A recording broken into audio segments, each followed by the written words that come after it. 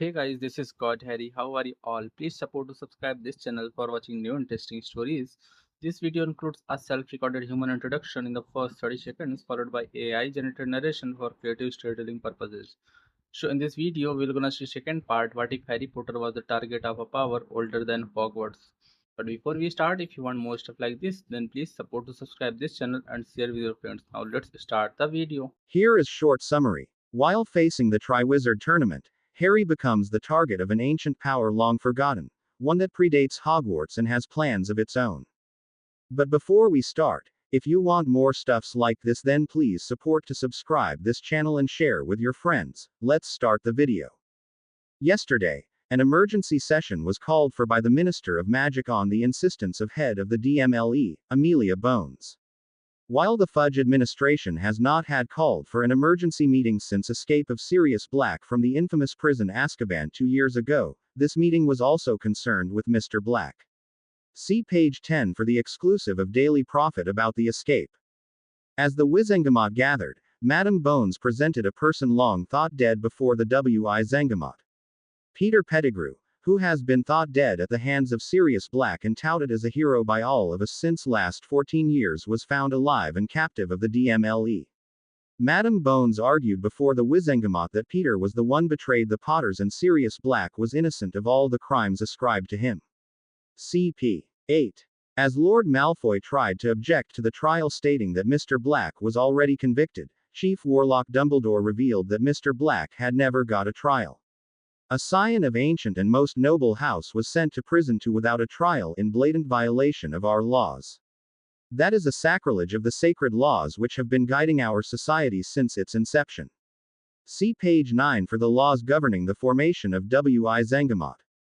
Peter Pettigrew was administered the Veritaserum, and under its effects he confessed to being a Death Eater and of betraying the Potters by giving the Fidelius secret of their location to you-know-who on that fateful Halloween. Mr. Black was declared innocent and given an apology for the blunder committed by the previous administration, with reparations to follow. This begs the question: what else is the ministry lying about? Is there any truth about the claims of Harry Potter, the boy who lived, and Albus Dumbledore, who have been saying that you-know-who has returned?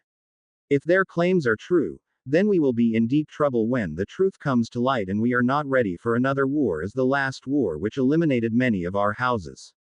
We at the Daily Prophet tender our apologies to Mr. Black for publishing derogatory articles about him.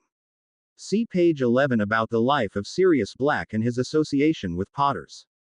The paper was full of the fallout from that meeting. There was the half-page ad, paid for by the ministry, apologizing to Sirius for the treatment he received. There was the article about Lucius Malfoy stomping out of the meeting, just short of being ejected for contempt. There was another article about the regency of the House of Black being stripped from Lucius Malfoy and conferred on Sirius Black. There was an editorial about questionable decisions the minister had made since taking office, which included refusing to look into the possibility that Sirius Black was innocent when witnesses claimed to have seen Peter Pettigrew alive over a year ago, cutting of the DMLE budget to dangerously and historically low levels, his flat refusal to investigate claims that you-know-who might be back, and his smear campaign over the last few days against Dumbledore and the boy who lived. Foothills of the Himalayas. Harry Potter and Harshvarden appeared at the base of a hill which reminded Harry of the mountains around Hogwarts. In this part of the world, however, this was a minor foothill. Looking into the distance, Harry could see ranks of higher and higher mountains marching away from him until their snow-capped peaks were lost in the haze. The lower slopes were alive with dense forests, which were dense and lush with trees he had never seen before. Scanning up the slopes, the trees changed to more familiar evergreens thinning out to scrub near the snow line. Reading about it was one thing, but seeing it was quite another experience. Standing where he was, in a forest easily as dense as the Forbidden Forest at Hogwarts, feeling the warmth of the sun, it was hard to take in that he could see all the way to where it was so cold that the snow never melted. As they arrived, Harsh quietly conjured a chair and sat down, leaving Harry to stand alone. After some time passed and nothing happened, Harsh spoke. "We have to wait for a while, Harry. Are you sure you want to remain standing?" Confused, Harry asked. "Guruji, there is no other chair for me to sit on." Harsh smirked. "It is each to his own, Harry. As your good Professor McGonagall would say, Are you a wizard or not? Feeling embarrassed at his stupidity, Harry drew his wand and transfigured a branch of a tree into a chair. While Harsh's chair was very comfortable looking, his was very basic and lacked the detailed work that Harsh had done on his chair. As they sat waiting, Harry began to doze and a minute later had fallen asleep. A stinging hex woke him up. Opening his eyes, he found Harsh to be engaged in battle with 6 men who were ferociously dueling with the mystic and trying to do him in while he was fighting with an ease against them which showed in his spells. He kept shooting his choice spells at them while the men were trying hard to overcome him. As Harry watched, one of the men fired a bone breaker which broke Harsh's offhand. Finally alert to the danger, Harry sprang into action. He whipped out his wand and fired a stunner at one of them and a petrifying hex at another. Only one of his spells connected with the enemy. The other was simply batted aside. 2 of them turned their attention to him while the remaining 3 of them were still engaged with Harsh, who was easily sparring with them as if nothing had happened.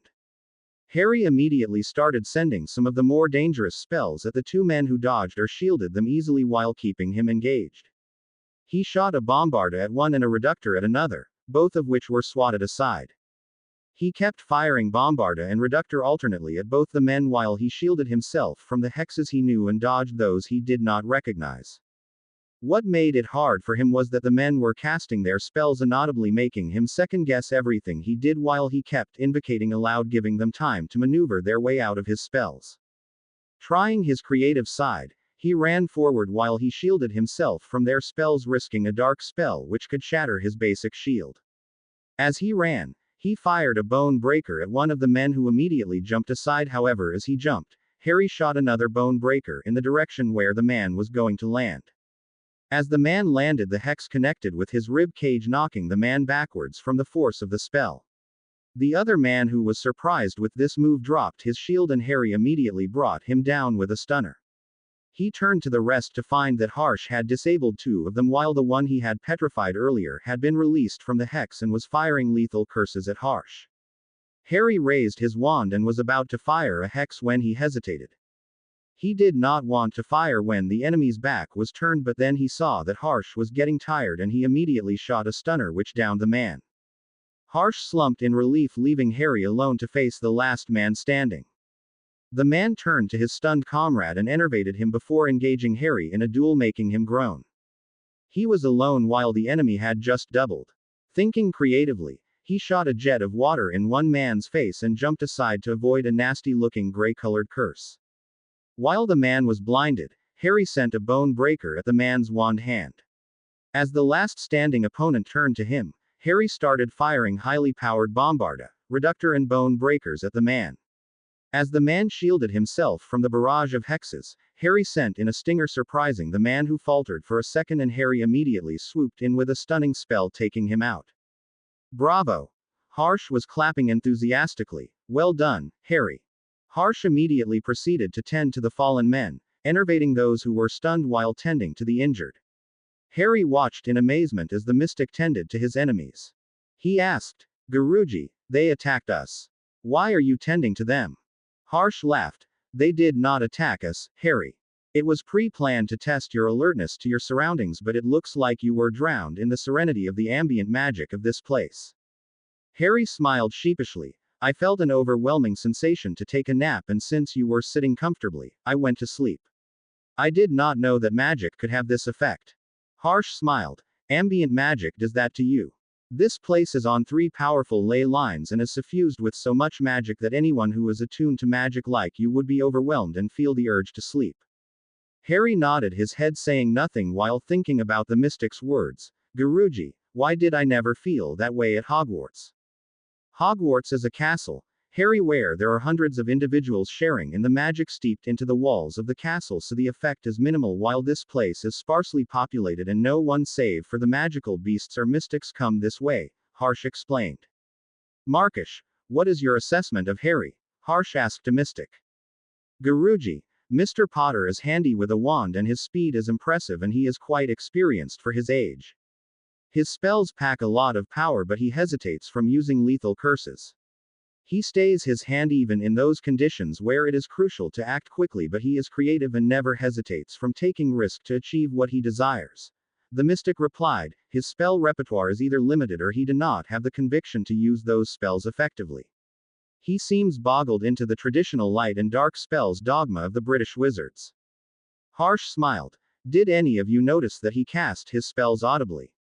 He shouts his spells and inadvertently informs his opponent, giving time to the opponent to either shield or dodge his spells. He seems to favor shielding than dodging, which explains that he never had any formal training in dueling but has self-trained. He cannot control the power in his spells and they come out rather heavy-handed. A bone breaker with controlled power would only break bones, but a bone breaker cast by him was powerful enough to throw his opponent a great distance while breaking his bones. Harry was listening to everything being said with rapt attention. Harry was proud of his prowess, but the battles he had fought in the last few days showed that power alone was not enough against experienced fighters.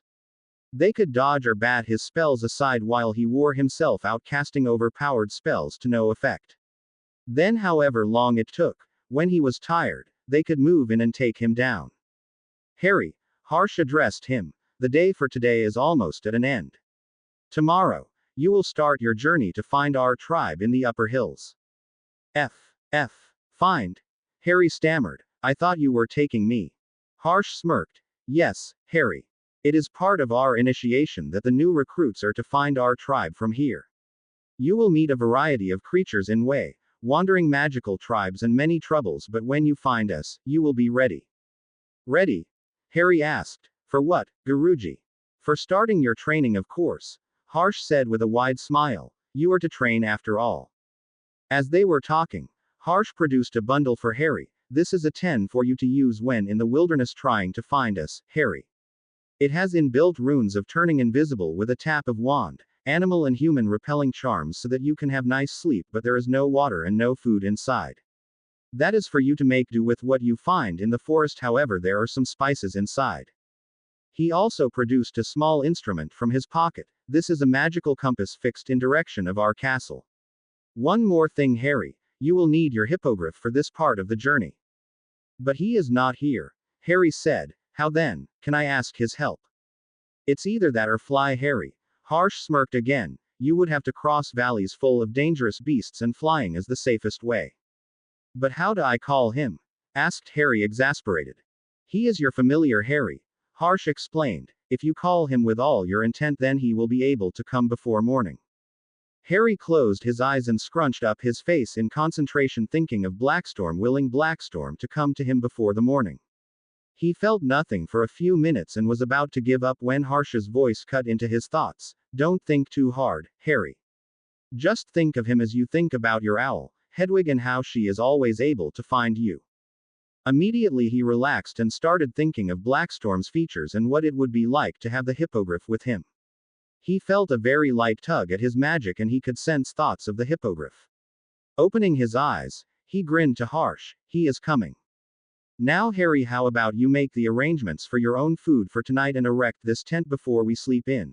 Harsh asked him, mirroring Harry's grin, seeing the boy grimace at the thought of fending for his own food. Longbottom Castle. Frank was getting bored. Since he had come out of his coma, he had been confined to his room, not allowed to step outside even for a moment. No amount of begging, pleading, bribery, or threats changed the healer's mind on that issue. Healer Lynn put her foot down and told him bluntly that he was not strong enough yet, that he could barely even stand, never mind go for a walk. Frank just scoffed at her expert opinion. After a number of temper tantrums, she finally agreed that if Frank could walk all the way to the front door of the castle without slumping or any help, that she would allow him to walk around the grounds. But he was not to apparate or flow anywhere. Frank had gritted his teeth and barely made it outside into the corridor before he slumped to the floor, unable to stand. The healer had since confined him to that infernal chair. Since that day, his regiment of potions was increased to expedite his strength gaining. Alice had been laughing all the while seeing him throw tantrums at being coddled like a toddler. Neville had been coming to visit them daily without fail. Some days he was extremely cheerful and on other days he came exhausted, looking battered and worn down as if he had been run through the ringer. While Neville always tried to sound very perked up and upbeat, Frank could hear the undertone of hopelessness and despair which made him wonder what was really wrong in the wizarding world. Augusta had forbidden any questions till next week, and this was the next week today, and he was going to have some answers. There was nobody who would be able to deny him those answers today. Frankie. Augusta's voice cut into his thoughts. How are you this fine morning? Good morning, mother. Frank replied in a jovial voice, or at least he hoped it was jovial. Today is the day that you promised me some answers. So, how about it? Augusta laughed, then chided him for his impatience. Well, good morning to you too, Frankie. Can't wait to hear all the news, can you? Then, with a sigh, she said, I can hardly blame you. Very well then, ask your questions. Frank immediately started. What happened to the war? Did you know who died? Where are Sirius Black, Remus Lupin, and Peter Pettigrew? Who got the custody of Harry Potter? Augusta remained quiet for a moment, gathering her thoughts, then started. The war for all intents and purposes ended the day that you know who disappeared. It took us months to round up the rest of the Death Eaters. There had been quite a few attacked in the last days of the war, including you and Alice. A couple of days after you know who's fall, Sirius Black was arrested on the charges of betraying the Potters and of killing 12 Muggles and Peter Pettigrew when Pettigrew supposedly tried to corner him about betraying the Potters. Sirius was sent to Azkaban by the war tribunal constituted in the following days, and we all thought he was guilty. Since James and Lily's will was not found, Harry Potter was sent to Lily's Muggle relatives to be kept safe. Alice, who had been silent all this while, shouted, What? They sent Harry Potter to live with Muggles. Why didn't anyone interfere? Why did you not try to take him in, mother? Where was Remus Lupin? Augusta sadly smiled. Remus Lupin was a tired soul. His entire world revolved around his friends. When the news reached him that James and Lily were dead, and then Peter Pettigrew a couple of days later, and finally, that Sirius had been tossed into Azkaban for their murders, something inside him broke and he disappeared. Nobody heard anything from him until Sirius broke out of Azkaban. That was when he came back to teach defense against the dark arts at Hogwarts. That was in Neville's third year there. He often says that Remus Lupin is the only decent defense professor they had. I had gone to Dumbledore to ask him to let me adopt Harry Potter, but he pointed out that I already had a child to care for and I was not getting any younger. He said something about some blood wards keeping him safe, and considering the attack happened at Green Hughes, I was not willing to take any chances with 2 children in my custody. Frank's face showed a variety of emotions, including disbelief, surprise, and anger. As Augusta finished her narrative, he said, Of all the things that I know for certain, mother, I can say that Sirius Black would never betray the Potters. James was like his brother, and Sirius loved him more than his own brother, Regulus. He would have willingly taken a killing curse if it meant that it would save James. The ministry must have bungled up somehow. What happened in Neville's third year? Did they get Sirius Black? Augusta told of the entire fiasco that was the third year when Sirius Black had escaped Azkaban. He had spotted Peter Pettigrew in his animagus rat form in a picture on the front page of the Daily Prophet with the Weasleys. Knowing that Pettigrew was not dead, but perilously close to Harry, he did the impossible and somehow got past the Dementors to confront the traitor. As it turned out, Pettigrew was a Death Eater. I don't know all the details, but somehow, Pettigrew escaped and ran off to look for you-know-who. Fudge refused to believe or investigate that Pettigrew was alive and went to fetch the Dementors to execute Sirius. Again, I don't know the details, but somehow Sirius escaped as well. As it turned out, Pettigrew and Barty Crouch Jr., both thought to be long dead, were instrumental in the tragic events around the third task of the Triwizard Tournament just weeks ago. You-know-who was returned to his body. Harry recaptured Pettigrew and Sirius was exonerated. You-know-who and his cronies are trying to work in secret to recruit more to their numbers and undermine the ministry. Fudge continues to be an ineffectual idiot. And now you are up to date. As she finished, Frank and Alice's expressions had turned inscrutable. Frank sighed. What you have told us, mother, is horrifying. To think that we had been through a war and woke up just as another war is knocking on the door. But I know for one that I will fight in this war. Alice, who was quiet all this while, turned to Augusta. While all this is rich information, mother, I am more interested to know about Neville's 4 years at Hogwarts. I recall you said that Neville often says that Remus Lupin was one of the most decent defense professors. I wonder what he has been going through at school. Augusta schooled her features into an impassive face. I have answered enough questions for this week. Now you both have to wait for some time before I am up to another round of this play. Meanwhile, if you want to help your son and his god brother, you should focus on your recuperation. The sooner you are in shape, the sooner you will be able to shake up the order of things. They both nodded, knowing there was nothing that could deter her from her resolution of not answering any more questions today. They already had a lot to think about and to prepare for another war. This time, they will not go easy on the Death Eaters, but they will end the menace once and for all. He had lost many of his friends and allies at their hands, simmering with anger over their inability to do anything due to being tied down with restrictions. This time they will take the fight to them. The revelations had lit a fire in them to get well soon and on their feet to help with the war and to aid in any way possible. Cottage on the hill. Good morning, students, said Remus jovially to the students before him. What do you all know about the Death Eaters? Remus Lupin asked the students before him. As always, Hermione Granger raised her hand to answer. Remus turned to her and said, kindly, Miss Granger, I can always count on you to give the exact answer from the book. Let's give the other students a chance to show what they know. Hermione blushed, but put her hand down. Miss Bones, will you answer my question? He asked to Susan, who by the looks of it was lost somewhere else. Snapping to attention, she started. From what I have read about them, they are mostly purebloods, but not all of them are overtly powerful or adept at magic. Most of them are average witches or wizards who have a false feeling of supremacy about them. Based on their roles, I would classify them into the commanders and the foot soldiers. Commanders are the Death Eaters, who are more dangerous than most, like Antonin Dolohov, Bellatrix Lestrange, etc. Who are powerful and can cast dark magic and a variety of spells and have often been referred to as the inner circle, while the foot soldiers are those who are not really powerful, but they are used mostly to bolster their numbers or just to have another wand at their side.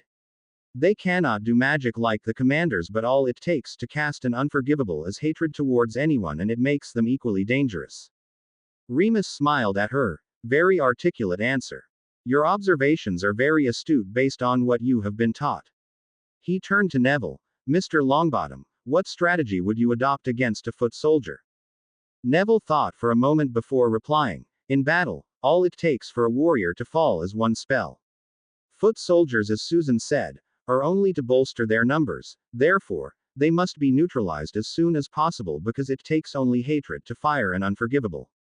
Remus turned to Hermione. Anything you want to add to their findings, Hermione? Hermione, who had been listening with rapt attention, merely shook her head.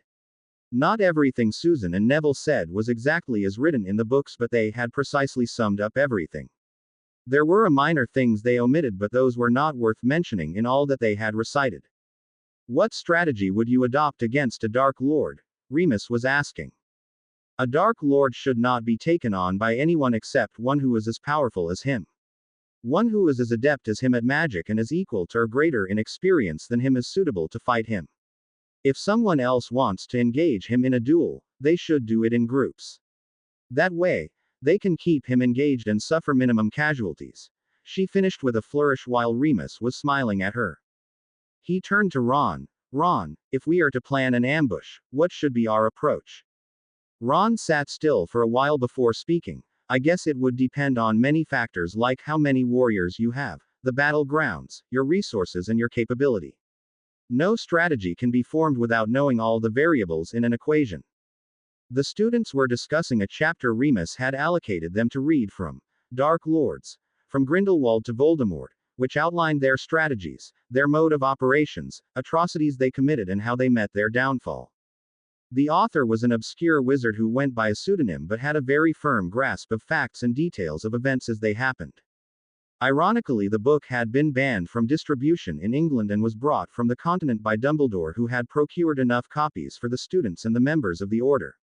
Sirius had suggested that the junior members be allowed to read them so that they would know what they are facing. One of the tasks that they had not done yet was to desensitize them to battle and gore, as they knew would follow. That would fall to Alistair, though, since none of the other adults had the heart to do it. As the class came to an end, a sound started to blare through the cottage, making Remus grip his wand and run outside with the junior members following him out. As they stepped out of the cottage, a red-colored spell hit Ron in the face and he passed out, making others halt. As Hermione stooped to enervate him, another spell approached them. Fred took it on his hastily conjured shield. Soon there were more curses raining down on them and the students started running for cover. As they ran, they noticed Remus engaged in a duel with two masked men who were trying to do him in while he battled them with everything he had. They noticed McGonagall was there conjuring walls, transforming objects into animals, motioning them to attack the hooded figures. Tiny Professor Flitwick was holding his own against three of the masked men who were trying to corner him, but the remarkable professor was keeping them at bay with ease, showing his extraordinary reflexes, using even the easiest of charms to duel with the masked men. There was Sirius, who was fighting with two of them who were gaining the upper hand on him with each minute. Neville immediately whipped his wand out and sent a powerful blasting hex at one of the two who were engaged with Sirius while he shouted at the others, "Fred and George, go and secure the perimeter of the cottage, do what you can to keep them in check and make sure that no one else enters. Hermione, go and help Remus. Susan, go and help Professor McGonagall. Ginny, go and try to contact Professor Dumbledore. Tell him we are losing and we need reinforcements." They all immediately sped into action, with each running to do their assigned tasks. The twins rushed to the property line where they found two of the masked men guarding a strange contraption. "Hello, my merry men," said Fred. As the men turned, George fired a stunning spell at them, but a third man appeared out of nowhere and flicked the spell aside with a wave of his wand. He immediately started firing spell chains at them, which forced them to run for cover. The three men they were facing were highly proficient in using lethal curses against them. One of them was solely using fire spells against them, while another used a combination of Bombarda, Confrigno and Reducto at them. The third was mostly defending the other two against any attacks, not that the twins were attacking that much. One of the twins pulled out an innocent-looking wire from his pocket and threw it at them. Before it connected, the other twin cast a finite at the wire and it expanded, forming a net which immediately grew to disable the three of them, tying them into a vast net. Neville had engaged one of the two who were fighting Sirius and he sent a reductor at the man who dodged it and sent a tripping hex which Neville sidestepped and immediately had to dodge a nasty-looking violet-colored curse by ducking on the ground. Another yellow-colored curse followed which made him roll from his position. Panting, he got up and produced a shield which was met with a shield-shattering curse followed by a disarming hex. As his shield shattered and he saw the disarming hex flying at him, he immediately willed his wand back into its holster on his arm. After the disarming hex passed harmlessly through him, he again willed his wand into his hand and almost instantaneously sent a blasting hex at his attacker, who jumped out of the way. Neville immediately started sending high-powered blasting hexes at the man who conjured a shield to avoid being hit. After a few seconds, Neville feigned dropping from exhaustion and his opponent dropped the shield to fire a hex at him. Neville immediately fired a stunner at his opponent, who crumpled to the ground. Neville turned to the others and found that Hermione was barely holding her own against one of the masked figures who was firing hexes at her relentlessly. She was having a hard time defending herself from all curses for the reason that the basic shields she knew could not hold against the variety of curses fired at her. As Neville watched, she conjured a shield which was shattered almost immediately and a stunner knocked her out. Susan was not faring well either, with her opponent who had forced her on the defensive and was coming down heavily on her. She was trying to hold her own against her opponent, who was liberally transfiguring things into animals and animating them to attack Susan, while the opponent kept McGonagall busy with turning her own animations against her. As McGonagall conjured a flock of birds and directed them towards her opponent to distract him, his opponent cast a wide-area stunner which McGonagall dodged while Susan crumpled to the ground. As Neville rushed forward to help his friends, Sirius fell to the floor with a gash on his forehead, and before Neville knew anything, he was passed out. Neville returned to consciousness with Sirius grinning at him while he lay on the floor of the cottage. As he remembered the battle, he immediately leapt up to his feet to see Order members in the cottage while his friends were just waking up. Dumbledore started the meeting. "This attack was a test for you all to see your alertness and responsiveness to a situation. You saw an attack happening and you people forgot that this property is under a Fidelius charm and no one can enter here unless they are told the secret, which meant anyone coming in here would not be an enemy. Afterwards you all did some quick thinking, choosing to help the members already fighting, and were bested in your turn. Now I want you all to narrate how you did and how you were bested. Fred started. We had trapped Kingsley, Dad. George continued. And Bill. Fred said. We thought ourselves victorious. George said. When Hestia and Emmeline came. Together they said. They just apparated before us and stunned us. Albus raised his hand in a gesture to stop them from speaking. Good work using the contraption, Mr. Weasley and Weasley, but you forgot your orders and were dallying around. I remember Mr. Longbottom ordered you to make sure that no one else can enter. Next time, pay attention to your surroundings. Miss Granger, your turn, he indicated Hermione. I was battling Tonks, who was using random spells to defeat my shields. She used many spells that I do not know, and she was casting them relentlessly, not giving me time to think. She shattered all my shields almost at the moment I conjured them. She kept using single spells as well as a spell chain or two to keep me thinking and stunned me. Tonks smiled kindly at her. You need to work on your dodging. It is physically more demanding, but it leaves your power free to use for attack, and it is effective against unknown spells. You will get better with time, Hermione. You were holding your own against me for quite a long time. I think your exhaustion played a good role in getting you knocked out. Dumbledore turned to Ron. What about you, Mr. Weasley? Ron considered for a few seconds before he spoke. I was stunned before we even joined the battle. Dumbledore nodded while turning to Ginny. What about you, Miss Weasley? Ginny looked flushed. Her cheeks tinted red. Neville ordered me to contact you and ask for reinforcements. I tried to flow call you, but the flow was down. I kept trying for some time before I was confronted by Alistair Moody, who fired a stinging hex at me which I barely dodged and was immediately knocked out by a stunner. Alistair growled. You need to be more aware of your surroundings. You were under attack and you were oblivious to the dangers around you. If it is any consolation to you, you were the last to be taken out, but you need to work harder. Dumbledore turned to Neville. What about you, Mr. Longbottom? Neville sheepishly smiled. I do not know who I was dueling, but he was fast and kept firing hexes at me which I barely dodged. I somehow stunned the man before I turned to see how others were faring and forgot the man Sirius was dueling with. As I watched Hermione and Susan getting stunned, I turned to help them, and Professor Snape, who had just knocked Sirius out, stunned me. Alistair muttered, Don't downplay your talents, boy. He turned to the others. This one kept parrying me for a few minutes and dodged or shielded my spells. When I sent a disarming jinx at him, he sent his wand into his holster, neutralizing my hex, and immediately started raining down on me with powerful blasting hexes. When he could not stun me, he feigned to drop from exertion, and when I let my guard down, he stunned me. A bloody trickster, if there ever was one. Constant vigilance. Alistair, chortled Sirius, making others laugh. Dumbledore, who was smiling at the antics of everyone around him, turned to Susan finally. You were helping Professor McGonagall to duel with me.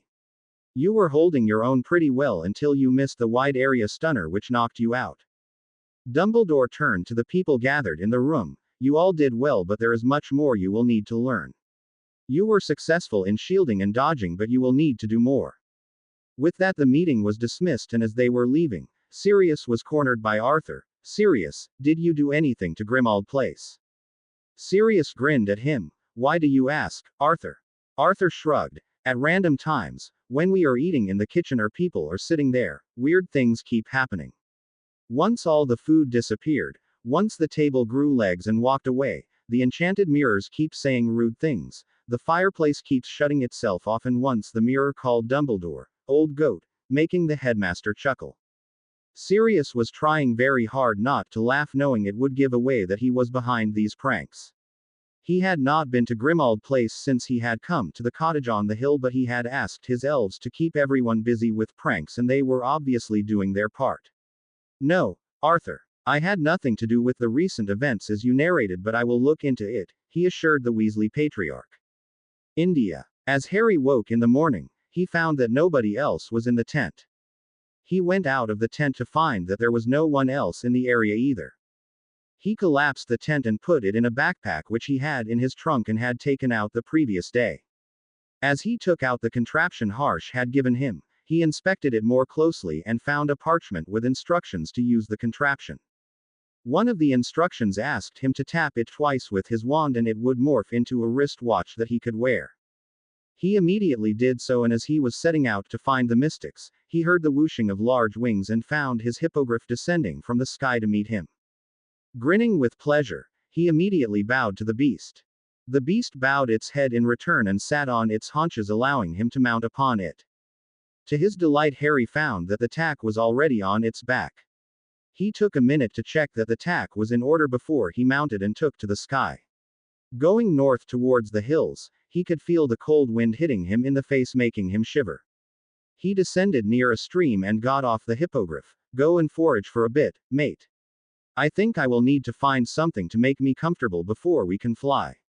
As he looked into his trunk to find a woolen cloak or some sweaters or a Weasley jumper or his Gryffindor scarf, he found nothing.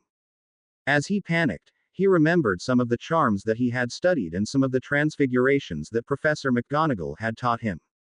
He pointed his wand at his clothes, willing his magic and changing the fabric of his cloak into a heavy woolen cloak which immediately felt warm, and he transfigured a piece of wood into a thick scarf which he rolled around his head. He pointed his wand at himself and cast some warming charms at him, and again mounted the hippogriff and took to the skies, but had to land again after some time due to feeling cold. As he neared the ground, he found that he was warmer than in the air. He took the tack off Blackstorm's back and shrinking it, he slipped it into his backpack. He released the hippogriff to forage for food while he continued the journey on foot. As he walked, he began to take notice of his surroundings. The woods were heavily populated and thick with trees which he was sure were magical. There were a few he recognized from his herbology class, but there were many he had never seen. There was a tree with long curved leaves with a red hue which exuded a lovely fragrance. As he inhaled the perfume, he felt a compulsion to walk toward the tree. His trance was broken when the hippogriff nudged him with its head. As he came out of his trance, he noticed a small animal approaching the tree. When the animal got close enough to the tree, it fell down on the ground dead. A second later, a tentacle leapt from the tree, lapping the dead animal into a toothy maw hidden in the bole of the tree. Harry blanched at the tree and decided to continue forward while trying not to think about what he had just seen. As he was walking, he became aware of someone watching him and chose to be careful with his actions. As he walked forward, an owl hooted, making him jump. The owl was sitting on a nearby tree and was quite different from other owls he had seen. He was proud of Hedwig, but this owl was truly beautiful. It was taller and heavier, with its golden plumage shining and its amber eyes glowing. As Harry watched, it hooted again and something flashed in his mind. Some scenes where he was flying on his hippogriff to battle. The Quidditch pitch on fire. Him holding a girl in his arms and crying. Him hugging Susan. He and Susan standing in a clearing with their wrists joined by tendrils of magic. Him holding a wand in each hand. Harry standing over the dead body of Voldemort. Harry hugging Sirius, who looked beaten with cuts and gashes on his arms but smiling. Neville smiling and embracing him like a brother, and there were a lot of scenes which did not make sense to him but gave him some sense of foreboding. As the flash ended, Harry found that the owl was gone and he was standing in the open. Trying to memorize the scenes of what had happened, he walked further and suddenly the hair on the back of his head rose and he ducked. A split second later, a spear passed through the space he had just vacated. Harry fast drew his wand and turned, shooting a stunner in the direction the spear came from. A moment later, a heavy thud told him that the spell had found its mark. A second later, Harry jumped aside as another spear whirred towards him. After another stunner and another thud, Harry broke into a run with spears raining down on him from all directions. He kept running in a zigzag pattern and often doubled back on his own path, but his pursuers seemed to know the forest well. Finally, as he was out of breath and panting, his steps faltered for a moment when a spear grazed his leg, making him wince in pain, and he stifled a cry as he fell down with heavy ropes binding him. As he watched, a snake appeared. It was a big brown serpent with menacing fangs and had a broad hood. As it slithered towards Harry, hood raised, several men appeared around him wielding spears. As the snake was poised to strike, Harry hissed, "Greetings, noble beast. Do not bite me." The snake stopped mid-strike. "Who are you? You speak the tongue, but you are not a Naga." Harry replied, "I am Harry Potter." The snake hissed, "Harry Potter who? I do not know any by such name." Harry did not know what to say. He was confident that the snake would die if it bit him. He had basilisk venom in his blood which vaccinated him against all snake poison. He needed to say something to the snake to stop it from attacking him. He hissed to the snake, "I am a descendant of snake speakers." The snake dipped its hood. "I can taste the magic in your blood, SS Speaker. You have ancient magics in your blood. Peverels who walked the land long ago will walk again in you, SS Speaker." While Harry was surprised with the snake telling him about Peverels, he supposed it did not make a significant difference considering his ancestors were war mages, but he did not know that the Peverels had parcel tongue in their bloodline. "Peverels destroyed most of my kind and they walk again with one who speaks the tongue. Say your wish, Speaker. It will be granted and leave us in peace," the snake hissed. "I was just passing through," replied Harry. The snake turned to the men who had been listening with rapt attention and ordered them to release Harry from his bonds and harm him no more. As the snake slithered away, one of the men approached him and released Harry from the rope that was binding him. "Greetings, Speaker." Harry had never met another man in his life who could speak to snakes, therefore he was amazed to find that the man was one. "You can speak this language?" he asked. The man replied offhandedly, "Of course we can. We the Naga are descendants to snake speakers from ancient times and we can speak this language. Tell me about you." So it was that Harry told everything to him about being a parcel tongue, Voldemort, coming to India with the mystics, crossing the terrain to find their tribal home, and his aim to train to become a sorcerer who could defeat Voldemort for good. As he finished, the chief, as he was the leader of the Nagas, invited him to the home of the Nagas for the night. As it was nearing evening, Harry accepted their offer, grateful to have a roof over his head for the evening and not being alone. After a dinner with the Nagas, which was one of his strangest yet tasty meals, the chief invited him to talk. "So Harry," the chief said, "do you know any parcel tongue magic?" "Parcel tongue magic?" Harry asked, confused. "Yes," the chief replied. "Parcel tongue is a magical language and has more magic than your ordinary language. Even ordinary spells fired in parcel tongue are twice more powerful than when cast in an ordinary tongue." Harry was intrigued. He had once or twice thought about the usefulness of parcel tongue, but he had not been able to find anything. Since parcel tongue was considered a trait of dark wizards, there were really no books available on it. Sirius had hinted that there were books in the Black family library which could be classified as dark, so he was not interested in knowing them, but here he was being offered to be tutored in parcel magics without any costs. "I have no knowledge of parcel magics, noble chief," Harry answered the chief. "If you wish, Harry Potter, then come see us after you have done your training with the mystics." Lord Harshvardhana would not take offense to an offer like this. The chief offered, "We will teach you all that we can. This language can be of use for you in the upcoming war against this Voldemort. There are not many tribes left in the world who speak parcel tongue, so I doubt he would know about these magics. I have one question, though," Harry said to the chief. "How do you keep warm at this temperature?" The chief guffawed at this. "We have magic to keep us warm and we also do a lot of physical work. And we have a plant whose leaves help us to remain warm even in the harshest climate." After that, Harry was led to a small hut on one side of the settlement where there was no bed in sight but a bed of straw laid out on the ground. Not wanting to offend his hosts and not wanting to do more magic, he immediately fell on the straw. As he was about to pass out, the Naga who had accompanied him gave him 2 leaves to eat, telling him that they would keep him warm for the night. Greengrass Manor. Cyrus Greengrass had just returned home from his potion shop in Diagon Alley and was in his office working on some business ventures when his elf Moppy popped in. "Mr. Dumbledore has come to meet you, master. Take him to the parlor, Moppy, and tell him I will be there soon," he replied to the elf while thinking about this visit. He was not surprised that Dumbledore had come to visit, but that it had taken him so long to do so. The exoneration of Sirius Black had been 2 days ago and Cyrus had expected a visit the same evening.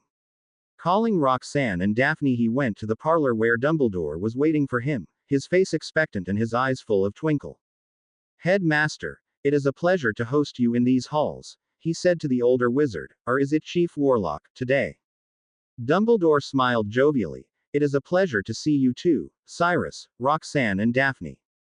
It is only Albus Dumbledore today, headmaster of Hogwarts, coming to see his students." Cyrus snorted. "Pardon me, headmaster. You have never visited Greengrass Manor before, as you say, to see your students. It will be easy if we can come straight to the point.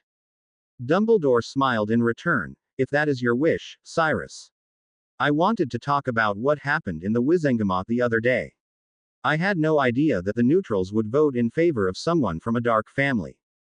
The way I see it, Headmaster, it was the houses sticking up for one of our own who had been subjected to injustice at the hands of the ministry, Cyrus said. It also had the added benefit of being in the good books of Lord Black when the war comes.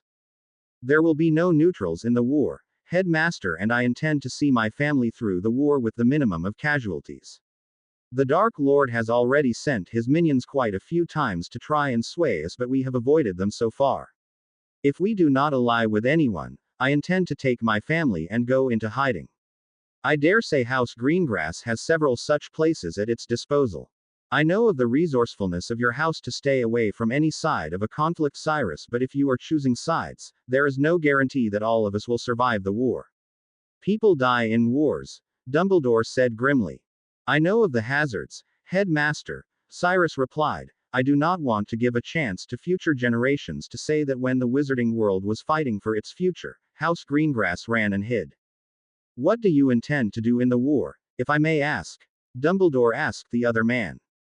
This time it was Roxanne who replied. We will ally ourselves with the light with a number of our friends. We have been meeting in secret for the last couple of days having discussions upon this very topic, and we all have agreed upon allying with light, but there are some conditions which will need to be adhered to. Dumbledore knew too well that there can be no offers from any of the factions without any conditions attached. Usually these conditions tugged at his moral compass and made him refuse, but he was willing to hear them out this time. What are those conditions, Lady Greengrass? He asked. First, call me Roxanne. Lady Greengrass is for formal occasions, she told him with mock sternness. Second, we will not ally with light if the war is fought under your banner. We know you are a formidable wizard and you know who feared you, but you are not destined to defeat him, are you? Thirdly, we will put in funding and men to fight the war, but we will not restrict ourselves to stunners or disarming hexes. These are all agreeable conditions, Roxanne. I was not intending to be the leader anyway. Harry Potter is a beacon of hope people look to in times such as these. It is he who will lead us. Is that agreeable? Dumbledore asked them. It is agreeable. In fact, House Greengrass has long-lasting ties with the House of Black and we have no problems whatsoever standing with Lord Black, Cyrus replied. I have no idea what you are talking about, my boy, Dumbledore replied, feigning innocence. You know what he is talking about, Headmaster. The magically adopted son of Sirius Black. Indeed, Roxanne grinned. I should have realized who I was talking to, Dumbledore muttered. Wizengamot. The Wizengamot was assembled for another trial, however it was not a full-body trial as had happened with Sirius Black, but a confidential hearing for an illegal animagus and the crimes perpetrated by her. As the tribunal sat, Rita Skeeter was brought before the tribunal and sat in the chair with chains slung around her wrists. The minister was inwardly gleeful to see the pest in chains and awaiting trial. She had been a nuisance to far too many people for far too long. Many respectable pure bloods had fallen prey to her poisoned quill. He was sure that before sunset that day, Rita would be cooling her heels in Azkaban.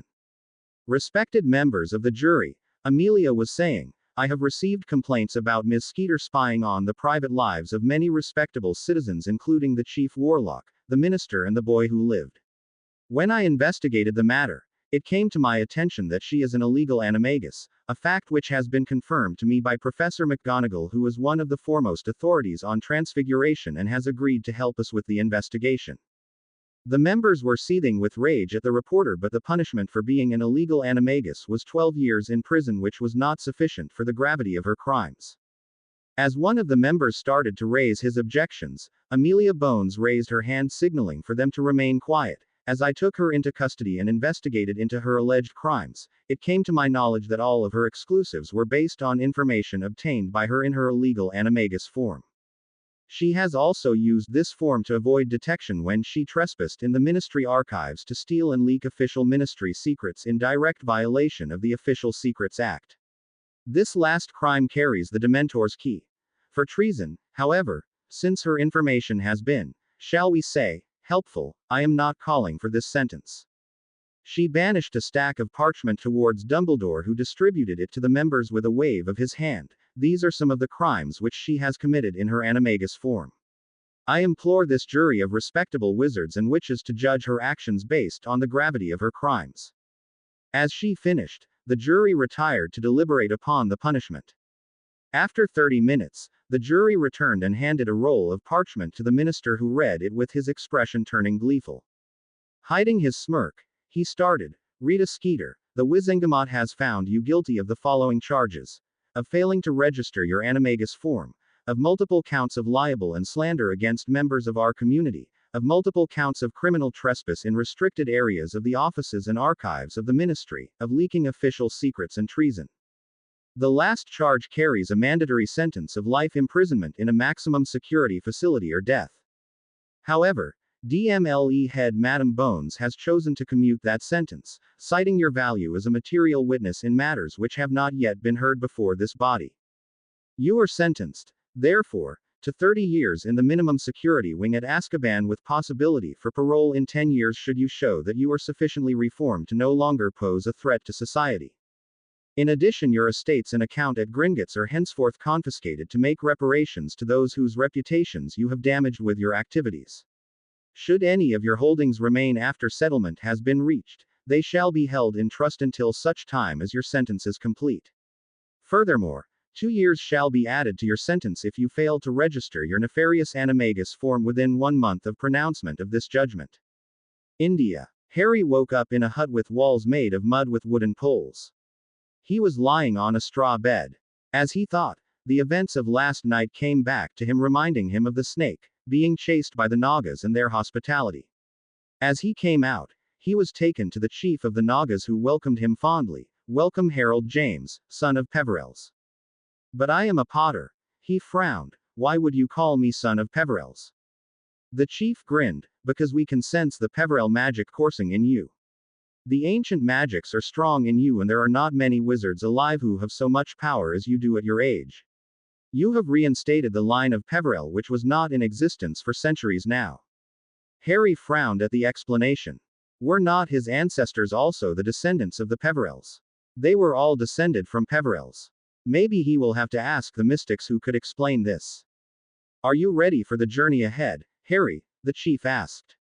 As Harry was served breakfast, the chief explained the route to him with some of the problems he was expected to face. After an hour, Harry left the Nagas to commence his journey to the abode of the mystics. He traveled further north on foot, determined to learn about the animals and the flora and fauna of the place. As he walked, he saw a two-headed bird diving towards him.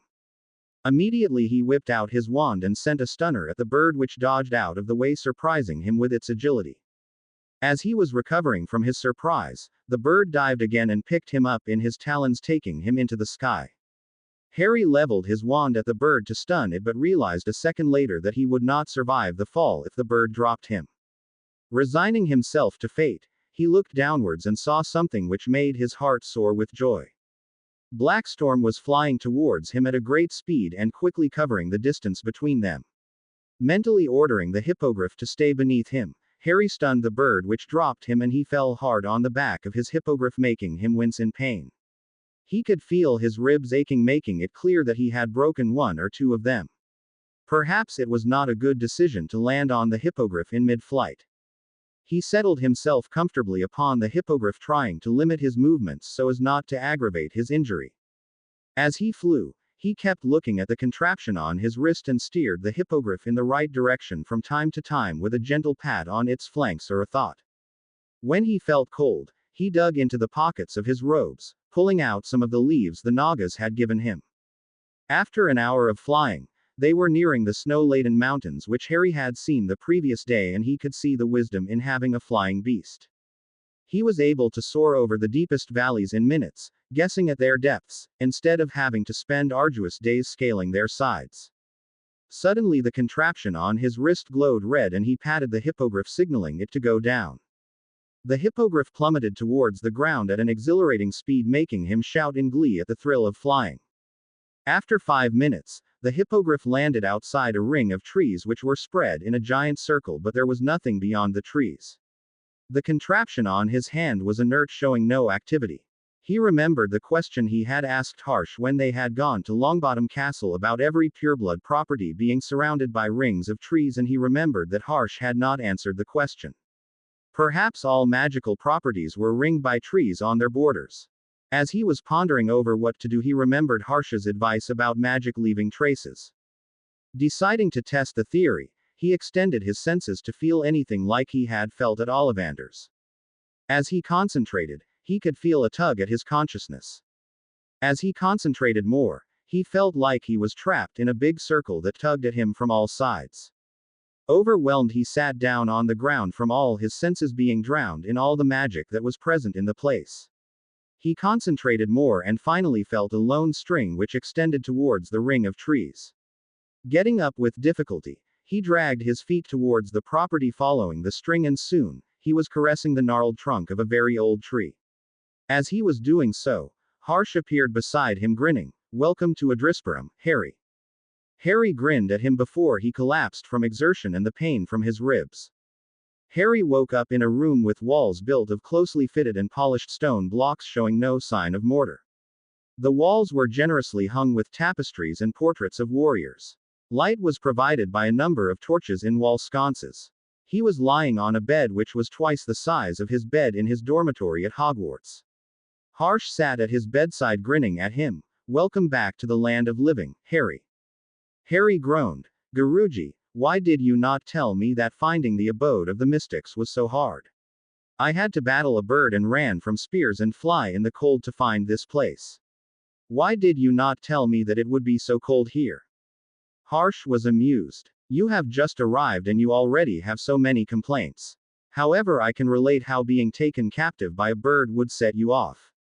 I hope the Nagas treated you well. They always treat all my recruits with generous hospitality, but I think they would have treated you special considering you speak their language," Harsh said, hissing. "You speak it. You have been playing me all along," Harry hissed in indignation while Harsh just laughed aloud at his protests. India. Harry Potter woke up in the room where he had been taken when he had reached the mystics. The room was more than adequate for his uses. It was much larger than the small bedroom he was used to at Privet Drive. It was even better than the one at the Black Town House, being twice the size with a spectacular view out the window. There were hills visible in the distance which was more like mountains. He remembered reading in his geography books in the Muggle primary that the Himalayas were the highest and the longest mountain range in the world. He had not imagined the sheer size of it. Each of those mountains was easily over 3,000 feet in height, and at the foot of those mountains were woods so dense that even the Forbidden Forest would look tame compared to them, but these did not look quite so sinister to him. "Mr. Potter." A female voice brought him out of his musing, and he turned to find a middle-aged woman at the door of the room. She was athletically built, was tall with black hair and brown eyes.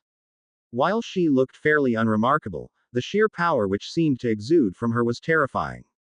"Mr. Potter," she called again, "Guruji has asked me to tell you to get ready and meet him outside in 30 minutes, and any delay on your part would be met with severe punishment." Harry nodded, getting up and running to the bathroom. Half an hour later, he was facing the mystic who was sitting at the breakfast table with 5 other people. As Harry approached, Harsh signaled him to sit at the table. "Harry, let me introduce you to these fine people. They are Vari, Anil, Pawan, Ashala and Ambar, who will be looking after different aspects of your training. In between them, you will also meet Varamihir, who is our seer, though I do not think you fancy divination much. I will be teaching you a lot of things, but these 5 will be looking over your training. They also have the support of other mystics, and whatever they order, you are bound to fulfill them or suffer our displeasure. We have some new recruits, but their training is different from you, so you will be their only charge." Harry nodded his head. He remembered something that the mystic had promised him when he woke up. "Guruji, I do not have a wand which is compatible with me."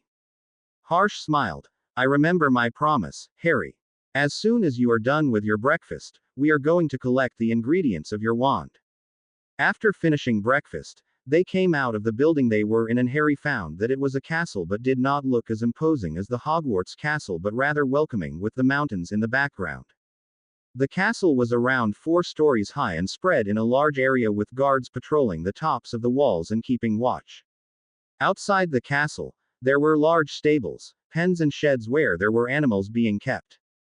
He noticed his hippogriff tethered to one of the stalls while the mystic Pashupati, that was Harry had heard was his name, was patting its flanks and tending to it so lovingly that he reminded Harry of Hagrid.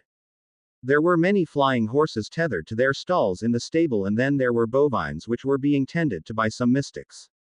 The mystics had a large number of animals in their settlement, which made sense to him since there would be no other supply of food in this place which was out in the middle of nowhere. On the far end of the settlement, he could see there was some type of practice area where there was an earth embankment and it looked like it was used for battle practice. Indeed, two mystics were standing at the sides bearing swords and readying themselves for sparring.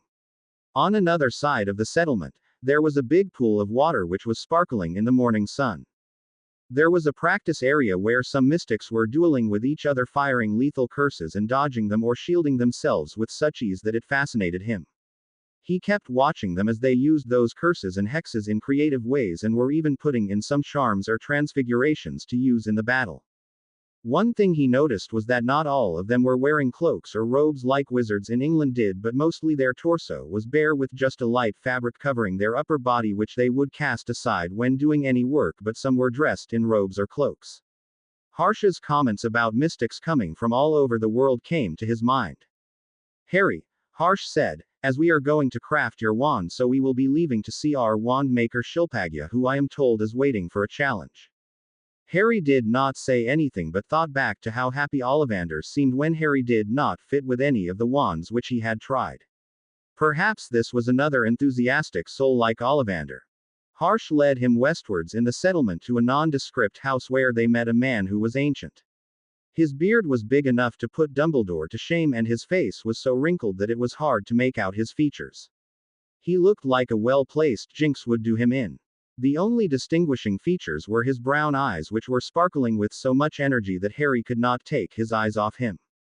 Shilpagya, Harsh addressed him, Harry here needs a wand compatible to him. I won't put in any efforts for a meager boy. Harsh, the old wand maker retorted, if you cannot bring me a challenge, please do not waste my time. Harsh said nothing but smirked. I think you will love this challenge. This one here is a descendant of Peverell and Black. He is powerful enough to cast a Patronus and drive away 100 Dementors at this age. The old wand maker's eyes brightened. A descendant of Peverell, you say? I will love this. I wish old Ignotus was here. I could rub this in his face for eternity. He beckoned Harry closer and sliced his palm to collect a few drops of blood. As he studied it for a few minutes, he turned to them. The boy will need a seasoned piece of the sandalwood tree, a tail feather of Gandaberenda, and a yeti hair. If you can manage a tail hair of Thestral, I would not say not to it. Harsh said nothing for a few moments while his eyes took a maniacal grin. Then he said, we have quite the task for us, Harry. Let's leave before the day is long and we can hope to collect the items as soon as we can. Harry nodded but could not help asking, what is Gandaberenda? And what is a Thestral? Harsh turned to him. Gandaberenda is a two-headed bird which is known for its strength, its powers of illusion, and its capacity to carry heavy weights such as a tiny wizard named Harry Potter. He guffawed at Harry's expression. Sounds like a phoenix to me, he muttered. You are not far from right, Harry. They are cousins to phoenixes but cannot quite arise again from its ashes like a phoenix, but they are impervious to all magic that can kill them. Their death depends on their will. Harsh answered his unasked question. Why are they not listed in the Fantastic Beasts? Harry asked. Harsh laughed, because Newt Scamander did not come to India. He did not even mention Pravirakarna owl in his books, and they are rather legendary creatures. There are many animals found in these mountains which are not mentioned by Mr. Scamander. Harry was surprised but eager to know more. What is a Thestral? A Thestral, Harsh said reverently, is a skeletal winged horse which is considered by many as omen of death, but we know it is the horse of death because only those who have seen death can actually see this animal. That is the animal symbol of House of Peverell and adorns your ring. Newt Scamander had met a lot of them in his school days. Where are they found in England? Harry asked eagerly while thinking of the Lord rings he had left in England when he was coming on this voyage on Sirius's advice that the rings would not be useful in India where his houses were barely known. Hogwarts, Harsh replied. It has the biggest flock of them. I believe there are around 100 of the beasts in the Forbidden Forests and are looked after by Rubeus Hagrid. They are used for pulling the carriages. Nothing pulls the. Harry stopped short as he realized that only those who had seen death could see those horses. He had not seen anyone die before Cedric, therefore he could not see them. Harsh was smirking at his expression, but soon turned sober. They are magical beings and are considered powerful. Any wand to have its tail hair and a tail feather of a Gandabaranda would be quite the combination. Hang on, Harry said. Did not the wand maker say something about Yeti hair? Yes, he did. You are going to ask it to give you a hair, Harsh smirked at him. Harry was gasping in wonder that he was going to see a Yeti of all things. They are temperamental creatures, Harry. When you approach one, present yourself as one who has come to ask something and be humble. They cannot refuse anything to one who shows them proper respect. Harsh confided in him, making him worry about the proper manners for a Yeti. As they went out of the settlement, Harry found himself in the clearing where he had come in. Behind him there was only a ring of trees and there was nothing in it. He turned to Harsh, who was smiling at him. We keep an invisibility shield up at all times. This way no one unsavory can find us. He took Harry's hand and disappeared to reappear beneath a mountain where there was nothing but only snow all around. They were directly below the snow-laden mountains, making them look dreadful and imposing to him. There were no trees around the place and all he could see was snow. He turned to Harsh, who was just disillusioning him. Harsh pointed in a direction. Go that way, Harry. After a kilometer or so, you will come upon them. The first Yeti you meet, ask him to voluntarily give you a hair for the purpose of triumph of good. Before he agrees, he would try to intimidate you, threaten you or scare you. Hold your ground against him and he will relent to give a hair to you. Harry nodded and started in the direction Harsh pointed out to him. As he walked, he found that it kept getting colder. As he began to think about turning back, a figure jumped in front of him. It was around 12 feet in height with a face resembling a great ape, red bloodshot eyes and snow-white hair all over the body. Its large, powerful fingers were tipped with formidable-looking claws and his teeth sported 6-inch fangs pointed like stilettos. Seeing the bizarre creature in front of him, Harry's mind froze and he could not say a word. What do you want, humanling? Growled the Yeti, making him shiver to the bones. He wanted to bolt, but Harsh's warning kept sounding in his mind. I want a hair, he said quickly, making the Yeti laugh. You are such a tiny thing, humanling. Now I ask again, what do you want? The Yeti almost roared at him. Harry's legs were threatening to give way beneath him, but he did not dare use his wand because he knew the creature in front of him would swat him away before he could do anything. Gathering his Gryffindor courage, he faced the Yeti. O noble being, I am Harold James and I have come to pray for a hair of you to forge me a wand which will help me win in the war against evil. Since you told me your name, I will tell you mine. I am Raktakish, son of Shukrokish and the Prince of Yetis. We do not easily mingle with wizards who are always offending Mother Magic in her ways. What do you know of evil? The Yeti asked. Harry was not sure of the answer. While he could give a pedestrian answer to anyone who asked this question, he knew the Yeti wanted to know something more. Something that was true only for the Yeti and no one else. He remembered how the mystic had always harped on about Mother Magic and offending her ways.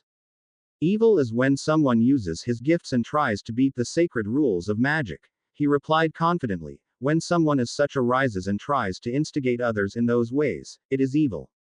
Why would I give you my hair? The Yeti asked while not commenting on his answer to the first question.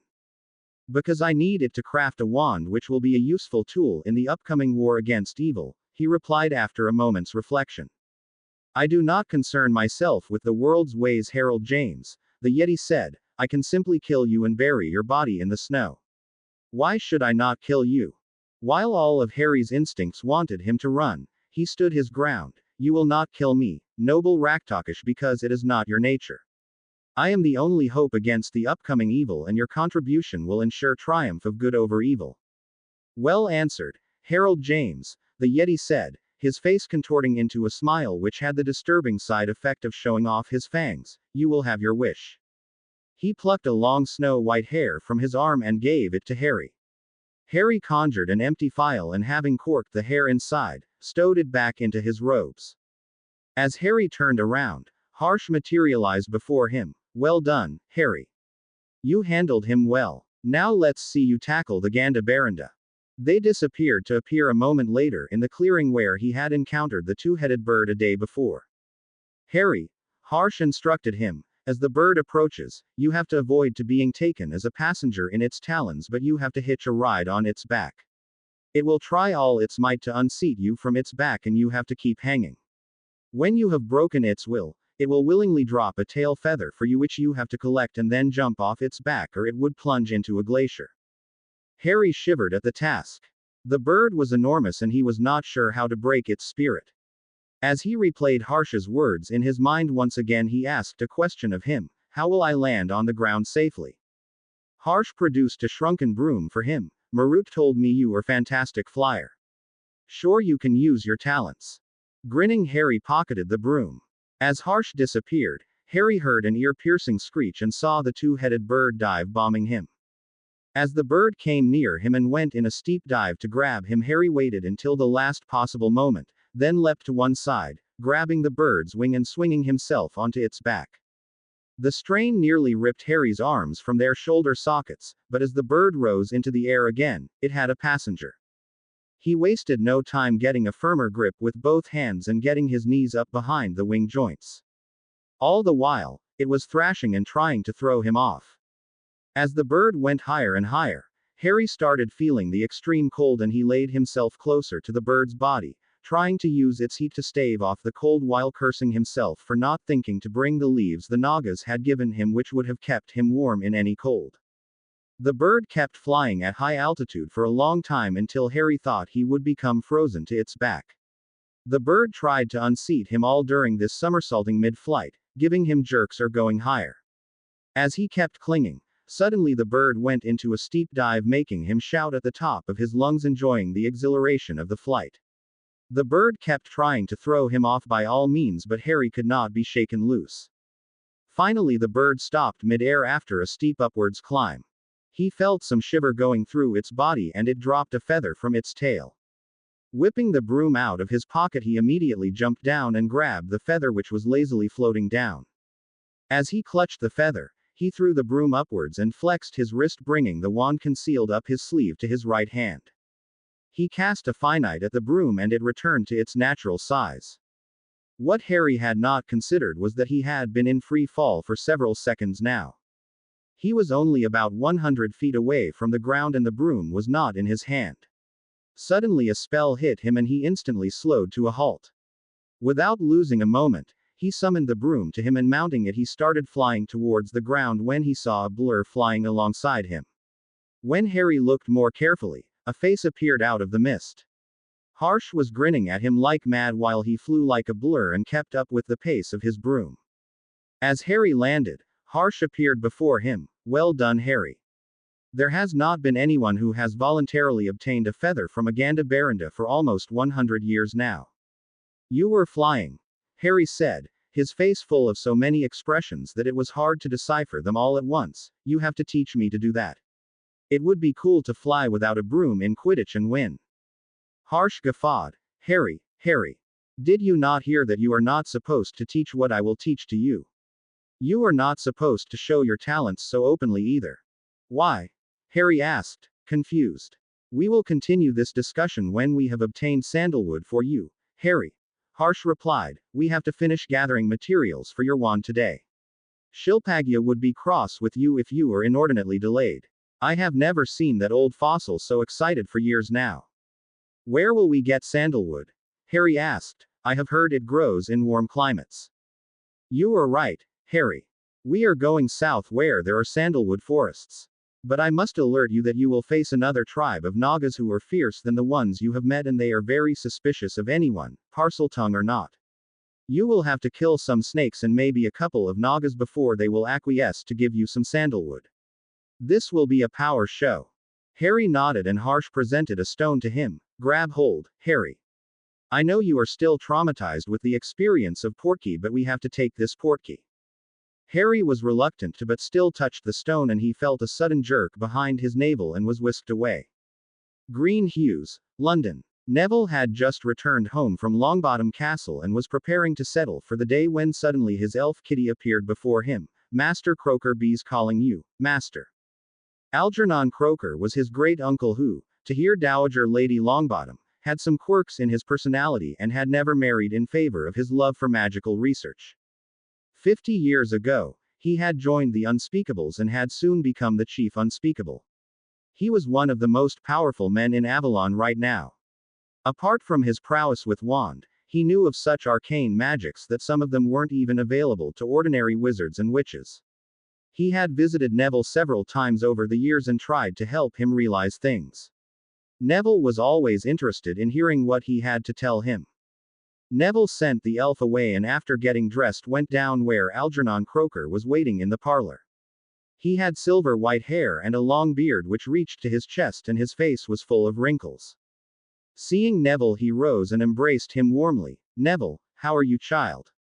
Neville returned his affection with equal delight. I am well, great Uncle Algy. Is there any reason for the Chief Unspeakable to come at this time? Neville asked. I am angry at you, boy, Croaker growled. I thought I would come and let my displeasure be known personally. Be you, but why? Neville stuttered. How did I offend you? He was fearful of Croaker's prowess and the creative ways in which he used to punish those found guilty of being a traitor to the Department of Mysteries. My nephew and his wife returned to the world of the living and nobody saw fit to inform me, he growled, his wand twirling in his fingers emitting red sparks. Neville knew he would be in trouble unless he came clean to the Unspeakable. So, he began telling everything to him from the moment Harry Potter had returned to the school after the third task, the mystic's offer of the wand, his offer to treat Frank and Alice, treating them, taking Harry to India, his training with others and the story of the wand. As he finished his narration, the Unspeakable's mouth was open in surprise and his eyes wide. He sat contemplating over everything that was said and sat still for a long time. Finally, after several minutes, he started to speak. I can recall only one such person from my knowledge. If he appeared to you, then it is clear that there is another war at hand. I believe Harry Potter's claim that you know who has returned from the dead. The war will be fierce, and if he is taking an interest in Harry Potter, then I believe that the clash will be of epic proportions. I wonder what Dumbledore has to say about this. Neville smirked. Harry told me that Dumbledore has no problem with it. In fact, Dumbledore has committed to using lethal force this time to curb our losses. I for one will not stay behind, and neither will Father once he is back on his feet. I know that, Neville, the Unspeakable replied. If you have pledged House Longbottom's support to Harry Potter, then perhaps you need to be better prepared. He produced the Longbottom grimoire from inside of his robes. Start reading this. We will begin our training a week from now. It's time that Heir Longbottom stands up and masters his family magic. The grin that he gave to Neville made him cringe. Bones Manor. Susan was getting bored. Except for the days that she had training, there was nothing for her to do, and she had already finished reading all her books, and Andy was busy in the office for most of the day these days.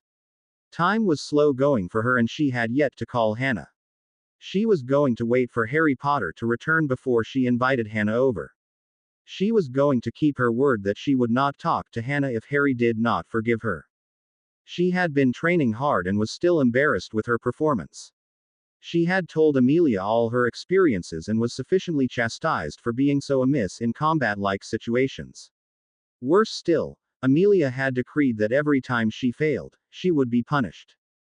Has the raven-haired wizard left you bereft of your sense, Susie? Amelia's voice cut into her thoughts, and she found her aunt had just arrived. What occupies your thoughts, Susie? She asked again. I am bored, Auntie, she whined. I haven't yet invited Hannah over this summer and her letters are short. I am eager to meet her, but I have decided not to till Harry forgives her. Training happens every alternate day and I have finished reading all my books. Why are you talking like a muggle born, Susie? Amelia asked. You have a library at your disposal which I am sure you have not been into, and you have not been able to open the family grimoire yet. Maybe you should try to see if you are ready to be the Bones heiress. Susan had not taken the heirship yet because she could not open the grimoire. It resisted her because she was scared of taking on the responsibility, but she knew she had to take it soon if she was to count for something in the coming war. We are going to the library as soon as I can change into something comfortable. Amelia said sternly. We will see tonight if you can wield the mantle of the Bones heiress. Black Townhouse. The Weasleys had been having a tough time with pranks going off at any time. Almost everyone had fallen victim to these pranks once or more. The twins were the most frequent victims, sometimes with bleeding noses that could not be stopped, sometimes they were nauseous and puking for hours on end and dry heaving, or sometimes some order member would turn into a canary, or at any time an order member's wand would be replaced with a fake wand which they would not realize until they went to use it and it turned into a rubber chicken or a fish. The most epic had been one day when Dumbledore was visiting, and as he took the chair at the head of table, chains emerged from the armrest tying him up, and then his hair and beard changed colors while his robes changed from their eccentric patterns and colors to plain white. While everyone else at the table was horrified, the headmaster merely chuckled at this, easing the tension around the place. The most horrific prank happened to Arthur Weasley, who had just taken a sip from his glass at dinner one day, and the next second he was writhing on the ground, and seconds later he changed into Alistair Moody, and real Moody, who was present at that moment, looked ready to brawl. They all had tried to find the pranksters but had not been successful so far. One day Hermione entered the library to spend the entire day holed up there, but she ran away moments later, bawling at the top of her voice.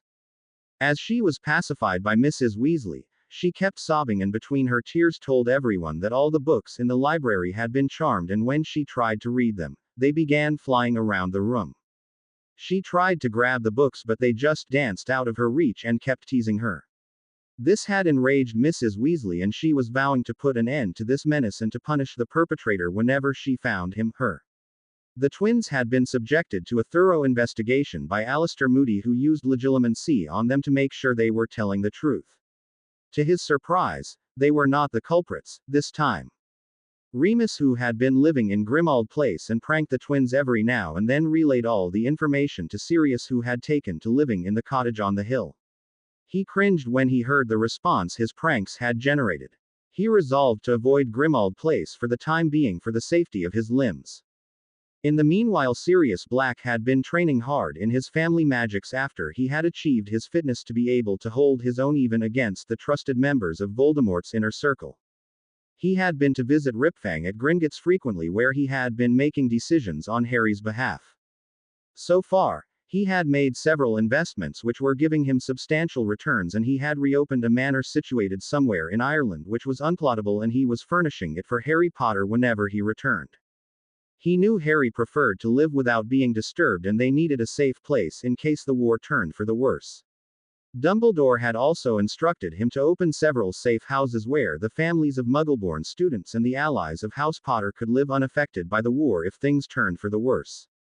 He had used several nondescript properties belonging to House Black, fortifying them with wards and every protection that he could manage.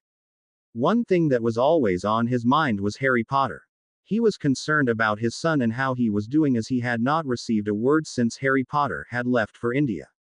Perhaps he was too busy, or he had forgotten about the mirror Remus gave him. He had asked Dumbledore, but the old man merely shrugged and said that even he did not know how to contact the mystics, but some wards that he had tied to Harry Potter kept him informed that Harry Potter was fine. The Burrow. The Weasleys had been fortifying the Burrow ever since the school year had ended. Bill Weasley, who had been transferred to Avalon, had been raising wards over the property, the likes of which were seen only in the ancient tombs of Egypt. There were no wizards capable of getting through those protections in England unless one brought a ward device, and those were rare in England. There were only a couple of them available, and only in the oldest of families. Most of them kept their information secret from others, and Bill hoped that none of the Death Eaters who had one would offer it to you-know-who. He was living at the Burrow with the twins, and Ronald, who claimed that they missed flying and Grimmauld Place was too gloomy for them.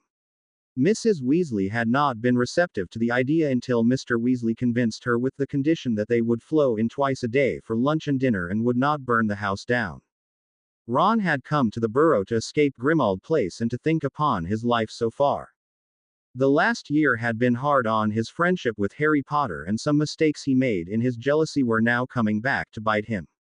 He had given up on his friend when he needed him most, and now he felt that he was losing his friend forever. Harry had forgiven him, but the frostiness in their relationship had not escaped him. He decided to do whatever it took to gain his trust back. It will be a hard journey, but Ron was resolved to never abandon Harry Potter again. His friendship was what he had treasured most, and he would do anything to reclaim it. He had also been reflecting on the path he had taken so far and was disappointed with what he saw. He had been a slacker and tended to avoid working hard despite knowing that he had to work hard to make his place in the world. Harry Potter had slacked off with him in studies, but he was Harry Potter, a lord of 4 houses, and had more money than all the Weasleys put together had ever seen. Ron was not jealous of him anymore with the hand that Harry Potter had been dealt by the fates, but he had to work to make his own future. To start on his path to become his own man, he had excused himself and come to the burrow. When he craved flying, he used the twins' brooms. He spent most of his time studying the books from his last 4 years at school. It was hard going at the start. When Bill noticed him working hard, he offered his assistance in Ron's studies. Thus Bill was tutoring Ron on the days they were not practicing at the cottage on the hill. Bill was disappointed with Ron's choice of divination and dug out his old textbooks to start teaching Ron runes. Runes were difficult, as Hermione had once told them, yet he was trying his hardest to persevere. So far he had studied the names of the runes in Elder Futhark and was learning to apply them. He was also trying to improve his performance in potions.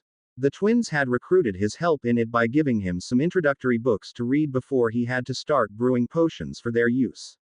They could use even the simplest potions in their products, and their uses had boggled his mind. This was proving to be the hardest summer ever for him, and he was not complaining. The sense of accomplishment and finally understanding what the teachers had been trying to give him made all the effort worthwhile. Perhaps they were all doing their best to grow up before the war. South India. Harry and Harsh appeared out of thin air, and Harry promptly stumbled and fell on his knees. As Harsh took his hand and helped him to his feet, he muttered, "Ugh. I hate port keys." Harsh smirked at him. "Of course. You can never end up on your feet. Do you, Harry?" Harry just shrugged. Then he asked, "Where are we going, Guruji?" "Not me, but you, Harry.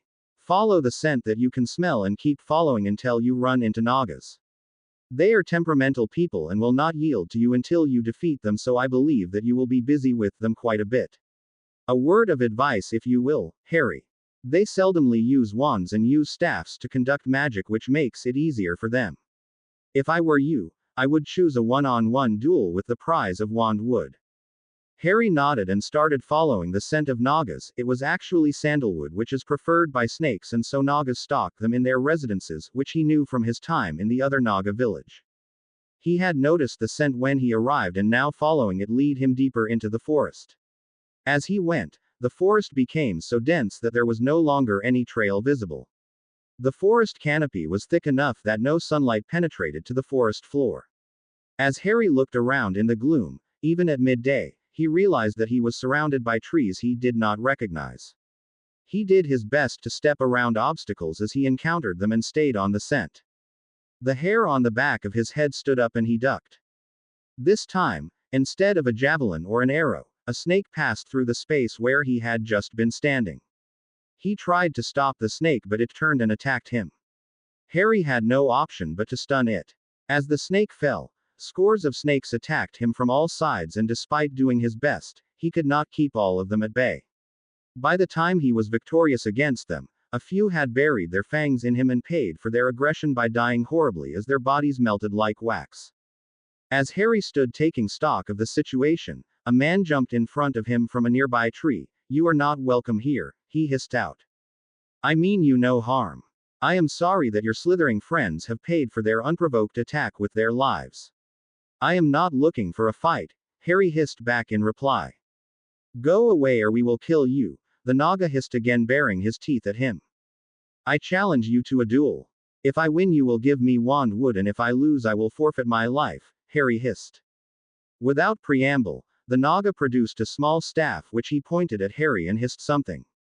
A dark green spell flew at him which he dodged. Harry fired a stunner at the Naga, who raised the earth with a stomp of his foot. As the stunner collided with the earthen wall, the Naga banished the wall at Harry, who had to jump aside to avoid being swatted like a fly. As he jumped he fired a bombarda at the Naga, who had fired a spell of his own. The spells collided in a blast and they were both thrown back. As Harry jumped to his feet, he used the aguamenti at the Naga, who lost his footing. In that moment, he fired a curse at Harry as he fell, and Harry instantly raised a shield to defend himself. The next instant, he was forced to roll away because the Naga had summoned a boulder at him. As he stood, he cast a banishing charm at the boulder, forcing it to go awry and hit the Naga in the shoulder, and the Naga dropped his staff. Immediately, Harry followed up with a petrifying hex and incarcerus, and the Naga was bound up before him. As Harry approached the Naga and cancelled the hexes, the Naga said, "I accept defeat. You are the winner. We will give you the wood you came for." An hour later, Harry left with an armful of wood from the Naga, who simply escorted him to the place where they had jeweled. As soon as the Naga disappeared, Harsh appeared before Harry. Grabbing Harry's shoulder, the two of them were gone.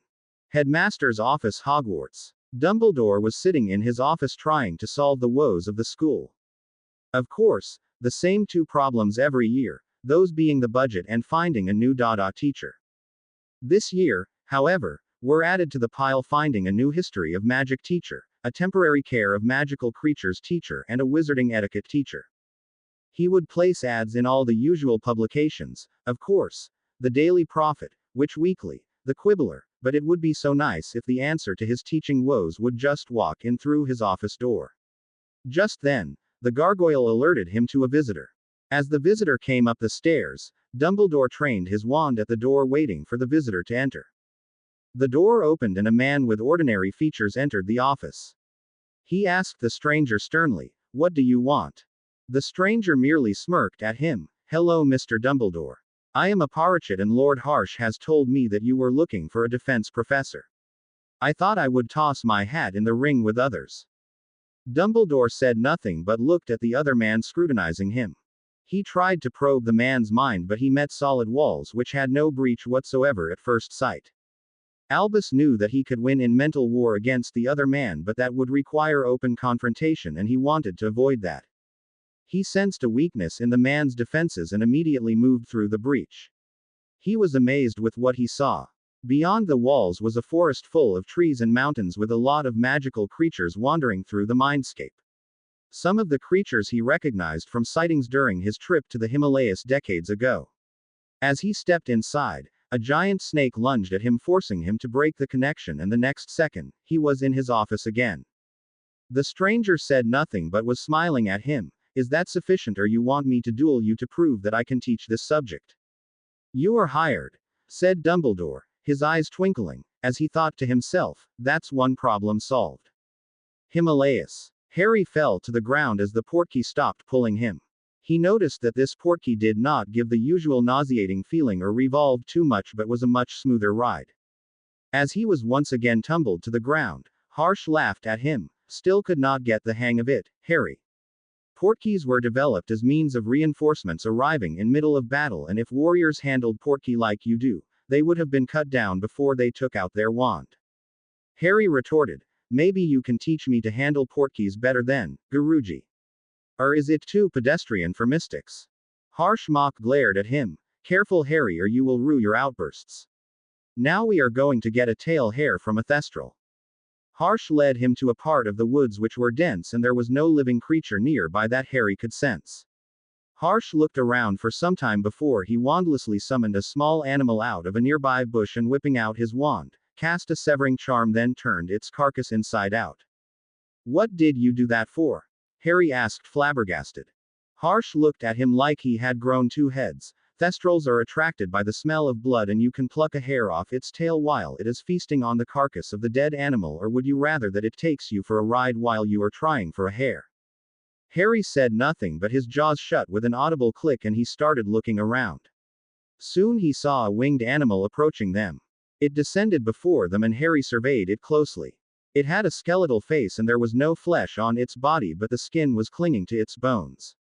The same was true for the rest of its body, where he could see the bones beneath its translucent skin with little fat in them, and it had a long tail with a pointed end. The beast approached Harry and nuzzled him with its head, and cautiously Harry extended his hand to pet its head. The beast gave such a queer expression as if it was enjoying the petting. With Harsh's nudging, he fed the carcass to the thestral, and while it was doing so, Harry plucked a hair off its tail. As they were returning, Harsh detailed other qualities of Thestrals to him, like how they could fly over a large distance in little time, could turn invisible, were protective of members of its herd and very formidable to their enemies. Bantering back and forth, they approached Idrishporum and reached the wand maker, who snatched the things away from Harry, frowning at him. Took you long enough, boy. If I knew what a slacker you are, I would rather have used the materials from my stores. Harry's temper was about to erupt, but he controlled his emotions and spoke with gritted teeth. If you already had the materials, why was I sent all over India to collect them? Did you get your kicks by sending me off on a pointless and dangerous task? The wand maker gave him a toothy grin for a while before answering, of course, boy. We had to test you and see if you deserve this wand. There are some more common materials which could be used for your wand, but this is the best combination, and I was not going to give such a weapon to just a boy I knew nothing about. How would I know if there is anything special about you than other mystics? These all wizards here are powerful, and that is why they are mystics. Harry listened to the chastisement of the wand maker but said nothing. The man had not said or done anything to merit any anger from Harry, and in some convoluted way, his words made sense to him. One nagging doubt which was at the back of his mind was that he wondered if the mystics wanted him killed. Before he could voice his question, the wand maker started again. Do not think you were in real danger anytime except when you fought the Naga, but that bloke is too hostile. The Thestrals are quite harmless to anyone who does not want to harm them in any way. The bird is my familiar, and the Yeti has been our friend for centuries. He was rather curious to see if you would run away crying, but you stood your ground. As the wand maker took the materials from him, he took a piece of wood which he sawed in the middle with a blade which was crafted like a miniature bow. He put the feather in between the two pieces of wood and tied the two pieces together with the Yeti hair and the Thestral hair in a double helical structure. All this while he was chanting something under his breath, and the wood kept glowing. As he was finished, the wood glowed fiery red before returning to its normal color. Then he fashioned a sort of cover from another piece of the wood which was hollow inside.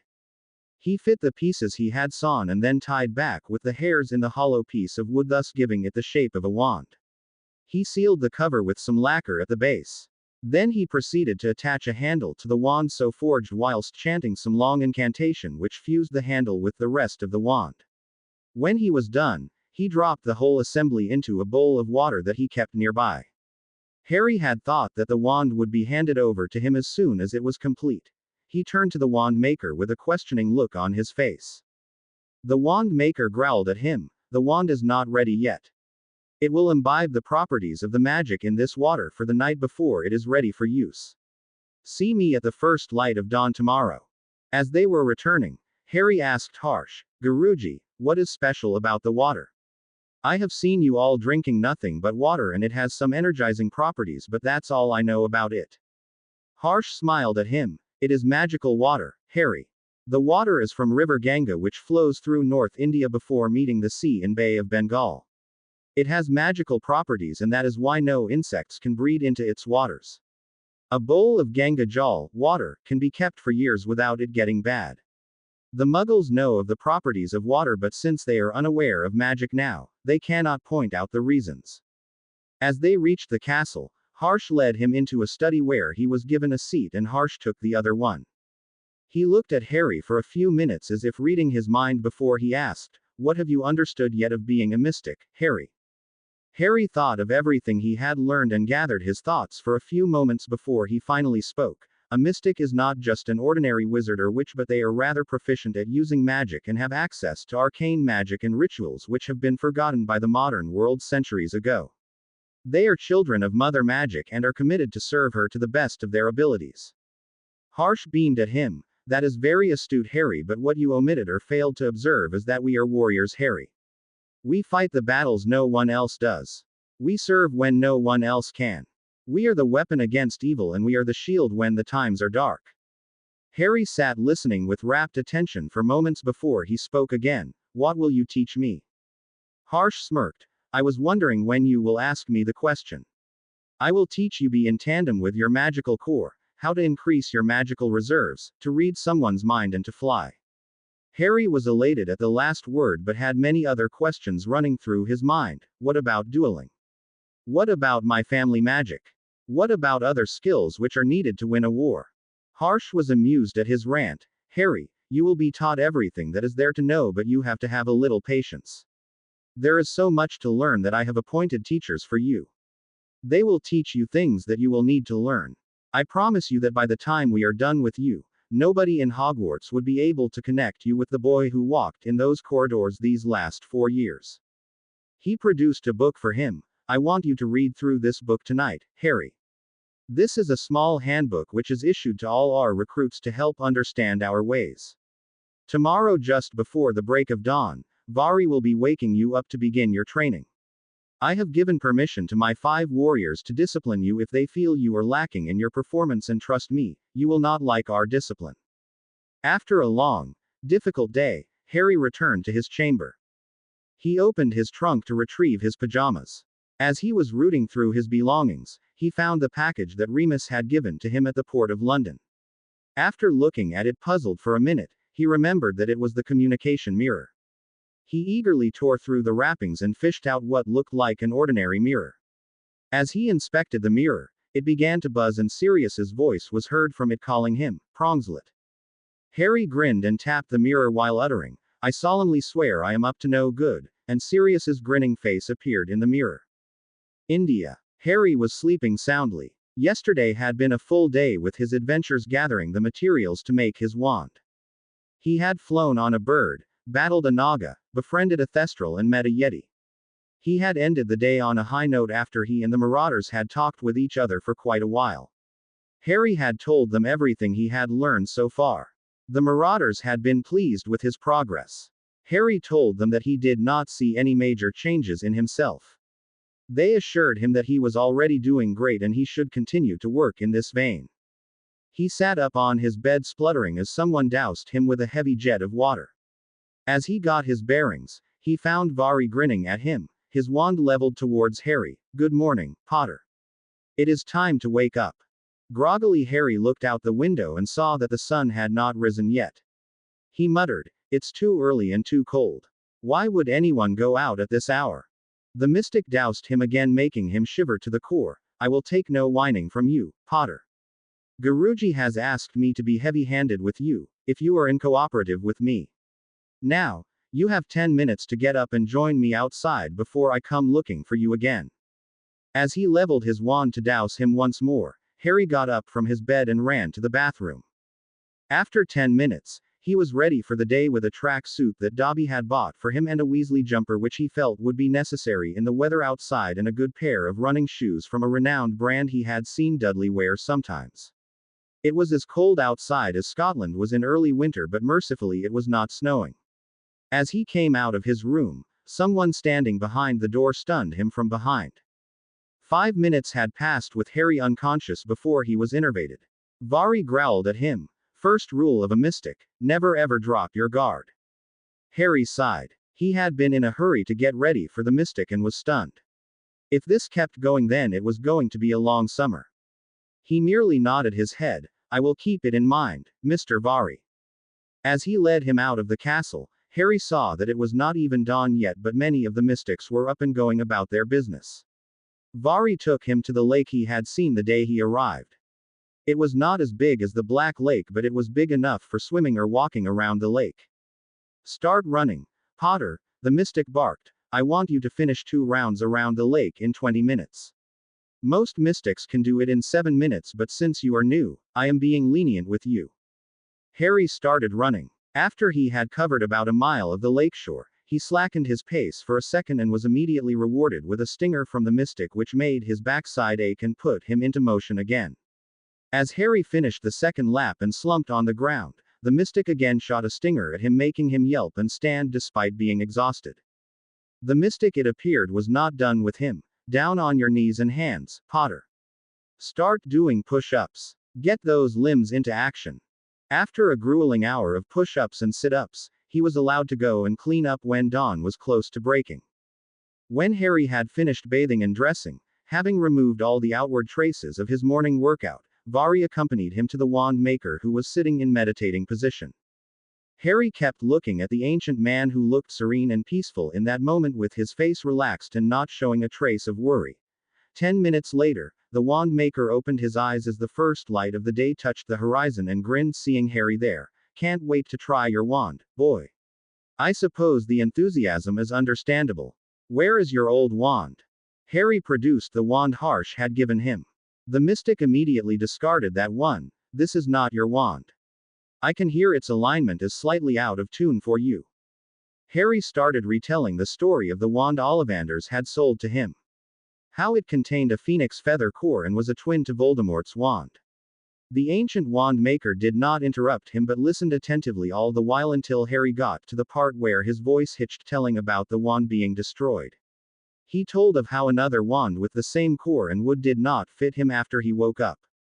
The wand maker immediately assumed a scholarly demeanor that Harry had seen McGonagall take several times during the last 4 years. Old Jarek did not find a compatible wand, That wand was never compatible to you, boy.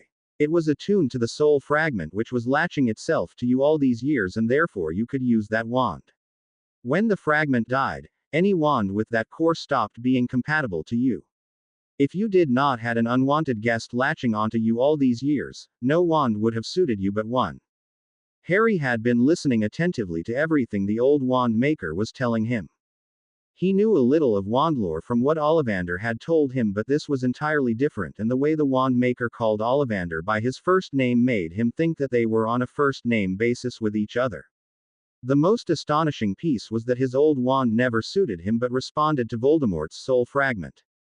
But did not Shilpagya say something about a wand suiting him? He asked the wand maker, which wand would have suited me? The wand maker smiled at the curiosity of the young wizard before him. The Wand of Destiny, the Elder Wand, the Death Stick. It has many names and has passed through numerous wizards and wreaked havoc wherever it went. It was a Peverell heirloom which was taken from Cadmus Peverell, and since then it has changed so many hands that it becomes hard to track it. He pulled out the wand he had made for Harry and handed it to him.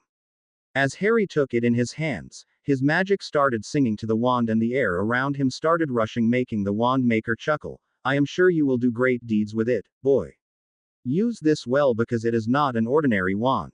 There are only a few of this kind which exist and none of them are in Avalon.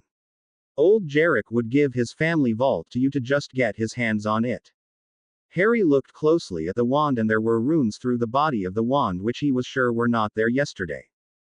Perhaps the old wand maker had etched them sometime during the night. On the handle of the wand, the animals of his houses were drawn in their order of importance, starting with a thestral, followed by a griffin, followed by a dragon, followed by an adder, and lastly a unicorn. There were a few more animals on the body of the wand, with the stag in front, then a doe which was in front of a shaggy black dog which was in front of a werewolf. He understood the significance of these animals except for the doe. They were the patroni of James Potter, Sirius Black and Remus Lupin, except for the doe which he could not recognize, but he felt they stood for his family. The old wand maker shooed them away before he could ask anything else. Vari led him to the practice range where he set up a practice dummy about 100 meters away. He told Harry to hit its right toenail. Harry was flabbergasted with such a demand. He was fairly accurate in hitting objects, but he did not have such pinpoint precision. He turned to the mystic. Mr. Vari, I have never tried to do such a thing. What difference would it make anyway? The mystic sighed. Mr. Potter, a warrior has to be perfect in his wand work so that there are no chances of error on his part. For example, you are given one chance and you have to hit at a precise spot on your enemy's body where he is vulnerable. You have no other option but to hit that very spot. Unless you know how to do that, you cannot expect to fulfill the task, thus making you fail. It is important to have such an aim that you can hit a moving target blindfolded. If you can achieve this, you will be distinct from your peers and enemies. I have heard of you from Guruji and some of your exploits. While you are formidable for your age, you have unrefined talent and lot of raw power which you need to learn to channel properly. You are a warrior despite what others may say. Harry had no answer to the mystic, so he turned towards the dummy and started casting stinging hexes towards the dummy. Most of his hexes were off by a long margin and did not hit the target, and some got close but never hit the desired spot. The wand felt comfortable in his hand even more than the holly wand, and it felt like a part of his arm. After half an hour of casting, the mystic stopped him. You are nowhere close, Mr. Potter. Let's change the target for simplicity. You have to hit it in the head for at least 10 times, but do not put too much power in your hex. You are causing a dent in the dummy, and no one does so with a stinger. Harry sheepishly smiled. How will we know if I am hitting the target? The mystic actually smiled. Then why don't you use a color spell which would paint its head in red if you can make contact with it? Harry nodded and, looking at the head of the dummy, incanted the spell and aimed for the head. In his next 20 attempts, all of his spells hit the mark, and the mystic dismissed him after commending him for his aim and telling him to come down anytime in the day and practice his spell casting. As Harry returned to the castle, Harsh summoned him to his personal chamber. As Harry took it in, he realized that this room had no tapestries or paintings.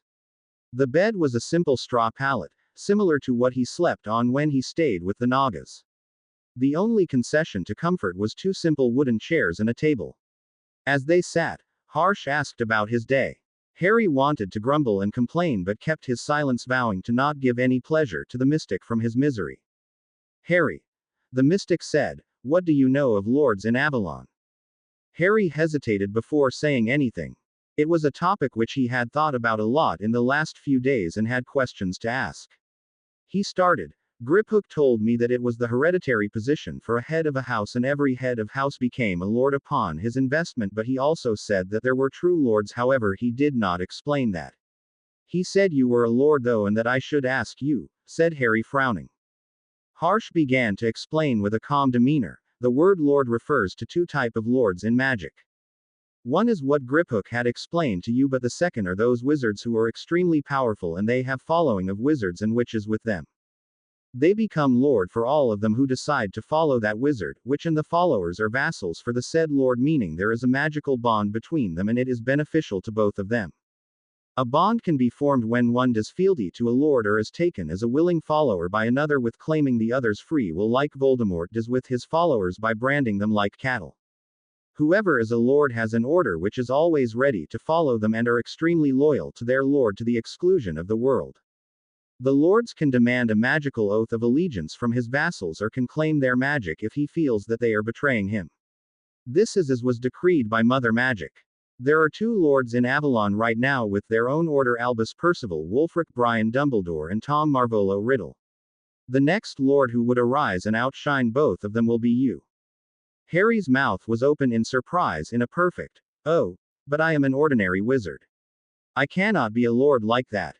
It is better this way. Harsh chuckled at his protests. You are not ordinary wizard, Harry. You were never ordinary from the moment Voldemort marked you as his enemy. You have tried to be an ordinary wizard from time to time, but you will not be ordinary. That is simply not your destiny. You have the destiny of a warrior, and a warrior is always renowned. Maybe instead of trying to fit in with others, you should use your fame for the betterment of the wizarding world. There is a lot that you can do. Harry nodded in agreement while thinking of the words that Mr. Weasley had said to him before he had started to India.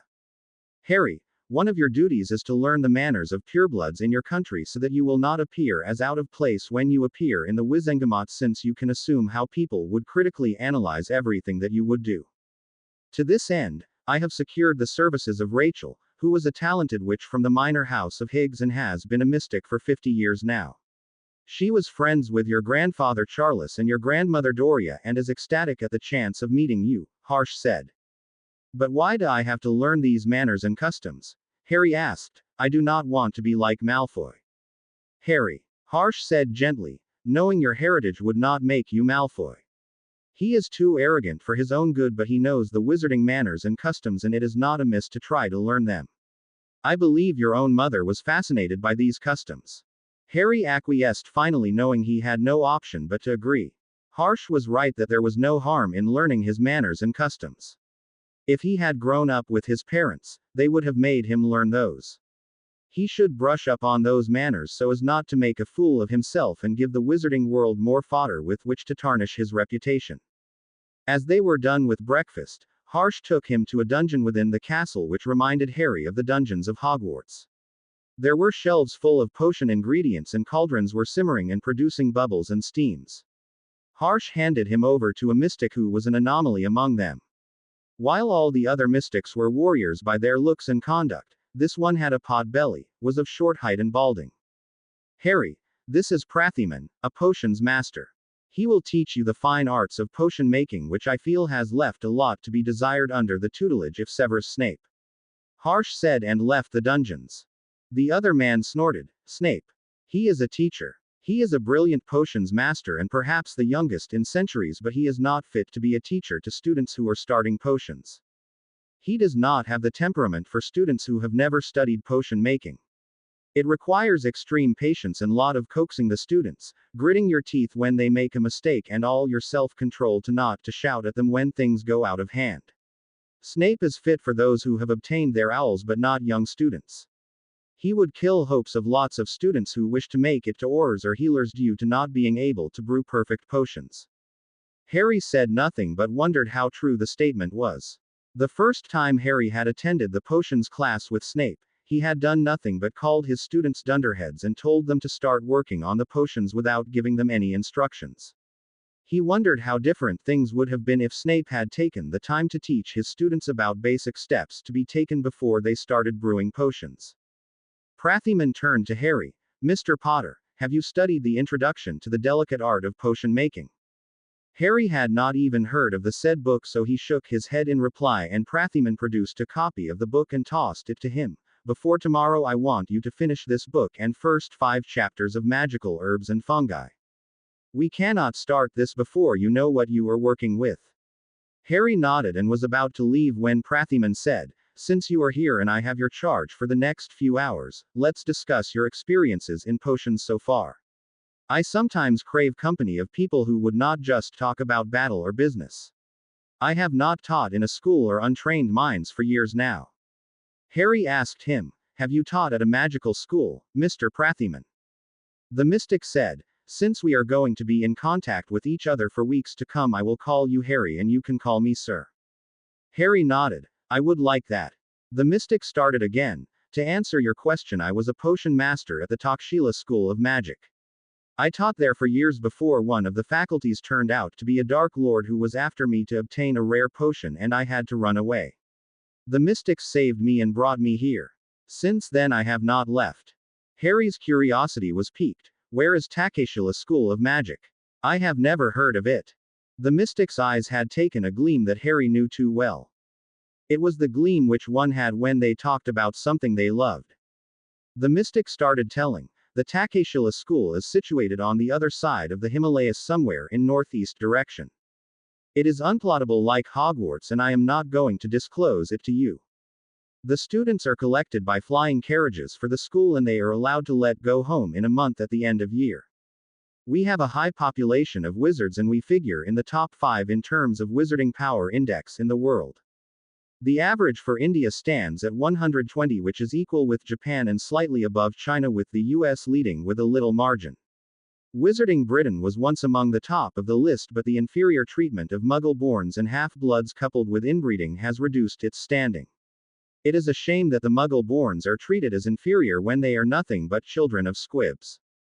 What? Harry gasped. They are from wizarding families.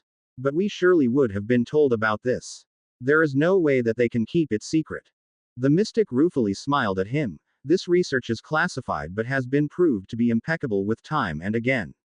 Any Muggle-born wizard or witch is child of a squib or squibs on both sides. After all, magic has to come from somewhere. But that does not mean that every Muggle-born is half-blood or pure blood. What do you mean? Harry asked, confused. The mystic started again. A family is said to go extinct if all of its members die, leaving no one to carry the name forward, or there are no magical descendants left but squibs. Since squibs do not have magic, they cannot claim lordship of a house. But if a magical descendant appears in a family within 5 generations of the last magical descendant, then he or she can claim the lordship or ladyship of the house. If a wizard is more than 5 generations removed from the last magical ancestor, they are considered Muggle-born. This gave Harry a lot to think about, but before he could dwell on it any more, the mystic interrupted again. So, Harry, humor me with the experience of your first potions class. Harry started telling him about the first class as to how Snape entered the dungeon sneering, cloak billowing behind him, lip curling as he called Harry's name off the register, and the questions that he had asked him. As he finished telling the story, the potion's master looked at him curiously. So, did you ever work out the message he gave you in those questions? What message? Asked Harry, confusion showing on his face and in his demeanor. He asked you what would I get if I added powdered root of asphodel to infusion of wormwood, which in itself is an innocuous question, but in the Victorian flower language it means I bitterly regret Lily's death, the potion's master replied, interest choice of words but nonetheless ingenious. Harry's mind was reeling, but he said nothing, willing his expression to be neutral. He had started to try to be impassive in his expressions, which he had seen many people do. He assumed it was some kind of mask that people adopted. As they talked, the potion's master gave him many handy tips which made him regret that he had not brought a parchment with him to write it all down. After 2 hours, they were done and Harry went into search of Harsh, who was at the practice field where the mystics were practicing sword play.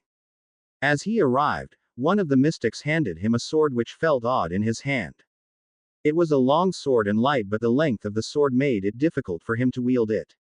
As he stood there clutching the sword in his hand, one mystic, he remembered he was named Anal, charged at him with a sword, forcing him to raise his sword hastily to parry the shot which was aimed at his neck.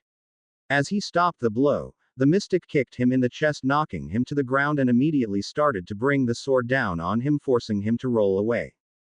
Halt! Harsh's deep voice rang out, and Anal put the sword to his side and picked up Harry. Have you no experience in sword play, Harry? The mystic asked him. He shook his head, his heart still thudding in his rib cage. The mystic had him at his mercy and would have injured him if Harsh had not stopped him. How did you kill Salazar's monster? Harsh asked. I distinctly remember Albus telling me that you had used Godric's sword to slay it. As Harsh was talking, a murmur arose in the crowd which was gathered around, and some of the mystics even gave him a respectful nod. Harry swallowed the lump in his throat and replied, I had a lot of luck on my side. Dumbledore's phoenix had blinded the basilisk and I drove the sword through its mouth, killing it. Harry, none of your feats was pure luck. You have skill and power to perform those feats. You only needed a little help. I have told you that you should not sell yourself short. Harsh admonished him before he continued. Anal is an expert in weaponry and he has the task to teach you to use sword, a bow, dagger and the rules of magical combat. Why would I need to learn sword play? Harry asked. Because Harry, sword play is something that helps your body to grow up at accelerated pace, not to mention you can channel your magic through these weapons, and if for some reason you lose your wand in a duel, then it can come handy.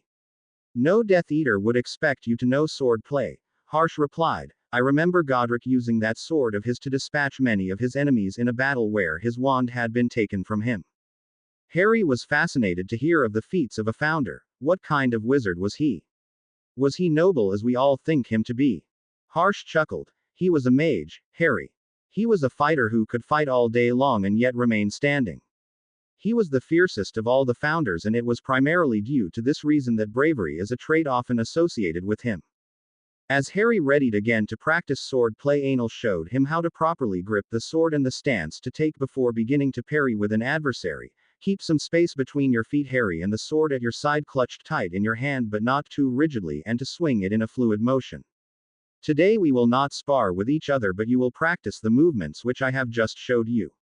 So it was that Harry spent an hour slicing the air with his sword, or tried to practice blocking strikes from an imaginary enemy. After an hour, his hand felt like lead and his legs were aching from being in battle stance for an hour. The mystics were tough masters, but he had no other option than to trust them. As it neared lunch, Harsh led him to the kitchens where some mystics were preparing food by themselves. The kitchen was spacious and reminded him of the Hogwarts kitchen. There were no elves serving here. The mystics did the work.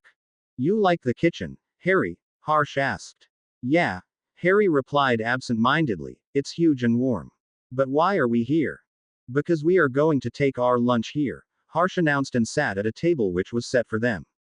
As Harry sat, Harsh offered him some dish which he had never eaten before.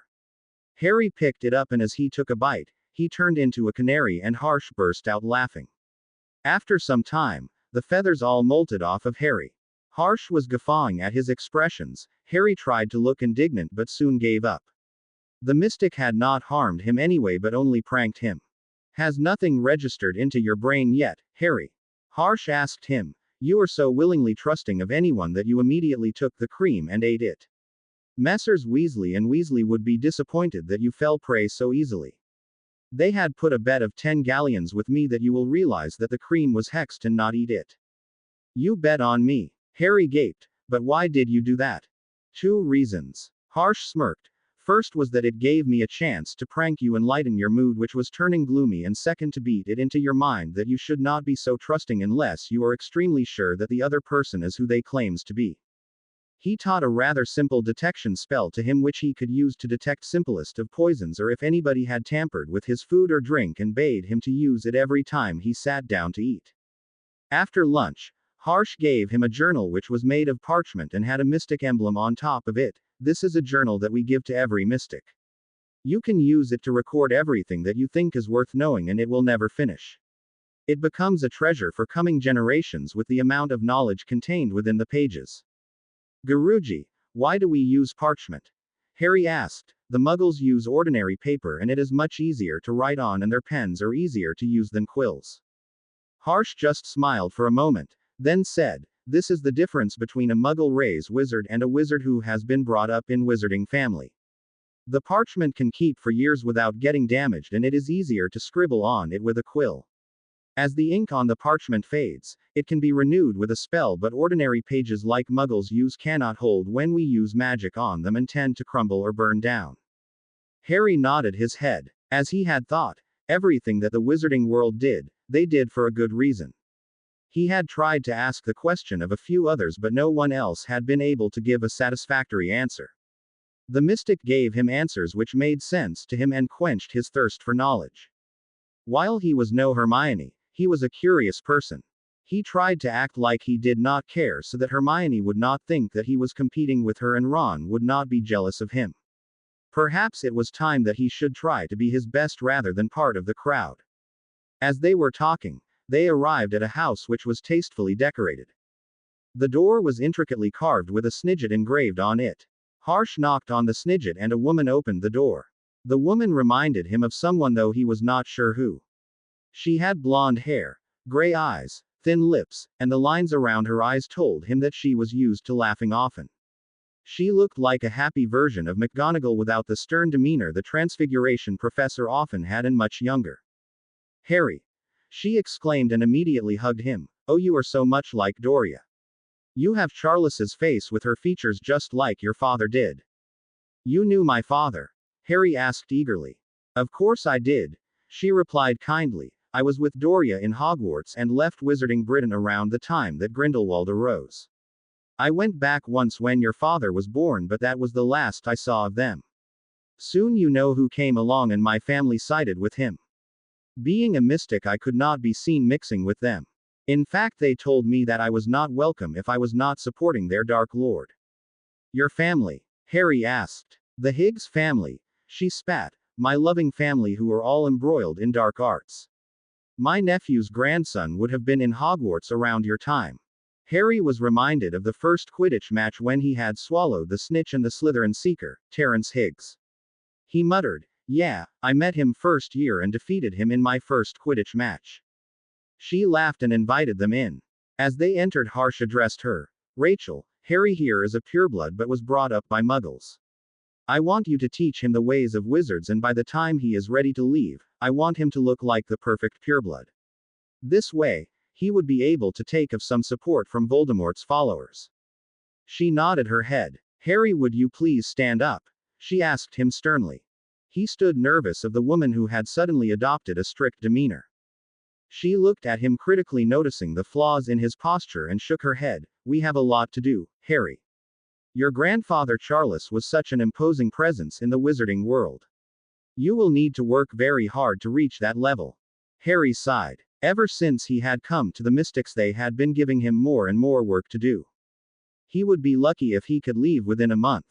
He had started to miss Wizarding Britain and thought of how his friends would be having fun on their vacations. Ron would be at the Burrow playing Quidditch and lazing around. The twins would be having fun inventing things and making things for the shop they had been planning forever. Hermione would be off on vacation with her parents. Susan would be at her manor having fun with her friends who would be coming over. Neville would be having a great time bonding with his parents and being showered with parental love that he never got. Cottage on the hill. This morning, as the students arrived, they were sent on their morning run by Alistair Moody, who was visibly in a bad mood. As they ran, he shot stinging hexes at those who slackened their pace anytime during the run. All of them had welts by the time they finished 3 laps around the property line. As they sat panting, Moody started raining down hexes on them to get them on their feet and start doing push-ups till they drop. After an hour, when they were done with exercise, everyone was cursing Moody under their breath, for the old oar was venting his frustrations on them. As they were done, he immediately put them in teams to duel him. As they all discussed strategy to win, he apparated away, making them groan. They all scattered in twos to find him and subdue him. The first pair to confront him was the twins, who had found him near the property line. As they started firing hexes and curses at him, he immediately disillusioned himself and stunned one of them, while the other started casting hexes in all directions for a few seconds before he realized that perhaps the grizzled old oar was gone. As he bent to revive his twin, he found himself dangling by one ankle and lost consciousness soon. The second pair were Ron and Hermione, who were behind the house on the property with their backs to each other, their wands out and spells ready to cast. While they looked, Moody suddenly appeared out of thin air before Hermione, shot a stunner at her, which she took on her shield. He was gone again before she could react. Then he appeared beside Ron, who immediately shot a stunner at Moody, which he barely dodged. In that moment, Hermione started raining down on him, while Neville, Susan and Ginny ran towards them. Moody was shielding more than dodging, his wooden leg restricting his movements somewhat. He transfigured a stone into a dog and, animating it, set it on Ron. Ron had to defend himself against the animation, and that distracted Hermione for a crucial moment. Moody cast a wide area stunner and took both of them out. He was gone again before the other 3 could reach him. Neville immediately took charge and got the 3 of them standing with their backs to each other. Moody seemed to have read their strategy and did not appear as he had done with Hermione and Ron. Instead, they felt the temperature was rising and they saw a wall of fire approaching them. This fire was different from ordinary fire in the sense that it was much hotter, like an inferno, and they could see a dragon in the fire which looked menacing with his fangs bared, thundering towards them. Susan tried to use aguamenti, but it proved futile because water evaporated before it fell on the fire and there was no other means to control it. As it advanced on them, suddenly a giant phoenix made of water charged towards the dragon from behind them and engaged the beast. The 2 creatures fought for minutes before the phoenix was able to subdue the dragon, and it took a few more minutes before the dragon finally dissipated. They turned to find Dumbledore with his wand out, his eyes cold and his face drawn into a murderous-looking expression. "Alistair," he roared, "Alistair, show yourself." Alistair Moody appeared before them, looking tired, and said gruffly, "Albus, whatever is the matter?" "Alistair, why did you use fiendfire on them? Do you not realize that they are school students who have no means to control it or counter it?" he asked coldly, his magic hugging him like a cloak, fierce red in color. "Albus, they need to know what they are facing. A Death Eater would not shower them with stunners or stingers," he grumbled. "That may very well be, Alistair," Albus said sternly, "but you are forbidden from using dark spells against the students. This is where I am drawing the line for you." Alistair grumbled but nodded in agreement. Minerva took over for the rest of the day, asking them to start doing all the transfigurations that they had practiced in the last 4 years to get a handle on their understanding before she started to ask them how these could be used in battle. Ministry of Magic. Cornelius Fudge was feeling miserable. In the last few days, Dolores Umbridge had taken it upon herself to investigate how Sirius Black had got his trial. She had the belief that Cornelius had made some sort of backdoor deal with Sirius Black, even if there was no proof. She had risen through the ranks very quickly for a talentless witch. Fudge knew that this was because she had dirt on everyone in the ministry. He had chosen her for the position as his senior undersecretary on the recommendations of some of his old friends who simply wanted her off their hands. While she was efficient in getting work done, she was a cruel witch who had no hesitation in resorting to illegal means to harm anyone. She also had some dirt on Fudge which was rather nasty, and that was the chief reason that Fudge could not get rid of her no matter how much he wanted to do so. When he had passed Educational Decree number 22 last week, he was sure that he could pawn Dolores off on Dumbledore as the new Hogwarts defense teacher and his spy. But that hope had been dashed when Dumbledore arrived this morning and gleefully told Fudge that he had found a replacement for the position of defense professor and that the ministry did not need to bother themselves with it. Cornelius could not do anything about it. The legislation was passed last week with a lot of arm twisting and favor calling from some old friends, but now Amelia Bones and through her Dumbledore was calling the shots. He was sure that Amelia was working alongside Dumbledore behind the scenes. The way things were going, he feared his days as the minister were numbered. Another concern of his was how the ministry was undergoing rapid changes. This morning all the department heads had issued directions to their departments. They were assessing the performance of all their subordinates, giving them promotions or demoting them as they deserved. While it looked all good, many Muggle-born and half-blood were now in powerful positions in the ministry while purebloods were shifted to menial positions. Another pattern that he noticed was that all those who were shifted to menial positions were those whose families had ties with you-know-who in the last war. Perhaps he was being paranoid, but he could feel that this was all Dumbledore's doing. "Minister," his secretary called, "Madam Bones is here to see you." He straightened in his chair before telling his secretary to let her enter. Amelia strode into his office looking like a thunder cloud, lightning and all. "Cornelius, did you send Dementors to Muggle London?" Cornelius gaped in shock and stuttered, I didn't send Dementors. They are bound to Azkaban. Why would they go to Muggle London? Then explain to me how 4 Dementors found their way to Little Whinging and that to the vicinity of Harry Potter's Muggle relatives," she roared at him. He cowered in his seat. "Trust me, Amelia, I had nothing to do with it." "Is Harry Potter safe?" he asked after a moment's silence, knowing that if something happened to the boy who lived, the public would flay him alive. "Harry Potter's relatives are out of the country somewhere, and it is presumed that Harry Potter is enjoying his summer vacation with them, but a dozen Muggles lost their souls before the Wizarding Patrol could drive away those abominations. The Department of Magical Accidents and Catastrophes had to perform a lot of obliviations," she said tersely. Finally he was able to calm himself down. "Amelia, would you please investigate this incident and submit a report to me when you find out who is responsible for this outrage?" She smirked. "I have already concluded the investigation, Cornelius, and I have a warrant for the arrest of Dolores Jane Umbridge for unauthorized use of Dementors. I just had to make sure that you had not authorized the attack before executing this warrant." Cornelius could not have looked happier than he did in that moment when he happily signed the warrant authorizing use of Veritaserum on Umbridge. Adrashporum. As Harry was released from Rachel's care, he was accosted by Pawin, who asked him to accompany him to a room which reminded Harry of a Hogwarts classroom. There were many other recruits there who were grown-up men and women, which made it uncomfortable for him, but he did not complain. As he took a seat, Pawin appeared in the teacher's position. He surveyed Harry for a moment before he started teaching them about runes. He asked Harry, "What are runes, Mr. Potter?" Harry stood. "They are magical symbols which are used in making wards." The mystic smirked. "Runes are much more than that, Mr. Potter. They are embodiment of the language of magic. They represent symbols which are used in place of enchantments, generally to make them everlasting or for other purposes such as making wards, etc." Harry nodded in agreement, listening with rapt attention. The mystic was explaining about languages to them. "There are 7 major languages in which runes are drawn, however we employ another language to draw our runes. For the first month, we will deal with the 7 languages." He then went on to explain the languages to them for the rest of the lesson. As Harry was leaving, he asked him to find a copy of the runes introductory books in his trunk. Harry wondered just how many books had Sirius packed into his trunk. He found the book and read ahead for his lessons. The mystic was not going to ask him to submit essays, but reading ahead would be helpful to grasp the subject. Harry nodded and went on to find Harsh when he was cornered by Ashala, who was one of the 2 female instructors assigned to him.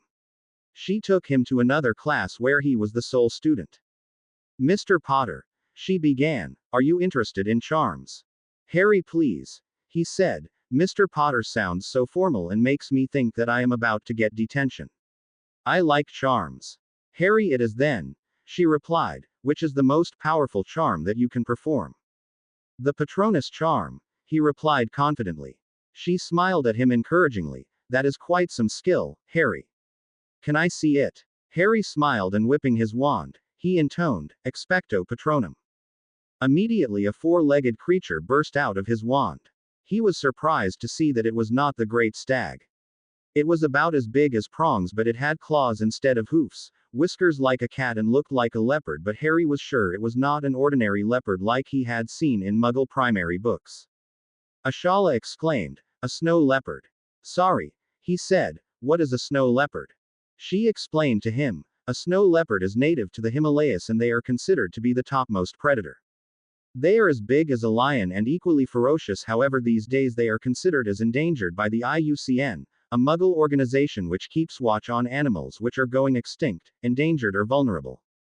Harry was disappointed a bit and she noticed this. What happened, Harry? Why are you disappointed? So it was that Harry explained to her how his Patronus used to be prongs which was his dad's animagus form and how seeing it changed was like he had lost a connection to his father. As he finished telling, she started, that is understandable Harry but maybe this means that you are becoming your own man. Your parents are never gone from you Harry but they are in your heart. Whenever you will look for them in your heart, you will find them there. Harry smiled but said nothing, not trusting himself not to choke on his own words. She continued, you have power and skill Harry but you will have no use for a Patronus here. What do you mean? He asked. We do not use the Patronus against Dementors, Harry, she smirked, we kill them. I can teach you to use your Patronus to send messages though. Harry was dumbfounded with this revelation. To be able to kill a Dementor was a skill to have. He resolved to obtain that by whatever means possible. After a grueling session in which he practiced every charm that he had ever learned, he was dismissed. As he stepped out, he was grabbed by Ambar for transfigurations. She also had him demonstrate every transfiguration he had ever learned. When that was done, she had him read ahead in the same book which Professor McGonagall used in her classes. By the time Harry left the last class, he was so tired that the corridor floor was starting to look like a nice, soft place to lay down and sleep. That was when Harsh summoned him to dinner. Eating was not Harry's first priority. He could hear his bed calling him. When his food was served, he neglected to use the detection spells which Harsh had taught him at lunch. With the first morsel that he ate, his hands became lead-like and his body became so heavy that he could not move it. As he sat fuming at the mystic, Harsh was rolling on the floor clutching his stomach laughing. After a few moments he picked himself up and administered an antidote to Harry. You forgot a lesson I gave you just this noon. The twins are going to be so cross with you. The Galleons are weighing against them. Harry said nothing but did the detection spell and found that only one of the items was hexed.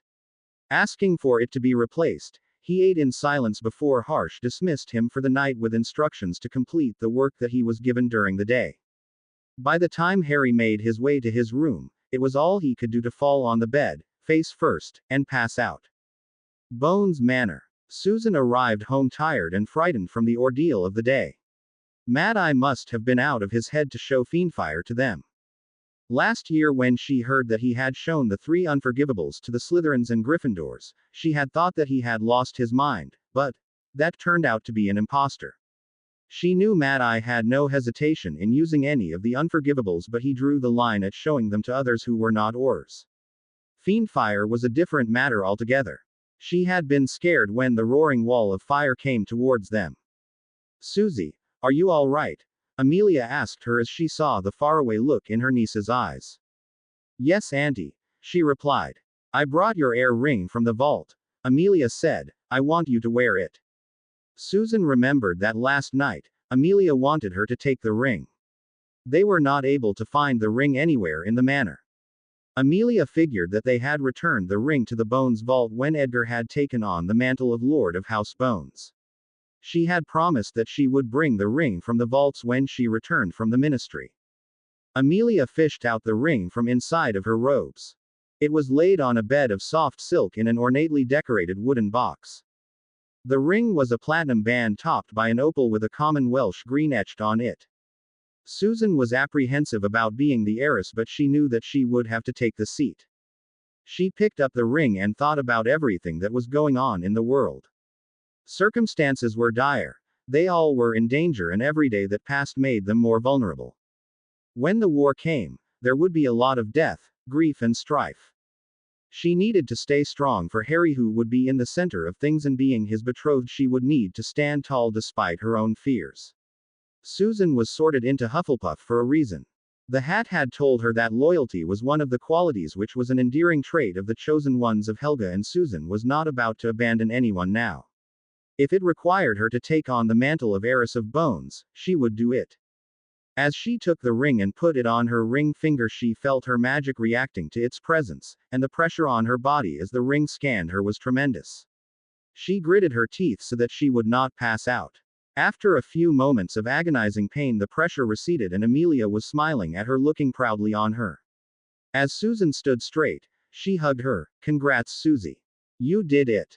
Longbottom Castle. Frank and Alice were sitting in their chairs at the window gazing into the distance when Frank felt the wards flare suddenly. He knew that Augusta or Neville did not apparate to the property but flow in. He instructed his elf Marty to protect them if it turned out to be someone who had bad intentions toward them. After they had waited for a few minutes, the door to the chamber opened and Algernon Croaker walked in, followed by Neville. "Hello, Uncle Algy," said Frank, smiling as Croaker crossed the room at a run to embrace his nephew in a heartfelt embrace. "Oh, Frankie, we missed you so much," the unspeakable murmured. "Good to see you too, Algernon," said Alice, grinning at the unspeakable. "Can you tell me why my son looks so morose and why he did not flow in as usual?"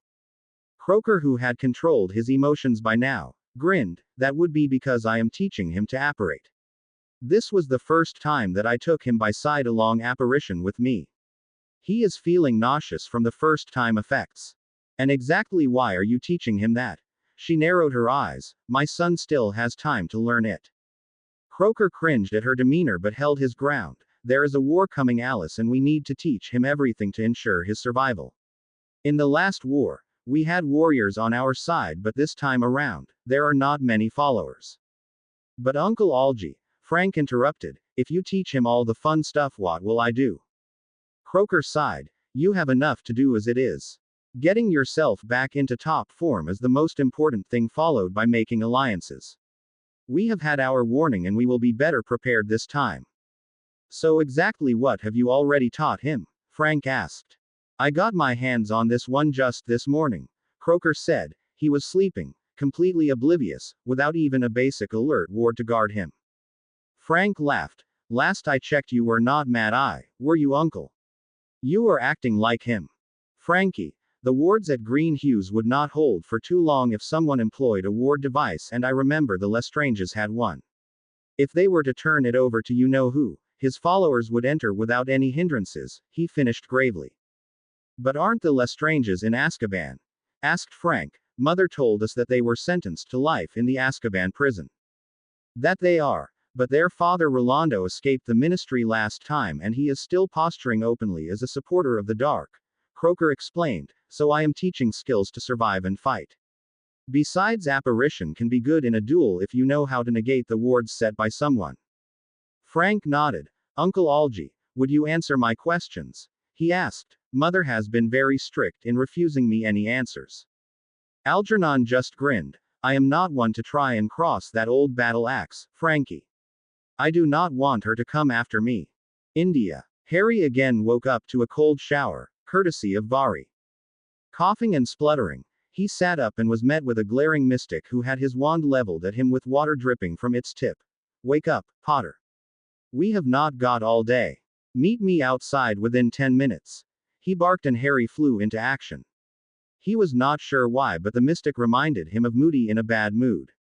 As he exited his room, he was mindful of raising a shield as he remembered the incident from yesterday and did not want to be on the wrong end of his wand again. After 10 minutes, he was running around the lake, this time being encouraged to be faster with all the stinging hexes that the mystic was firing at him. As he was done running, he dropped on all fours and started doing push-ups until he fell from exhaustion.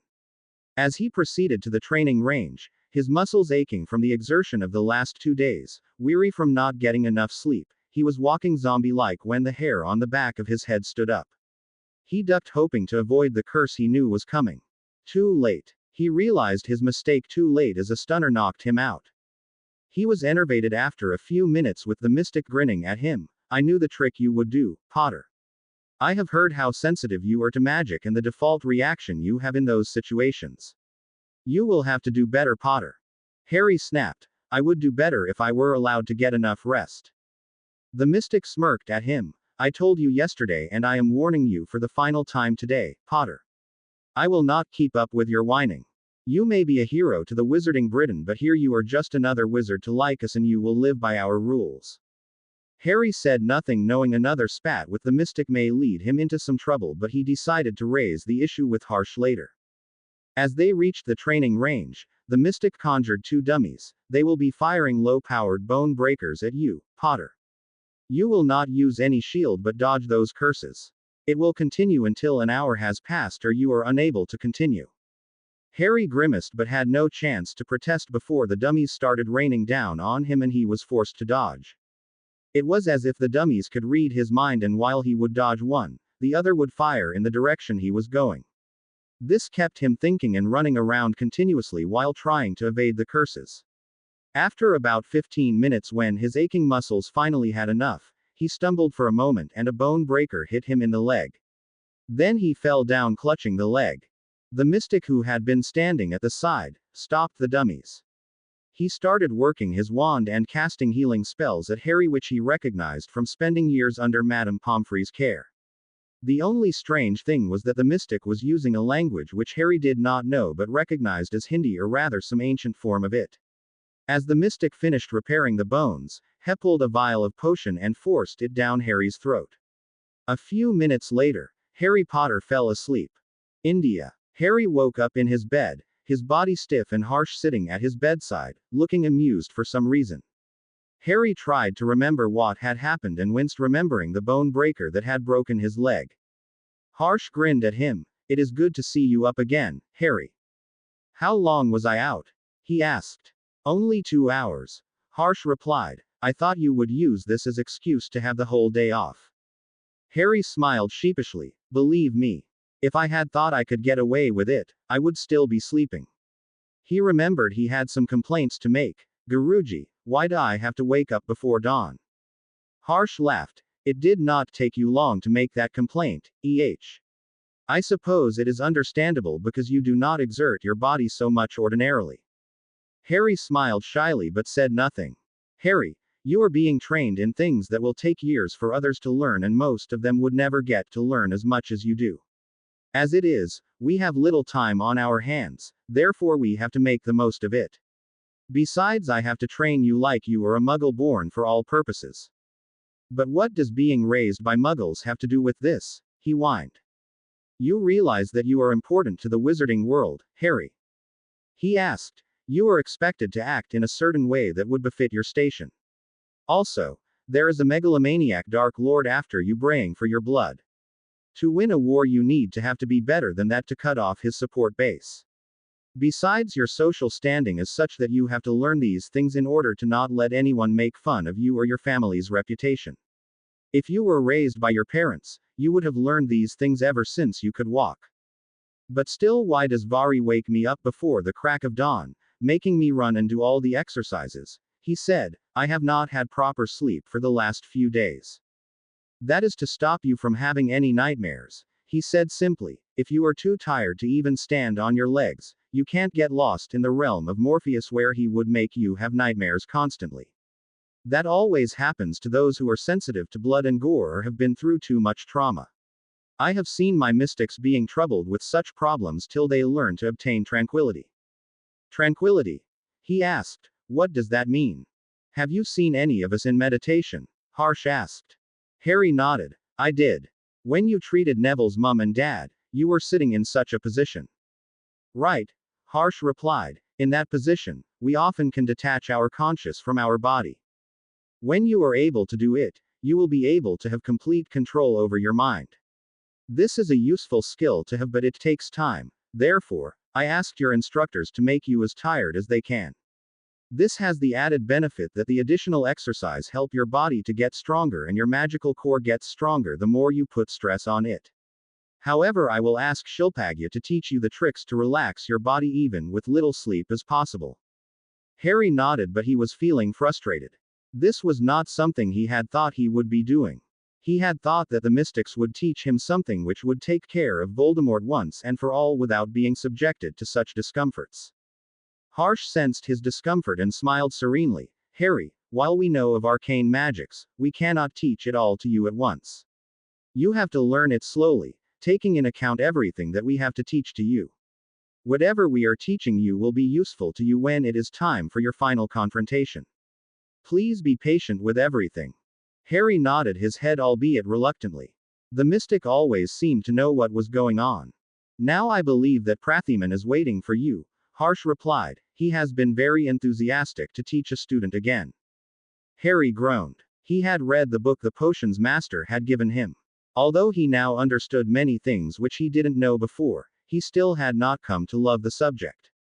But he supposed there was no harm in learning a thing or two. When he arrived at the dungeons, the potions master gave him a recipe for a simple pepper-up potion, but there was something different from the instructions that he remembered. As he looked, he found that the potions master had changed one or two of the components. He looked to the potions master, with a puzzled expression on his face. The potions master smirked. I take it you are wondering about the changed ingredients.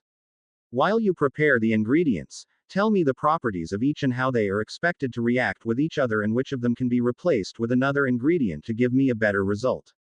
As he left Harry to work on his own, Harry delved into his work and found it easy to work when Snape was not breathing down his neck or sneering at him that he was like his father. He was nothing like his father. For the sake of Merlin, his father had been an animagus and he was nowhere close.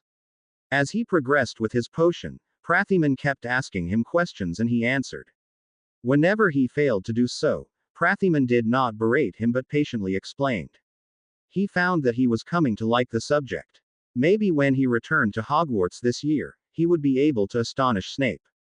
When the potion was done, the potion master happily clapped his hands. Well done, Harry. You have the talent to be a prodigious potioneer. By the time I am done with you, I hope you will be able to alter ingredients in potions by your own and still obtain the same results.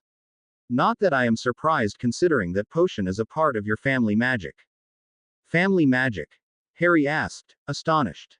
My dear boy, do not tell me that you do not know that your family had some extraordinary potioneers. Your grandfather had invented the Sleekeazy's potion, which is easily the most selling potion for hairs. It is heavily used by witches and wizards alike for getting shiny hairs, the mystic told him, and one of your ancestors had invented the Skelegro, which still brings in hefty royalty to your house since the patent over it has never been sold. There have been few more dangerous potions which they invented. Harry was surprised to say the least, but I thought my family was all warriors. That my family magic was related to battle magic. Prathyman chortled. The Peverells were mages, Harry, and they had battle magic as family magic which became a part of Potter family magic, but Potters were more than warriors. They have been potioneers, aurors, and one or two of them have been minister of magic in their day. Can you tell me more about my family magic? Harry asked eagerly. The mystic shook his head. I do not know all about it, Harry. I know about the potion thing because your ancestors have portraits in the halls of the Potions Guild of the ICW, which is the highest authority for potioneers in the world. Guruji informed us to teach you these subjects which would help you when you delve into your family grimoires. I sincerely hope that one day you will invent a potion of your own. As Harry left, his mind was buzzing with the information the mystic had given him, but he was determined to do well. He finally had found something to strive for other than to fight for survival against Voldemort, and he was going to do his best. Next up was sword instruction. Anil had him repeat the exercises of the previous day until he could treat his sword as an extension of his arm. He practiced swinging for about 30 minutes when Anil declared him to be satisfactory and started teaching him the principles of sparring. Whenever you are in a sword fight, remember to keep the blade away from your body and keep moving so that your enemy is not able to guess what you would do. If you have to clash sword with him, do not clash the edge of your sword with his but the flat of the blade, for this will prevent your sword edge from denting. Goblin-made sword is hard to dent, but there is no harm being cautious. Never grip your sword too rigid, but do not hold it so loosely that it would slip from your hands. If your opponent is ready to strike, parry his strikes till you can see your opening. Never drop your guard and don't be oblivious to your surroundings, the mystic said patiently while Harry decided that he would never again call Professor McGonagall long-winded after hearing the mystic go on and on. After sword practice, Harry made his way to the kitchen. When he arrived, he sat down next to Harsh. Remembering the incident from yesterday, he sat cautiously and cast the detection spell before he picked up his goblet to drink. As he put it to his lips, he felt the air rush around him but paid no heed to it. As he took his first sip of water, his skin had adopted a greenish tinge and his hair was growing at an alarming rate. He looked at Harsh who was laughing and sighed, "Guruji, what was this?" In between his laughter, Harsh said, "Sorry Harry. I could not avoid pranking you. I distinctly remember that I had promised to make a prankster out of you. I was elated that you checked the food and drink, but as you drank, I simply enchanted the goblet." Harry grimaced as he remembered how Harsh has accepted Sirius's challenge. This was going to be a very long summer indeed. As Harsh dispelled the jinx, Harry dug into his lunch with gusto. After lunch, he was due for Rachel, who said that she was not pleased with his choice of clothes. While Muggle clothes were good and comfortable, to be a lord and to maintain that persona, he should wear his robes and a cloak. She even directed him to dress up whenever he came up to visit her. She also took an issue with his chicken scratch handwriting. She gave him some quills and calligraphy book and told him to practice his writing. A lord should not write as if he is barely literate, she admonished him. She told him about the duties of a lord and how he should behave in certain circumstances. Worse still, she ordered him to practice his manners whenever he came to visit her. When he entered the runes classroom, he found that he was the only student there. When he asked the mystic, he was informed that Harsh had told him to keep his classes separate from others. The mystic followed orders without questioning. As he sat, the mystic started asking him questions about the Elder Futhark, showing him runes and asking its uses. Harry had read ahead and with little difficulty was able to recall everything that he had read. But he still had to work to remember everything. His respect for Hermione grew, who was able to store so much information into her head with apparent ease. As the class progressed, the mystic showed him the 7 languages which were ordinarily taught at Hogwarts and asked him to study them in his own time. Harry was fine with that, except that the mystic wanted him to learn the Brahmi symbols, which Harry remembered was the language in which Harsh had drawn the runes in Longbottom Castle. While he found those symbols to be strange and hard to learn, he delved into it wholeheartedly while deciding to study the other 6 languages as soon as he could. He felt that he should have taken runes as his elective with care of magical creatures. Runes would have been a better use of his time and he would not have to put up with Sybil Trelawney predicting his death every time he stepped into her class. "Harry, do you know how much difference a language can make?" the mystic Pawan asked him. Harry said, "I think it makes a lot of difference because even if we speak English, we use Latin to cast our spells." The mystic beamed at him. "Your basic understanding is good, Harry. The magical the language, the powerful the spell is. When you cast spell in some different language altogether, it becomes extraordinarily powerful. Even a simple incendio in Parcel tongue would be like fiendfire. Similarly, Sanskrit is a language where a different word can cast something more sinister. For example, you can cast incendio with pavasam, fiendfire with davanalam and hellfire with narkagni." What is hellfire?" he asked hesitantly. "It is a fire which is equal to molten lava in hotness, cannot be fought with and devours anything whether mundane or magical. There is no protection available against it and only those with extreme control over their magic should ever try to cast it because it will bring ultimate destruction if it ever gets out of control." The mystic explained grimly, "It usually devours the caster first because only he can have some degree of control over it. With the caster removed, think of it as a beast left to run amok to maim or injure people and there is no one who can subdue the beast. However, I must caution you that no one except you or anyone nearly as powerful as you can cast this spell, therefore keep this to yourself." Harry visibly shuddered and nodded in agreement, knowing the mystic made sense since he himself was uncomfortable to know of the spell. This was the first time that he heard of something which was fascinating yet deadly. In that moment he appreciated that the mystics had erased such knowledge from the general world, or people such as Malfoy would have burned it down twice over. Here, the mystic tossed a book to him, this is a book of some deadly spells which only we know of and now you do. These spells are in Sanskrit, so you would have to learn the language to be able to perform them, but after you become proficient in wandless magic, I believe language would not be barred to you. But for the sake of Merlin, do not share that book with anyone. There was a mystic once who sought to run with it and rule the world as a dark lord. What happened to him? Harry asked curiously. You do not want to know, the mystic said cryptically. Just be assured that things did not turn out well for him when 100 mystics were hunting him down. After we were done with him, no part of his body was left whole.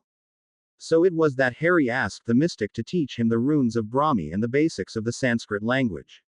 While this was not mandatory, Harry thought he could do with learning the said language, which would benefit him in the long run. When he was dismissed from the runes class, he went into the transfiguration class. He found Ambar in a jovial mood, which immediately put him on his guard. In all his experience, a jovial teacher usually meant trouble for him.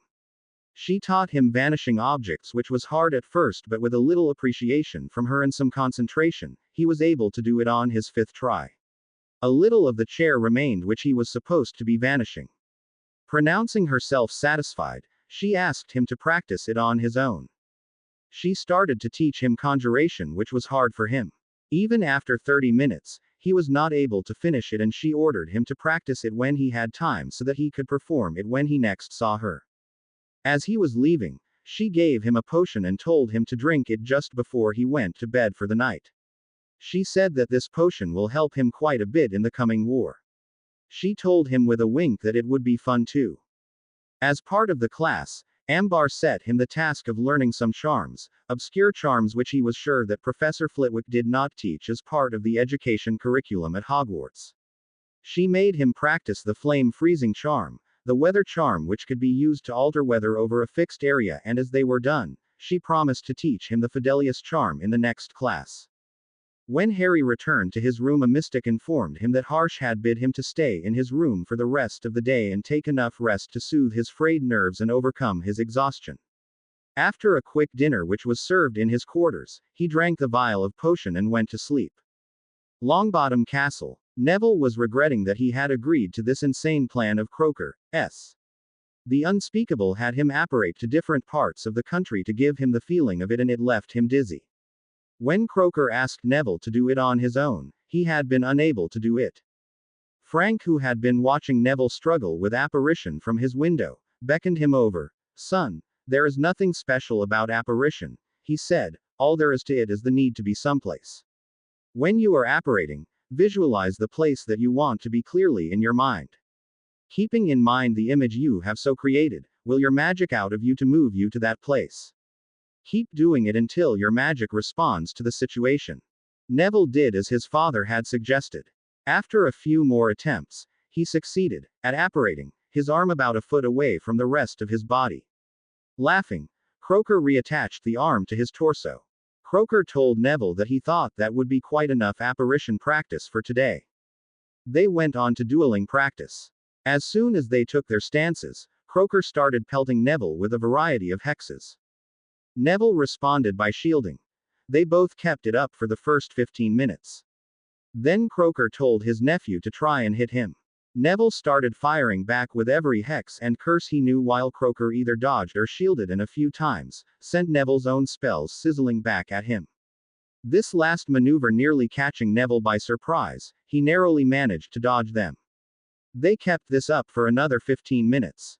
Finally, Croker called a halt to their dueling practice. He told Neville to practice his shielding with the practice dummies he provided. Croker's practice dummies were not just roughly man-shaped blocks of wood. They were animated and fired off spells at a fairly impressive rate. Neville had to dodge or shield just as he would against a live opponent. Later, he was making his way back to Frank and Alice, battered and bruised, when he saw a regal-looking owl winging its way toward him. When the owl landed on his outstretched left arm, Neville found that it was carrying a scented parchment. While he was mystified as to why anyone would send a letter on scented parchment, Alice giggled and Frank smiled knowingly. The contents of the letter were nothing more than a friendly letter from Hannah Abbott asking about his holidays, what he was up to, and other related things. While he saw nothing overt in the letter, his parents' reaction said otherwise. Neville tried to understand what he was missing. He would have to ask Susan what her best friend was up to. The Burrow. Ronald Weasley was having the most tiring summer of his life. He was studying without Hermione being there to pester him or to help him for that matter. So far, he had learnt a little of potions, practiced most of his transfiguration work, was about to finish his charms and had been learning some spells from Bill which he knew not everyone would know. Bill was also teaching him runes and he was sure that he would be able to learn enough to obtain an owl at the end of 5th year. It was likely that he would have to ask Hermione for help, but didn't he always end up doing that? Bill had laid into him that he needed to take his studies seriously and not look for easy grades, which made him change his mind, and he was now trying for runes. When he was not studying, he worried about Harry. Harry had not written him a word and he did not know where his best mate was. He only hoped that Harry Potter was safe wherever he was. He had abandoned Harry once. He would not do so again. Bones Manor. Susan Bones was in agony from all the hexes she had to endure at the hands of Amelia. Her auntie was being worse to her than the most tough drill sergeant, and had been subjecting her to tough exercises which she was sure was part of the standard Auror training. She had yet to touch the Bones family grimoire. Auntie had made it clear that the family magic would have to wait until after Amelia was sure that Susan was ready. When she was not training with her aunt, she was camping in her family library from the time that she had taken airship and was learning a lot more than was usually taught at Hogwarts. Hogwarts did not teach them the more lethal spells, and the books in her library were full of defensive magic. Susan's mind was reeling from everything that she had been learning. Her auntie had pointed out a few books to her. She was to read and learn the spells in those books and have them committed to memory in the next 4 days. When she was teaching her, Amelia did not appear as her jovial auntie when she taught her, but as the head of the DMLE who had been a decorated Auror in the First War, one who had lost everything in the line of duty. Amelia had also asked her to read some dark magic spell books. When Susan inquired why, her aunt responded by saying that it is easier to defend when one knows what they are defending against. It was sound advice and Susan agreed with her. If she knew what was being cast at her, the chances of her survival increased that much. She will be ready when the war comes. Black Town House. Hermione Granger was furious. The pranks had been escalating every day and no one was spared from them. This morning, as she had entered the library and opened a book for reading, she found that the book was empty. She picked up another and found that the words from that book were running away. As she followed the trail, she found that the words littered the ceiling and were dancing in patterns. Cursing the prankster, she left the library to find Moony. He was able to undo the prank after some serious spell casting. With the words back in the books where they belonged, she happily grabbed a book on transfiguration which she had never read and got to work, learning the spells. Ginny joined her, eager to learn and asking Hermione to teach her. Hermione invited Ginny to pull up a chair and the two of them worked on learning everything the books contained. Voldemort was always on about mudbloods and blood traitors. When the war comes, Ginny and her family would be just as much at risk as Hermione. There would be nowhere to run, nowhere to hide. So, when the war does come, they would be ready so that running and hiding would not be necessary. Adreshporum. Harry was dreaming a vivid dream where he was standing on the edge of a mountain and looking into the valley below. The view was simply amazing, but the ground beneath his feet seemed closer to him than usual. Had he become a dwarf sometime during the night? As he was pondering over the thought, he nudged his right paw with his head. Wait, paw. He did not have paws and certainly he had no fur on his body. As he looked, he found that instead of his hands, he had 2 limbs which belonged to a cat. Freaking out, he started running around and all the other animals ran away from him. He was some kind of predator, that was for sure. As he reached a pool of water, he looked at his reflection and instead of his face he found 2 emerald eyes looking at him from the head of a beast, perhaps a leopard. There were even black whiskers like his hair. He suddenly felt the urge to roar, and what a mighty roar he had. His voice seemed to reverberate and echo back from his surroundings and was magnified tenfold, making animals run and birds fly away in confusion. He again saw the distinct owl which locked eyes with him and showed him the visions, which he had seen before. Panicked, Harry started running away and suddenly he felt someone shaking him. Harry woke up and saw the sun shining through the windows on his face. As he sat up, he found that it was quite late in the morning and Vari had not come to wake him up today. Taking this as a blessing, he tucked into sleep again, but the pain from his body made it hard for him to sleep. His muscles were aching and his head was throbbing, and he remembered the dream vividly. As he became aware of his surroundings, he found the gray-eyed Ambar looking at him with excitement and amusement etched on her face. "Good morning, Harry," she said happily. "I take it you had some interesting dreams." "How did you know?" he asked suspiciously. "Of course I know. It happens with everyone who has the capability to become an animagus.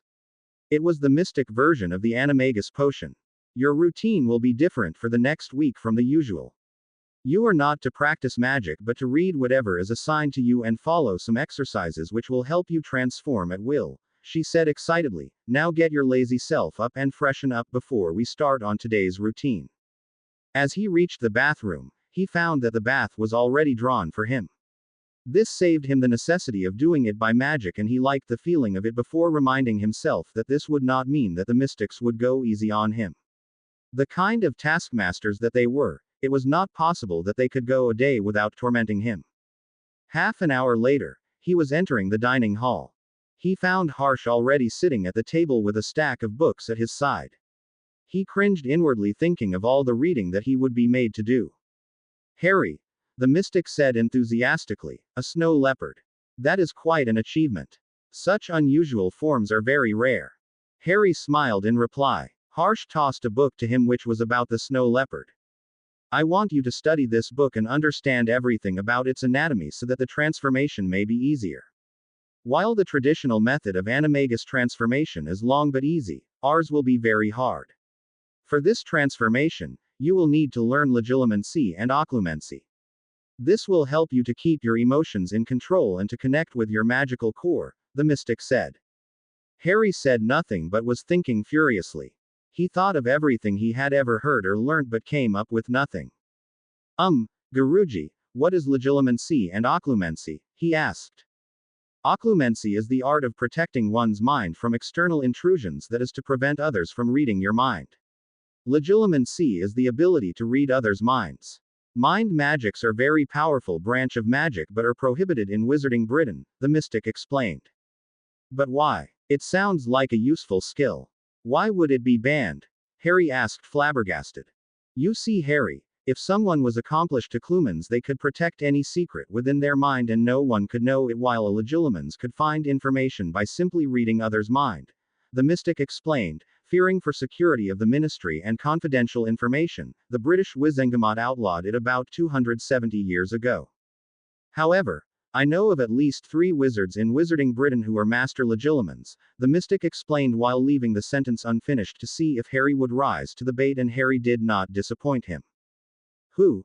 he asked curiously. "Albus Dumbledore, Severus Snape and Voldemort," the mystic said while watching Harry's face intently, which seemed to be changing expressions at a fast pace. Harry was thinking of those instances where Snape would accost him whenever they were up to something, and he had even thought once that perhaps Snape had the ability to read minds. How right he had been. "The heirs of pureblood families were taught occlumency," Harsh continued, "so that the family magics could not be stolen from their minds, and are still taught to that effect by their head of houses, but it has been outlawed for the general public. You would not find a single book on mind magic anywhere save for libraries of old families. I believe you have one such tome in your library, and I want you to study through the first 3 chapters before we meet in evening to start your instruction in it." "What about other classes?" he asked. "You will continue attending runes as usual because Pawan does not require you to use magic yet. However, practical classes for transfiguration, charms and defense will be suspended for a week. You will still continue your physical exercises and your sword play and attend Rachel's instructions in evenings and do all she asks of you," the mystic said in a voice which brooked no argument. "Guruji, when I was coming to find a Drishporum from the plains, I met a peculiar owl which showed me some rather disconcerting visions. I experienced a repeat of that encounter during my dream last night." Harry recounted the experiences with the owl to the mystic, who looked deep in thought. "That was a Pravira Karna owl, Harry, and I believe it showed you glimpses of future," the mystic said. Perhaps it is time for you to visit Vera Mahir, who is rather anxious to meet you. Vera Mahir? Harry asked. You mean your seer? Yes. Harsh raised his eyes. Is there a problem? Harry shook his head, but he was apprehensive. He was wary of divination after putting up with 2 years of Trelawney predicting his death every time she saw him, and he had been freaked out when she went into one of her trances and gave the prophecy about the Dark Lord's servant returning to him, which could have been serious, but turned out to be Wormtail. He apprehended that since she was half seer as Harsh had told him and was mad, Vera Mahir, who was a seer, would be more so. Harsh led him out of the settlement and directed their steps toward the peak of a nearby mountain. As they kept walking, Harry could not help but ask, Guruji, where are we going? Vera Mahir is a recluse, Harry. Seers often stay away from the general population because it overwhelms their inner eye. They often feel disoriented if they live in populated areas. I believe Sybil Trelawney lives in that class of hers all the year around so that nothing would cloud her inner eye, Harsh explained. Seers prefer as little company as they can manage. Vera Mahir would go insane if he were to live in Addersporum, so he lives in the mountains away from us. Very rarely he comes down, but when he does, it is matter of utter importance, like when he told me to offer our assistance to you. Harry nodded his head and kept walking in silence, trying to picture the seer in his mind. After around an hour they reached a cottage that looked like it was on the verge of falling down, situated in a copse of dense trees. At Harsh's insistence, he entered first and almost fainted as he crossed the threshold. This place was overwhelming on his magical senses. Perhaps this was like drinking in power for a house elf, he mused. The seer was seated on a blanket spread on the ground, his legs crossed and wearing just a piece of cloth around his lower body as he had seen many of the mystics do. He was impossibly ancient, with wrinkles crisscrossing his face to such a degree that it was hard to make out his individual features. His honey brown eyes were twinkling with such intensity that he would have made Dumbledore jealous, and he had a dense beard white as the snow but not as long as Dumbledore's. Harry Potter. The seer said in a firm voice which surprised him, we meet at last. I had seen a long time ago that you would come to see me. Harry was not sure what to say until Harsh prostrated himself before the seer, touching his feet in reverence, and the seer touched his head fondly and muttered, Ayushman Bhav, may you live long. Not knowing the protocol, Harry followed suit, and when the seer touched his head, he felt like a warm surge of magic had passed through him. This was not uncomfortable in any way, but it was a curious sensation. He shelved the question to ask later. The seer directed them to sit on the mats kept around him on the floor, and Harry sat like the mystics did. Harsh turned to the seer. Guruji, Harry here had a peculiar dream today, and he already had a brush in with a Pravirakarna owl. The owl showed him some visions which have him worried, and he wanted to ask their meaning. The seer smiled serenely. That is understandable. Our thirst to know our future and to do things that would benefit us is human nature. What do you remember, Mr. Potter? Harry kept silent for a minute, recalling all the details of the flash he had where he was flying on his hippogriff to battle.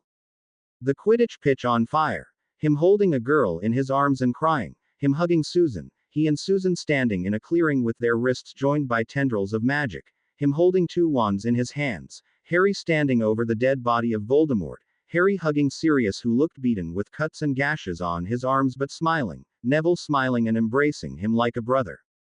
The seer sat in contemplation for a minute. The owl showed you the future, Mr. Potter. The flashes were of some incidents that would come to pass in your life in near future or maybe distant future. The people that you saw in those flashes will be instrumental to your life soon. But what do they mean? Harry asked eagerly.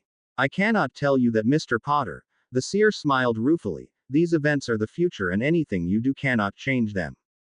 The future has myriad of ways of coming to pass. But, Harry tried to protest when Harsh nudged him to keep quiet. I can understand your desperation, Mr. Potter, but despite doing everything, we cannot change the future, can we? The seer asked him. When Sybil Trelawney gave you the prophecy, did she not prophesy that Voldemort's servant would escape that night, and he did despite your best efforts? How do you know about that? Harry asked, surprised. The seer chuckled. Mr. Potter, I have been keeping a watch over your life ever since Voldemort marked you as his equal. I had to, because I knew of the prophecy about you and him. Harry sat quietly while he digested the information being given to him. As he did, he remembered something Harsh had told him when they were visiting Longbottom Castle. He turned to the mystic. You said there are seers at Hogwarts, with the Pottle twins being two of them, and there is a third one. You did not tell me who the third one is. Harsh smirked. No one is privileged to information just because it exists. You will have to work for it. Harry pouted, but the mystic did not budge. As they took their leave and were some distance away, he asked the question he had shelved for later. Guruji, when he touched me with his hand, I felt a warm rush of magic in me. What was that? Harsh smiled. When he touched you, he showered his blessing on you, which are positive energies, so your magic reacted in the same way, giving you a warm rush. However, if it was a hostile touch, you would have felt pain, which would tenfold in intensity than the pain from Cruciatus. Harry shuddered, having first-hand experience of Voldemort using that very curse on him on the night of his return. There is energy flowing in body every time, and when we touch someone's feet, we transfer some of that energy into us by willingly doing so. Harsh ended his explanation. As they entered the settlement, Harsh just disappeared, leaving Harry wary. Cautiously he strode towards his room when he had to suddenly jump aside as a stunner flew past him. He looked around and 4 mystics were starting to surround him. He flexed his wrist to take out his wand, and to his horror he found that his wand was not in his sleeve. He remembered that he was not allowed to use magic for a week. As he tried to dodge their curses, they just kept coming. They fired all kinds of curses at him: stunners, petrification hexes, stingers, disarming hexes, and some he did not know. He was too busy trying to get away to safety when he failed to notice a bludgeoning hex which hit him in his ribs, making him growl. As he was reeling from the effects of the hex, several more connected with him. Harry was angry now, his magic oozing out of him and forming a dark aura around him. He tried to do some accidental magic but failed. As some more hexes hit him, he let out a huge leonine roar and started writhing on the ground. He felt his hands elongating and thickening into paws, fur growing on his body morphing into an animal he vividly remembered from his dream. As his transformation finished and Harry Potter was replaced by a snow leopard, each mystic cast a different spell and immediately petrified him, binding him in chains before he was hit with a spell which started to calm him down, and a stunner knocked him out cold. Greengrass Manor. Cyrus Greengrass was in his study going over some of his plans for his business when his house elf popped in. Headmaster Dumbledore is here, master. Take him to the parlor. Moppy. Tell him I will be along shortly, he said, and collecting Roxanne and Daphne he went to the parlor where Dumbledore was sitting with a somber expression on his face. As Cyrus entered, Dumbledore stood and shook hands with him. Lord Greengrass. Next he pretended to key Roxanne's knuckles and gave a respectful nod to Daphne. Chief Warlock, how may the ancient and most noble house of Greengrass serve you? He asked in his formal manner. I am not here as Chief Warlock today, Lord Greengrass, Dumbledore said, but as the leader of the Order of the Phoenix. And how can we help the Order, Headmaster? Asked Roxanne. This year things will be tough at Hogwarts with Voldemort. Everyone save him shuddered back, and the children of Death Eaters in Slytherin House will try to divide the school. I wished to enlist Miss Greengrass's, he pointed to Daphne, help to ensure that no such division happens, he informed them. No, Headmaster. I will not risk my daughter's life, Cyrus retorted. We are supporting you in the war, but I am not involving my children in the war. Roxanne put a hand on his shoulder, calming him down. I do not want you to do that, Lord Greengrass. I just want her to spread the word to like-minded housemates that the light side will protect those who are willing to come to this side, Dumbledore explained. Daphne was thinking about everything that was being said. It was true that bigotry ran rampant in the house and it could do with a change of leadership, but no one would listen to her. Perhaps, if Harry Potter was willing to endorse her words, they may find some support. This was a plan that would require a lot of time and planning. Cyrus, who had been thinking, turned to Dumbledore. I believe that is possible, but I will not speak for her.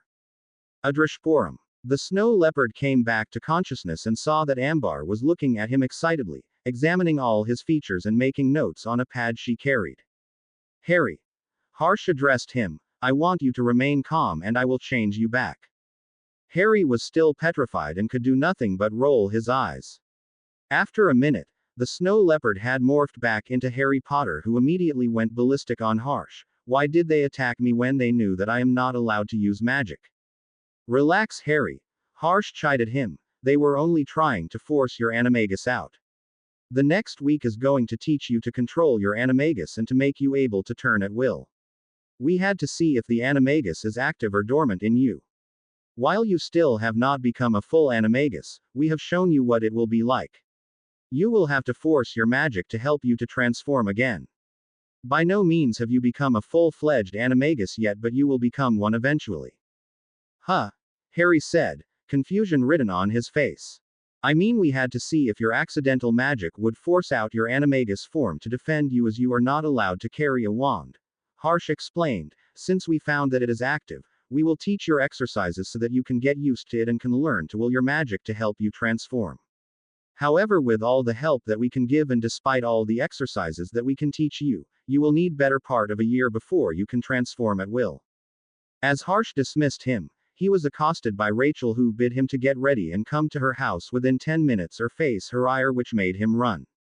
Before his 10 minutes had expired, he was sitting in her house and she was standing in front of him with her hands on her hips, eyeing him critically. As she did not say anything, Harry assumed that he had done okay by her. She was quiet for several minutes before she asked him, "What do you know of betrothal contracts, Harry?" "Betro? What?" he asked, making her giggle.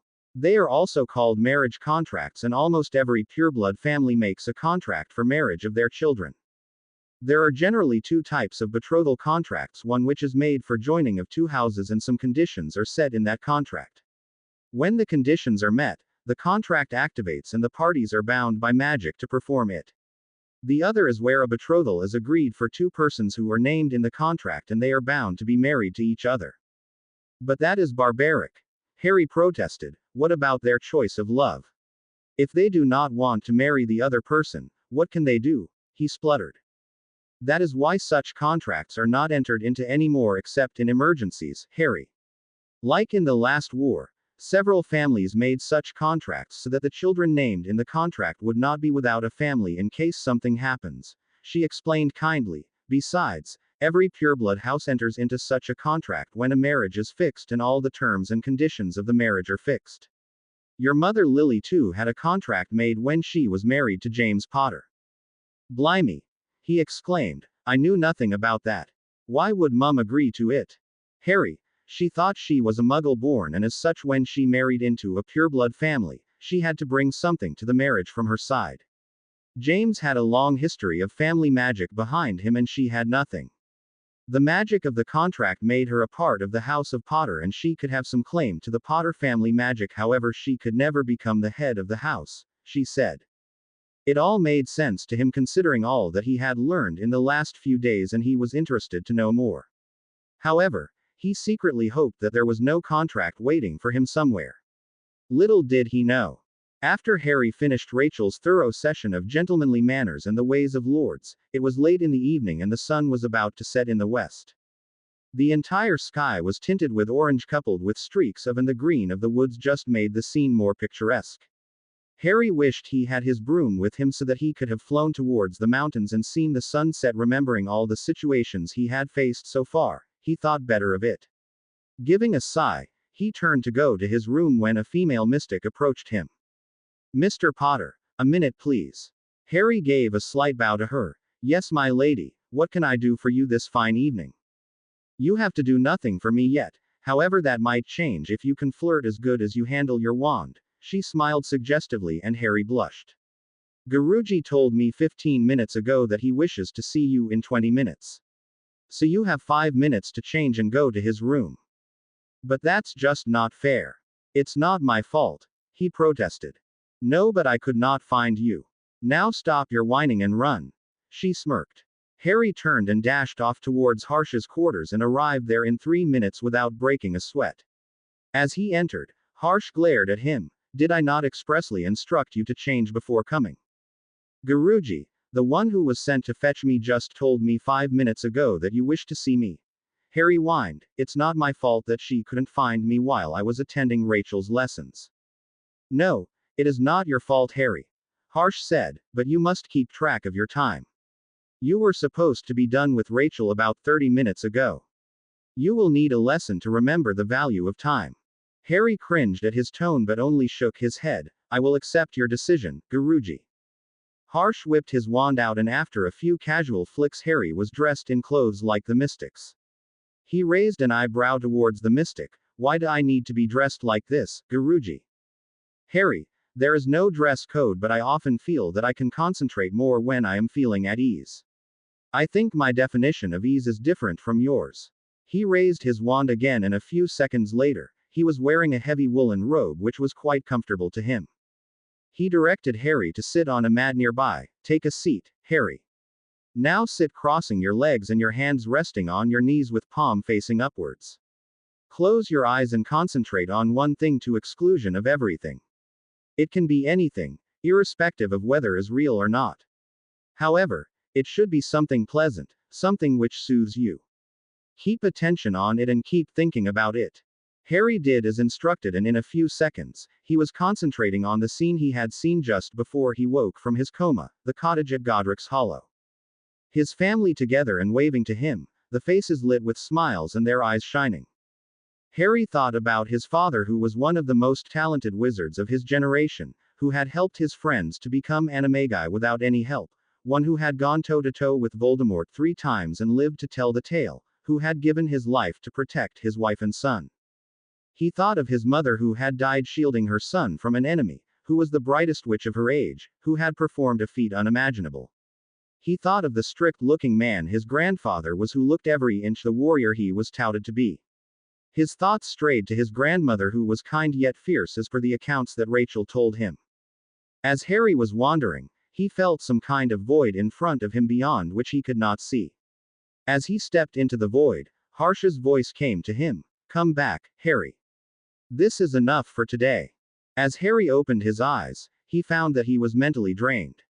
How long were we doing that? He asked. Just over an hour. Harsh replied. What did you see?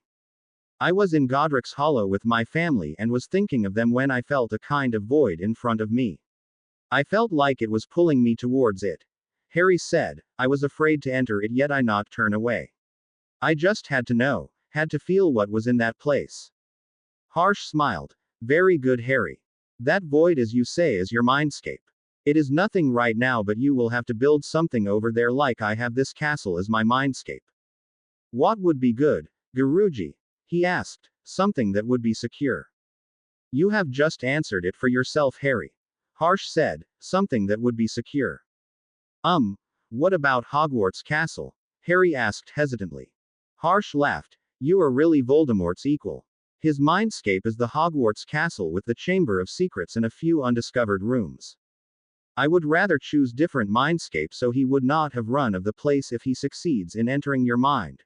Harsh said. Now Harry, you are to do this exercise before you go to sleep and with different thought. Maybe some idea would come to you about your mindscape.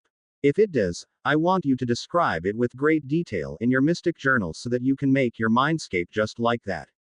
Harry nodded and was about to leave before Harsh started again. As soon as you are done with your dinner, you will report to Pashupati in the stables. He has some job for you as your punishment. This was the first chance and it was not intentional. I am going easy on you and letting you escape with minimum punishment. Harry nodded his head in agreement and left for his room. After half an hour, he was standing in the stables where Pashupati was waiting for him. First you are to untether your hippogriff and take it to a ride. After you are done with that, you will help me find some wand wood in the woods. He tossed an ordinary wooden staff to him. Keep it when you are up in the air. Who knows what you would find? Harry untethered his hippogriff and he brought him out and was petting it when Pashupati growled. Who would put the tack, Harry? You intend to ride bareback. Shrugging, Harry went to the store room which was at the side and took out the tack he remembered using earlier and set to work. After 10 minutes, the beast was saddled and Harry mounted it. As he petted its side, Black Storm extended his mighty wings and ran outside. In a few minutes, Harry was soaring in the sky, exhilarated by the rush of air through his hair when he noticed a squadron of winged horses flying towards him. They all had men with swords mounted on them and when they neared him, they moved to the attack. Harry dived hard and as he was leveling the hippogriff, he found that the attackers too had dived with him. Knowing no way out, he started maneuvering the hippogriff in midair, making it fly in unpredictable patterns while he tried to make it to the ground. However, his pursuers seemed to know his mind and they kept blocking him at every turn. It frustrated Harry because he knew that if he was allowed to do magic that he could have escaped easily. He remembered that the staff which Pashupati had given him was strapped at his back. He loosed the staff, then wielded it as he had learned to wield a two-handed sword. The staff was a little longer than his practice sword, lightweight wood and was sturdy. As the first attacker came into range, he swung the staff with all his might and clipped one wing of his opponent's horse, forcing him to descend. The other attackers immediately started keeping their distance from him, but not allowing him to escape. As he was getting tired, one of his opponents suddenly attacked him, and it was only with the quick reflexes of his hippogriff that the attack was rendered futile.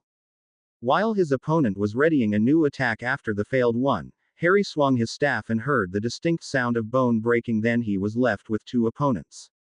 They decided to attack him together, and soon, he was facing dual attacks.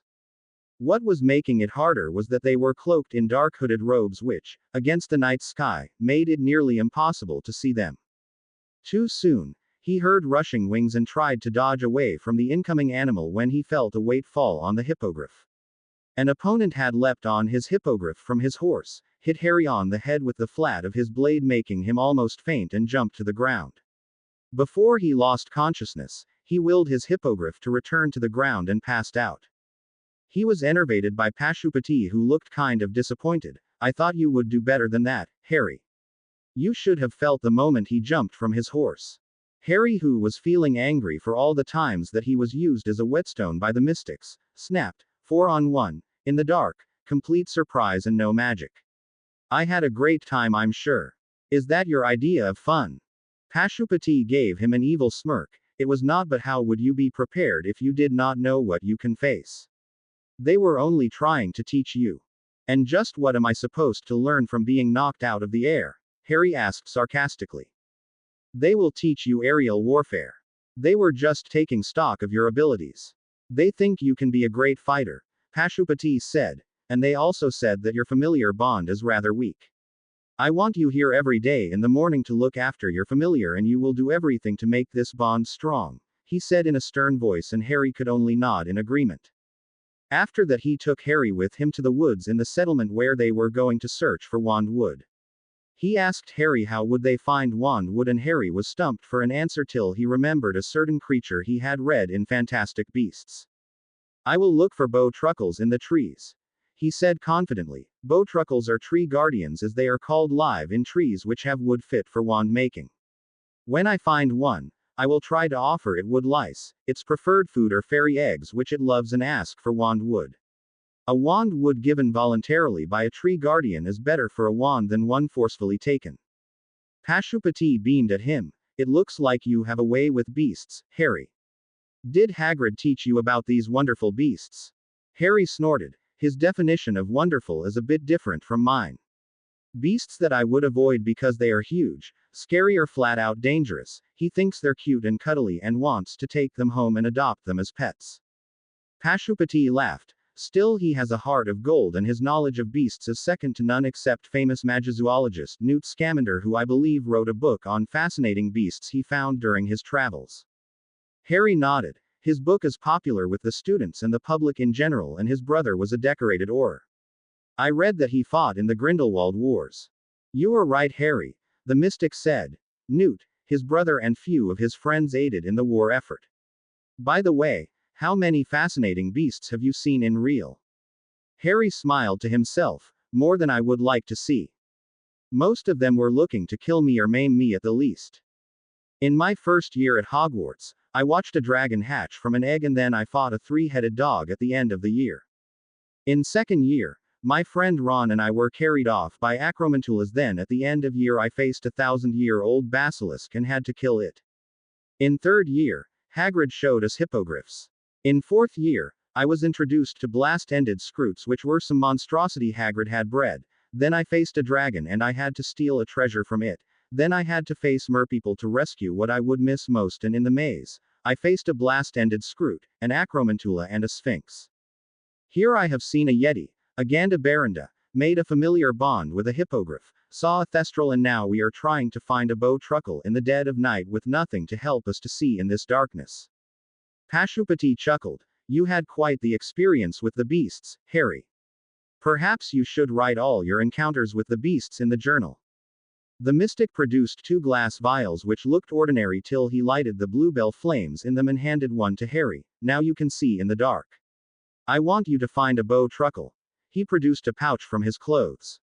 Here, take this batch of doxy eggs and offer them to the bow truckles and appease them to give you wand wood. An hour later, Harry had an armful of wand wood and he returned to the camp with the mystic, who promptly dismissed him. As Harry returned to his chamber and lay on his bed, he started thinking of a suitable. His concentration wavered and he went into his library to find a book which might help him a little. He found a curious little book about mindscapes which was handwritten by Archibald Potter titled Mind Magics, the Magic You Should Be Afraid of. There was a chapter in the book which discussed was even a detailed description by the author of his own mindscape. My mindscape is the Potter Castle, which used to belong to the Peverells before the line was merged together. The castle is easily the size of Hogwarts, though not as grand. It is 3 stories tall and sprawls over an 100-acre field. There are also the adjoining grounds, and the is situated somewhere in a valley in the Highlands in Scotland. The castle is surrounded by every kind of ward available and sits on 4 ley lines which keep the wards charged at full power. The woods are as dense as the Forbidden Forest and all kinds of creatures live in it. The most delightful thing is the river that flows through the property and is a home to a tribe of merpeople. Harry kept reading the description till he fell. Didn't take long. He was mentally and physically exhausted from all the lessons and activity of the day. Ministry of Magic. Amelia was in her office doing some paperwork when her secretary came in. Mr. Black is here to see you, ma'am. Send him in, she said wearily, having been tired of the ordeal that the day had been. Earlier in the day, the Wizengamot, in an emergency session convened at her behest, tried Dolores Jane Umbridge on the charges of unauthorized use of dementors, muggle baiting, possession of Class B non-tradable artifacts in the form of a handful of blood quills, and for some other crimes that she had confessed under the effects of. The entire Wizengamot seemed to despise her for some reason, and with the minister leading the mob demanding her head on a platter, she was sentenced to the Dementor's key. Sirius Black entered the office, looking every bit the regal man that he was, adorned in expensive robes which screamed wealth, a cloak billowing out behind him and a smile gracing his face. Amelia, he said, taking a seat across from her place at her desk. Sirius, she replied with a nod. How can I help you? I have come to request that you have my wand brought up from the archives, he said. The one I am currently using did not choose me and I find it hard to use it while doing some intricate magic. Amelia sighed. I am sorry, Sirius, but your wand was destroyed. I spent several days scouring the archives, looking for it, before Proudfoot informed me that Cornelius had it snapped when you escaped Azkaban.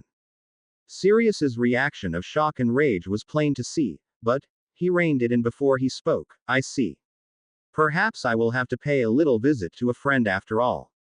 He left Amelia to go down to the atrium when he collided with someone who snapped at him, watch where you're going.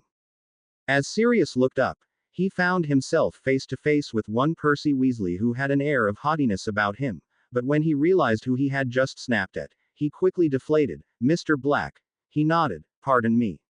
I was not paying attention. Percy then fled as quickly as he could manage without actually breaking into a run. As Sirius was getting down to the atrium, he was accosted by Moody. What are you doing here, Black? As Sirius recounted everything that had happened, concluding with how his wand was destroyed, Moody listened sympathetically, then paused to consider before advising, you'll want to stay clear of Ollivanders. You're not a schoolboy and you'll want something better than an off-the-shelf wand. Get one custom-made. That'll do you right. Sirius nodded and disapparated as soon as he was in the atrium. Cottage on the Hill. Phileas Flitwick was having fun for the first time in decades. This morning he had decided that he wanted to test the students. He put them in teams and jeweled each team in turn. The rules were simple, charms only. As he suspected, none of them had any idea of how to use charms in a battle. So, he was enjoying himself at their expense. First up were Fred and George.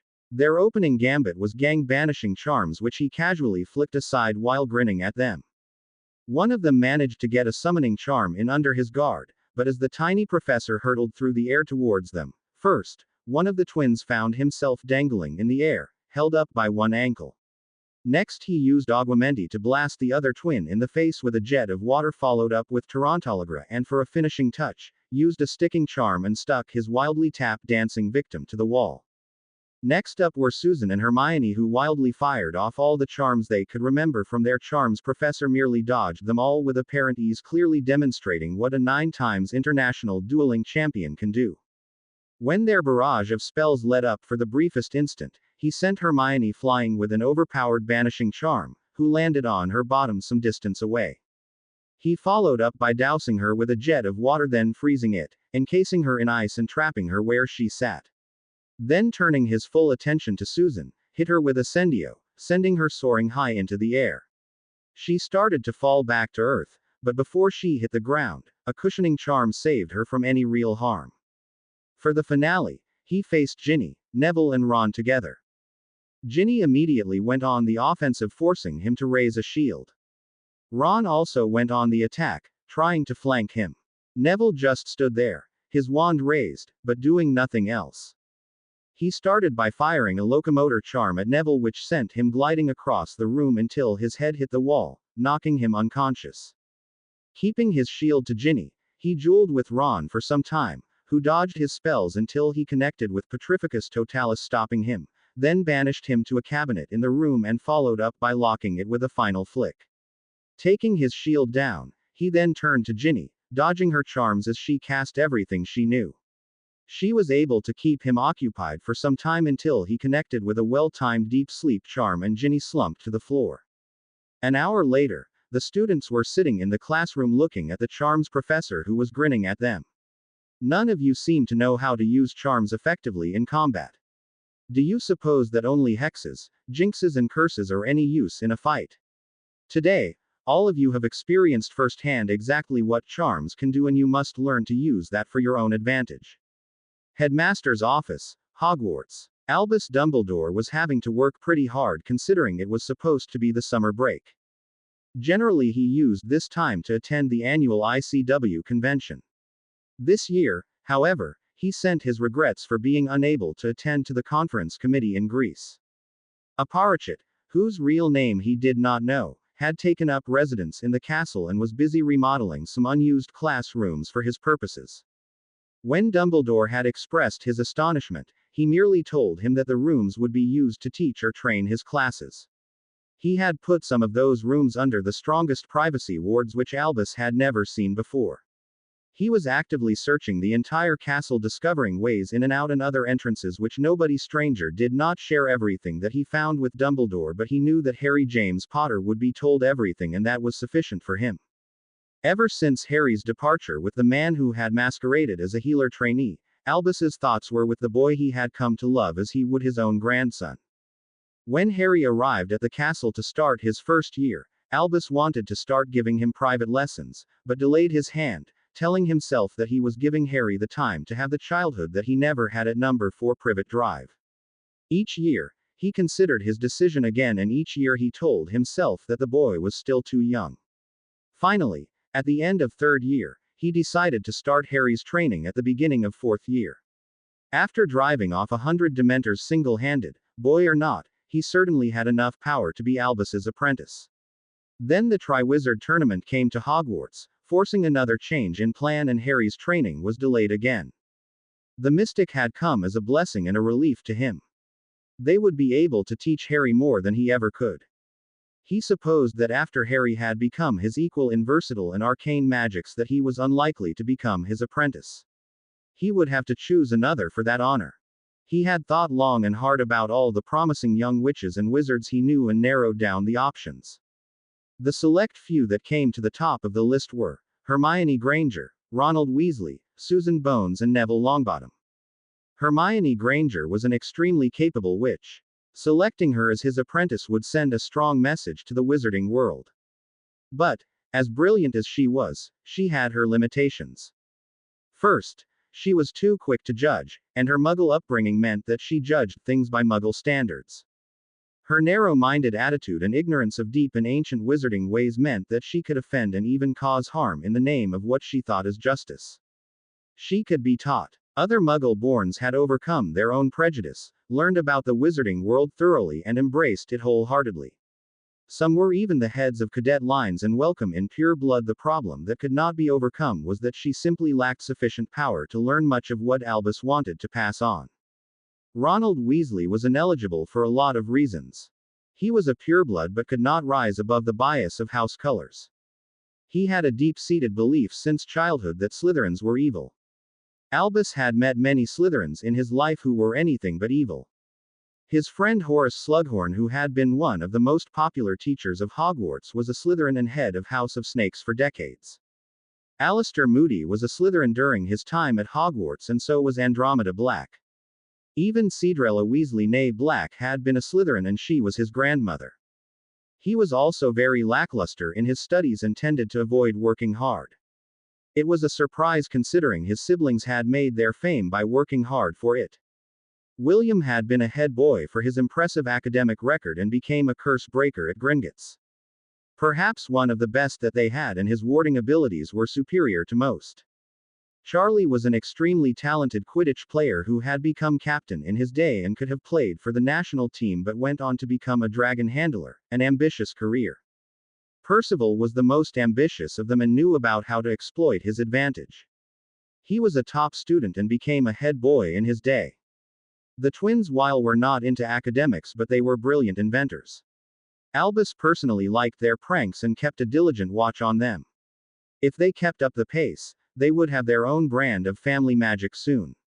Young Ronald had disappointed him so far with his work ethic. He could not be an apprentice if he did not rise above his bias and did nothing to become more studious and hard. He had not yet shown that he was powerful enough to be eligible for the position. Susan Bones was a powerful and resourceful witch, but he did not think that Amelia would allow her to become his apprentice. Besides, he did not know much about her abilities or anything else about her other than her being Amelia's niece. Neville Longbottom was everything he needed in an apprentice.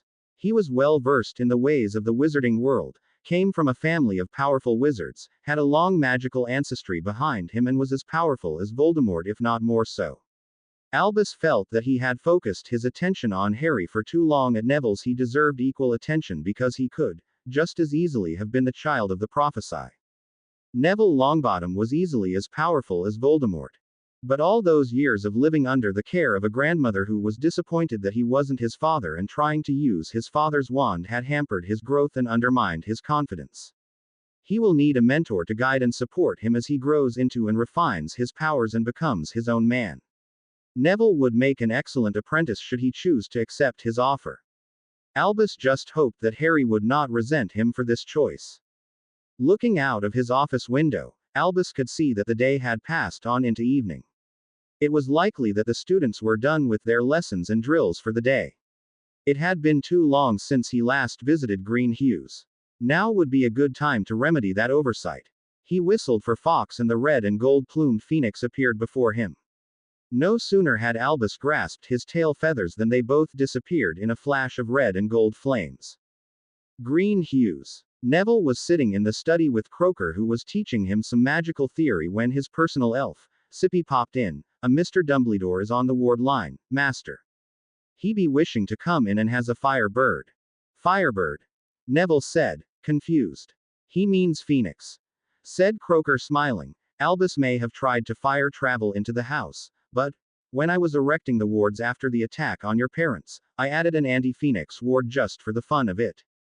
Neville laughed at this. Turning to his elf, he said, "Take him to the sitting room, Sippy. I will be along in a minute." The elf bowed and popped away. Neville turned to Croaker. "A visit from the headmaster. Why do you think he came?" "The only person who understands Albus Dumbledore is Albus Dumbledore," Croaker said. "Whatever he asks, do not commit to it too quickly. For once, keep your Gryffindor trait in control."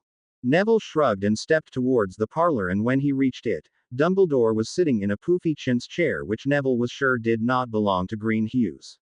Seeing Neville, he rose up. "Good evening, Longbottom and Croaker." Did I come at a good time? Croaker smirked at him. Don't play your games on me, Albus. You never go anywhere without a definite purpose. Maybe you can come to the point instead of beating around the bush. Harsh, but straight to the point as usual, my old friend, Albus said, amusement dancing in his eyes. I had hoped that you would treat me with more courtesy. Croaker sighed. Keep your secrets then. Not at all, old friend. He said jovially. I came here to make an offer to Mr. Longbottom. What offer? Said Neville, immediately suspicious. While the headmaster was a great wizard, he never had much to do with Neville. Everyone at Hogwarts knew that he doted over Harry Potter. So, why the sudden interest in Neville Longbottom? Albus faced him. I will not remain young forever. Croaker snorted, and one day, I shall depart on the next grade as certain knowledge that I wish to pass on. I have to find someone who is worthy, willing and able to be me apprentice. I have carefully considered my options and you, he paused, are my best choice for this role, if you will accept it. So, what say you to my offer, Mr. Longbottom? Neville was dumbstruck. He just stood there for a time with his mouth hanging open before speech found him again. Then he turned to Albus and began, but why me, headmaster? I don't remember you seeking me out for anything. I would be willing to bet that I haven't crossed your mind more than 10 times in your entire life. Albus had the good grace to look properly embarrassed as he replied, it is true that I have dwelt much more upon the welfare of Harry Potter than your own. While Harry Potter's destiny could have been yours and vice versa, still, I followed him more closely because he has a certain knack for being in the thick of things when there is trouble. You have always had your grandmother and Croaker, but Harry had no one until he came to Hogwarts. I paid attention to him forgetting you in the process. But when it came to choosing an apprentice, there were only ever two real possibilities, you and Harry Potter. Croaker, who was silent all this while, said, what exactly is this destiny? Is it about one of the things which falls under my dominion and belongs exclusively to Harry Potter? Dumbledore understood the reference to the prophecy and nodded in agreement. Voldemort's Neville shuddered, decision to choose Harry changed the path of the future. If he had not acted, it would still be open for either of them, but now it is irrevocably sealed with his name. Then Croaker asked the question that Neville was already thinking, why didn't you make this offer to Harry Potter? Young Master Potter's training is already being seen to by certain guardians of ancient magics. When they are done, there will be very little left that I could teach him, but I realized lately that I also have a duty towards Neville who is equally important. Dumbledore explained, besides, one day I will have bragging rights that I was the master to such a worthy apprentice as him. These guardians, just who might they be? Asked Croaker with an eyebrow raised. Someone who can enter and leave your department at any time without you ever knowing. Dumbledore smirked at him. They are a rather obscure bunch and more mysterious than unspeakables. Your lot would look like children and amateurs in comparison with them. Croaker frowned. So, what I heard is true. They have made an appearance again. Dumbledore nodded his head. They have. I would imagine that you would like to get your hands on one of them. Why not offer it to Hermione or Ron? Neville interjected. Excellent question, Mr. Longbottom. I did consider them among others. Since you ask, Hermione Granger would be an excellent choice for an apprentice as a witch with ordinary power. She has an extraordinary thirst for knowledge and a mind which absorbs it readily. Although she is very capable, she lacks the power to use much of what I could teach her. She is also stuck in between the Muggle and the wizarding world. She does not understand the intricacies of our world, its traditions, rules and customs. She does not realize that she cannot live in both worlds at the same time. Neither can she condemn thousands of years of traditions without even trying to understand why they exist. Finally, if she has a belief, she will not be deterred from it whether she is right or wrong. Ronald Weasley has issues with immaturity, insecurity and jealousy. He has a lot of growing up to do before he could possibly be a worthy apprentice. While he was brought up in our traditions and understands our customs, he frowns upon everything that his parents call ways of pureblood tripe. Besides, he is not so overtly powerful as you are. Dumbledore finished his reasoning while Neville sat quietly and listened. Headmaster, I am honored by your generous offer. I request that you grant me time to consider it. In any event, I shall not be able to begin training with you until term starts. Great uncle has just started to teach me my family magics, and that has priority over everything else for the present. Besides, I feel like this summer may be the last time that I will be able to enjoy my childhood. The coming war will take our innocence away, Neville said after thinking for some time. I understand, my boy, Dumbledore said, sounding relieved. I will await your decision, however, for my sake, I hope you will agree. He vanished the chair he was sitting in before taking his leave of them. As Dumbledore left, Croaker turned to Neville. I believe that you will accept his offer. Neville's face looked like he was deep in thought. Only a fool would refuse such an offer. However, I had no idea that he would come to me with it. I never had any sort of help from him before. This is very sudden, Neville concluded. Then, after a short pause, with a puzzled expression, he asked, Uncle, what did you mean by, it belongs exclusively to Harry? That, Neville, is Harry Potter's secret. Croaker smirked. It is his to divulge, or not. Maybe he will tell you. But remember that it is such a secret that it could cost you your life if anyone else knew that you know. Adreshporum. Harry Potter woke up in his room with someone calling his name. As he opened his eyes, he saw Anal standing there frowning at him. Get up, Potter. Dawn is about to break. I want you on the track in 10 minutes. As the mystic left, Harry rolled out of bed, grumbling about the unearthly hours of the mystics. He dressed for physical training and reached the track with 1 minute remaining. As soon as the mystic saw him, he brandished his wand at him and growled, Start running till you drop, and I feel that you are slowing down for a minute. I will pepper you with bone breakers. Harry did not need to be told twice. He headed off around the lake at a dead run and did not slow down until he completed a lap. He quickly picked up the pace again when a bone breaker struck the ground where his foot had been a split second before.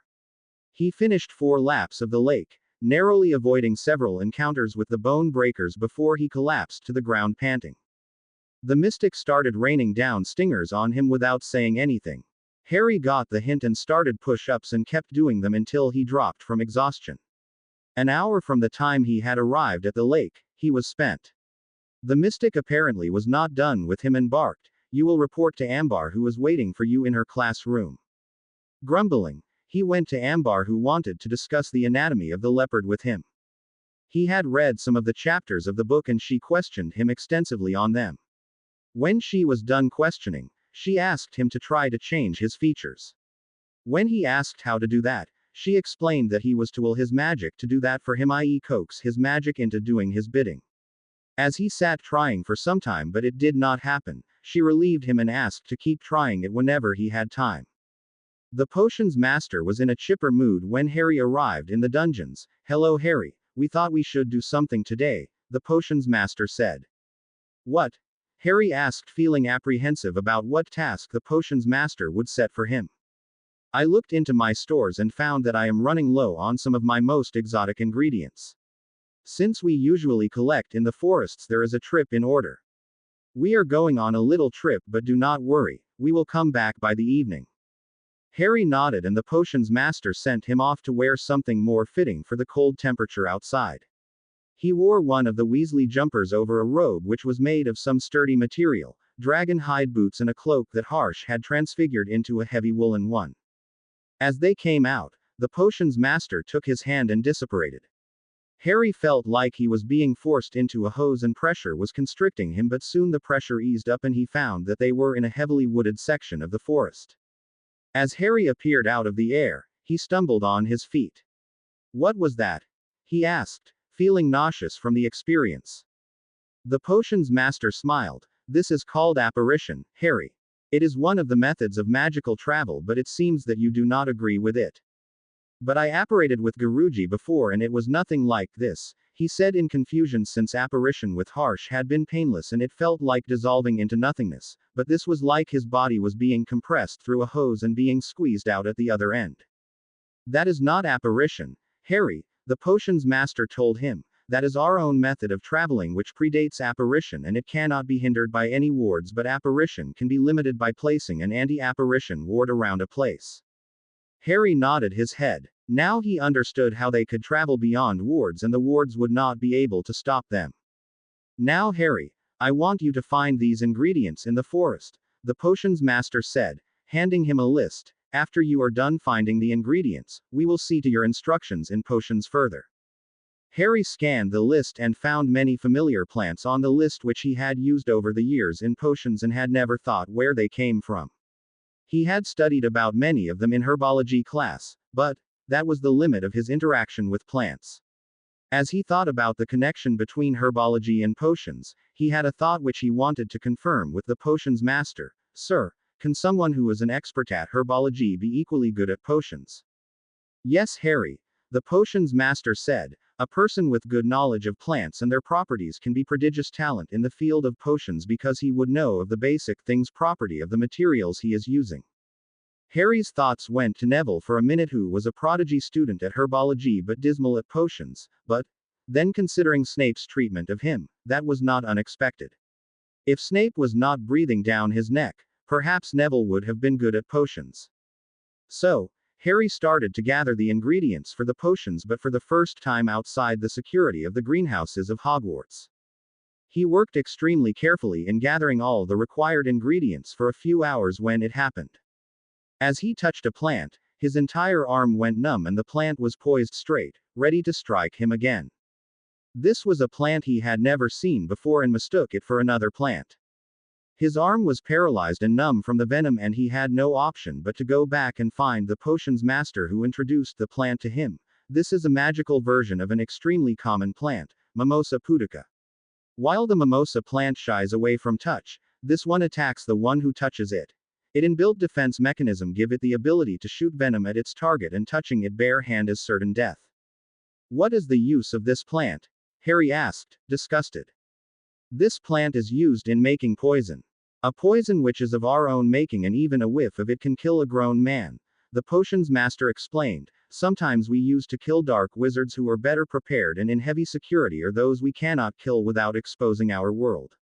Harry nodded in agreement but skirted away from the plant while the potions master simply uprooted the plant, putting a stasis charm on it and slipped it in his robes. Are you immune to its poison? Harry asked curiously. No, Harry. I stunned it before I approached it. The mystic smirked. In stunned state, its mechanism goes inert. Harry could think of a lot of uses for the plant, and he was planning to ask for a sapling for the greenhouses. As he made his request, the potions master nodded. Good idea, Harry. You can take any plant you wish, but before that you have to write a composition about its general qualities, its features, so that I know it would not die due to lack of care. Harry groaned from all the reading they were making him do. So far he had started runes, was reading ahead for potions, transfigurations, charms, and had many other books for defense, and yet more were being foisted on him. So Harry, Guruji has told me that you are learning occlumency and legilimency, the mystic was continuing. Have you had any success so far? Harry shook his head. I just started last night and he tasked me with finding a suitable mindscape. I was reading a book on mind magics by one of my own ancestors where he was describing Potter Castle, but I did not get far before I fell asleep. He gave a good description of the surroundings of the castle, but nothing more in the book. And now you wish to know more? The mystic asked, so that you can see if you can make it your mindscape. Harry nodded in agreement. Harry, while I would not claim to have seen Potter Castle, but as you have a good description of the surrounding around it, maybe you should add other feature to it by yourself. A mindscape is unique to a wizard, and I do not think you want to have one similar to another. Harry could see his point and conceded so. Now Harry, I want you to take the position as Guruji told you and start meditating. As you come to the black void, delve into it and try to imagine a castle starting to build from it. Make the foundations as you want them to be and then add all other features you want in it. Harry sat in meditation as had been taught by Harsh, and after 15 minutes of trying to concentrate, he reached the void. It was pitch black and he could not even see his hands in front of him. He walked further and it felt like walking on air since there was nothing beneath his feet. With every step he felt like his heart would jump to his mouth. He kept walking forward gingerly and sometimes he felt like he would simply fall off. Suddenly he felt a jerk behind his navel and found himself sprawled on the ground. As he rose to his feet, he found that it was not dark anymore but more like a night full of stars where he could see everything. As he looked around, he felt his legs turning to jelly, too horrified to think how he got in front of him was the gravestone marked Tom Riddle. Somehow he had reached the graveyard. As he turned around, he saw Wormtail performing the ritual to bring Voldemort back, who then subdued Harry again and started torturing him under the Cruciatus curse. As he was shaking violently, suddenly he felt a hand on his shoulder and the words of the mystic in his ear, "Come back, Harry. You can get out of there. You are more powerful than him. Fight him and come back." Harry used all his might to throw off Voldemort and ran to where he was sure was the way out. Then he was in the clearing, his body drenched in sweat and the mystic looking at him with concern. "What happened, Harry? What did you see?" the mystic asked, his voice trembling. "You were doing fine till you started shaking violently." Harry looked down, feeling ashamed of himself. "I was in the graveyard." The mystic flinched. "I should have known. I am sorry, Harry. Do you have nightmares often?" "No." Harry shook his head. "I was plagued with them while I was at Hogwarts, but when I returned to London, I have been so tired every day that I don't have dreams of any sort, never mind nightmares." "You will need to see Charek," the mystic said. "He is our healer and he would be able to help you. You should have seen a mind healer immediately after the incident." Harry wanted to refuse but could not, since he knew that the mystic had a point and there was no reason to have unnecessary pain and nightmares when one could avoid it. "Now, Harry, since we cannot get to construct your mindscape right now, perhaps we should use this time to teach you something else," the mystic said. "Teach me what?" Harry asked. "Apparition, Harry," the mystic said. "That will be useful to you. I have heard you make quite spectacular exits out of the flow, so maybe you would be able to avoid all the embarrassment." Harry rolled his eyes and stuck out his tongue to the mystic, who mock huffed. "I guess I can learn apparition," Harry said. "It would be useful in making hasty getaways." So, it was that the mystic sat teaching him apparition, which he found to be hard. The first thing was 3Ds, which he could not understand at all. He knew what the 3Ds stood for: destination, determination, and deliberation, but he had no idea how that would help him apparate. After an hour of fruitless effort, without Harry apparating so much as a toenail, the mystic, who seemed quite fed up, said, "Forget everything I said, Harry. Just follow these steps and it may work you easy." He nodded his head. The mystic pointed him to a cluster of trees in the distance. "Keep that place in your mind, commit to your memory." As Harry did so, the mystic said further, "Now, order your magic to propel you towards it while do not move your body at all. Keep willing your magic to take you there with a sense of urgency." Harry started to try summoning his magic, and after a few moments he could feel his magic responding to him, surging within in waves. As he saw the destination in his mind, he willed his magic to take him there quickly. With a loud pop, Harry Potter appeared at his destination and almost fell over his own feet. The mystic was already standing there beaming at him. "Congratulations, you did it." Harry took a moment to look around himself, not sure that he had really done it, but, after some time there was a little smile at the corner of his lips. "I did it. Now you know how to apparate, Harry," the mystic said, "but there are limits to this. An ordinary wizard can apparate up to 100 kilometers without any real trouble, however beyond that there is a risk of them getting splinched, and that is not something you want to witness. Second, the powerful the wizard, the longer distance he can apparate. Thirdly, you can take someone's side along, but it is not a good idea to take more than 2 people at once because it taxes your magic," the mystic continued after pausing a moment. "Now I want you to practice apparating all around this place and try not to use too much magic into apparating. The more magic you use, the louder the pop. If you can achieve silent apparition, it would be helpful in battle or in making escape if you are surrounded." For the next hour, Harry apparated all over the place, trying to use less energy than he had used before. After an hour of continuous apparition, the mystic asked him to stop and they returned to Adrishporum. Azkaban. Peter Pettigrew was in bad shape. He had been captured by the boy when he was trying to get the jump on him and taken to Hogwarts, and that had been the start of his nightmares. Amelia Bones had wasted no time to dose him with Veritaserum. When he started ranting about his rights, she had grinned ferally, telling him that dead men had no rights.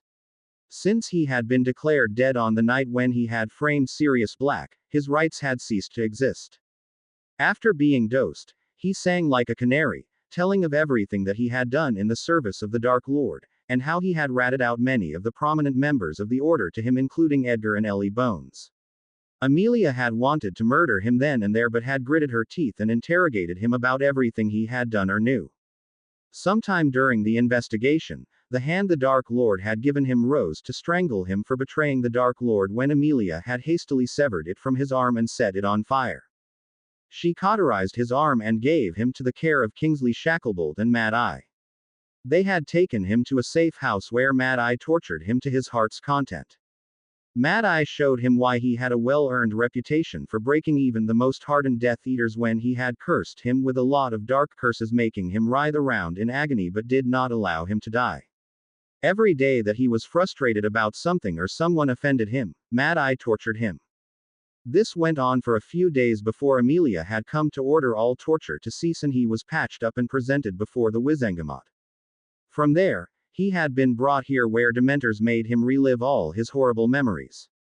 He had been placed in the maximum security wing in one of the topmost cells of the prison where he was subjected to Dementors almost daily.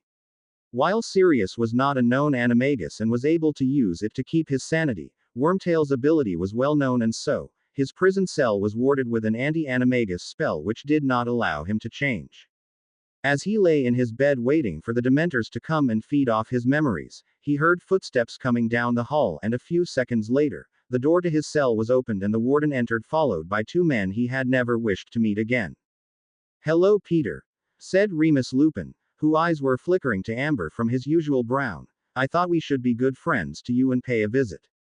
Peter squealed like the rat he was as Sirius lunged at him, beating him to the earth with his kicks. As Wormtail laid whimpering, Sirius kept right on kicking him and Remus just stood aside, watching grimly. After some time, Wormtail was half dead from all the beating. Remus stopped him with a maniacal glint in his eyes. "Control yourself, Padfoot. Now let me have some fun with our wayward friend here." Remus picked him up by his robes and growled at him. "You thought that you could escape us, Wormtail. You thought that this dreary place could protect you. You betrayed James, who considered you more than a brother. You betrayed Lily, who was unfailingly kind to you. You even betrayed Harry, who had saved you think, for even 1 second, that we would not come for our revenge. From the moment that I knew that you had betrayed my brother James, your fate was sealed. We have no more use for you. This is the end of you, Wormtail." As Remus drew a goblin-made sword, the warden caught his arm. "Please, gentlemen, not here. I like the prison cell as it is, without any blood or gore. You want to settle your score with him, feel free to take him. I will keep the news from getting out that he has escaped, and after a few days, I will just inform the ministry that a Dementor has unfortunately killed our dear resident." Remus grinned. "You make an excellent suggestion, kind sir." As they started to drag him out, the warden placed some magic suppression cuffs on Wormtail, so that he cannot make an escape, he told them, and they kicked him down to the ground level, from where he was unceremoniously dumped into a boat which an oarer, who was Tonks, was rowing. Midway from the prison to the shore, Sirius pulled Wormtail towards him and disappeared via a portkey. The next day was the full moon, and during the day, they tortured him every way they could think of, making him scream for mercy where there was none. As Pettigrew was getting thrashed, he could see James Potter with Lily and others he had ratted out, waiting for him in the afterlife, and yet wanted the torture to end even if it meant his death. As it was nearing midnight and there was a full moon, Sirius slapped a portkey on him which took him into the forest of Blackmoor, dropping directly in front of a pack of werewolves who were in the middle of changing. We will not describe the details of Wormtail's grisly demise. Sufficient to say that there was a chase, and the pack played with their food. Sirius Black and Remus Lupin found what was left of the man who had spent 12 years as a rat the next day. Without ceremony, they torched what there was left, and that was the end of the infamous Peter Pettigrew. The next morning the Daily Prophet announced that Peter Pettigrew had died in Azkaban. The article went on to say that during a transfer from one cell to another he broke away from his guards and tried to make a run for it. In subduing him, one of the Dementors lost control and gave him the Dementor's key. His soulless body died shortly afterwards. Harry Potter sat in meditation, trying to find the void that he knew was there. However, the recurrent flashes of the graveyard kept haunting him. He could see Cedric falling, his lifeless eyes, The demon baby thing turning being dumped into the potion, Voldemort emerging, the pain that he experienced when Voldemort touched his scar and the taunting that Voldemort gave him when he was tied to the gravestone. Since Harry had come to Adreshpurum, he felt pretty good and there were no nightmares and he felt safe in a way he had never felt before, but now he was feeling morose and his broodiness had returned after the events of the day. He did not know why the memory had come suddenly to the forefront. There had been no nightmares for the previous few days, but this memory was a reminder of what he had to face out there. He was given a reminder about what he was fighting for and what waited for him. Harry. Harsh's voice brought him out of his musings. He opened his eyes to see the mystic standing before him, concern in his eyes. Prathimon said there were some problems today and you need to see Charik. What happened? Harry recounted the entire experience to him and Harsh winced. I should have remembered that sooner. We will go see Charik now. Harsh led him to the northern part of the settlement where there was a big building not unlike the castle. Harry asked him, what exactly is this place, Guruji? Adreshpurum was once seat of a powerful kingdom in the ancient time which had this castle built like Arthur had Camelot. This castle was taken over by the mystics after the king fell and with time, this castle is nothing but ancient history. The main castle is where the king used to live while he had a hospital of sorts built for his subjects and it was funded by the treasury. There was also an armory which exists to this day, and barracks for army to live in, he explained. Army? Harry said in astonishment. Yes, Harry, we are perhaps the only magical tribe left in the world which has its own army. You see, when the International Statute of Secrecy was adopted and wizards and witches went into hiding, it was chosen that no nation would have its standing magical army. While they have oars but they are not soldiers. Hit wizards are more like special operation soldiers but there is no nation which has a magical army. That is why it is easy for a Dark Lord to have a free hand in European nations, Harsh explained. We often intervene but never in our full force. The last time that we aided against a Dark Lord was the war against Grindelwald but not at the forefront because we knew we could be recognized. We also had another objective to fulfill there, recovering a Peverell heirloom. What heirloom? Harry asked. It is part of three most famous heirlooms of the three brothers. Harsh said, you have a children's story book in your library titled Tales of Beetle the Bard. Pursue the story of three brothers and you would understand. Harry nodded but thought hard about these heirlooms. Ever since he had known about his heritage, his thirst to know had grown. Any snippets of information about his heritage excited him. He vowed to pursue the said chapter before he went to bed that day. While they were talking, they had reached the building he had called a hospital. The building was grand and pristine, the surfaces shone, there were wards like street mungos and private rooms for cases which required confidentiality and healers were milling about. Harsh led him to the second floor where they stopped before an ornate door which had a wand drawn on it hovering above a mortar and pestle with a name outside the door, Charik. The room was spacious with two large windows on opposite sides of the room showing the forests on one side and the snow-capped mountains on the other. The rest of the walls were lined with bookcases which were full of books, some of which looked fairly new while others looked very ancient, as if they would disintegrate from a mere touch. There was a big table like the headmaster's in Hogwarts in the middle of the room which was laden with reams of parchment, vials of potions, and a large comfortable-looking chair was behind the desk on which sat a wizard in plain black robes with his face buried in a book. Charik. Harsh called him and he raised his head and Harry saw that he looked younger than Harsh and had a round face with big black eyes. He was of Harry's height but muscled, his hair brown with a sharp nose. He rose from his table and bowed. Guruji, how can I serve you? Harsh explained everything to him about how Harry had been entered into the Triwizard tournament and had to suffer the exposure to the Cruciatus curse, had gone into a magical coma and was suffering from the trauma he endured from the event. The healer kept listening intently to everything that was said and when Harsh was done narrating, he frowned. He should have been seen by a healer directly after he gained consciousness. It being untreated for so long could have resulted in scarring of his mind. This is why we are here, Harsh said and turned to go. I leave him in your care, however I beseech you to be patient with him. He has seen his fair share of hospital bed in 4 years at Hogwarts, the mystic said winking at Harry. A stubborn patient, the healer mused, well it looks like I have quite the task before me. Remain assured I know how to make them agree to my demands. He turned to give an evil smirk to Harry. You do not plan to give me hard time, do you, Mr. Potter? Harry said nothing but shuddered. The healer whipped his wand in an intricate motion and hit him with a number of detection spells, and a quill kept recording everything that was revealed. After he was done, he conjured a unicorn Patronus, murmured something to it, then it flew out of the door. Minutes later, Harsh entered the room. What did you find that was so important? The healer showed the results to him, and his eyebrows arched high as his body grew tense. As he finished reading, he closed his eyes for a few seconds, taking deep breaths, then visibly relaxed. We will have to conduct Kayakalp ritual. The healer nodded and handed a potion to Harry, which he immediately recognized. Why are you giving me the draft of living death? It was Harsh who replied. Harry, you have had a long history of injuries and several of your bones are broken. Many of your organs were damaged by various injuries in the past, and while your magic healed most of them, they were not properly done. We will have to undo everything and to remake it. This will be quite painful for you, therefore we are giving you draft of living death. You will not feel a thing, and after we are done, you will notice the changes in your body. Harry drank the potion, and dozed. Healers went to work on the ritual immediately. It was a long ritual which involved 5 healers, 2 rune masters, and lasted the whole night. The first issue was that there were a number of bones that they had to make anew, and while they could use Skelegro, but that would take longer and would have to be done in stages. This method of treatment would also fail to purge the traces of the soul piece which were left behind.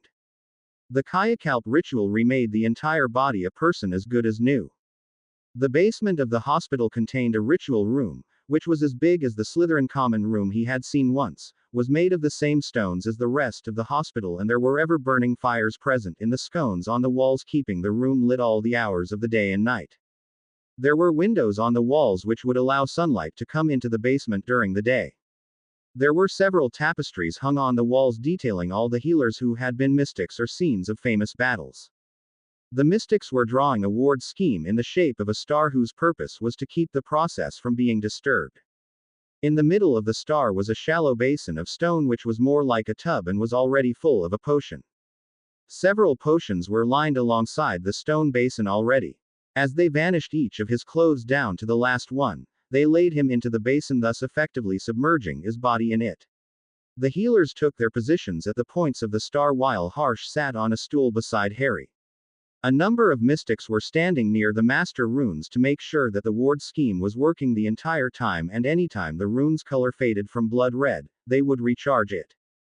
As one, the mystics led by Harsh started chanting the incantations that were required while Harsh kept bathing Harry with the potions that had been lined along the basin.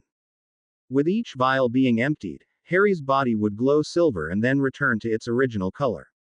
It happened 5 times while the mystics kept chanting for 5 hours without a break. In these 5 hours, Harry's body eventually reconstructed itself, his bones reformed with none of them out of alignment or haphazardly cured, and the residual magic of his scar was gone, leaving behind only a faint line as it had been ever since he returned from the graveyard. Healers remarked to Harsh that the years of malnutrition had affected him, and so he would have to be subjected to nutrient potions for a week, which coupled with the effects of the ritual would work wonders on his anatomy. When they were done, he was carried into a bed and administered the Wiggenweld potion, and he eventually came to when the potion took effect. As he opened his eyes, he found himself in a hospital bed, yet again, and groaned. He felt stiff and numb all over, not being able to move, but he also felt renewed in every muscle, limb, and joint. Harsh was sitting in front of him with a cheerful expression on his face. Harry, I am glad to tell you that you are recovering at an advanced pace, and by morning tomorrow, you will be good as new. I am also happy to inform you that we cleaned off any traces of foul magic lingering on your person due to that abomination. What will be the effects, Guruji? He asked. Will I notice some distinct changes? Your magic will not be tainted anymore. You will find it little easy to cast, and you would feel changes physically soon, Harsh said, handing him another potion. This is a sleep potion. Take it and sleep. I will see you when you wake up tomorrow morning. Harry quietly drank the potion and went back to sleep. Hogwarts. Dumbledore was sitting in his office in his preferred chair with a bowl full of lemo drops before him on one side of the table, and the mystic sat on the other side. Have you found where those abominations can be? Headmaster? The mystic asked. Dumbledore shook his head. I have no idea, but I am looking for leads in that direction. The frustrating thing is that he has covered his tracks so well that there are not many people alive who can claim to have known Tom Riddle. Most of the people from that generation are either dead or missing and presumed dead. The few who are still alive never had any kind of interaction with him. I have tried to scour the DMLE archives, but there is nothing there except an old arrest record and a trial transcript when Marvolo Gaunt and Morphin Gaunt were sent to Azkaban for various and sundry charges, but that is the one and only record available for his family. I have no idea what they can be either. The mystic sighed. You would do well to hurry on and find where those abominations are, Albus. The longer it takes us to track down them, the longer the war will extend. Have you had any news from Harry? I have been very worried about him these last few days. Dumbledore asked curiously. Yes, Guruji had sent me a message that young Potter has taken to his training like fish takes to water. While he has some difficulty in performing his best, he is trying very hard and has shown his prowess with a wand, his resourcefulness and his bravery, the mystic said. He is one very remarkable wizard who would go down as one of the greatest. What have you planned for my students in your classes? Albus asked him. Nothing special, Albus.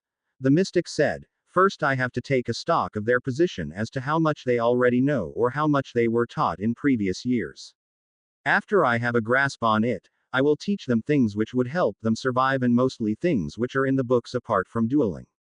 You have to remember that for your students I am nothing more than a random wizard, and mystic or not, I am not one of opinion to let children fight in battles. Albus nodded his head in agreement. And why have you really been placed here? Apart from teaching defense, I mean. The mystic smirked. I have to guide young Potter on the way to leadership. Whenever the war comes, he needs to have some trusted people around him who would defend him in any condition or who would be ready to take a curse for him as he would do for them. Albus sighed. This war will be costly for all of us. The mystic nodded gravely. This war will make a man out of these children no matter they are on this side or other. But that is war for you. It does not benefit anyone, but we have to fight to bring peace. Albus was content with the mystic as the new professor for defense against the dark arts, and he believed that this year the students would be taught things that would help them to survive through the coming war. He personally was not in favor of students fighting in the war, and he had decided to forbid those not of age from participating in the war. He had started to look into the archives to find the secrets to the castle which even he himself did not know about. He wanted to look for exits which could be used for escape of students en masse. Something in his old bones told him that the coming days would be changing the future of the magical world, and when it did, Albus wanted no nasty surprises from anyone. On the side he had started working on securing Muggleborn students and their families. He had contacted several prominent Muggleborn and their families and intimated them about the dangers that they would face and gave portkeys to them for safe houses spread across the country which would help them get away from danger in case they were threatened. Some of the prominent ones, such as the Grangers, had been given more protection and their home had been warded against all threats with wards to restrict people from coming in through apparition or by portkeys.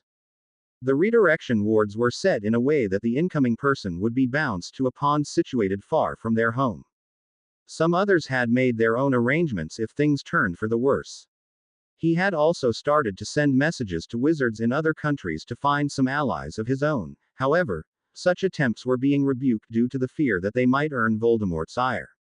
He had not been very successful in his endeavor and knew that it was futile to approach ICW before Voldemort came out in public, but by then, it would be too late.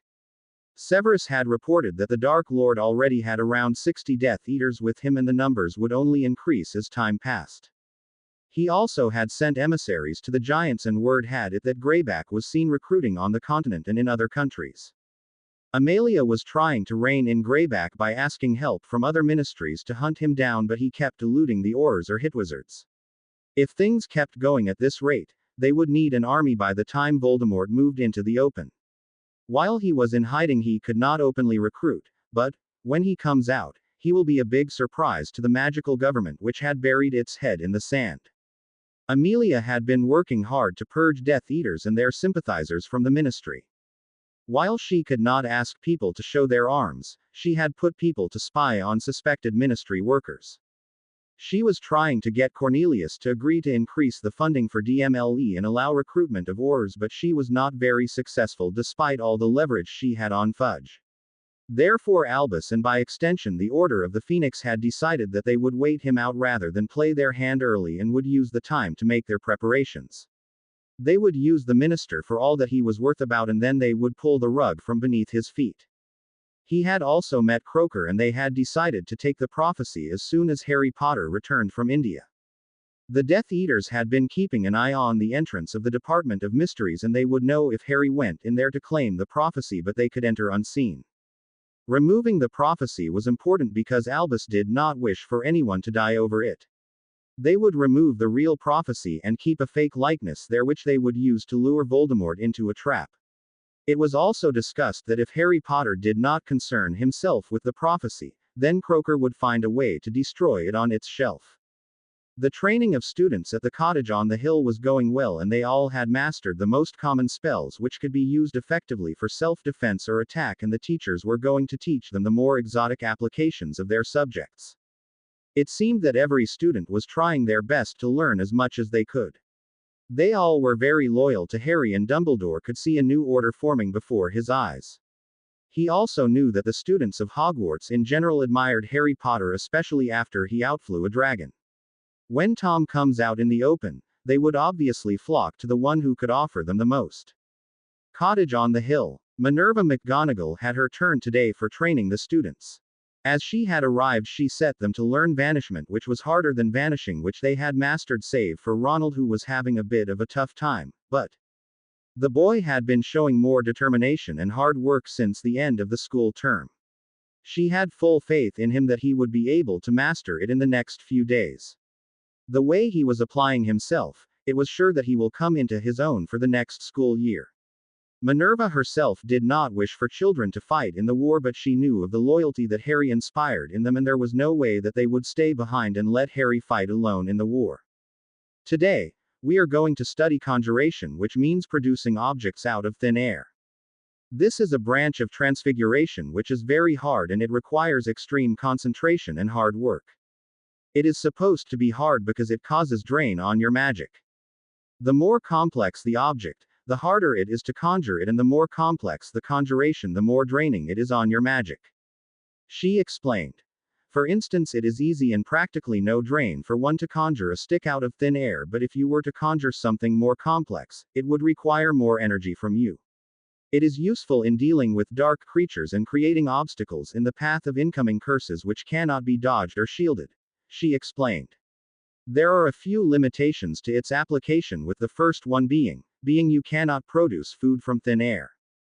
After an hour, only Hermione, Susan and Neville had been able to conjure a marble slab out of nothing. While Miss Granger had been the first to conjure it, Neville was a close second and his conjured slab was substantially bigger than the one conjured by Hermione, and Susan was third to conjure it. Ron and Ginny had some trouble and she decided to attend to them separately. The twins had not even bothered to try conjuring, and when she called them on it, one of them lazily conjured a perfect specimen of a chair that she preferred, which the other changed into a sofa, followed by a cow, followed by a marble block, which was vanished by McGonagall. She left them to keep practicing conjuring inanimate objects for the rest of the lesson. The students were learning at a great speed and McGonagall was wishing to give the animagus practical training to those who showed promise, but there was a problem with it. It had some esoteric requirements which needed to be met with, like the one who wanted to become an animagus actually had to have the capability.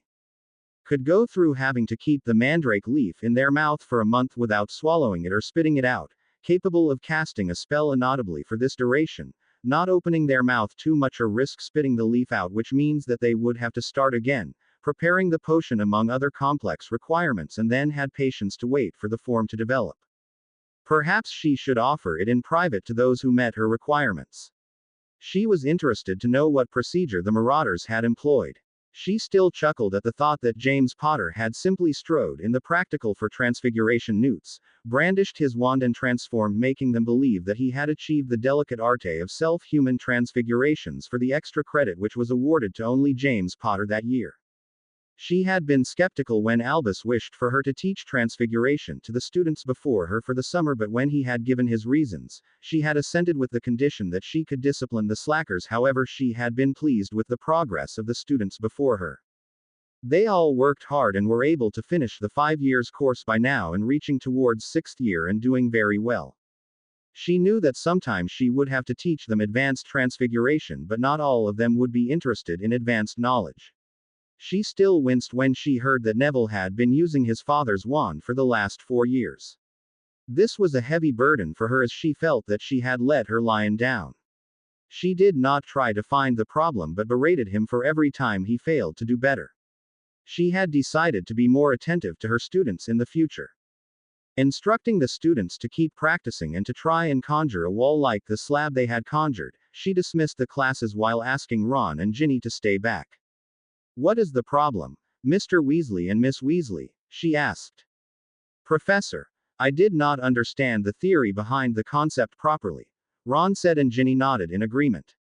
So it was McGonagall explained the intent behind the spell, the working and the amount of power required and other little details that she generally overlooked, and asked them to try again. This time they both were able to do it after 4 times, and she dismissed them too after asking them to keep practicing. Adrishporum. Harry woke up early, before dawn broke, and found a healer sitting at his bedside. As he opened his eyes, Charok was summoned, who ran some diagnostic charms over him and was apparently satisfied with what he found. As they sat talking, it eventually turned to the real reason for which he had come to see the healer nightmares. "Mr. Potter," he said, "can you describe your nightmare for me?" Harry recounted the entire nightmare to him, and when he was done, his eyes were glistening with tears and he was hardly able to choke down the sob in his throat. The guilt was still too much for him and he was not sure he would be over it anytime soon, but as he talked, he felt like a knot was being unraveled in his chest, taking a load off him which he didn't know existed. Talking about it soothed him to a great degree, and when he looked at the healer, he was smiling at him. "I could suggest a number of potions for you, Harry, but in the end your nightmares will stop haunting you when you would talk about them, when you would let go of the past which is hindering you.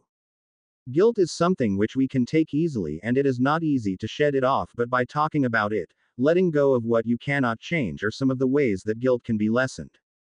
Cedric was participating in the tournament on his own volition and was ready for whatever may come.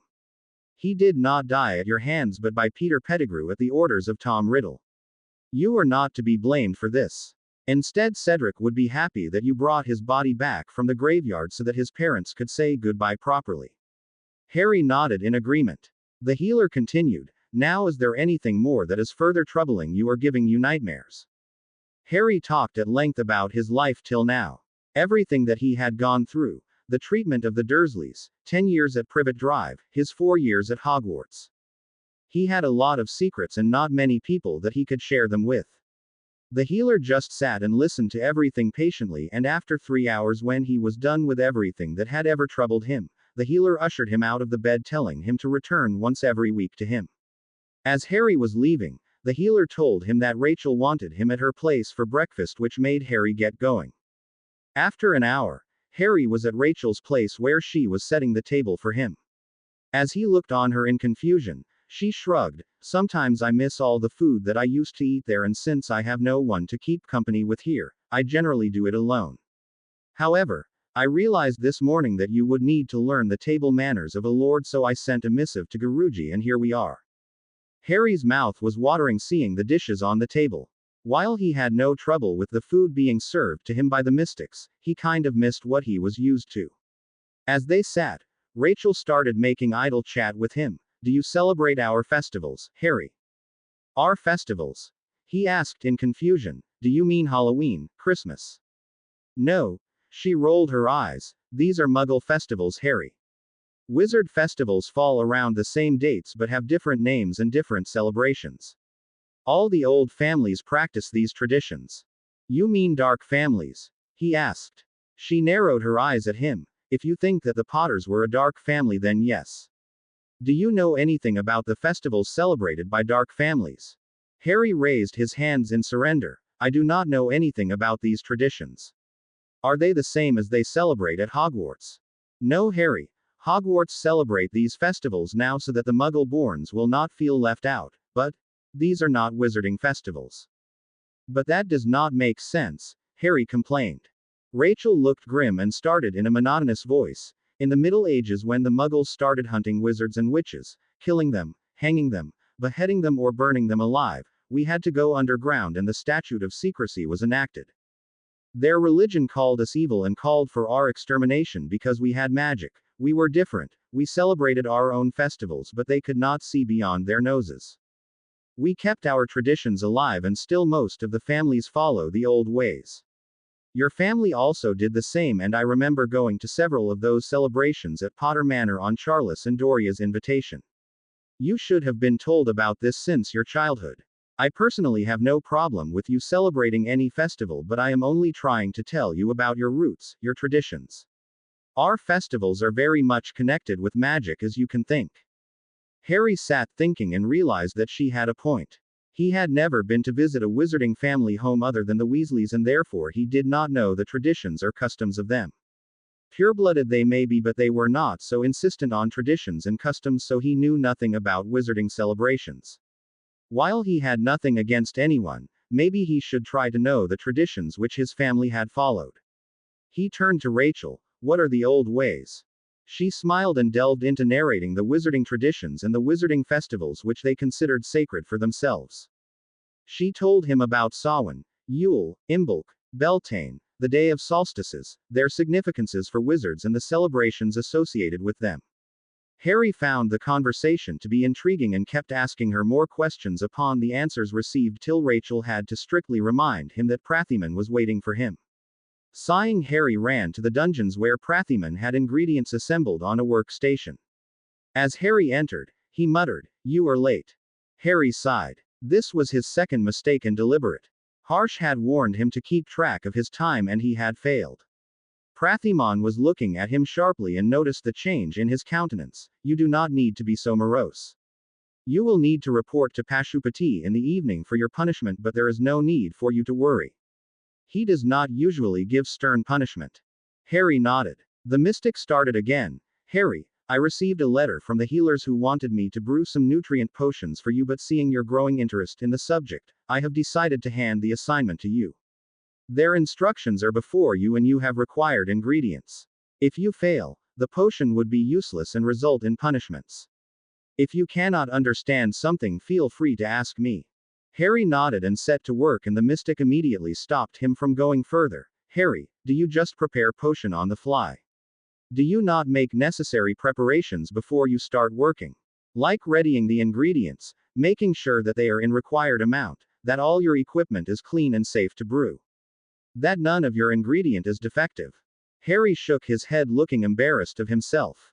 He began to make the preparations necessary for brewing as was instructed in the introduction to the delicate art of potion making.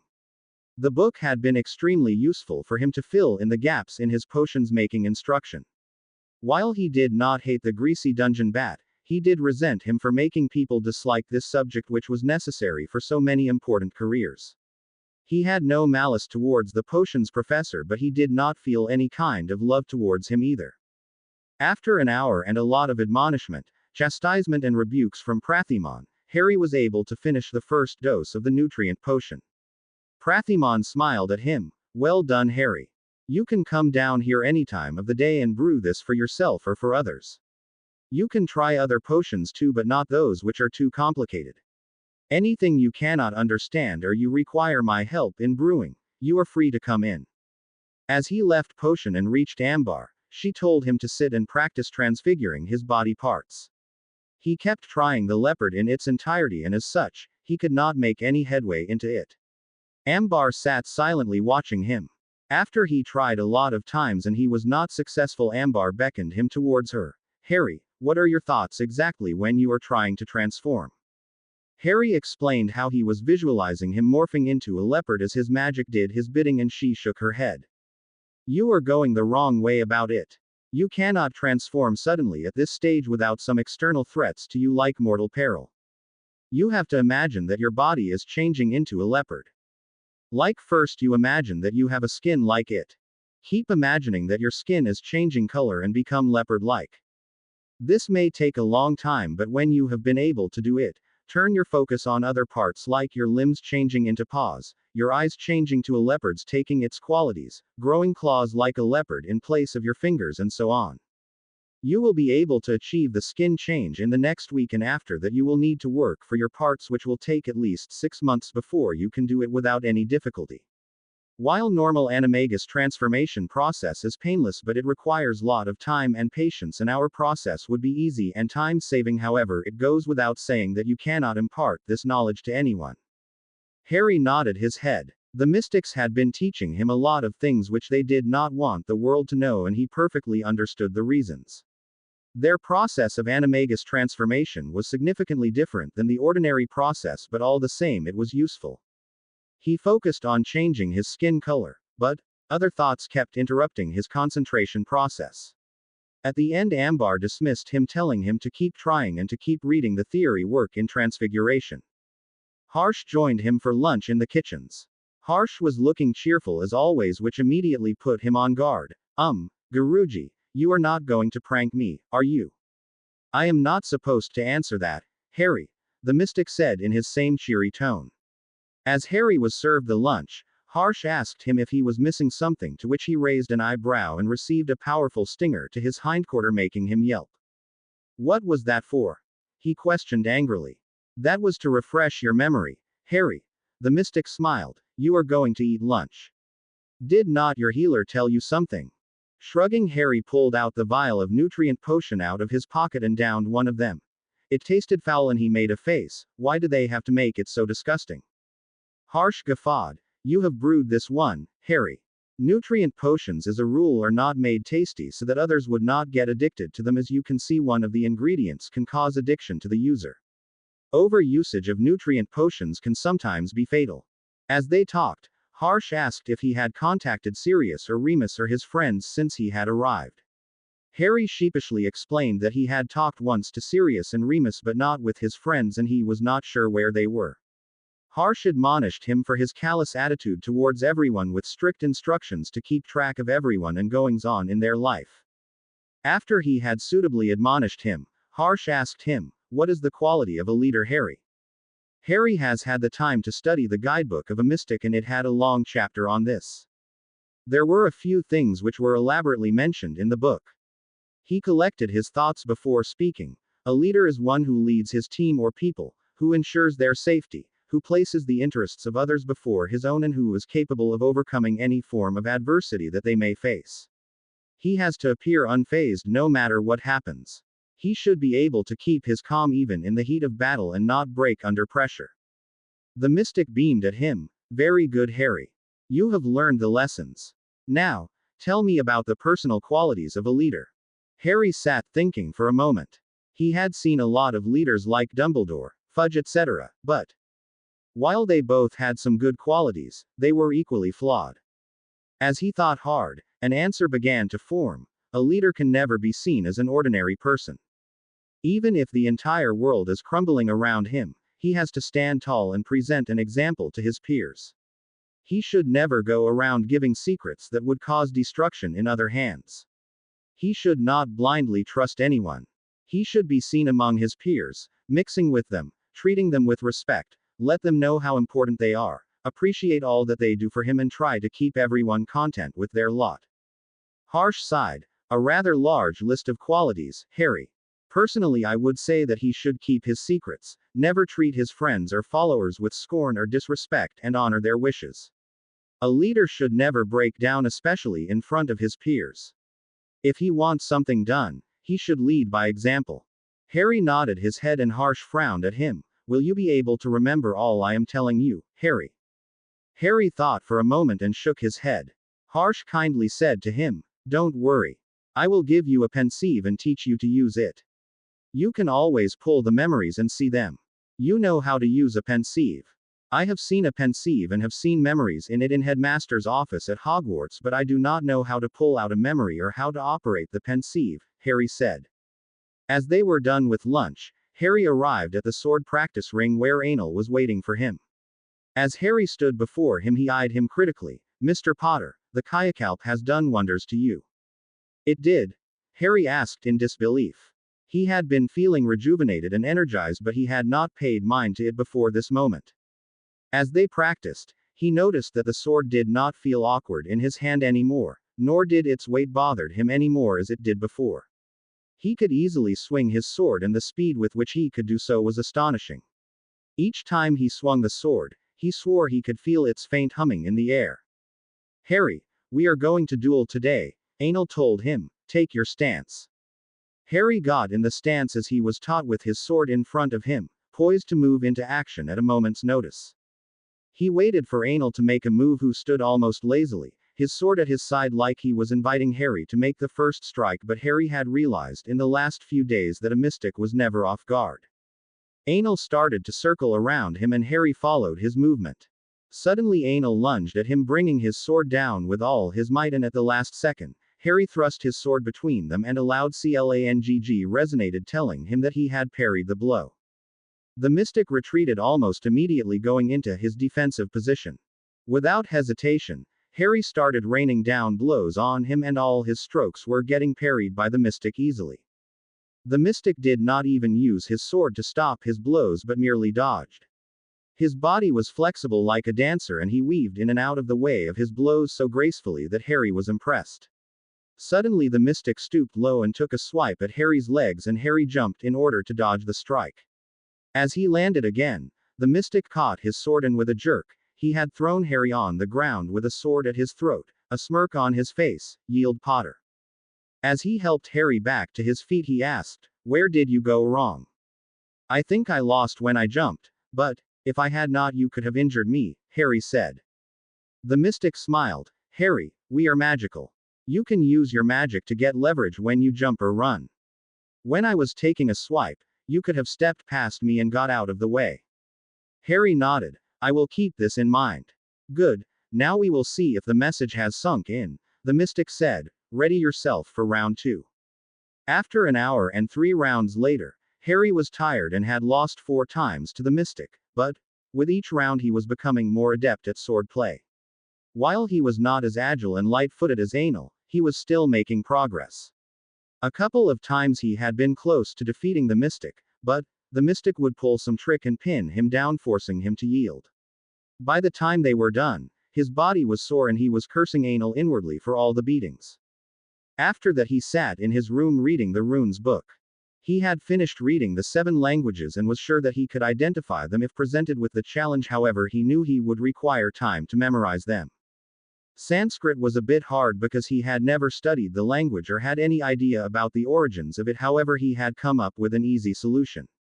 He had found a mystic who was ready to teach him the language, and this was the only class where he was not forced to do his best, but the mystic taught him patiently and reminded him sometimes how important it was to know the correct pronunciation, the meaning of the word he was using, since any magical word, if uttered wrongly, could cause destruction. He had started to enjoy everything that he was being taught, but frustrated because he did not think that he was making much progress. However, Sirius and Remus seemed to think that he had learnt a lot already. Thinking of the marauders, he remembered the chastisement he had got at hands of Harsh about not contacting them more. He picked up the mirror and spoke into it. Padfoot, and sometime later, Sirius Black appeared in the mirror in a location that he could not recognize. In the background, he could see Spellfire being traded. "Hey pup," said Sirius, "missing me too soon?" "In your dreams, Sirius," Harry said cheekily. "I am rather enjoying being pummeled every day, getting pranked, riding hippogriff, learning sword play, languages, and to brew potions much better than Snape ever taught me. Not to mention Rachel forces me to act lordly every day and do not address me as anything except Harold James." "Rachel, did you get a bird, Prongslet?" Sirius said. "Miss Bones would be quite upset to know that she has not enticed you with her charms." "Maybe, I will tell Amelia and she can convey this to her." Harry immediately retorted. "No, Rachel is not a girl but a lady, and don't you dare say anything to Susan or all." "Are you'll what, pup?" Sirius guffawed. "Stutter at me." "No, I will prank the hell out of you," he said. "I will not let you have a moment of peace again." "Promises, promises, son," Sirius said. "We will see how much of a marauder you are." As Harry started to say something, the mirror shook and he could see that Sirius fell down. Remus came into the mirror a minute later. Padfoot has taken a leave of absence, Harry. In the meanwhile, I will try to act in his stead. But what has happened to him? Harry asked. Is he okay? Remus grinned. I got the jump on him and nothing more. We were practicing dueling and he hid here to talk to you. I have only knocked him out. I see you have the situation under control, Moony. I will leave you to tend to him then. Saying this, Harry slashed his hand in front of the mirror, breaking the connection. After dinner, he went to Pashupati, who was waiting for him impatiently. Twice in a row, Harry. This is some form of record. Harry smiled sheepishly. Everything happens for the first time, Pashupati. What do you need me to do today? Right. Your punishment today is to tend to your hippogriff and the other horses, the mystic told him. Make sure they are cared for before you retire for the night. An hour later, sweat-drenched, foul-smelling and thoroughly licked Harry Potter returned to his room, where he gathered enough courage to take a bath before crashing for the night. After the bath, he remembered the meditation and groaned. As he sat and began meditation again, he found the void easily. He concentrated hard and soon he found himself staggering and gritting his teeth. He started thinking of his parents and all the people who cared for him. Sirius and all he had done for him, Remus and his love towards the teen, Hermione who had been with him through some tough spots, Neville who was loyal to him, Susan who had been a great friend to him through everything. Soon, he again found himself staring into the void and began to imagine that a large forest was starting to bloom out of the void.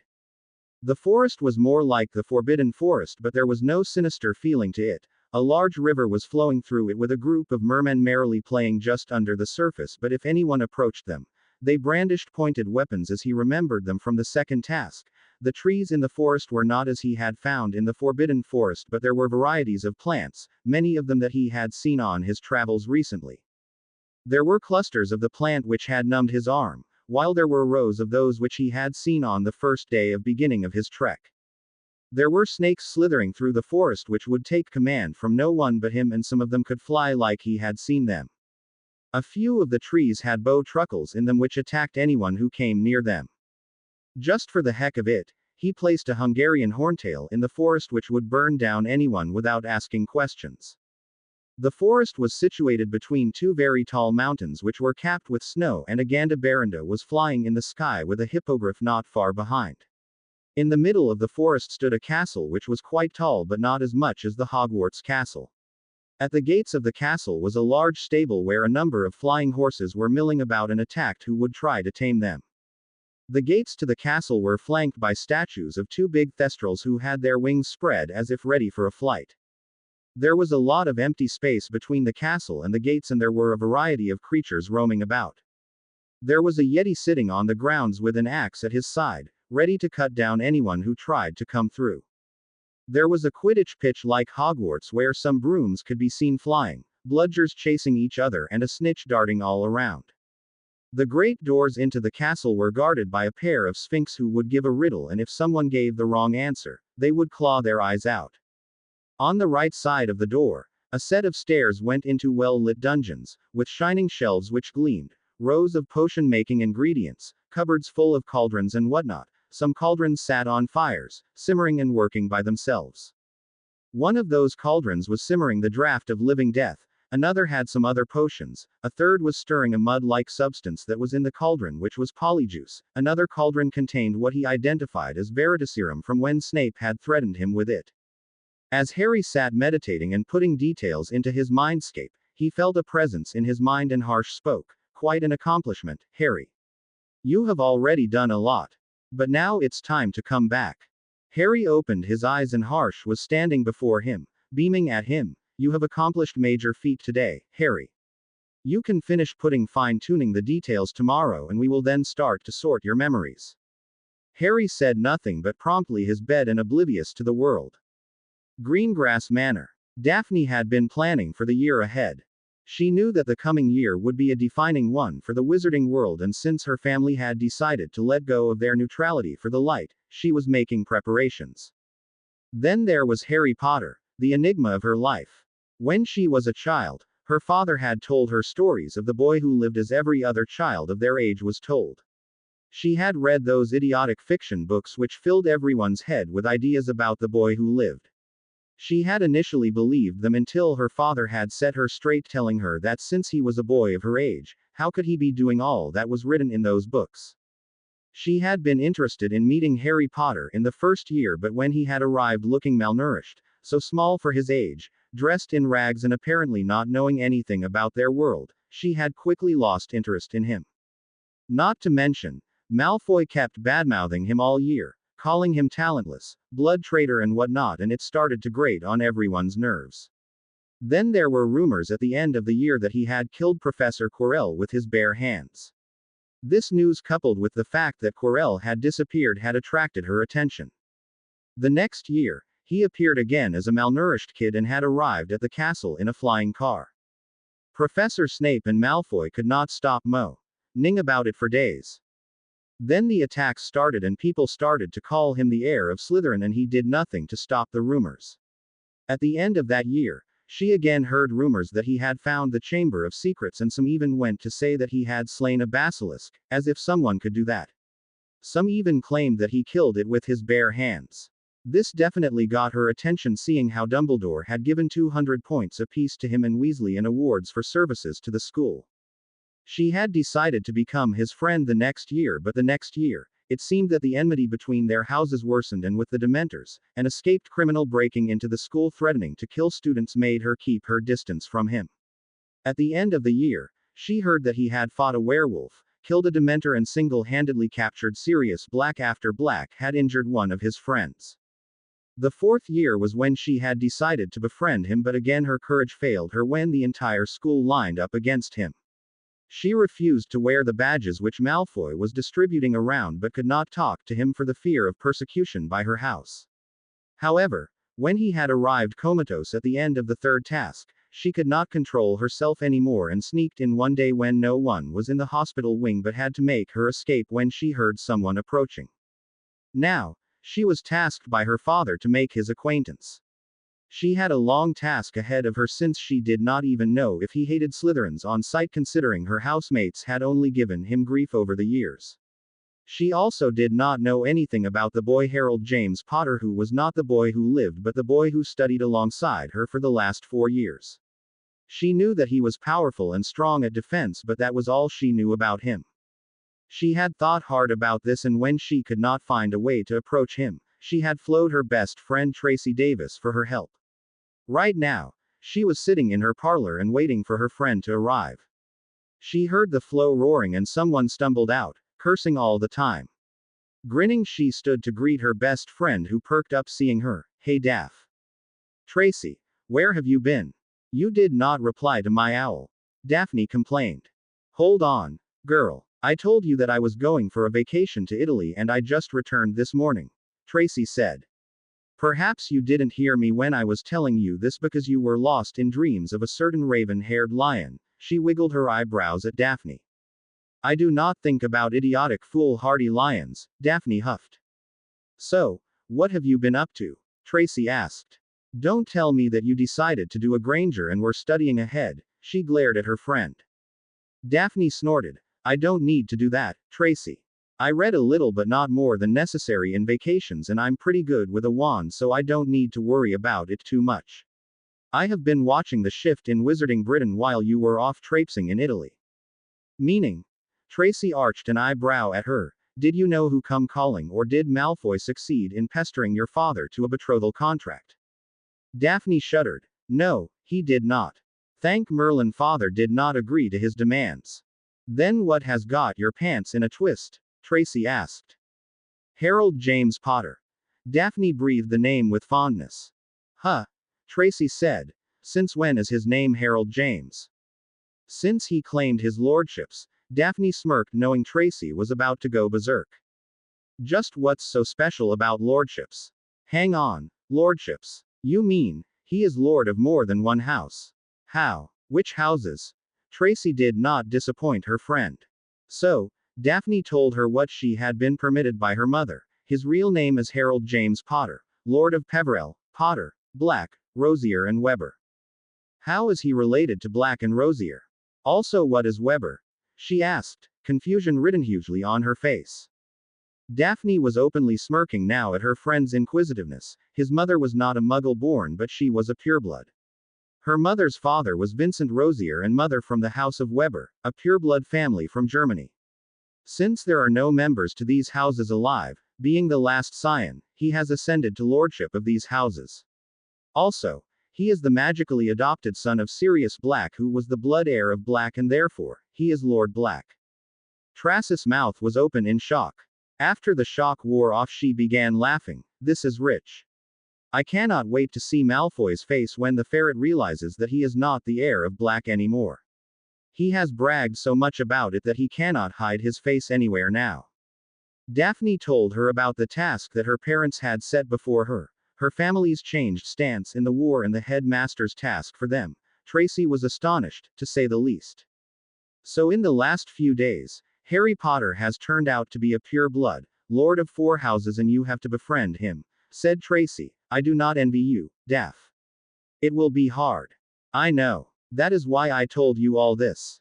Do you have any suggestions how I can go about befriending him? Daphne asked. Maybe you can drag him to some empty classroom and snog him senseless. I am sure he will be eating out of your hand after that, Tracy said cheekily. Oh Merlin, you are incorrigible, Daphne said, rolling her eyes. Frank and Alice had been recovering fast. In the last week alone, they had started to move around their room without any assistance. They were still experiencing some weakness, but the healer was optimistic that, in time, they would make a full recovery. The catalyst for their rapid recovery was their desire to stand by their son, who was progressing quickly. They felt apprehension that things were not well in the wizarding world, and they wanted answers. They had been planning to put their foot down and ask Augusta to answer all their questions. They were tired of the 1-week routine, and even Croaker agreed that they at least should be up and about. He had procured some obscure potions which were vitalizing and had sped up the recovery process. The healer was confident that they would recover within a few weeks. Neville spent time with them whenever he could. Each time they saw him, he was exhausted or sporting some injury. When they asked him about it, he shrugged and said that he was learning their family magic. Frank felt morose that he was not teaching Neville himself, but Croaker reminded him that he would need to be in prime condition before he could help with the training. This morning they had risked coming out to take a walk around the grounds of the castle while their elves were nearby, ready to catch them if they fell. As they were walking, taking in the smell of the woods and the scenic beauty of the lands around the castle, they heard spellfire being traded back and forth. Frank whipped his wand out and with it firmly in his grasp, he followed the sound of the spellfire. He found Neville engaged in a duel where Croaker was teaching him the art of fending off 3 at once. This was a difficult maneuver which Frank remembered was one of the family secrets of House Longbottom. To be able to do this, one had to be able to cast at a fast pace. It consisted of a spell chain of a few spells which could be classified as dark by the Ministry. The first spell in the chain was called Breath of Death, which was fatal to those who inhaled it. Second was Rotter's Key, and whoever was hit with it would die writhing in agony while his body would turn into a rotting mess. Third was an obscure curse could kill everyone within 20 meters of the area of impact. Frank knew about this spell chain because he had tried to learn it but had to give up when he realized that he was not powerful enough to use this curse. Using this once or twice in a duel was enough to exhaust him. There were a few other curses which were equally lethal but highly taxing on magic. Frankie, Croaker said, who had noticed them by now, how are you, my boy? Are the potions helping you to recover? Yes, Uncle Algy, the potions are very useful, Frank replied with a smile. Uncle Algy, can you please tell me why my son is learning spells which are dark and dangerous? Asked Alice, gritting her teeth. Croaker raised his hands as if in surrender. I am not making your son a dark wizard. These are your family spells and I am teaching them to him so that he can make his escape in case he is outnumbered by enemies. Uncle Algy, I want some answers now, said Frank, his face determined. Croaker nodded. What is going on in the wizarding world? Why are you teaching battle magic to my son? Why are you taking interest in his school studies? What has happened in the last 13 years that children are training as if for war? Frank asked, his voice authoritative and his magic enveloping him like a cloak. I don't think I am the right person to answer that, Frankie, said Croaker. Augusta has bound me with a vow by her position as regent of House Longbottom, and as such I cannot say anything which she has forbidden. It would be better if you ask these things of her. Frank started in an authoritative tone to Croaker. Uncle Algy, I, Frank Jeremy Longbottom, Lord of the House of Longbottom, release you of the vows put upon you by Lady Regent Augusta Longbottom, and command you to answer all the questions asked by me. Croaker straightened and looked him in the eyes and was apparently satisfied with what he saw, because he nodded and started narrating everything that had happened in the last 13 years, from Harry Potter being placed with Muggles, Neville's upbringing with Augusta, the events at Hogwarts that he had heard about, his speculations that Voldemort had not died the first time around, his resurrection, and Dumbledore's attempts to raise a resistance against Voldemort while trying to fight with the Ministry at the same time. By the time he ended, Frank was enraged but kept his control. Why did you think it was a good idea to keep us ignorant of these goings-on in the wizarding world? He tersely asked Croaker. We did it because you are not in any condition to fight yet, my son. The war may be here, but there is still time, and I wanted you to use that time to ready yourself for what lies ahead. Not to mention that Mr. Harshvardhana had forbidden that we should tell you anything before you were sufficiently recovered, for fear that the strain of such news may be too much for you in your weakened state, came Augusta's voice, who had come up on them sometime during the conversation. But you at least should have told me that the wizarding world is in even worse shape than it was 13 years ago, Mother, he said. From what Uncle Algy told me, we will need to work on many fronts at once. We need to work on the Wizengamot and the Ministry's forces so that they will be in position to respond when the war breaks out. It will be done, Frankie. We are all readying ourselves for everything that is to come, said Croaker. Adrashporum. Harry Potter woke up instantly as he felt the tingle on his skin, which was now all too familiar to him. Before Vari could drench him, he was out of bed and lunging for him. In a second he had tackled the mystic to the ground and kicked the wand out of his hand. The mystic growled, I am impressed, Potter. Now get up and meet me at the racing track in 10 minutes. You will use magic for everything you do now. Excited, Harry rushed to the bathroom where he whipped out his wand to use the Aguamendi charm and fill the tub.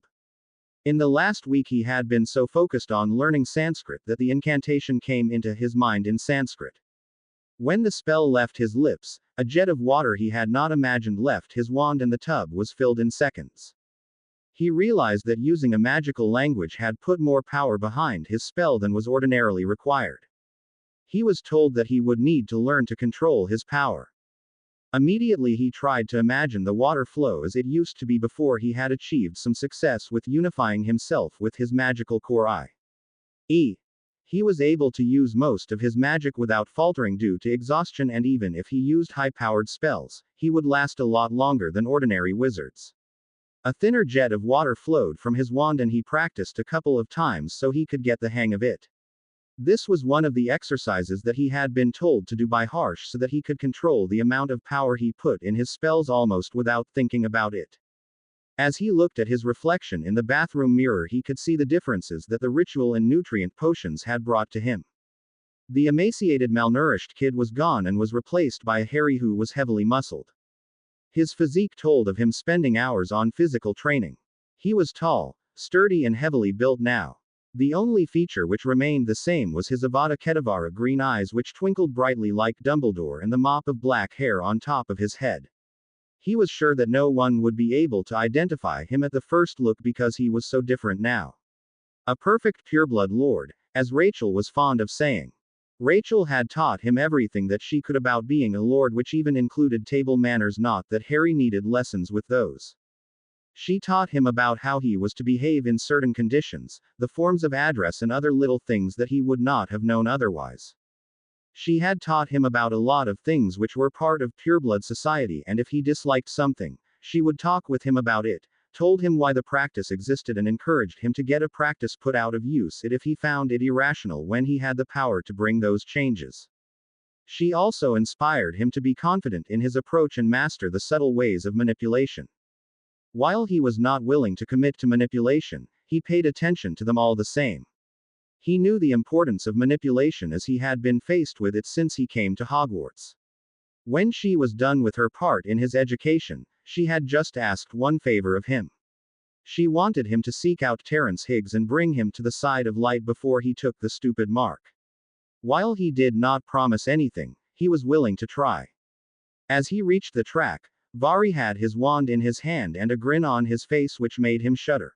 Potter, as I see you have achieved significant improvement with running, I thought I should make it a bit interesting for you.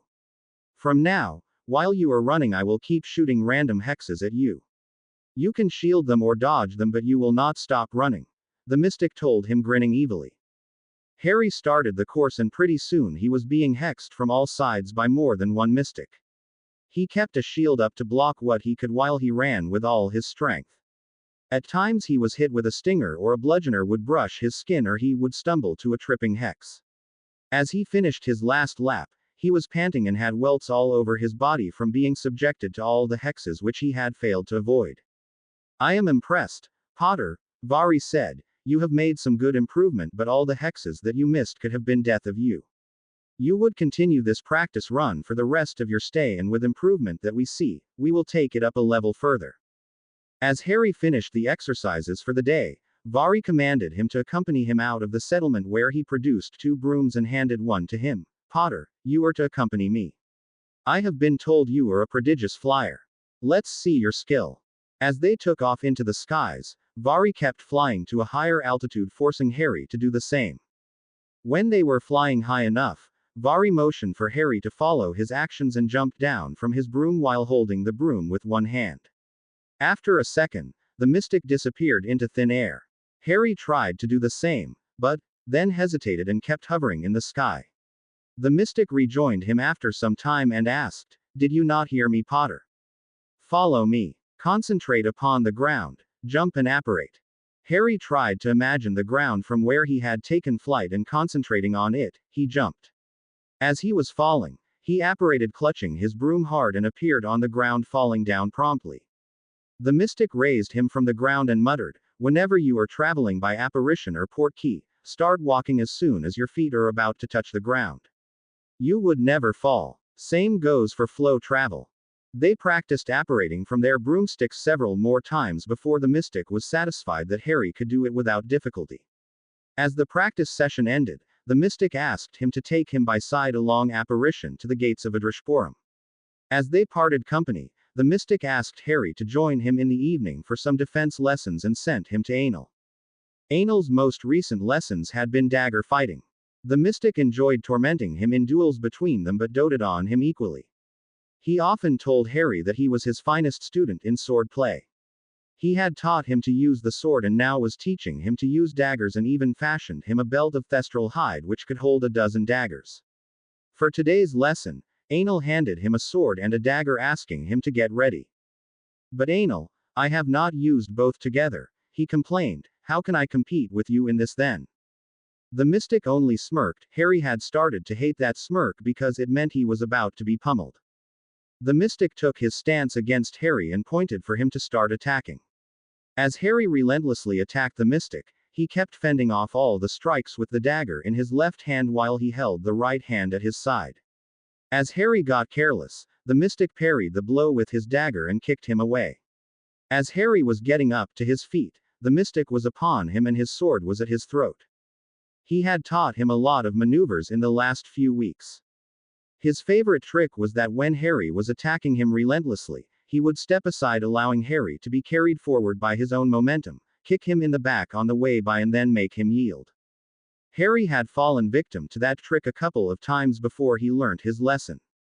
The mystic had confided in him that he was at the end of his tether to teach new things about sword fighting to Harry, and perhaps in a couple of lessons more, he would not need training from the mystic anymore. Harry, do you have a sword? The mystic asked him.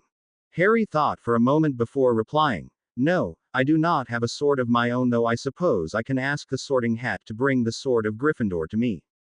The mystic laughed. It is not your personal property, Harry. It is of the magical world as a whole. However, based on what I know of your family vaults would have assortment of finest goblin-made swords and daggers. When you visit your vaults, pick up the best weapons from there. Harry nodded. It made sense that his family would have some old swords and daggers from when they used those weapons. Harry, do you have an armor? The mystic asked again. No. I do not have any. Harry replied, there may be some armor in my family vaults. I'll have a look while I'm there. Harry, did you not slay 1,000-year-old basilisk in Hogwarts? The mystic asked and he nodded. You know the best armors are made from basilisk hide or dragon hide fused with goblin-made armor. The mystic asked him. After a moment or two, he started again. After 1,000 years, I imagine it would have shed lots of skin which can be used to make armor for a number of people, or you can order dragon hide from overseas for yourself. Not to mention, you can sell the carcass of the basilisk while keeping a number of parts of the basilisk for yourself. The beast is worth money? Harry asked with such confusion that the mystic had to stifle a laugh. Yes, Harry. Its parts are used for a number of potions and many other distinct uses. Since it is rare, it would fetch you substantial sum of money. I would advise you to talk to your account manager and draw a contract to this effect and get it harvested. The skin it had shed can be used to fashion armors for you and your friends, but I would advise you to hold that thought before you stop growing from the spurt induced by the ritual and the potions. With that to think about, he dismissed Harry for the day. Harry reached the kitchen for breakfast where Harsh had set a table for him like Rachel did. As he took a seat, a stinger greeted him and he turned to Harsh who had pointed his wand at him. Are these the manners that you have been taught by Rachel? Glaring at him, Harry bowed to the mystic who returned the gesture with an equally gracious bow.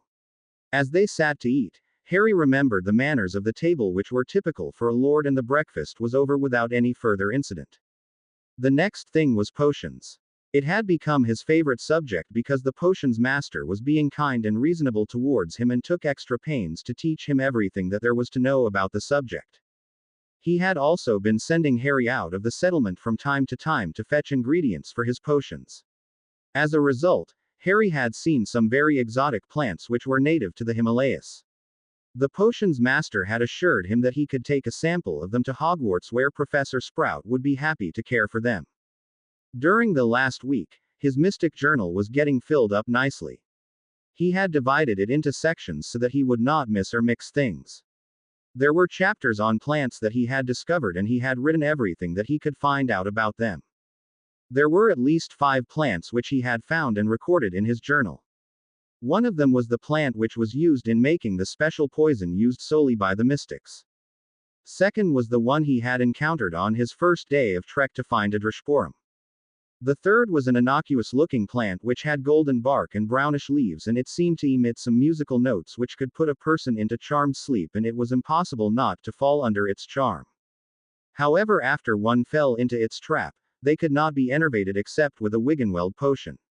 The fifth would remain inert in sunlight but would be active in shade and was capable of incapacitating anyone by emitting sap from its branches which was like acid. Just touching it with bare hands would activate its security mechanism. Harry had a lot of uses planned for it. However, the potions master was not overly fond of him when he made a mistake then asking about something he did not know. He was often sent to do stable duty with Pashupati. As he reached the dungeons, Prathiman was waiting for him with a big smile on his face. Since you have proved that you are adept at potions, I thought I would teach you to brew the wolfsbane today.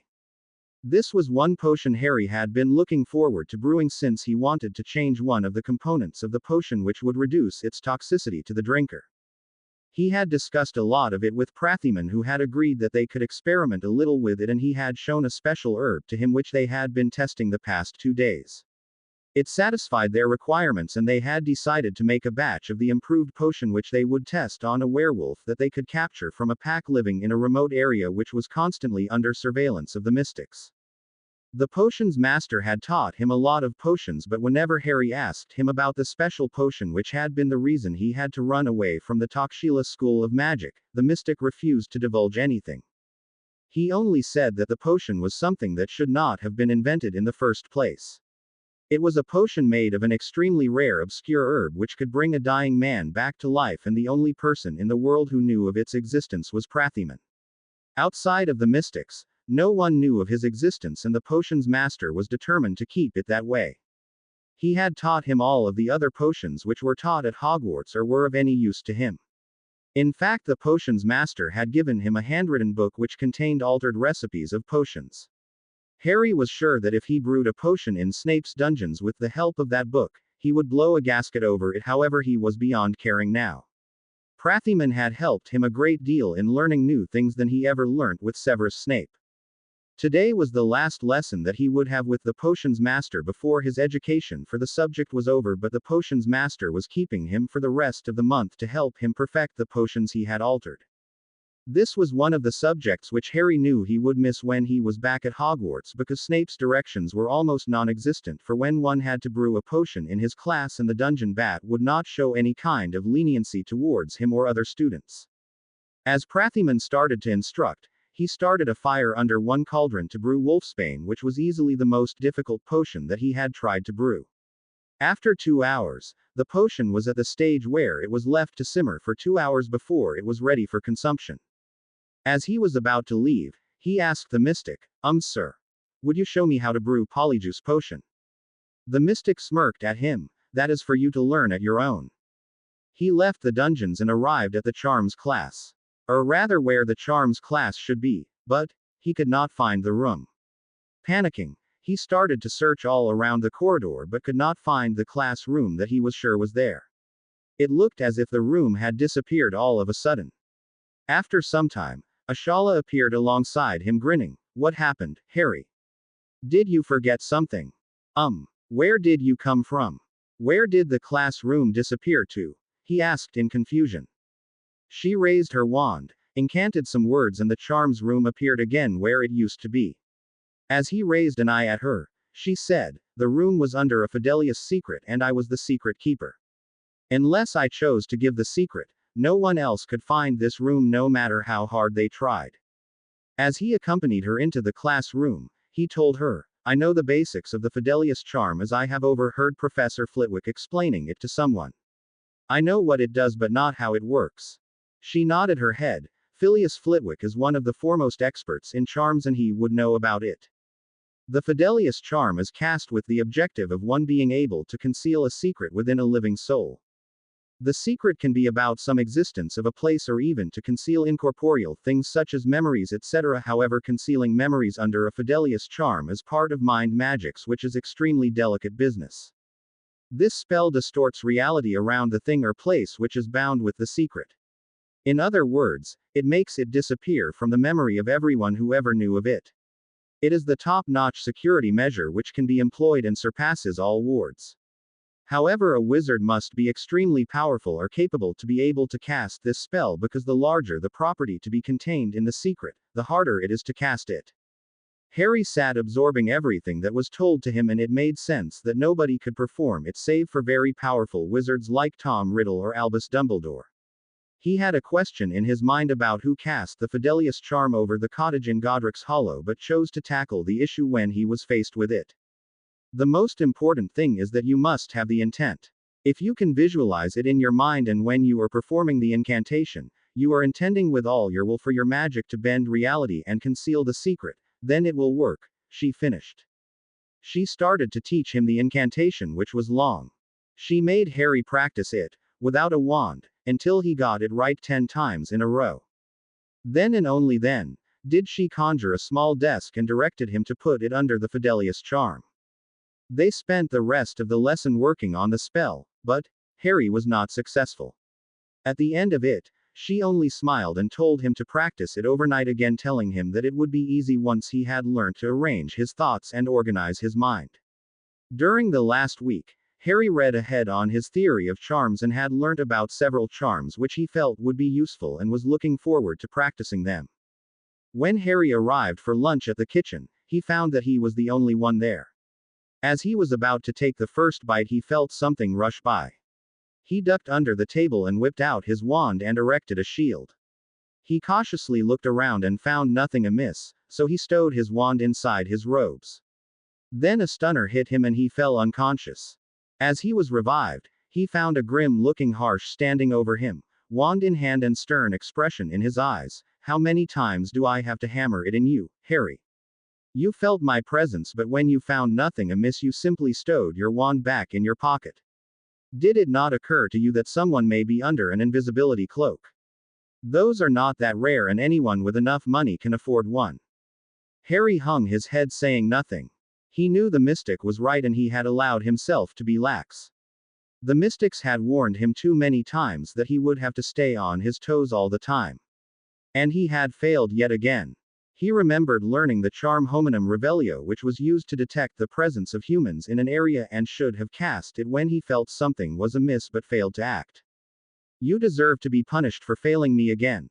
The mystic was saying, tonight you will be banished from Adrashpuram for a day and you will have nothing except your wand with you. You have to survive everything that you will face out there, and at evening tomorrow, you will be granted entry again. Harry only nodded his head and the mystic disappeared. Harry did not have much of an appetite left after the chastisement. His mind was preoccupied with the supposed punishment. But he ate what he could anyway. After lunch, he went to Rune's class where Pawan was waiting for him with a gleeful expression on his face. Since you have been allowed to use wand, I thought we would learn to construct wards.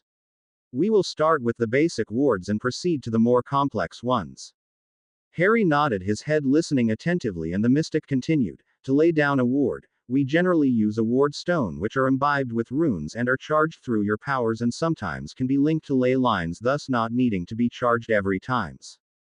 Runes can be used for everything that we do with spells and often can be used in planning ambushes or in duels.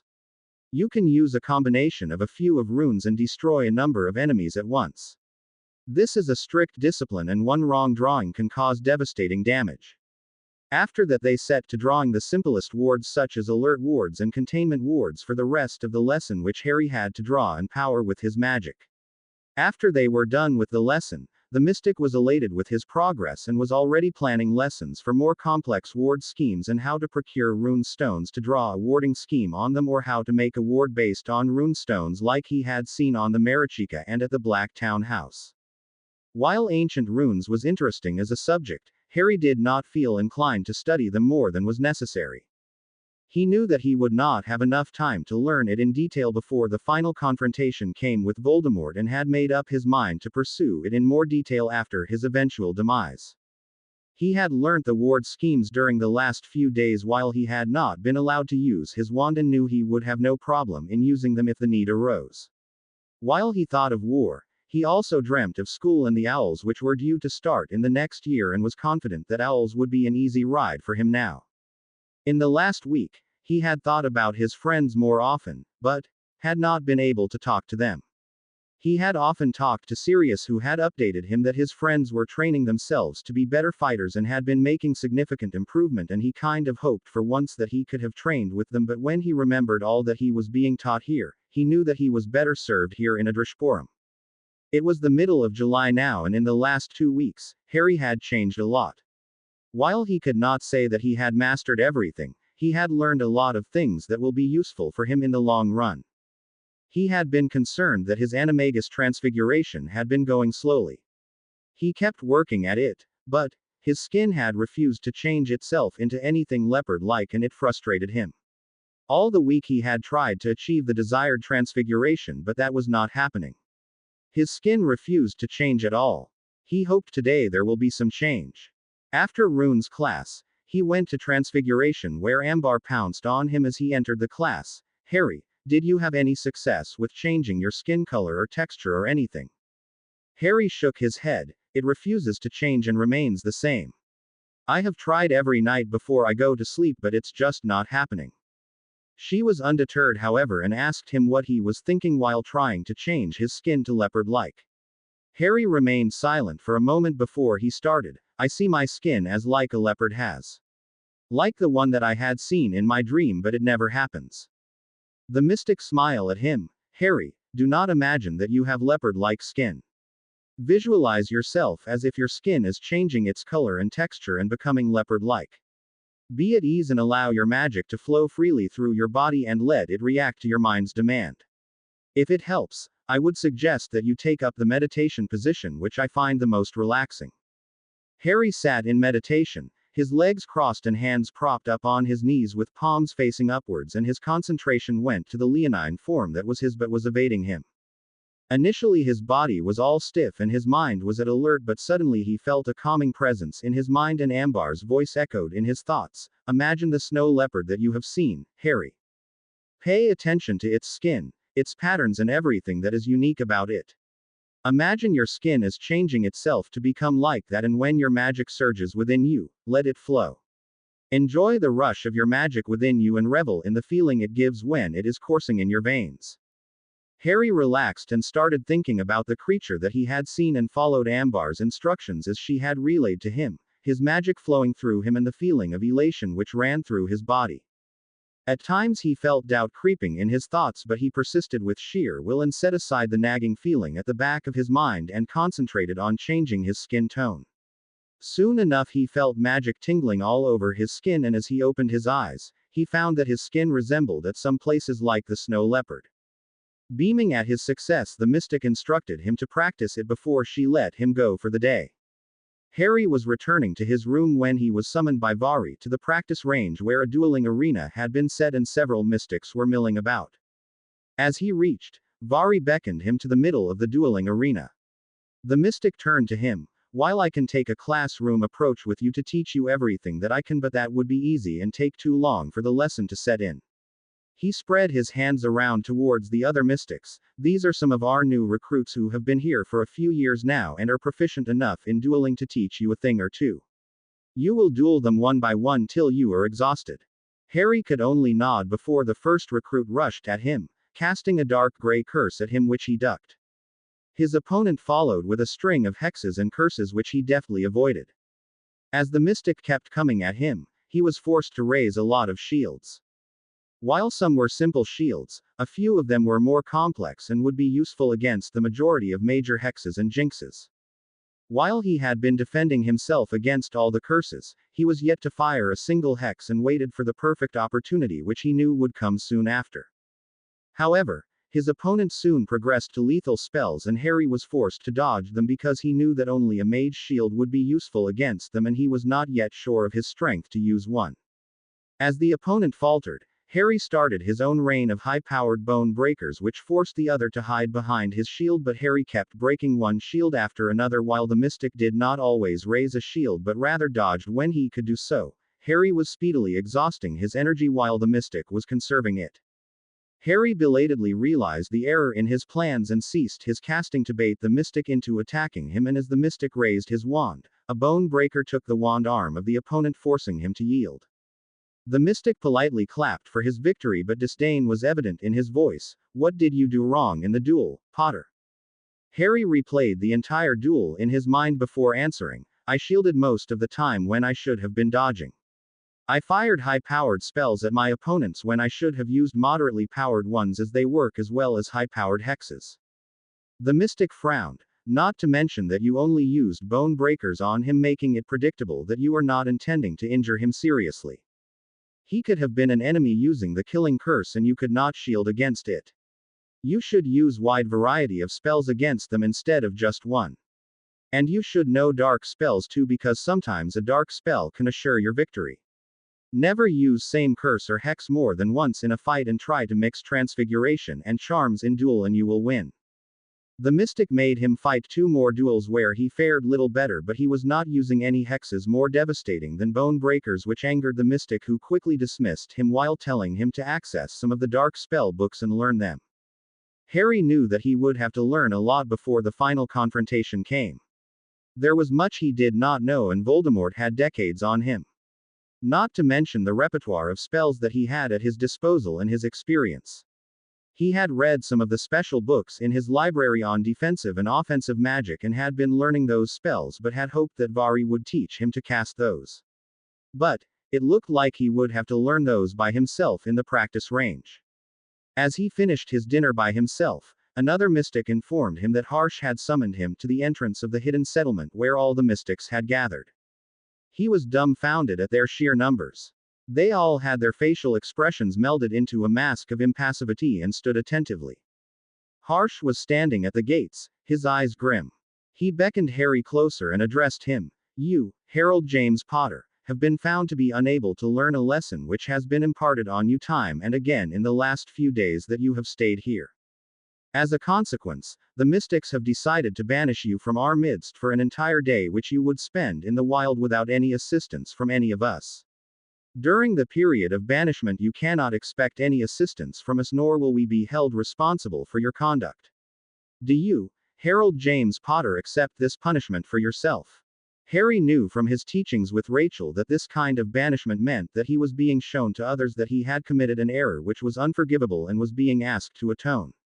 This served the double purpose of inflicting the punishment, and the embarrassment served as a deterrent for other recruits who had any doubts about following orders or failure to learn a lesson. He raised his head high and said in his best drill sergeant voice, "I accept, Lord Harshvardhana. During this period of banishment I shall not expect any aid from my brethren who stand before me, and I will learn a lesson from this." "So mote it be," murmured Harsh, and accompanied him out of the settlement, where he slapped a portkey on him and Harry disappeared with the now familiar pull behind the navel. Cottage on the hill. The teaching of the students had been coming along nicely. They were all molding themselves into fearsome warriors. While neither Flitwick nor McGonagall were happy about teaching them to fight, they knew that the only other option was death due to lack of any training whatsoever, and that was unacceptable to all of them. The only person who had been happy with the arrangement was Moody, who never relented on any of the teens but worked them hard. The students had started to learn advanced things which they would never be taught in class.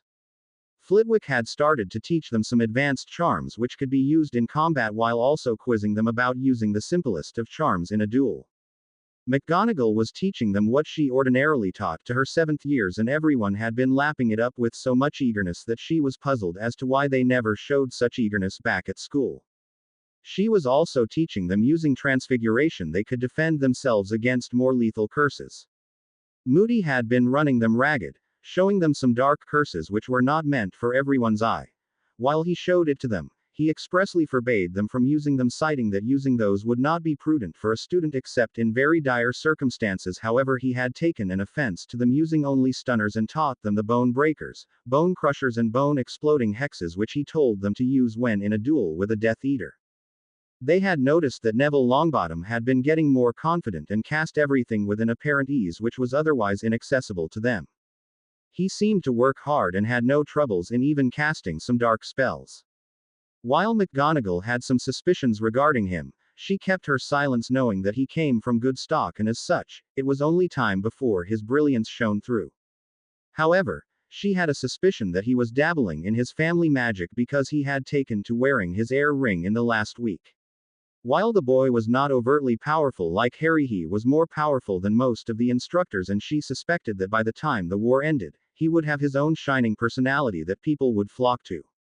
Susan Bones had improved immensely over the week, and McGonagall suspected that Amelia herself had taken over training on the days when she was not occupied. Susan was also spotted wearing the heiress ring of House Bones, and as such, McGonagall believed that she would have started to revel in her family magic. While Susan still had a long way to go, she was on her path of brilliance.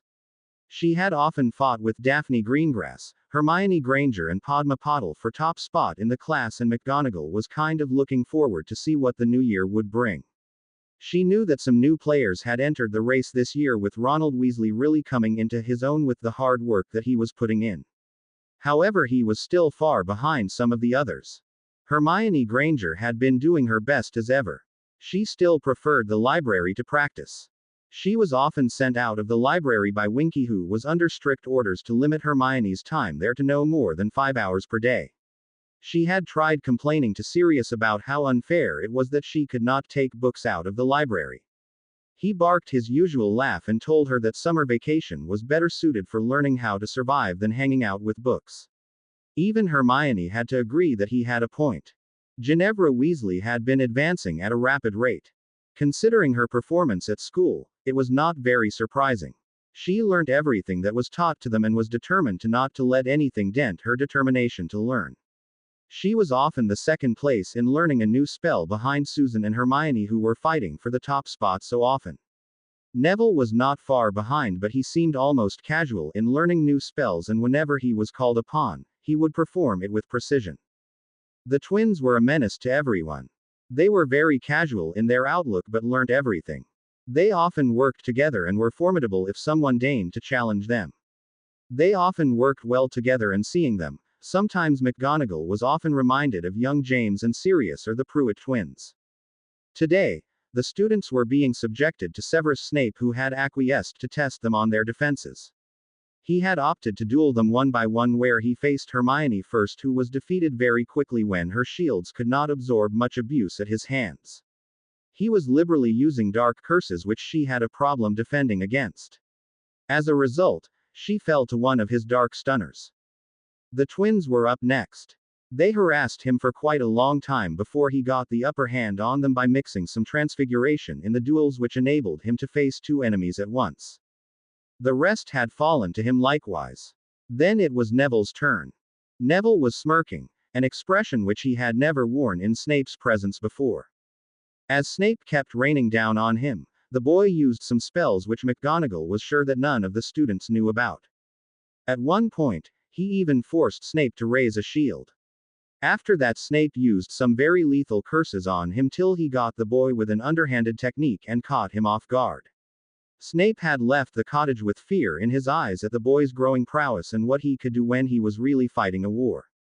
Snape hoped in his mind that he would not have to face Longbottom in a duel because the boy had too many grudges against him and he had no idea what he might do in such a situation. Black Townhouse. Things had been quiet for the last few days in the townhouse for a change. There were no pranks going on and the in-house pranksters seemed to have declared a truce among themselves. The twins were wary of Sirius, who would grin at them evilly, making them shiver. The twins had belatedly realized that he had been behind the pranks going on.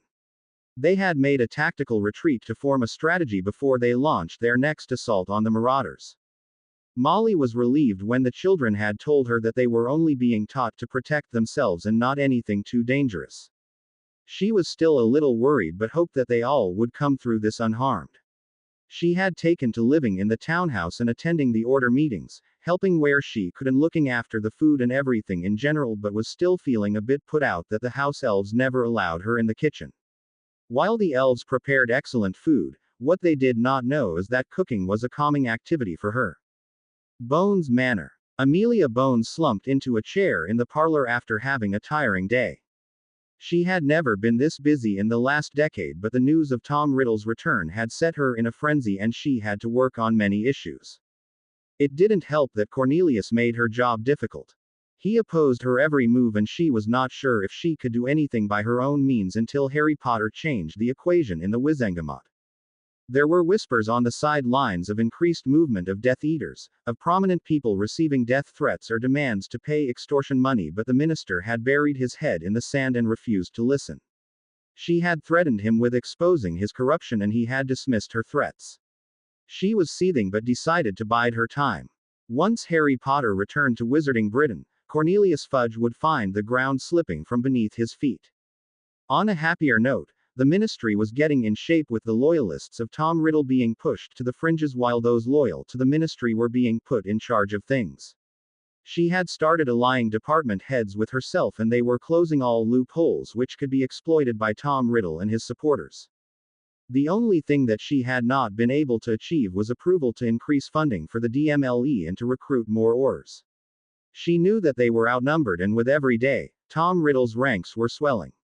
She wished every day that Harry Potter would return sooner because it would mean an end to her troubles along with the gloom that had come over Susan since the boy had gone traipsing off half the world away. Susan had been improving but Amelia could see that her heart was not in it. She was training hard but there was no enthusiasm in it. Susan had started reading the family grimoire and with a stoic determination had set to work upon the family magic. While she had never been confident enough to claim it as her own, she was certainly showing immense promise and in fact had at times surprised Amelia in a duel when she trained her in family magic. If she continued at the speed that she was working at, Susan would learn her family magic by the end of the 5th year. Amelia never wished for her to undergo training like an Auror in school, but their family history and her relation with the boy who lived made it impossible for them to stay out of the upcoming conflict. The war would be nasty and people would die, but Amelia did not plan to die or to go down without taking a bunch of them with her. She had fortified the already existing wards on her manor with some special wards with the help of Bill Weasley, who was a curse breaker at Gringotts and had learnt of exotic wards at Egypt in ancient tombs. She had also readied some safe houses which she planned to use in the unlikely case that the manor fell. In her role as regent of House Bones, she had started to find out the intentions of other houses and to see if they were interested in reviving the Great Alliance. They had to move swiftly if they were to emerge victorious. Croker had confided in her that a prophecy actually existed, and since the revival of Tom Riddle, a few attempts had been made at stealing it, but none of them could get past the arcane magics which were protecting the prophecies in the department. Another thing that was worrying her was Azkaban. The prison fortress was generally impregnable due to the Dementors, but if they decided to abandon their posts, there would be nothing to stop Tom Riddle from storming the fortress and releasing his followers. While she wanted to kill every single one of the Death Eaters in the prison, she knew there was nothing that she could do without earning the ire of the wizarding world and maybe even losing her position. No new protections could be placed at the fortress because of the nature of the building. If they used magic suppression runes, the guard ors would be helpless like the prisoners, and the Dementors would kill everyone. They could not increase guards over there because she did not have enough ors. Headmaster's study, Hogwarts. Albus Dumbledore was seated in his chair, his chin propped on his hands and lost in thought. The mystic sat on the other side of the table waiting patiently for the headmaster to start. Albus had been traveling for the last week on some errands to find more about the Horcruxes and had asked him to look after the school in his absence. He had been gone for a week and just returned this morning and had sent for him.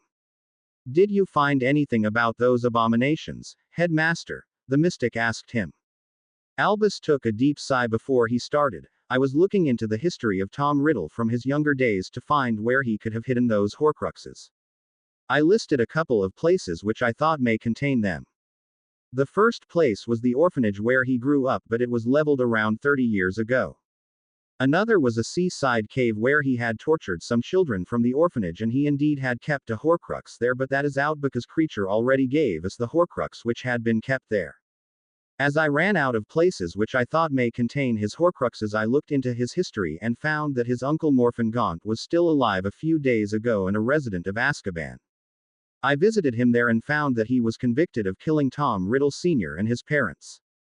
As I peered into his mind, I found that his memory had been modified, and when I undid it, I found that Tom had visited him sometime during his school years. One thing which caught my eye was an heirloom which bore the Peverell crest and Morphin wore on his finger. If I am not mistaken, it is one of the Deathly Hallows, and I fear that Tom has it. However, I do not think that he knows of its value. Afterwards I did some digging through his years of employment at Borgin and Burke's, and I realized that he had been a regular visitor of an old pureblood witch, Hepzibah Smith, who had been accidentally poisoned by her elf. I tried to find the elf, and she had just enough life in her to convey to me that Tom had killed her mistress while stealing two heirlooms belonging to the founders, Salazar Slytherin's locket and Helga Hufflepuff's cup. Since we know that he used the locket as one of his Horcruxes, it is reasonable that he would have used the cup as well. So far, we have a list of certain Horcruxes and some guesses. The mystic's curiosity was piqued. What those objects may be. Albus smiled. The cup of Hufflepuff, the locket of Slytherin, the diary of Tom Riddle, the resurrection stone, Harry Potter, and something of Ravenclaw or Gryffindor. He may have the gauntlet of Gryffindor or the diadem of Ravenclaw. I suspect that his snake is also a Horcrux, considering how she acts around him and the amount of control that he has over her. And where do you think those objects are hidden? The mystic asked him. I do not think he would have just left them lying around for others to find and destroy. No, we will have to find where he could have hidden them. Perhaps young Harry would be able to help us find it, Dumbledore mused.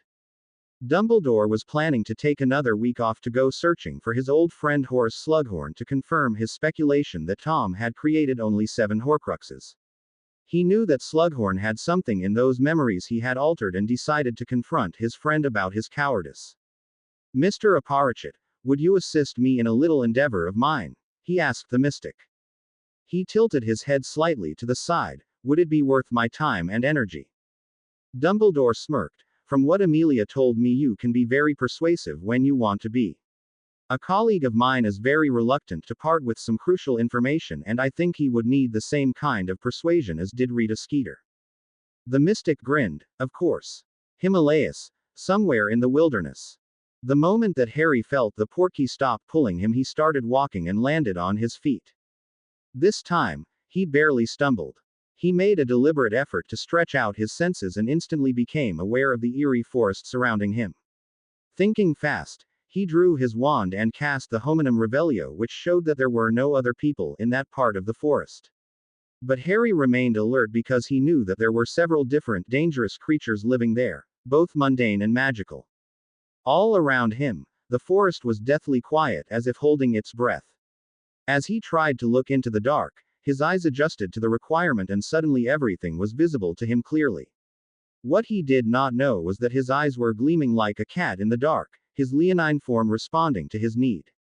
He found that where he was standing, there was no undergrowth. As he scanned the area, he found that he was in an area of very large trees and that the canopy above him so dense that his sight could not penetrate it. The giant trees were far from comforting and Harry felt that someone was watching him. Keeping his wand at the ready, he started off to look for a safe place where he could spend the night away from the creatures of the forest. As he moved, he felt a familiar and powerful presence somewhere nearby. As he prowled further, he heard a sound as if it were the rustling of the wind. He dived off to one side when suddenly a pair of wings swept through the air where he had been a moment before. He saw the two-headed Ganda Baranda ascending into the air and immediately started shooting stunners at the bird. It dodged all the spells with apparent ease and screeched at Harry, taunting him. Harry hid under a bush, waiting for the bird to return, but it didn't.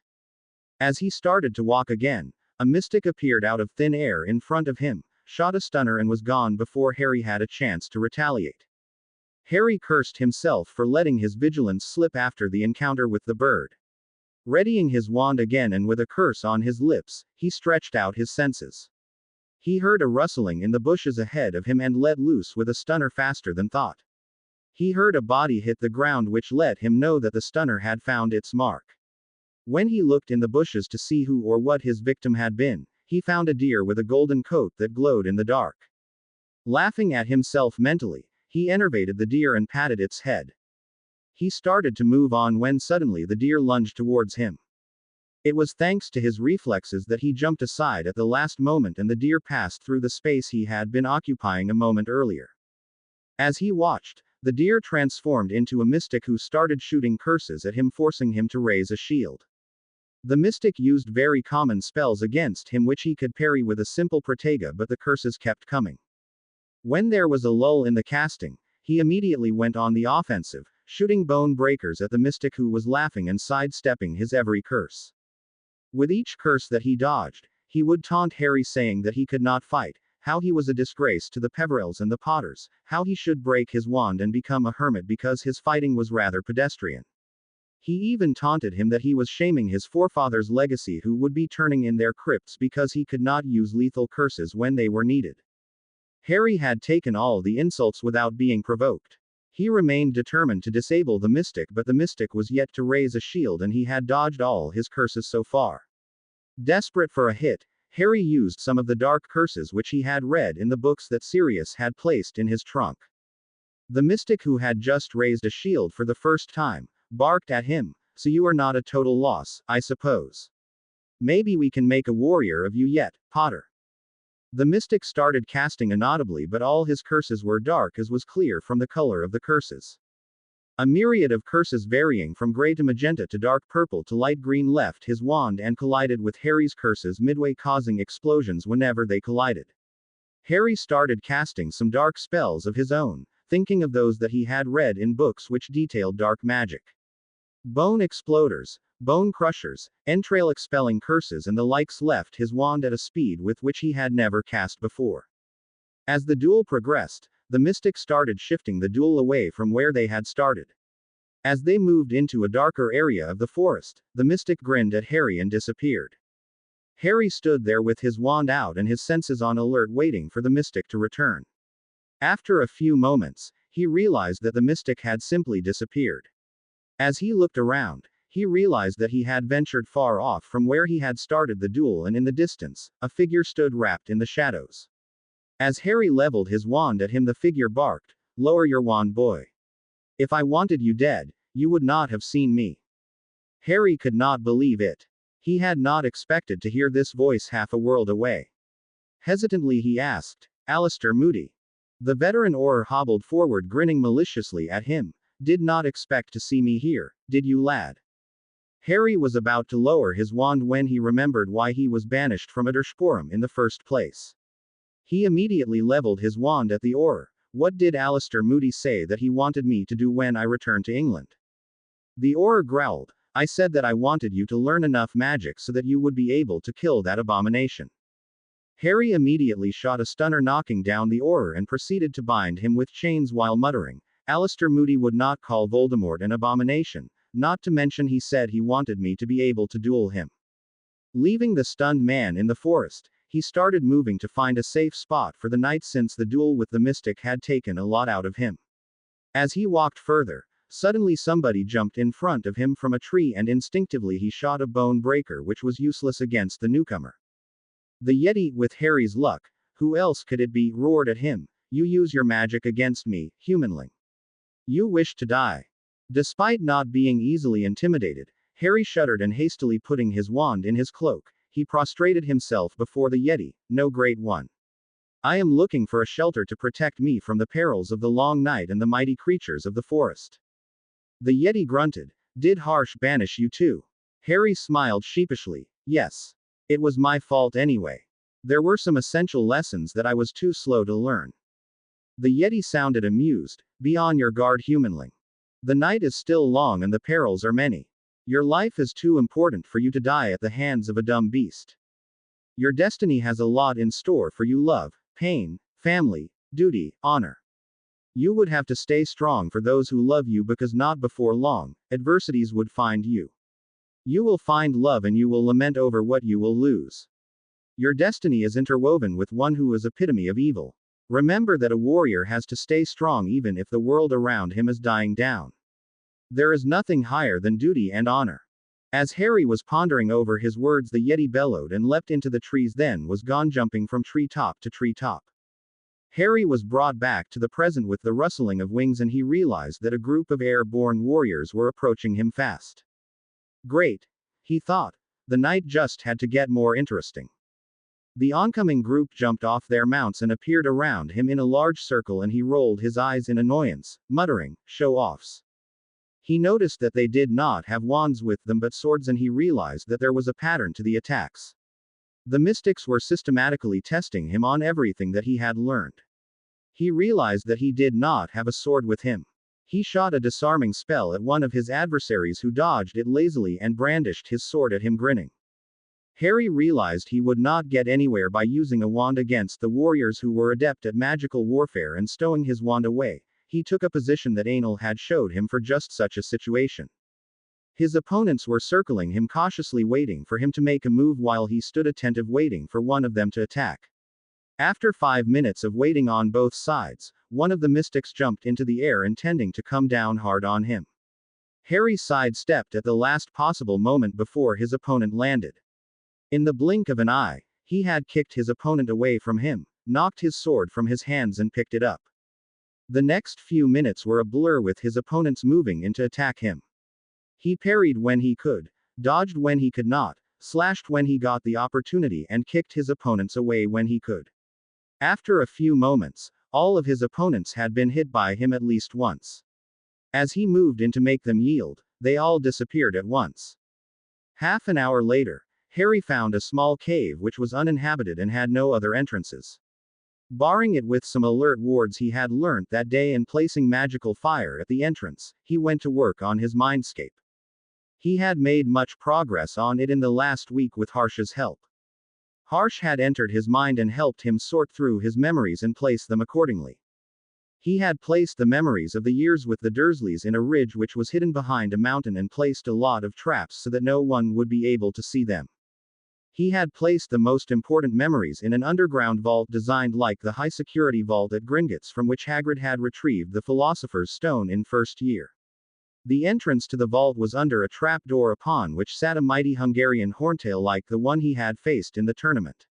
The dragon allowed no one to come near the trapdoor save Harry and Harsh, who was sorting his memories. His memories of the years at Hogwarts, except for the confidential information, were sorted throughout the castle, starting with the basement where there was a basilisk which would kill anyone foolish enough to venture there. The sphinxes at the entrances never allowed anyone to come through except him and those he permitted. The Yeti would kill anyone who tried to enter without compunction. He was working on the 3rd floor now. The first floor was guarded by a pack of snow leopards like his animagus form and contained memories of his friends and extended family. There were big rooms dedicated to individuals who were important in his life. There was a room with mahogany wood doors carved with the likeliness of Hermione, while another was maple wood with a lion on it signifying the Weasleys. There was another room with a cherry wood door and a hippogriff meaning the Longbottoms, a door of dogwood with a shaggy dog on it belonging to Sirius Black, a door of apple wood with a wolf on it meaning Remus Lupin, and a big door of elder wood with a griffin and a thestral meaning his family. The second floor contained all the knowledge that he had accumulated throughout Hogwarts and all that Rachel had taught him. This floor was guarded by a legion of suits of armor who patrolled the corridors at all times and would attack anyone who was fool enough to venture there without permission. This floor also had a magic suppression rune carved in the ceiling, meaning that no one could use magic in that floor, thus putting them at a disadvantage against the suits of armor. The third floor contained all other memories which were not sorted anywhere else, and this floor was guarded by a figure cloaked in armor, wielding wands in both hands, a sword strapped at his back, his cloak billowing behind him and his eyes shining with power. The battlements were equipped with cannons manned by house elves. There were birds like eagles, falcons, some thestrals and hippogriffs flew in the skies unhindered. The Quidditch pitch was a trap and would instantly suffocate anyone who tripped the traps. The river was filled with water demons, crocodiles and other beasts.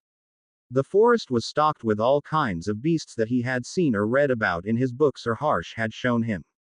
The entire valley was ringed by 4 concentric circular walls. The first and outermost was made of stone. The second was of steel. The third was of solid obsidian. The fourth and innermost was goblin silver. The walls could not be breached by anyone except a very accomplished legilimens. Harry had planned to put defenses around the last wall, which would include beasts that he had seen in his travels. Harsh had promised to initiate him into mind magics and teach him things that he could do with it, like reading someone's mind, possessing them, burning someone's mindscape and breaching all their defenses. However, he had cautioned Harry against trying it on any accomplished legilimens or occlumens, or it could have adverse effects. It was a delicate branch of magic and very few people were versed in it. He sat in meditation, putting more defenses in place for an hour before he decided to retire for the night. Somewhere in a magical village, Great Britain, Horace Slughorn was lounging in his armchair, sipping Ogden's finest while listening to some music. Life had been very kind to the old potions master and he loved every moment of his retirement. Most of his students were prominent people in the wizarding world, occupying positions of influence or power, and they always kept him informed about the events happening in the wizarding world. He was content to bask in their reflected power, but there was a gloomy spot on the horizon: his most infamous student, Tom Riddle. Horace believed that Dumbledore and Harry Potter were telling the truth. He knew that Tom had temporarily conquered death courtesy of the darkest of magics, something that was Horace's fault. If he had seen through his act all those years ago and refused to tell him about Horcruxes, perhaps he might not have turned out to be evil. When Dumbledore had come to him to ask about memories of Tom Riddle about a decade ago, he had altered his memories to hide his shame. Albus had pestered him about it for years, trying to shame him into telling the truth, but Horace had remained adamant. When Albus announced that Tom had returned from the dead, Horace had left his home to live in a cottage that was a part of his family estates and was protected by the most powerful wards. No one with the dark mark could enter the cottage without his will. Without warning, he heard the front door opening and he panicked. The reason was that there was no one else in the cottage except him.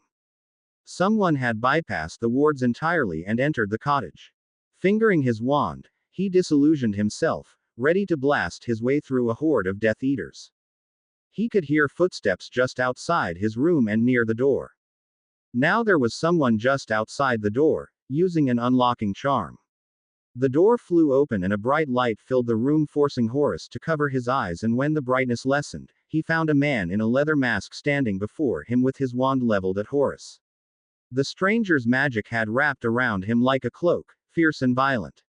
Standing beside the man was his old friend Albus Dumbledore, his eyes twinkling and a smile tugging at the corner of his lips. He grinned at Horace. "Horace, my old friend. How are you?" Horace was trying to find a way out of this confrontation because he had a feeling that Dumbledore had not come to make idle chatter with him. He definitely had come to ask for the memory again. He kept his hands behind his back, wand in his right hand touching a silver bracelet in his left hand. The bracelet was an emergency portkey that he had asked the goblins to make for him since it could evade any kind of wards laid down by wizards. It was restricted only by goblin wards, but Albus and his friend did not need to know that. Horace grunted. I was very fine until the moment you barged in uninvited and bringing company with you, Albus. How did you enter without tripping the wards, anyway? He asked with genuine curiosity. Albus smirked. I really do not know how that happened. My esteemed companion here chooses to keep that sort of thing to himself. Horace still did not say anything but simply waited for the right time to escape. The stranger had not lowered his wand for a moment and was watching with a hawk-like concentration, waiting for him to make a move. Your companion seems to be of a very dour disposition, Albus. In the last few minutes or so, he has not said a word, remarked Horace. Albus, whose countenance had turned grim now, said in a melancholic voice, I would rather that he be silent, he is better this way. Now, Horace, I want that memory from you. That memory contains a crucial answer to many of my questions, and it may as well be instrumental in ending the war sooner than later. Slughorn had the audacity to smirk. I thought it would come to that, Albus, and so I had my getaway planned. He touched his wand to his bracelet. Goodbye, Albus. As he said the activation phrase for the portkey, he felt confident that he would soon feel the familiar tug behind the navel, but that never came. The stranger barked a laugh at him. What happened, Mr. Slughorn? The portkey did not work for you. Slughorn spluttered. How is that possible? The wards around this property cannot stop a goblin-made portkey. The stranger grinned evilly at him. Before we entered, I laid goblins' wards around this home to prevent you from escaping by any means of magical transportation. This kind of portkey that would activate anytime when wished is a speciality of goblins, so I figured I should use their wards. Albus smirked at him. Now, Horace, I want that memory. It has been years and it's high time that we know the truth. Horace hung his head and whispered, It is a testament of my failure and shame, Albus. What I did that day is not forgivable. If it were known, I would be ruined. Besides, I don't know what possible good it would do you.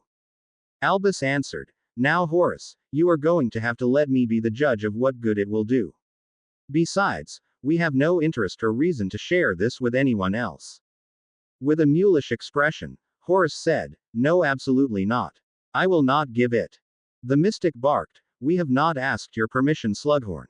If you will give it willingly, things will end on good note for everyone, but if you are obstinate about it, I am afraid we will take it by force. Slughorn raised his wand at the mystic. Then I am prepared to fight you to the death. The mystic just smiled at him and flicked the wand out of his hand with a swat of his arm, then hit him with a petrification hex, then bound him with an incarcerus. As Horace was bound and helpless, he could only watch as the stranger made eye contact with him. Horace raised his mind shields to the maximum. The stranger made a couple of attempts to enter his mind, assessing his defenses before retreating, but Slughorn was not fooled and did not lower his shields. In the next moment, he felt another intrusion, and what felt like a giant fist was pounding on his shields. Horace defended his mind for a while with all his might, but after a few blows, it was too much for him and his defenses crumbled against the onslaught, blood freely flowing out of his nostrils on his finest acromantuala silk cloak. Then the stranger started shuffling through his memories at a high speed. It did not take long for the stranger to detect and undo his alterations, and finding the real memory, he retreated from his mind. Albus undid the petrification hex, then cleaned the blood which had flowed onto Horace's robes from his bleeding nose. With the mess cleaned up, he gave him a glass of Rosemerta's finest oak matured mead. After a few moments, Albus told him, No one will think badly of you, Horace. We all make some mistakes, but what matters is that we take our lessons from them and do not repeat those mistakes. If I were you, I would get out of Britain before things spiral out of control. You know that Tom will come looking for you sooner or later. As they were talking, the stranger was taking down the wards he had erected over Horace's own wards. As Albus finished, the stranger took his hand and vanished from the room. Cottage on the hill. The students had arrived 10 minutes ago, and since then they had been waiting for the teacher to turn up. The last week had been very productive for most of them, but equally taxing. Hermione Granger, who had always prided herself on her knowledge, had a hard time believing how difficult it was to put her knowledge to practical use.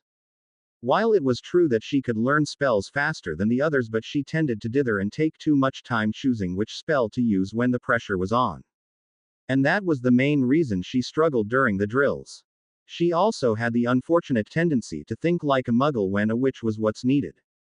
Sometimes she envied Harry's abilities.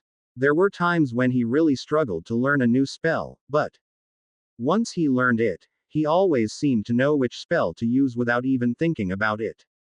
And, to add insult to injury, he always executed them perfectly when the pressure was on. She had seen Harry make the right decision and act before she even understood the threat. In the last week, she was learning to fight side by side as part of a team. She had been eagerly taking in everything that was being taught to them and perfecting everything that she learnt. She intended to make it out of the war alive. Susan Bones had been having a doubly hard time of it. While the teachers taught them things that they deemed necessary to survive, she was also being taught her family magics by Amelia. Amelia liked to put her through the ringer once a week where she would thoroughly test her. Susan had learnt a lot but still had to improve. While she was knowledgeable, she needed to learn to use that knowledge in practical situations. Every day after she was done with her training, she was too exhausted to care about anything.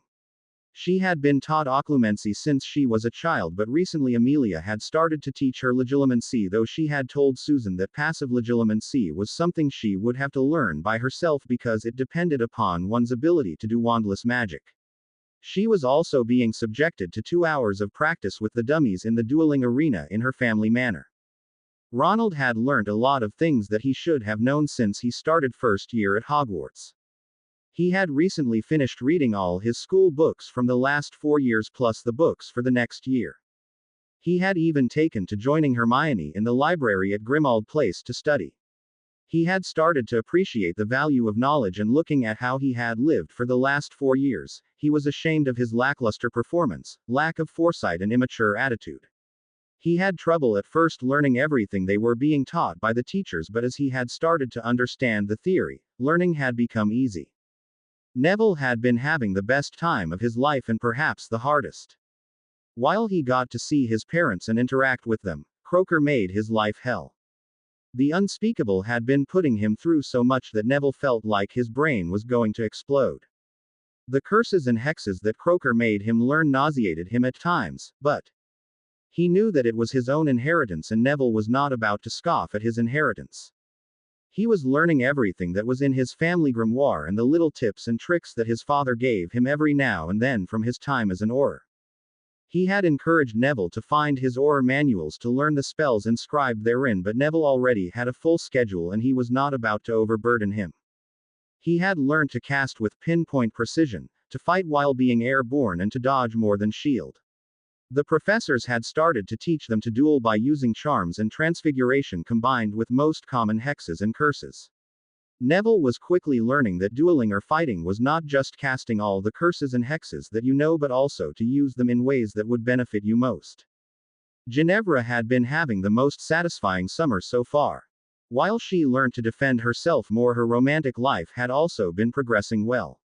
Michael Corner was a good boy who came from a long line of pure bloods and treated her well. Her disenchantment with the fictional boy who lived had awakened her to the world around her in more ways than one. She knew now that she could not always rely on someone to come in wand blazing and save her, and that no one was without a weakness. She was determined to never let herself feel vulnerable ever again. The twins were busy with different things. While the training was good, they also were seriously busy with developing new products for their shop. They had seen the premises and they were perfect for them. They had decided that they would start their business as soon as they could manage without leaving their education incomplete. They knew that Arthur would not object to their idea, but Molly would make a scene over it. However, they were determined to do their best not to hear her objections. Once they were established and bringing in the galleons, she would accept it. After all, that was what mothers were for. As the students sat thinking about their lives, Moody entered the room, his wooden leg clomping on every second stride, holding his wand at the ready. When the students did not respond to his arrival, he barked, "On your guard, you all." Today we will see how you bear up in the heat of battle. As the students were herded out, they faced some new dummies which Alistair had managed to procure. These were not the normal dummies that they practiced with but looked like real people. All right, here is what you are going to do.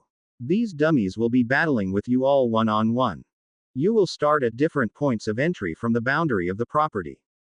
You cannot use any magical means of transportation but only fight your way in where your teachers will be playing hostage. I will be playing the part of a Dark Lord, trying to stop you. These dummies cannot be stunned or petrified but only decapitated. I must caution you though they are full of blood and when you manage to destroy them, it will get all over you. Now begin. He sent everyone to different parts of the boundary line where dummies were waiting for them. Hermione faced her dummy and without a thought raised her wand and cast a bombarda which it shielded and in return sent a spell chain at her forcing her to dodge. As she recovered, the dummy started firing more lethal curses at her, forcing her to shield herself from them. The onslaught continued for some time before the dummy fired an Avada Kedavra green-colored curse at her. She froze on the spot, her eyes wide with horror in the moment that the green jet crossed the distance to her. In the moment before it made contact, a banishing spell moved her out of the path.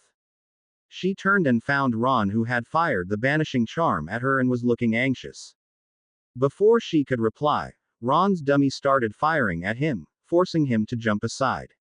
As she turned her attention back to her dummy, she again saw the green-colored curse coming at her and before she could dodge out of its way, it hit her squarely in the chest making her gasp. As she gasped, she realized that she had not died of the curse. Was she immune to it? No, she did not think that she was immune to it. She would have to figure it out later. Emboldened by her survival, she started firing her most lethal curses at the dummy forcing it to defend. She fired Bone Exploder, Bone Breakers and Piercing Hexes without abandon till one found its mark and the dummy fell, showering her in blood. She felt nauseous and queasy in the stomach. Without a thought she doubled over and started retching. Ronald had been assessing the dummy before he noticed the dummy shooting a killing curse at Hermione and banished her out of the way. He was of a mind to go and help her when his own dummy started raining down on him casting spell chains including some very nasty looking curses and he had started to dodge them. He raised a shield whenever he could but mostly used things around him to save himself.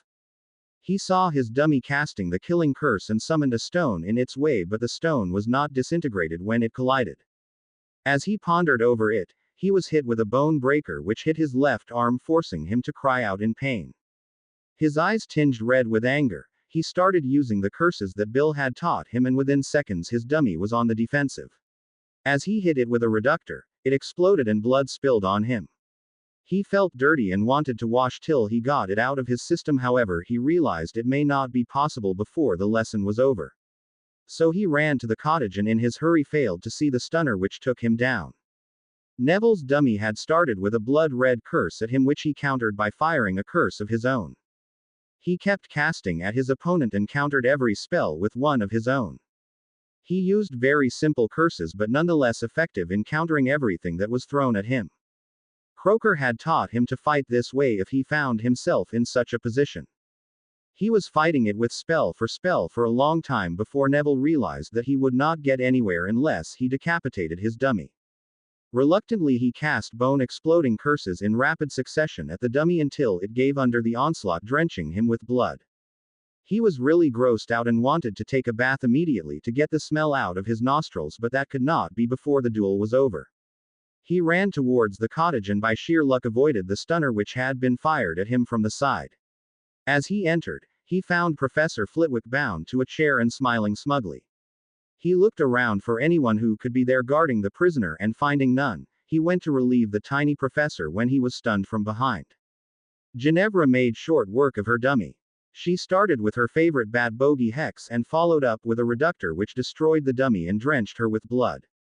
She screamed in horror and sat in that position for a few moments before she realized that she had to find others. She went into the cottage and found Professor McGonagall bound in a chair, her face impassive. Ginny carefully scouted the surroundings for any immediate threat and perceived someone standing under a disillusionment charm. She shot a stunner in that direction which was reflected at her and she fell down unconscious. Susan had little difficulty with her dummy. Auntie had already procured 2 of these for her practice at the manor and she was getting used to blood and gore. She started with one of her family spells which could vanish all the bones in a person's body if they were hit with it, but the dummy raised a Contigo shield to protect itself. She followed up with another which could vaporize all the blood in one's body, thus killing them, but the dummy shielded that one too. Frustrated, she cast some of the lethal spells which included some dark cutters which could not be dodged and only Protega Maxima could stop them. As she had expected, the dummy was cleaved in two, spilling blood all over the place. She walked to the cottage and the midway, Moody confronted her, forcing her to duel him.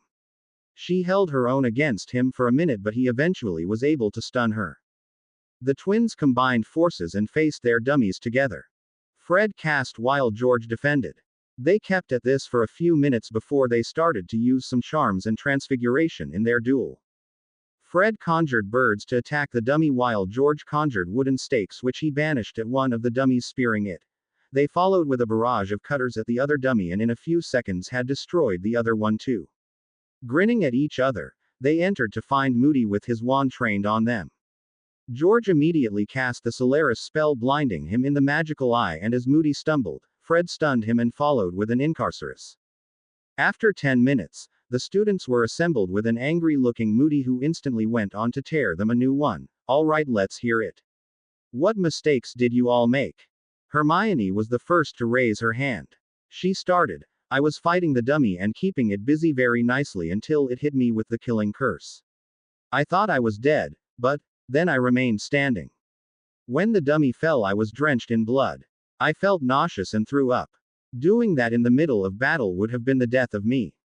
Moody nodded and replied, Miss Granger, if those had been real killing curses, you would most certainly be dead. Those things cannot be shielded. Your best option and only real chance for survival is to put an object in the path. A piece of stone or your conjured canaries would do. And in any event, freezing up during battle for even one moment may likely be your last. Remember, constant vigilance. He turned to Ronald. What about you, Weasley? You put on a fierce display of some very choice curses out there.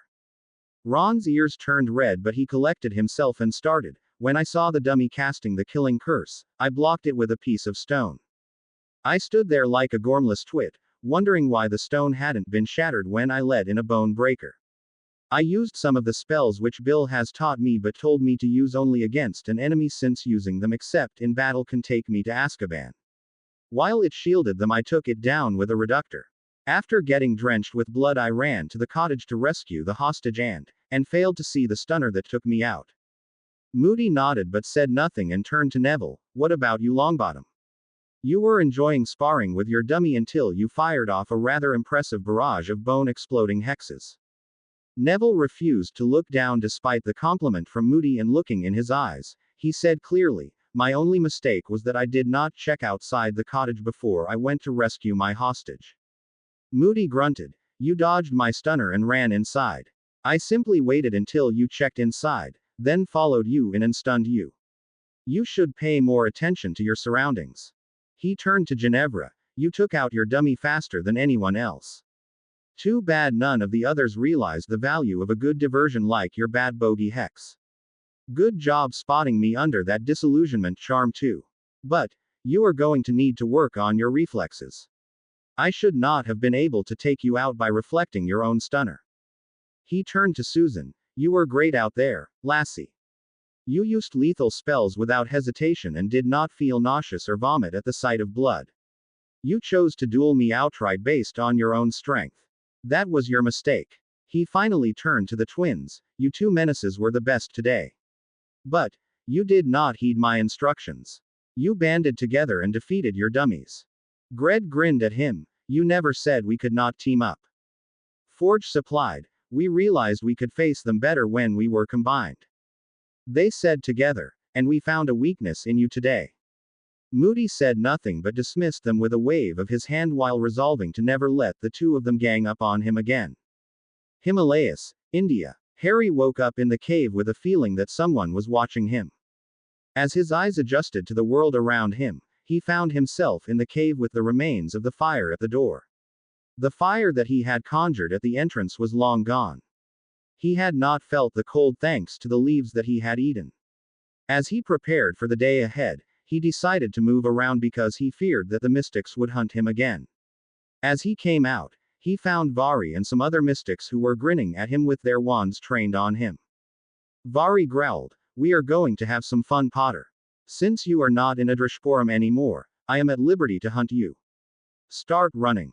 As Harry broke into a run, the mystics started following him, casting all manner of curses at him. His training at the lake came in handy here. He wasn't an easy target. Harry ran for some time before he realized that running would not solve his problem. He was not being chased by some unfit Death Eater but super competitive, top of form assassins who would have no problem outrunning him. There was only one way out for him: to fight against them and render them unable to follow him. Since he was outnumbered 10 to 1, he decided to play smart and found a bush to conceal him where he waited in ambush. As he heard them coming, with his wand ready, he took a sound shot with a stunner. A thud told him that the spell had found its mark and he smirked in pleasure. However, his joy was short-lived. He heard one of them enervating the stunned man and he was back to where he had started. Vari growled, "Is that what you can do best, Potter? Is that all that you have learnt?" Harry did not rise to the bait but realized he would have to change his strategy if he were to survive this ambush. He lunged out of his hiding place and shot a bombarda which was absorbed by one of them on his shield. In a brief second that he managed, he saw that all of them had raised a shield to defend against what they could not dodge. He was trapped and truly helpless now. They were too many and his experience was not enough to help him stand against so many together. This was a situation where he had nothing to gain but everything to lose. He remembered a little story Harsh had told him about a Dark Lord in the 16th century. Harsh was fighting him and as was about to finish him for good, the Dark Lord's backup had arrived outnumbering him vastly. Harsh had dissipated that time and returned a week later with an army at his back. The moral was that sometimes in a battle, you have to take a step back to prepare yourself for a huge leap forward.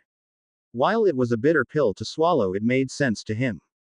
Concentrating upon the settlement of Nagas in the Himalayas, he dissipated and a second later, he was standing before the chief of Nagas. The chief smiled. "Welcome, Herald James of Peverell. What brings you here to us today? Did Lord Harsh Vardhana send you here to train in parcel magics?" Harry shrugged. "He did not send me here, noble chief. I was banished for a day from Adrishporum yesterday. Since then I have been fighting mystics. I was in a skirmish where I was heavily outnumbered and therefore had to run." The chief smiled ruefully at him. "While I would welcome you here in any circumstances but not when you are going through banishment. We work in cooperation with the mystics and if Lord Harsh knew that we are helping you, he would turn his wrath upon us. Your banishment is to teach you a lesson. I hope you will learn it." Harry understood what the Naga meant and dissipated without saying a word. He appeared in a clearing where he had met the Thestrals. It was close to noon and he yet had not eaten anything. He saw a rabbit in the forest and summoned it. Stunning the animal, he sliced it open with a cutting curse. After cleaning it of its fur and entrails, he roasted it on a fire that he had conjured. After lunch, he set to work on his transfiguration and this time he found it easy to change the texture of his skin. As he concentrated more, the skin kept changing till it resembled the leonine he had seen in his dreams. Excited by the discovery, he set to change his nails but even after a lot of efforts, he could not do so. Not getting disheartened, he set upon working on some charms that he had learned. As it was nearing the evening, he felt some intimidating presence around him and immediately drew his wand and cast the Homnum Revelio on his surroundings. The test showed that there was at least one person present. As he kept his wand ready and waited, Vari emerged from the shadows. "You escaped me, Potter. I thought you would be hot-headed abrasive warrior who would rather stand and die than flee and return later." Harry said nothing but clenched his wand tightly in his hand, glaring at the mystic all the time. The mystic smirked at him. "Don't give me that look, Potter. I had to test you to know if you are capable to making a retreat." As Harry refused to say anything, the mystic growled at him. "On your guard, Potter. We will see if you are made of sterner stuff or just posturing." Harry sent a bone breaker at the mystic who simply stepped aside. Harry cast another curse which he sidestepped again, and this happened quite a few more times before Harry finally lost it and started casting with all abandon and without thinking and saw something truly awe-inspiring. The mystic was weaving in and out of the way of his curses, dancing in such a way that he made Harry feel like a kid. His reflexes were fast and not even one spell of his could touch the mystic. After some time, the mystic went on the offensive, forcing him to dodge or hide behind solid objects. The mystic was casting everything that he had except the unforgivables. Harry was not even sure if there was someone in the inner circle of Voldemort who knew as many curses and hexes. He kept dodging or evading, but when he was tired, he started using some darker spells which the mystic was still evading by dodging them. They had been fighting for 20 minutes now, but neither of them gave up. While the mystic used very little energy for his curses and was more in harmony with his magical core, Harry was a little tired from constantly firing high-powered spells. He noted that his stamina had increased and his endurance was a lot better now. Perhaps all the running and physical exercises were paying off. Suddenly he heard a faint pop and immediately straightened and was alert, looking around, and at the last moment, he jumped aside to avoid the bone breaker which had been aimed at his chest. As he stood with his wand out, Harsh appeared before him and ordered, "Stand down, Harry." Harry did not lower his wand but asked in a menacing tone, "What did Mr. Harshvardhana do when he visited the Black Townhouse for the first time this summer?" The mystic smirked. "I believe I appeared in the house not using the flow and I disapparated from within the house." Harry lowered his wand and mumbled, "Have you also come to fight me, Guruji?" Harsh smiled. "No, Harry. Your banishment is over. You have to come with us. Tomorrow we are going to battle." Harry gasped. "Battle? What battle? With whom?" Harsh's visage turned grim. "There is a little country nearby where there is a little Dark Lord infestation and they do not have effective means to curb it. I received message that he is going to cause massacre of wizards. I have to stop him. Your teachers agree that it will teach you the bloody realities of battle. We have responsibilities for over the world." Harry said nothing but nodded. He knew that the mystics had no compunction about killing and they would eventually put him in such a position. Harsh grabbed his hand and they disappeared. The next day, Himalayas. Harry's daily routine had been disturbed that morning since Vari did not come to wake him up. Indeed, he had slept like a rock and woke up when the sun was high in the sky. Adrashpuram was in frenzy. Mystics, more than he had thought possible, were milling about and all of them wore a leather mask, body armor and had at least one sword strapped to their backs. Anil beckoned him towards a group of mystics who were sitting in a circle.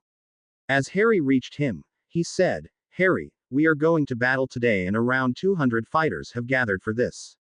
Guruji has told me that you should be part of one of the groups and Vari has asked for you to be made a part of his group." Harry winced. He does not like me at all. The way he treats me makes me feel insignificant and he belittles me, mocking me all the time. Can't you include me in your group? He smiled morosely. No, Harry. I am part of the front row of warriors and having you there would make me twice vulnerable because I would have to fight for myself as well as to look out for you. Besides, Vari needs someone with power to bring down some wards which we may face. Now go and dress. You will be given your mask before we leave for battle. Harry reached his room and delved into his closet in the trunk but could not find anything which was suitable for battle. As he was getting agitated, Harsh entered the room. "What is the matter, Harry?" Harry turned to him. "Guruji, I have no idea what I should wear. I mean, I have never been a part of a battle."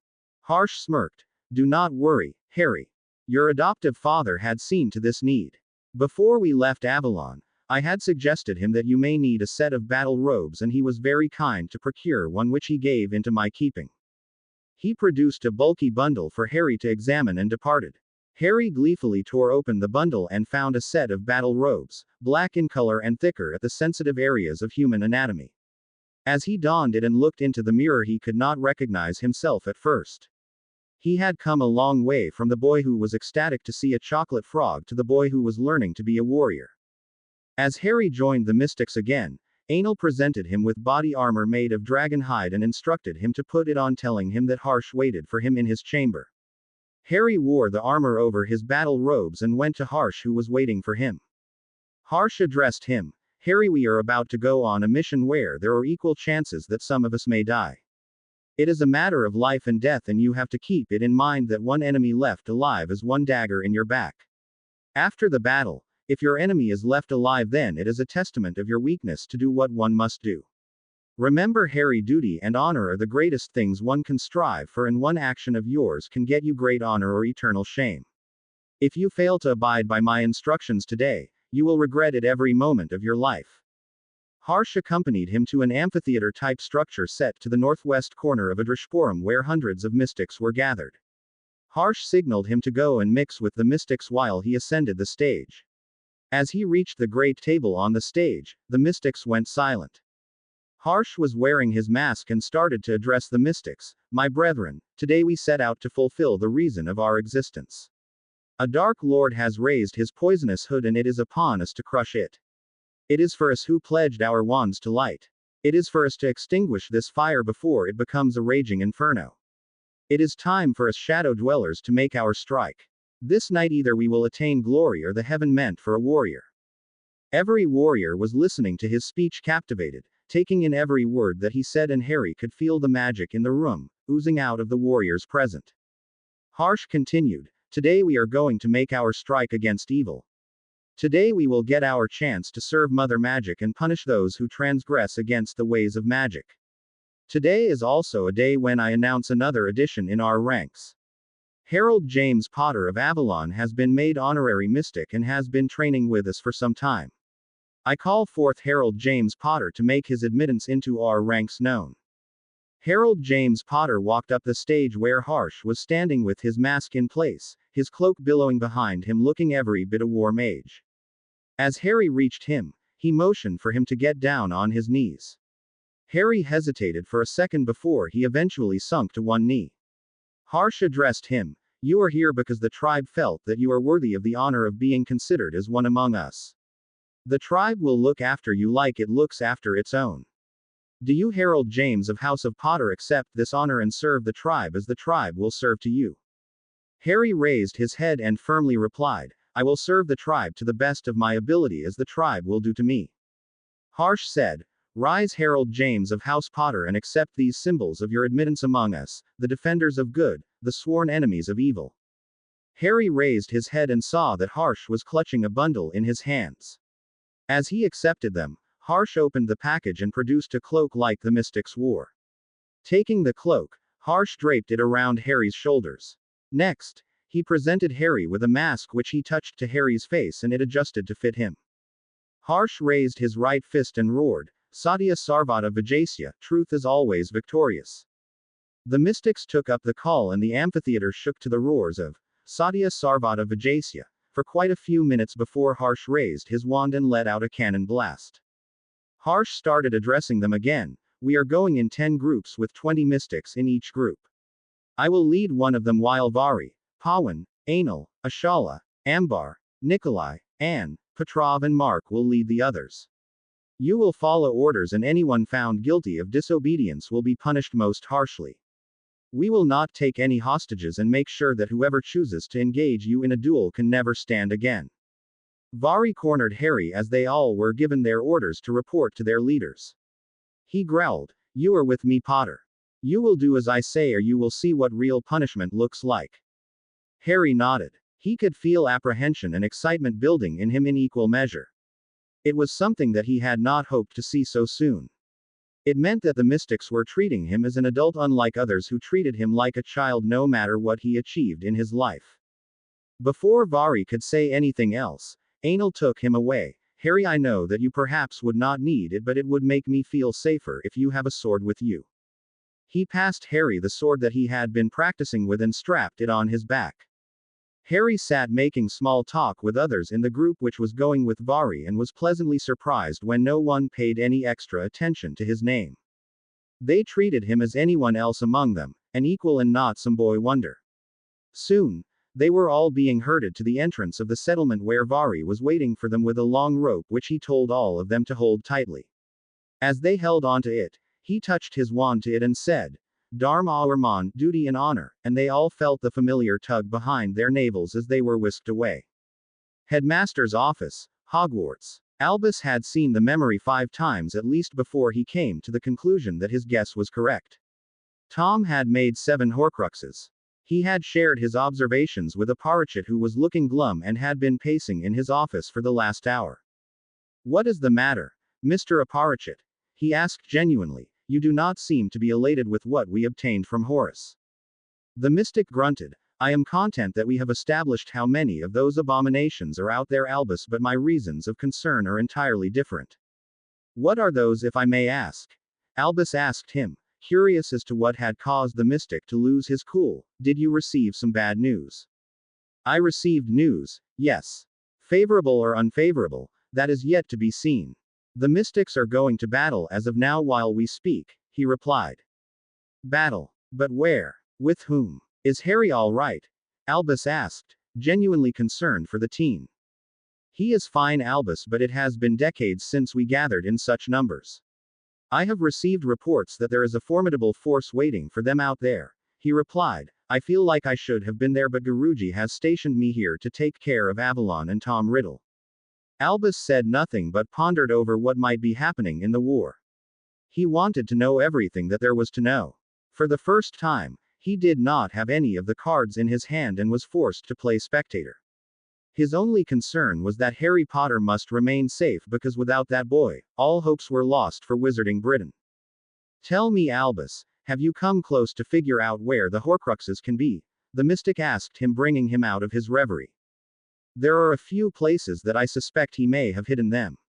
But, I will have to leave Hogwarts and travel to begin my search, he replied, and in the current climate I cannot leave the castle unsecured.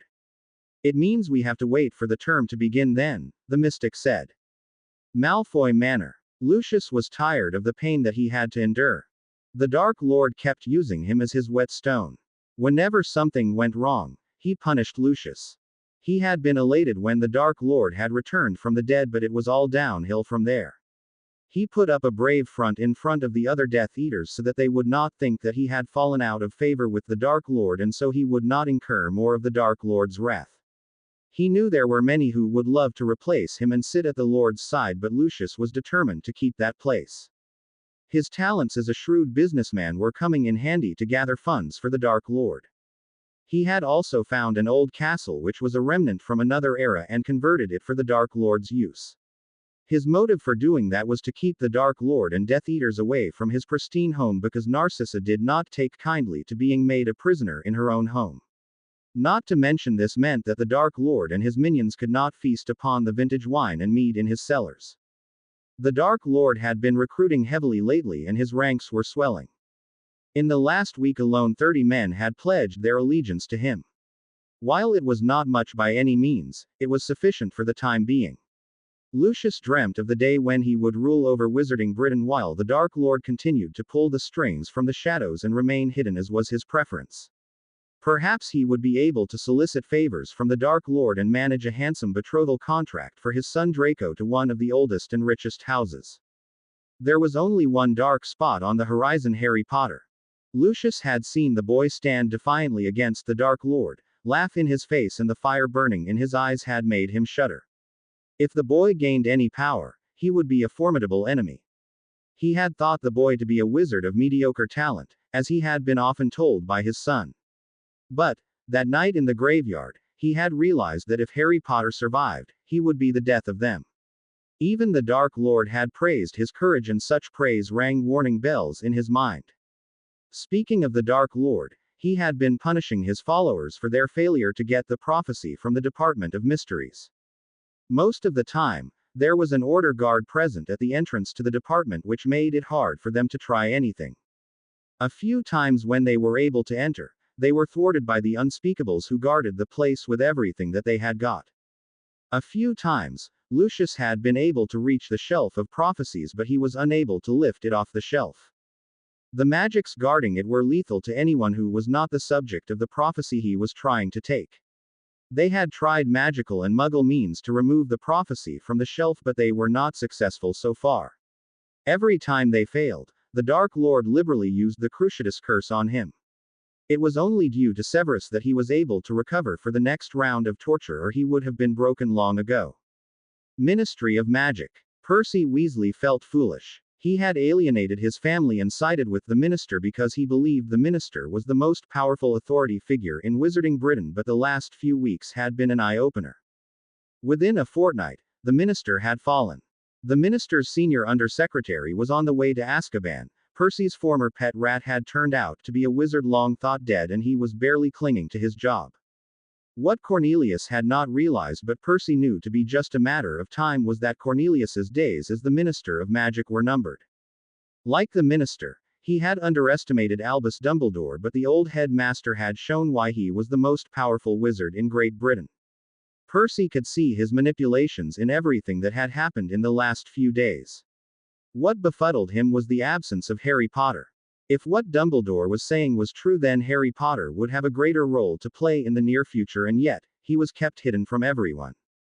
He had gone to the Burrow one day to meet with his parents and to glean some information from them. But, to his surprise, he could not enter the house. There were new wards around the property and they felt hostile to him. The wards were designed to kill anyone who entered the place with hostile intentions. Perhaps, Bill had raised them. He had decided since then to keep his head down and listen to all the rumors that passed through the ministry. If it turned out that Albus Dumbledore had been speaking the truth, he would have to swallow his pride and beg his father to forgive him. He had destroyed his relationship with his family and he would have to take responsibility to mend that by any means possible. Black Townhouse. Arthur Weasley was standing in the tapestry room, fondly looking upon a name on the family tree and lost in his thoughts. Arthur. Molly's voice brought him out of his musings. What are you doing here? Arthur replied in a wistful, far-off voice. If she had not been disowned, she would be there on the tapestry, he said, pointing at a small burn on the hanging. Who? Molly asked in confusion. Mother, Arthur said. She was a daughter of House Black. Her father, Lord Orion Phineas Black, disowned her for marrying a blood traitor. Molly's voice was thick with emotion. I had forgotten that she was a daughter of House Black. I never realized that it mattered so much to you, Arthur. Arthur replied in his wistful voice. I never bothered myself with our traditions, not after other ancient and most noble houses ousted us from our position. Since everything had been taken away from us, Father did not see any reason to teach us our family magic. Molly replied, can we not do something about it? I mean, we have been punished enough, Arthur. Isn't there something that can be done to undo the wrongs done to us? I dare say there is. You can petition Lord Black to legitimize your mother's marriage and to reinstate her into the family. Then Lord Black can convince the Wizengamot to revoke the punishment and reinstate the ancient and noble house of Weasley to its rightful place, said Sirius, who had entered the room while they were talking. Arthur turned to him with his eyes lit with hope. Is that possible, Sirius? Can it be done? I confess that I do not want anything for me, but it will be great if I can teach a part of my family's heritage to my children. Sirius smiled at him. Of course it can be done. Lord Black is very partial to your family and does not take injustice lightly. He will see to it that you are given your rightful place in our society. While you are at it, you should also make a motion to claim the seat and magic of House Pruitt and anoint one of your sons as Lord Pruitt. It is only right that all of the old houses occupy their rightful places on the Wizengamot. Eastern Himalayas, India. Harry Potter arrived in a dark forest as the portkey stopped moving. As they landed, the mystics started erecting tents for their forces, laying down wards, setting up guards while the leaders retired to a big tent in the middle which looked like some sort of command tent. As Harry sat with other mystics, Harsh sent for him. He arrived in the command tent where the 10 leaders were sitting around a round table with Harsh in the middle of them. He beckoned Harry to sit behind him on a chair and told him to watch the planning for the battle and to give his input if he felt like doing so. Guruji, I think we should first assess how we are going to start our attack. We have about 2 hours to plan a strategy, said Ashala. Right, mates. Let's review our initial deployment and make sure we have all our bases covered, said Mark, who was an Australian. What do you propose, Anil? Harsh asked. Anil, who had been listening to everything that was being said, started thoughtfully. Guruji, I think first we should ensure that we have all the information, like how large is his force, what kind of beasts are a part of his army, what is their ability, and above all, we must lay our traps carefully. Anil said, When we are certain as we can be of their numbers, their defenses and other details, then we can plan our attack. Anne, who had been sitting quietly so far, produced a map of a castle and its surroundings, then began, Guruji, we, the Chaya's shadows, have gathered the required intelligence. They have a force of about 300 wizards, 50 or so werewolves, and a coven of vampires. They had around 100 in Fury, but they have been since neutralized, so we can expect around 450 enemies at the most. Petrov raised his hand. I think we should divide our work amongst ourselves. We have 10 teams here and we should leave 3 of them here to act as our backup in case things go pear-shaped.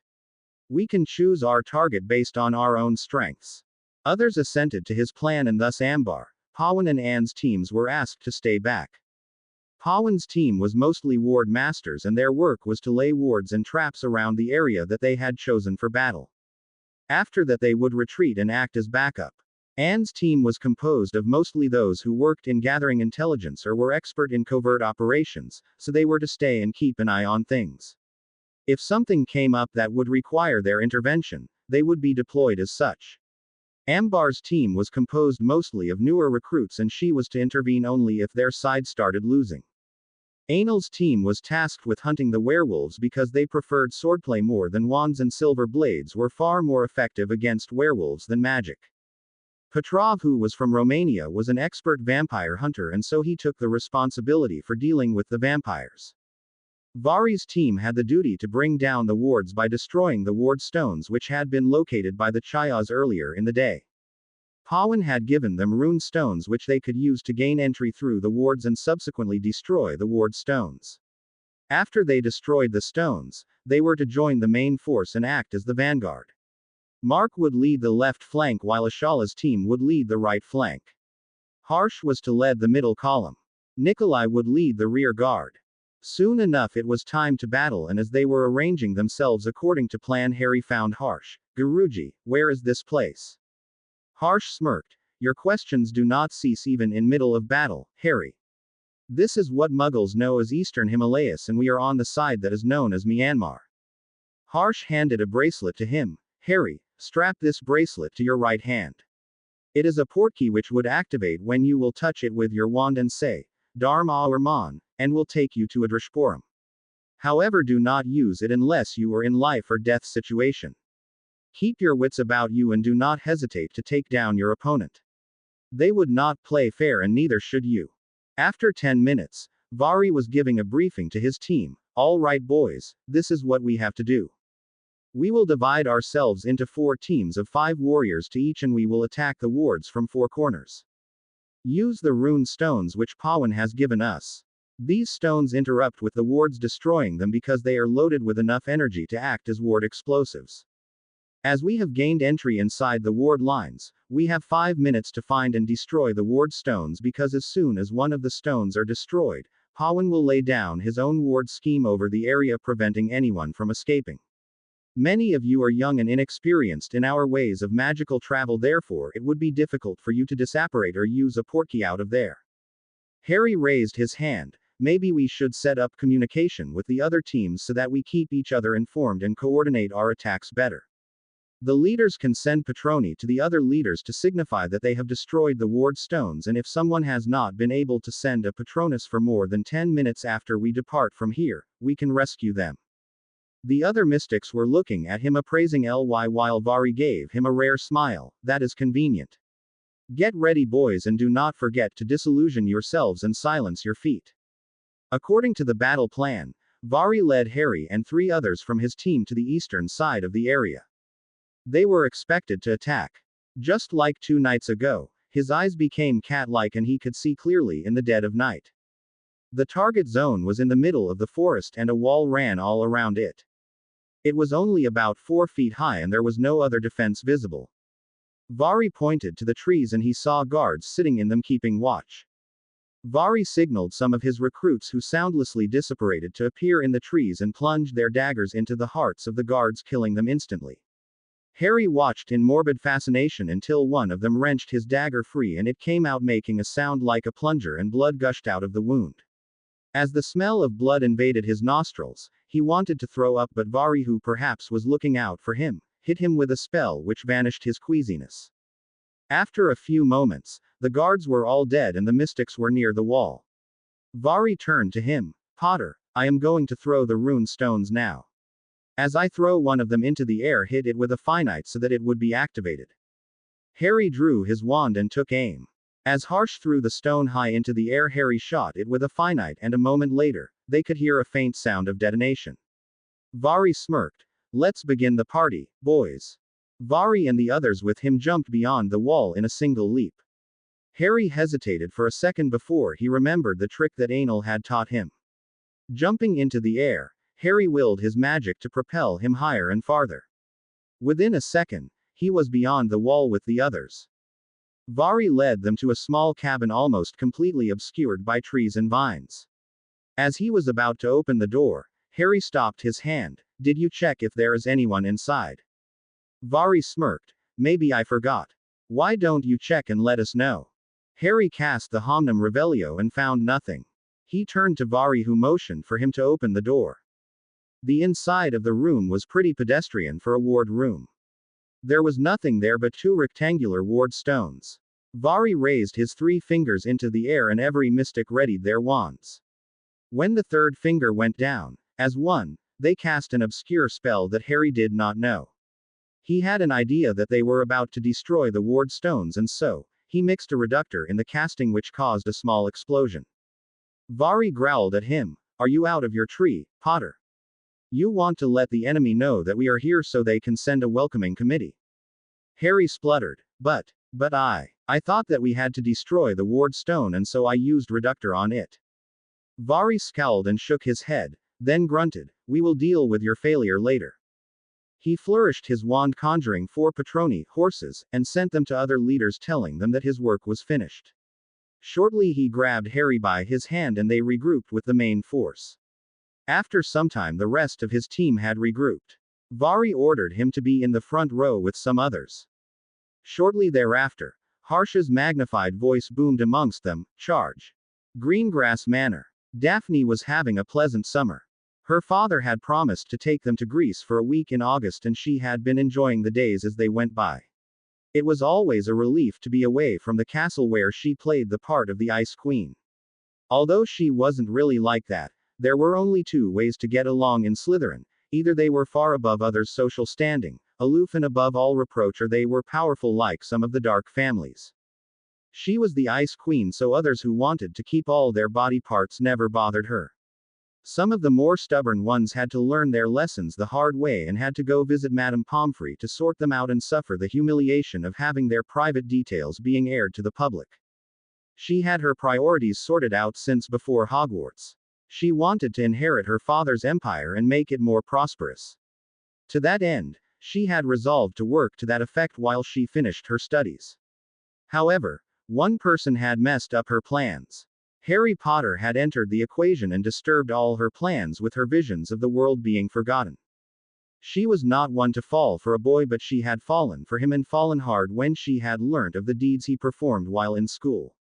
The Hogwarts rumor mill was not very reliable and one never believed everything that they heard, but she had learnt to spot the truth amidst the rumors. First year she had heard that he had killed Professor Quirrell, however that did not make sense since doing so would have landed him in prison. She heard that they had dueled over something that Quirrell was trying to steal, although she never learned exactly what that was, but one thing was clear, Harry Potter had caused Quirrell to vanish. In the second year, she had wanted to stand beside him and tell people off for calling him the heir of Slytherin, but she was not a Gryffindor for a reason. She watched from the sidelines as students got petrified one after another. Then suddenly one day the petrified students were up and about, and what came out of the rumor mill was that he had slain a basilisk with a sword and saved a student from Slytherin's Chamber of Secrets. She knew that to be true because she had spotted him that night as he returned from McGonagall's office, his robes torn, blood smeared on his robes, his clothes filthy, and a sword in his hand. In the third year, she had heard the most ridiculous rumors. She heard that he had cast the Patronus charm and drove away 100 Dementors. That he had saved the mass murderer Sirius Black. She did not know of his innocence then. However, she had started crushing on him hard. In the fourth year, he had taken her heart when he outflew the dragon in the first task and the way he conducted himself all the year. She wanted to be there for him again, but her courage failed her. This year she was determined to grab that one before someone else got her hooks in him. She knew she had no competition in that regard because he would consider only those who saw him simply as Harry and not the boy who lived. There were a few girls who saw him as such. One was Hermione Granger, and she had a feeling that Granger was more like a sister to him. The Pottle twins were in that category, but Padma was too studious and Parvati was too giggly. Another was Lavender Brown, who was one of the prettiest witches in Hogwarts, but she did not strike her as one who would consider serious relationships. Susan Bones was another of the girls who saw him as Harry, and Daphne had a feeling that Bones had her eyes on him for a long time. Too bad that Daphne had set her eyes on him now. She was so lost in her musings that she did not hear the door of her room being opened and almost jumped when Tracy yelled in her ear, "Stop daydreaming, Daph. You are giving the Ice Queen a bad name." She scowled at Tracy but could not hide her blush. "I am not daydreaming, Tracy." "Yeah, right. You are not dreaming about the emerald-eyed Gryffindor." "Not at all." Tracy rolled her eyes. "I have known you since we were toddlers, Daph, and you get all misty-eyed whenever Harry Potter is mentioned." Daphne sighed. Tracy was too perceptive for her own good. She could always figure out what was going on with Daphne. Even sometimes her mother could not fathom what was going in her mind, but Tracy knew. "So Daphne," Tracy was saying, "were you successful in contacting your emerald-eyed wizard at all?" Daphne shrugged. "No. For the last week, I have tried every way I can think of to send a letter to him but failed. For the first time ever, even Archibald returned without delivering the letter. Since then he refuses to even take the message. I have tried sending postal owls too, but they can't seem to find him." At that moment, Roxanne Greengrass entered her room, overhearing the last part of her sentence, and suggested, "Maybe the recipient of your letter has mail wards on him wherever he is, preventing any unauthorized mail from getting to him." Daphne turned to her, blushing furiously. "Did you hear everything, Mother?" Roxanne smirked. "Enough to know that you are suffering from boy trouble. I must say I am relieved that you are showing interests in boys at last. I had thought that the Ice Queen had buried all her feelings." Daphne squeaked. "Mother." Roxanne grinned smugly. "Don't feel embarrassed about it, Daphne. It is natural to feel emotions for someone at your age, especially someone as charming as Harry Potter." Tracy started laughing while Daphne blushed furiously, and Roxanne left the room grinning. India, Myanmar. The vanguard led by Vari entered through the main door and immediately went on the offensive. The enemy forces were inside a large building which looked like a small castle, and they had people on the ramparts and in the windows firing at the mystics, who were either dodging or shielding while they kept advancing. This side there was about 70 or so enemies who were in sight, while they assumed that the rest were hiding or laying some trap for them. Anil and his mystics had entered shortly after the wards had been erected, and they could hear sword fighting off to one side of the castle, presumably a battle being fought between the mystics and the werewolf contingent. On the other side of the castle, the night sky had been illuminated as the day, and they assumed that Petrov and his mystics had engaged the vampires. Battle with the werewolves. The mystics had entered just behind the team sent to destroy the wards, and as Pawan had raised the anti-escape wards, they had set off to find the werewolves. Not that it was difficult. They were on the western side of the encampment, far away from the vampires who were on the right side. The Dark Lord was ingenious, as he had housed his forces in different buildings so that they would not be killed en masse if an attack came. They had attacked the building where the werewolves were. While it was not the full moon, they were still dangerous, and as they stormed the door, the mystics went to hack down everyone who crossed their path. There were more than 70 werewolves, as they had been told. Perhaps some new packs had arrived overnight. Anil had divided his team into 4 groups with 5 to each, and they were all busy. After he killed a handful of werewolves, he sought the Alpha and challenged him directly, who roared and charged him. Anil stood ready, his sword poised to strike, and waited for the Alpha, who was eyeing him warily. Suddenly the Alpha jumped into the air, and Anil ducked while slashing his sword through the air, cutting a deep gash on his stomach. The Alpha was enraged and again ran at him, and he sidestepped while slashing his blade in such a way that it nicked the werewolf's right arm. The werewolf howled in pain and tried to swipe at him, but Anil caught his arm in his left hand and, summoning his silver dagger from his ankle belt with a mighty strike, lodged the dagger hilt deep into the werewolf's abdomen, leaving him to writhe in pain and agony on the floor. Anil looked around him and his comrades were doing well, with the majority of the werewolves being dead or in various stages of dying. He found one of the new recruits fighting with three of them at once who had cornered him and would have killed him. He pulled two daggers from his belt and threw them at the werewolves, bringing two of them down while the recruit had just pierced the third through his skull. He heard growling behind him and turned to find two of them stalking him. He grasped his sword in his left hand and pulled out his wand reluctantly. While he was adept with a wand, he used it very rarely. He conjured a silver dagger which he banished towards the werewolves and it lodged into one of them while the other charged at him. As the werewolf came barreling at him, he jumped high in the air and kicked the werewolf in the back as it barreled past him, making him fly into the sword of a mystic who was coming to Anil's assistance. As he landed, he found that the fighting had died down with only a handful of werewolves still alive and fighting for their lives. He went to the alpha who was still writhing on the ground and looked into his eyes menacingly. I had sworn that I will be the one to kill you, Kirkut, and you are dying at my hand. The werewolf was in extreme agony but focused on the mystic with all his concentration. Who are you? What have I ever done to you? Anil's eyes were blood red and he growled, I am the little boy from Bharatkat whose family you slaughtered. I had vowed my revenge 40 years ago and today, I will be free of the debt that the vow had put on me. He grasped the hilt of his dagger and spun it in the wound, making the werewolf howl in pain and grunted, I would love to make you suffer for the torment I have been through all my life, but my code does not allow me to cause unnecessary pain to you now that you are dying like the beast that you are. I hope you will burn for eternity in hell, and Yama, the god of death, will punish you for all the sins that you have committed. He pulled out the dagger and flashed it in the werewolf's face. The house of Garrett has had its revenge. May the afterlife be hell for you. He slashed the werewolf's throat and motioned for his forces to kill the rest of the werewolves who were dying and to bind any of those who were still alive. Charak had asked him to bring him some prisoners so that he could teach something to Harry Potter. Destruction of the vampires. Petrov and his group ran into vampires as soon as they entered the property lines. The vampires were well suited to night guard duty with their dark vision and nocturnal habits. Thus they were prowling the perimeter keeping watch.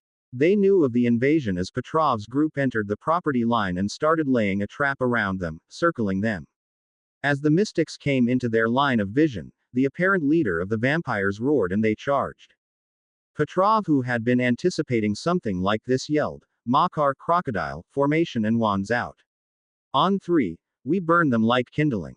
The mystics readied their wands and arranged themselves like a crocodile. As the vampires neared them, they incanted as one, Tamari, meaning sun in English and used as a substitute for Solaris in Latin. Bright hot light escaped their wands, lighting the area around them like the day, and the vampires who had come into the range of the spell burned like dry wood on fire while the mystics were unharmed. This spell was harmful to vampires and any who came into contact with it would be incinerated. The vampire leader growled, Vampire Hunter Petrov, how interesting to see you here of all places. Did you not run with your tail tucked between your legs when we last met 200 years ago in Russia? Petrov bristled but answered in a calm voice, Levanov, as I recall, even though you got the jump on me, while my back was turned, you still had to run the moment I got over your cowardly ambush. I have hunted you for 200 years, because in my entire lifetime, failing to kill you has been my only failure. Let's settle this now. Further, he raised his wand to his throat and his voice magnified, Boys, make sure that none of these creatures of evil escape this night. I have a grudge to settle. He looked at the vampire Levanov with hatred in his eyes and motioned with his hands, you and me. He raised his wand yelling, Dharma or Man, and charged him. As the vampire tried to run him down, Petrov uttered another incantation, Krishanu, fire, and a whip of fire rose from his wand with which he lassoed the vampire. Giving it a jerk, it threw the vampire to the ground. The vampire flipped to his feet and jumped into the air to make his escape. He cast a spell chain, Vaishvanar, Havyavahan, Pavak, and peppered the vampire with 3 bolts of fire, bringing him to the ground. As the vampire burned and writhed in agony, he swished his wand in a zigzag motion and yelled, Martandam, and a huge ball of fire left his wand and surrounded the vampire, slowly burning him, charring his flesh, filling the air with the stench of burning flesh. He yelled at the vampire whose cries were heart-rending, This is your end, Levanov. You have caused a lot of grief to everyone. Your soul had died when you were turned, and now I release your body from this curse." Leaving the burning vampire to die in agony, he ordered his men to march to the aid of the rest of the forces. Right flank. The right flank, being led by Ashala, did not encounter any resistance till they reached a ring of trees. As they were about to step in it, she raised her hand and mouthed, "Trap," to her warriors. She signaled them to split in groups of 2 and to flank the ring of trees from both sides, setting it on fire. As the mystic got into position, 3 of the warriors on either side raised their wands and muttered, "Davanalam, fiendfire." Fire leapt from their wands and surrounded the rings of trees, taking the shape of a huge 2-headed bird. Seconds later, wizards started jumping out of the trees straight into the wands of the mystics who were waiting for them. They used all the curses and hexes that they knew. They used a myriad of spells without any compunction, killing everyone who came out of the trees. A few of them who did not die were bound to be taken captive for Charak. After a few seconds, when it was clear that there were no more enemies left in the trees, she ordered them to extinguish the fire and went further into the settlement where there were a couple of buildings. She cast a wide area, Homnum Revelio, which showed her that the enemy soldiers were hiding on the rooftops and on the battlements. Immediately she drew 10 of her men and divided them into 2 groups. She ordered the first group to get up on the roof and kill the enemy soldiers there. The chosen warriors immediately disappeared, and a few seconds later, enemy soldiers started dropping off the rooftops like flies. After a few minutes, the mystics on the ground stormed the buildings and started casting spells at anyone who got in their way. They had almost won their part of the skirmish when a green light jetted towards her, and she didn't see it till it was too late. As she watched in horror, one of the mystics jumped into the way of the curse and his body fell to the ground lifeless, his eyes vacant. At that moment something snapped in her and she raised her wand and yelled, "Penik!" And an arrow as black as the night emerged from her wand. It gave off an aura of death and made everyone in the vicinity shudder. She raised her wand and banished it toward the wizard who had cast the killing curse. The arrow struck him in the chest, blasting his body into 1,000 pieces. She turned towards the remaining enemy warriors who had thrown down their wands and went on their knees clamoring for mercy. She smirked menacingly at them. "There will be no mercy. You have defied Mother Magic and used her gifts for evil purposes. You will die this day and Yama will sit in judgment upon you." She raised her wand and incanted, "Panaka, Kodant, Sarasan," and 3 arrows appeared, each looking as deadly as the other, and banished them at the captives. Needless to say, they died such gruesome deaths that it would cause her mystics to shudder to even think about it. As their enemies were either dead or captive, one of the mystics stunned Ashala and signaled one of the other mystics to take charge of her, who immediately picked her up and disappeared. The rest of the mystics went in search of battle. Left flank. The left flank led by Mark immediately ran into problems, as the left flank was crowded by dark creatures like Grindylows, Kappas, snakes and the likes. After they had gained victory over the creatures, Mark signaled them to spread around in groups of 2 to 3 and find and eliminate enemies. They found little to nothing in the way of resistance until one of them tripped a trap which was rigged with blasting hexes and killed 2 of the mystics instantly. Mark immediately signaled them to stop moving and stay in position. As he cast some detection charms, he realized they were standing in the middle of a trap. The enemy had deployed around 80 soldiers at the left flank and they had surrounded the mystics and were closing in on them. He murmured to his nearest group, "Chakra, disc, formation and wands out. As they come out in the open, start expanding outwards using every lethal curse that you know. Put all of them to the sword. We are not taking any prisoners today." The message was passed around and the mystics joined together in the formation of the disc while Mark conjured his Patronus, a raven, go to Pawan and inform him that we are surrounded. Make a disc formation and shrink inwards so we can catch the scum in a pincer attack, giving them no time to retaliate or cause any damage. As they waited for the enemy to make a move, a Patronus arrived, a lion, and spoke in the voice of Pawan, "The trap has been laid. Now time to close it." He raised his wand and fired green sparks, signaling them to begin their assault. Immediately all sorts of spells left their wands, some of them connected while others were either dodged or shielded. Their relentless attack forced their enemies to show themselves. The enemy forces, thinking that they had the advantage in both numbers and position, began charging Mark's group. Many of them didn't even have enough time to realize what was happening as they were cut down by Pawan's team from behind. For a few moments, all that could be seen were spells flying. Spells of various colors and every one of them lethal. Warriors from both sides fell, but after a few minutes and with little difficulty, the mystics were able to best the enemy. 4 mystics had died while the ground was littered with the bodies of enemy soldiers everywhere. Pawan's team went back to wait for their next backup call while Mark's group went looking for the main event. The Vanguard. Harry was in the front row of fighters in the Vanguard, and as such he was busy shielding or dodging the curses. This was very different from practice where he knew what he could expect of the mystics. He even dodged at times what looked like the Avada Kedavra or some of the dark curses that he had read about in his books. He kept casting bone breakers, bone exploders or bone splinters, but none of his spells were aimed at fatal points and most of his opponents were incapacitated, but not dead. He just could not do it. As he fought, he even had to face 2 or 3 of them at once, but Vari was always around and would rescue him before any harm befell him. While he was focused on what was in front of him, he was also keeping an eye on others around him, and none of the mystics were leaving any of their enemies alive. Enemies fell lifeless, some with gruesome deaths, some with their bones exploded or crushed, or some were simply blasted apart. As he fought, he just kept casting, not even turning to see if his opponent was still standing. He downed one of the enemies with a bone breaker to the shoulder and moved on to the next target. He was so nauseated that he lost sight of what was happening.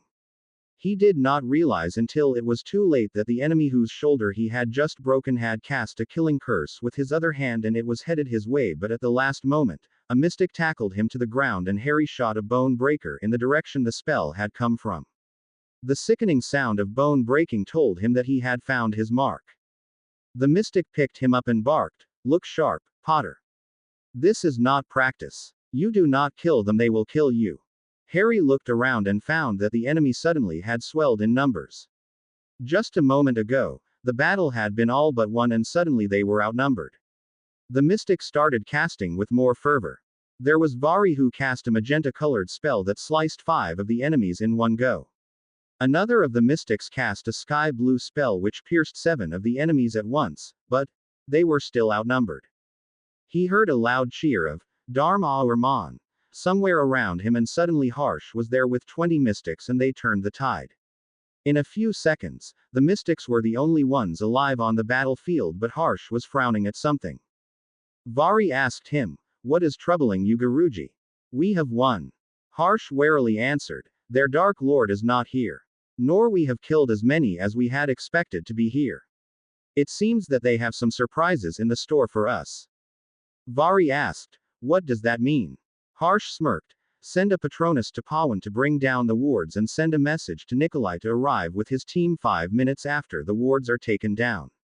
I guess he suspected that someone would come to stop him. Before we began the battle the Chayas had told me that he is living elsewhere while majority of his forces are stationed here. I believe he and rest of his forces would be trying to port key in after a message was sent to him about the battle." Vari sent a message to Pawan while Harsh barked orders to them to form the crane formation. As the wards were taken down, several wizards appeared amidst them and the mystics started making short work of them. One of the opponents, who perhaps was the Dark Lord, killed 2 recruits before Harsh engaged him in a duel. Harsh flourished his wand and sent a dozen arrows at the Dark Lord, who conjured a wooden wall in the way of the arrows. Harsh incanted Krishanu, and almost sheared the Dark Lord's right arm off, but at the last moment, he conjured a golden shield which shuddered as the spell made impact with it but held under the attack. The mystic immediately transfigured a piece of rock into a stag and animated it to gore the Dark Lord with its horns, and the Dark Lord cast a killing curse at Harsh which was taken by the stag. Harsh cast Taditum, and a lightning bolt struck the Dark Lord and he fell to the ground. This all happened in a matter of a few seconds and Harry was captivated. True that the duel had not been too long, but Harsh had killed the Dark Lord within a matter of seconds. As the Dark Lord fell, his minions tried to escape, but Pawan had again raised the wards and they were caught. The mystics slaughtered all those who were still standing while captured those who were not dead, and Harsh summoned a man from the backup unit. Harsh addressed the man, Mr. Chakrapani, we have done our duty. This Dark Lord will trouble no one anymore. Take the prisoners and do what you would with them. The mystics have done this favor unto you, your house and your allies, and a day may come when we would expect to be repaid in kind for this assistance that we have rendered to you. The man bowed low to Harsh. Master, you have liberated thousands from his fear. We would have died trying to resist him, but you showered us with your benevolence. The house of Chakapani and its allies would be at your call whenever you desire so. Harsh barked orders at his mystics to collect their dead, take them to Adrashpuram with honor, and taking Harry's arm, disappeared. India. Harry appeared with Harsh in yet another forest. This one was not like the forest around Adrashpuram. It was darker, denser, more forbidding, more like the Forbidden Forest. As he willed himself to see into the darkness, his leonine form responded to his need by giving him the eyes of the snow leopard. The darkness resolved into sharply defined shades of gray, revealing huge trees, undergrowth of exotic plants, and some small creatures staring curiously out at them. Harsh noticed the subtle change and, saying nothing, and simply gave a brief smile and nodded his approval. Harry was still in shock from the carnage that he had witnessed during the battle. He had seen the minions of the Dark Lord being cut down like a scythe levels fields of grain. The blood and gore had nauseated him. As he remembered the scene of battle, the smell of blood in his nostrils, his stomach refused to stay settled. He bent double and began to retch. After a good 5 minutes, Harsh leveled his wand at him and doused his mouth with ice-cold water. As Harry looked up, he had tears in his eyes, thinking of the mystics who had died in battle, but Harsh seemed to be crafted of stone, his eyes bearing no emotion. In that moment, Harry began to doubt if the man felt anything at all. As he was cleaned, Harsh reached down and helped Harry to stand up straight again and said gently, "Harry, I know you are in sorrow over all those who had to die in battle, but they died doing what they had voluntarily accepted as their life's sole objective. Do not cry for them, but smile and remember them in your heart. When you are in doubt again, or when you think you are too tired to keep fighting, remember those who died so you may live." As Harsh finished his words, Harry could swear that he had felt Harsh's voice waver a little, but he chose not to comment. He knew in that moment that Harsh was a human after all, who was grieving for all those who had died for him, but he was a leader, and one of their qualities was that they never cried. That is, not in front of their subordinates, so as not to damage morale. Harsh was just another human who had adopted a mask which showed nothing. He had feelings in his heart, and they were private. Harry looked around trying to get his bearings or some clue to his location, but without success. At last, he did what he had come to do so often lately. He turned to Harsh. "Guruji, where are we? We are nowhere near Adrashpuram." Harsh still looked grave but said in an emotionless voice, "We are in an unnamed forest which houses one of the oldest schools of magic, Harry. One of those schools which do not feature on the list of schools with the ICW because they liberally teach all kinds of magic here, including mind magic and dark magic. The ICW is a rule-only published list of those which are more or less inclined towards the light, with the only exception being Durmstrang, and even there, they are pretty restrictive about what to teach to their students in dark magic." Harry asked curiously, "What school are you talking about?" "The Takeshila School of Magic, Harry," he said, "as one of the oldest schools but secluded from the rest of the wizarding world." "What do you mean, Guruji?" he asked. "Surely students from the school would know where it is situated." Harsh smiled. "No, Harry. This school is situated in middle of nowhere, and the location of school is not told to anyone. The students are brought here by flying carriages which are laced with all sorts of anonymity charms to keep its location a secret. Anyone else who is not a student can come only through a portkey which is made by the Pradhanacharya of the school." Harry's knowledge of Sanskrit had reached the level that he did not need to be told the meaning of Pradhanacharya, which meant headmaster in English. The mystic who had been teaching him Sanskrit would communicate with him only in Sanskrit while they were talking. Many times in the past week Harry had to talk with the help of signs because he could not form long sentences in Sanskrit. However, he had made enough progress to understand several words. Guruji, if no one can find its location, how is it that we are here?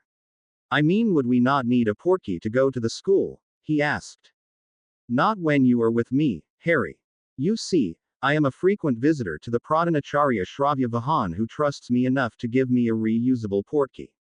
Besides, he is bonded with a phoenix which can take me to him in event of need, like when I had to rescue Prathimon, he replied, his smile back in place. I thought that we would be going to Adrashpuram. There were a number of the mystics who died today.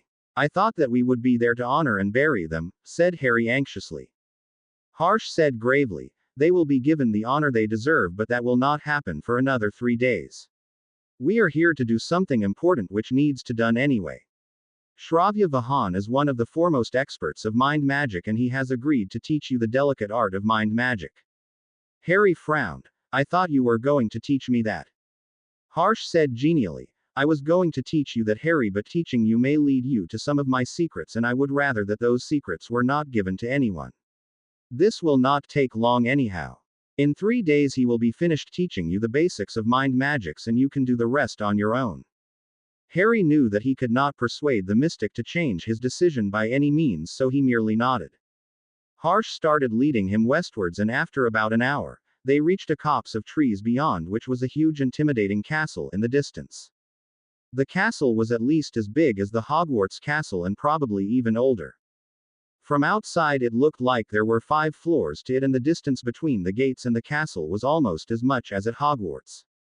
The gates were flanked by 2 tall statues. One was a giant bird in flight, the likes of which he had not seen, and the other a giant serpent. The gates themselves were wrought of different metals fused together and enchanted to bar entry to anyone who was not authorized to enter. They were huge, and there were 2 symbols carved on each gate, Om and Swastika. He remembered reading in his book in Muggle Primary that it was a sign of the Nazis in the Second World War, drawn on either of the gates. The bird was huge. It was around 15 feet in length and around 10 feet high. Its wingspan was around 20 feet and elaborately carved. Its beak was curved and its eyes had a look in them as if he was about to kill the one before him. Its claws were razor sharp and its plumage was of a myriad of colors. The serpent was big and perhaps bigger than the basilisk that he had slain. Its body was in coils, with each coil as thick as Hagrid would be. The serpent had many hoods bared, and it freaked him out to even look at it for more than a minute.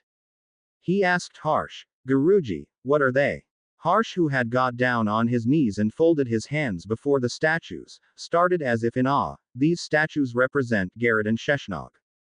Garrett, the son of Kashyap and Vinta, is believed to be the mount of the primordial god, Vishnu, and the Sheshnog, son of Kashyap and Kadru, is believed to be the god of snakes.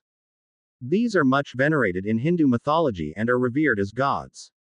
It is believed that Garrett is the king of birds and he has an eternal grudge with snakes.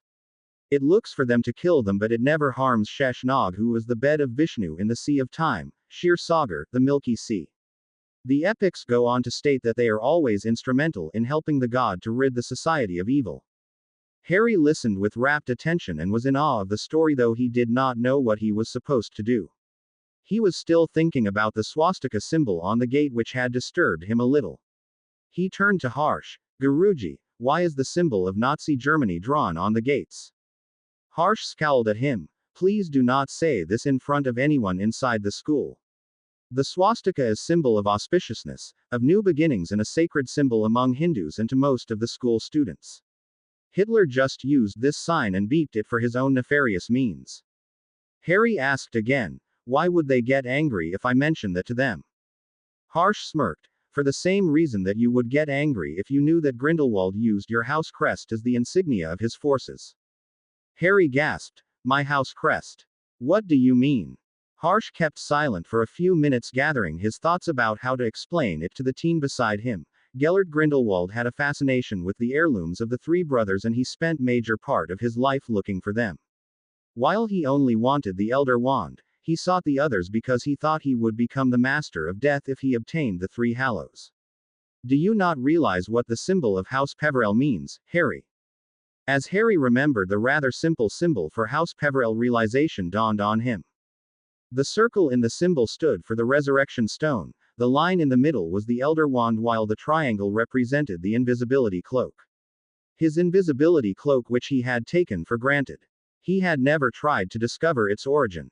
He had read somewhere that invisibility cloaks never lasted for more than 2 or 3 decades at the most, and his cloak, which showed no signs of wear and had never failed him, had been in the family for generations. He looked at Harsh ashen-faced and found the mystic looking at him with a grin on his face. A few seconds later, he said, "Now what would you say if someone claimed your house's symbol as their own and used it when they committed evil? Would you be happy?" Harry shook his head. Yes, it bothered him to know that a part of his family heritage had been so misused. It was even frightening to think that some people who remembered that misuse might even think that the symbol itself was evil.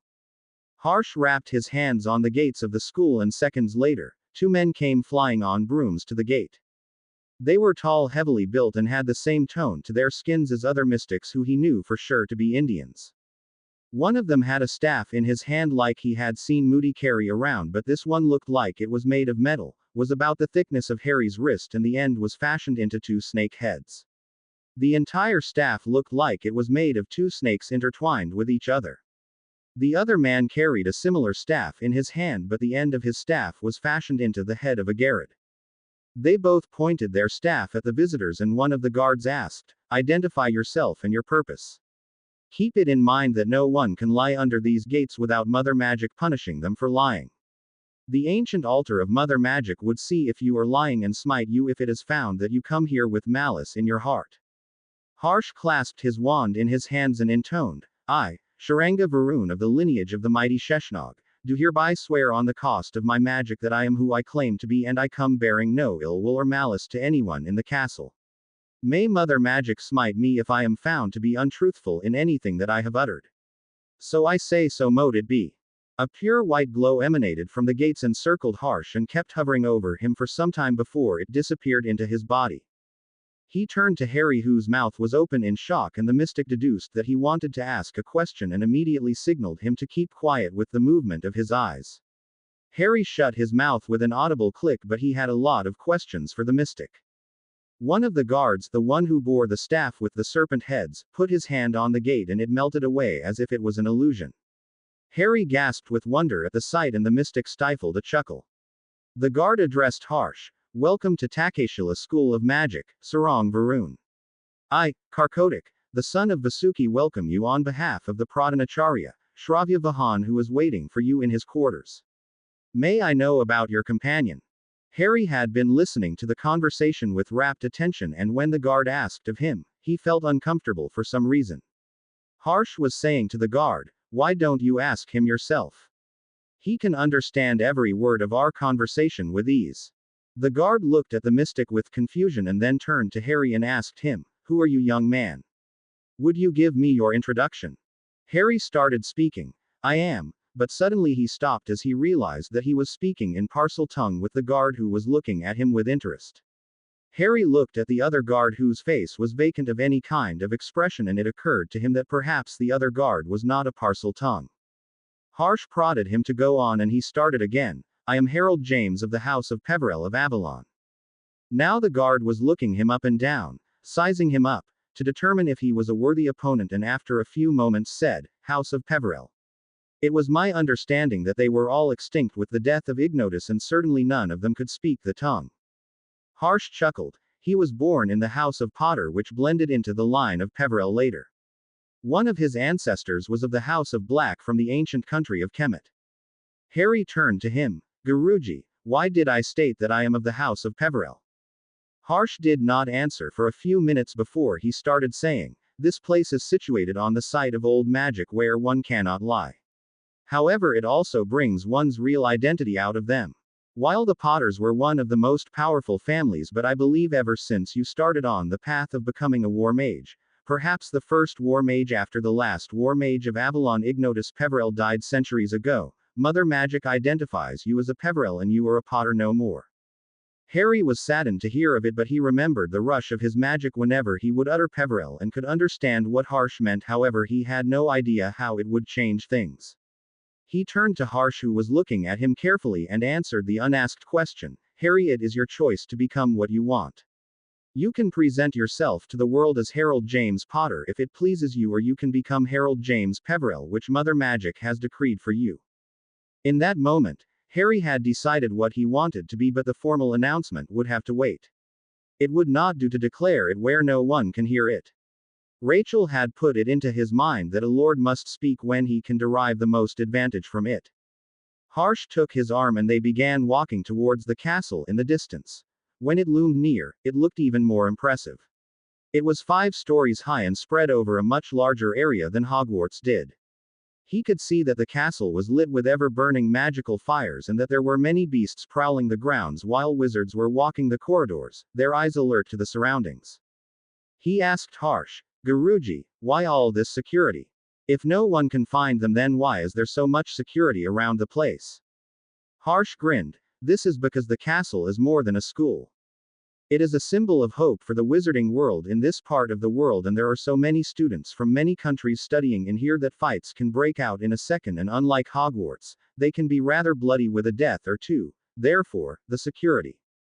As I remember, there are around 3,000 students studying in the school right now. It starts when a child reaches the age of 11 and continues for 8 years till they reach 19, and they are taught everything that is there to teach about the subject. There are more subjects taught here than at Hogwarts, and some students stay here for year-round while rest get to go home for a month in the year in winters.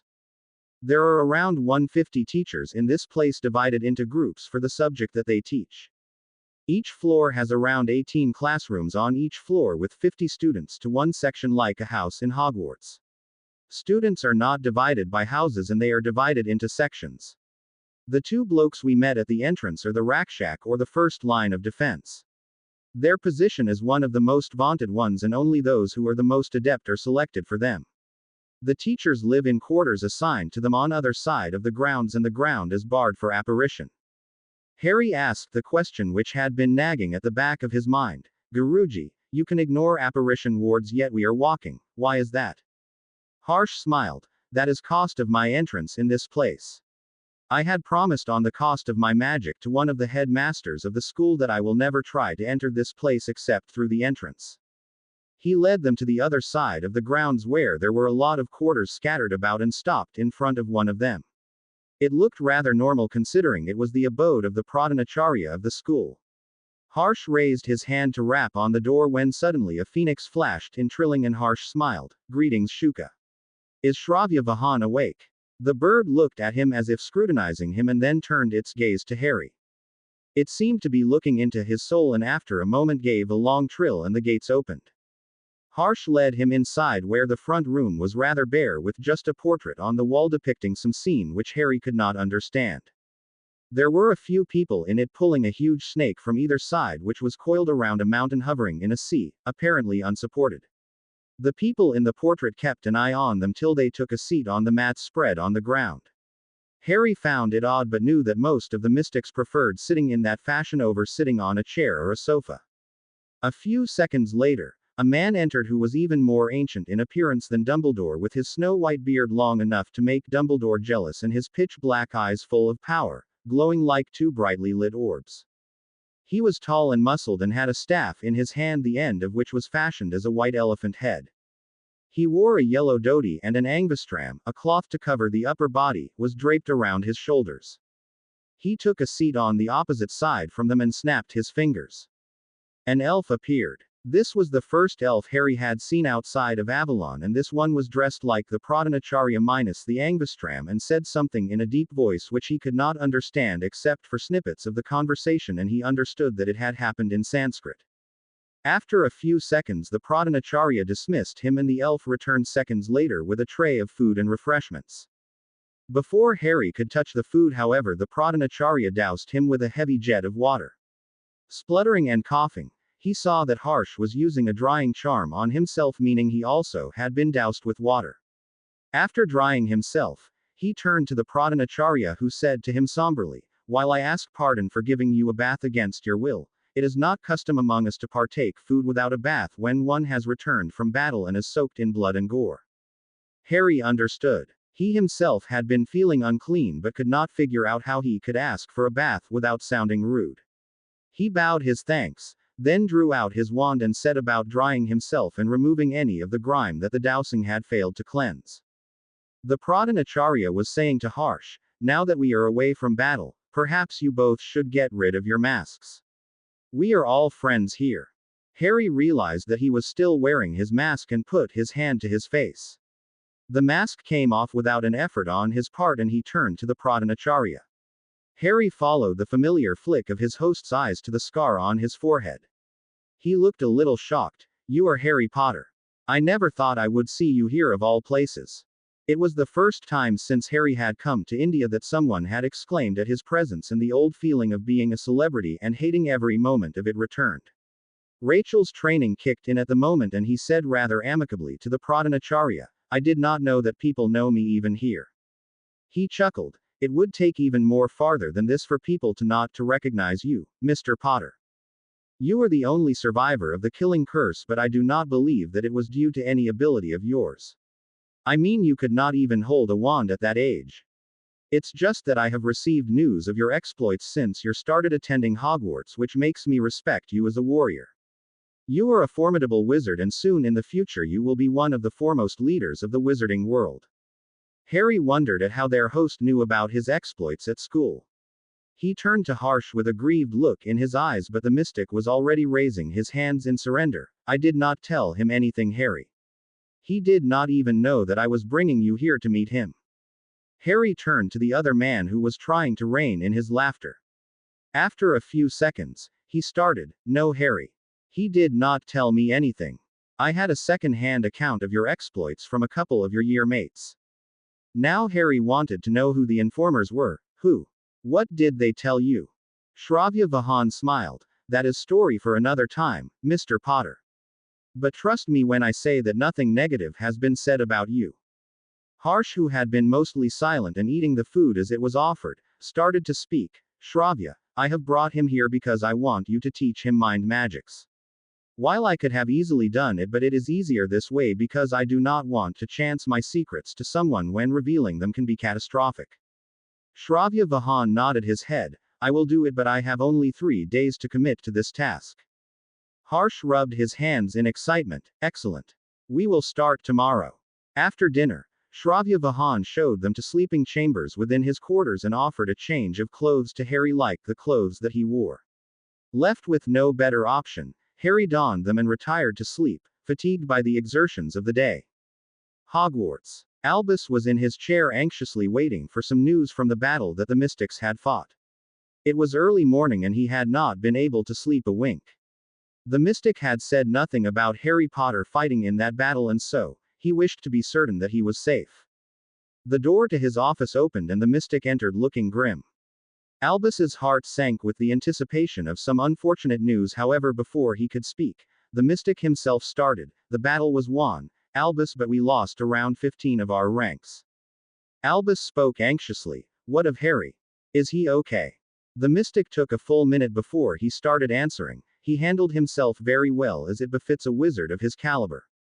He had been made a part of the army and served at the front, and he conducted himself as it suits to his station. I am told that he is learning very quickly and has already mastered sword fighting and erected his mindscape. Guruji is teaching him the delicate art of mind magics, which would be useful to him in the long run.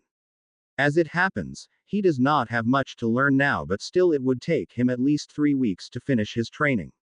After that he will return to Avalon to pursue his destiny. Albus was relieved but had some qualms about the mystics which he chose to raise. Why was he included in such a battle? He has not learned enough to be a part of such an endeavor.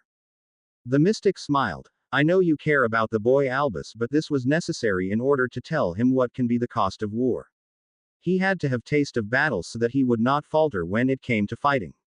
He has learned so much in the past 2 weeks that I fear you would not be able to connect him with the boy who had left on the Marichika. Albus said nothing but thought about what the teen was being taught. He never wanted Harry Potter to be inclined toward the dark, but the mystics were not fussed about such fine distinctions. He would just have to wait for the boy to come back so that he would be able to see for himself. In the meantime, Albus had work to do. The cottage on the hill had been employed to train the less talented members of the order to fight. Every evening Mad Eye would teach them things that may just save their lives.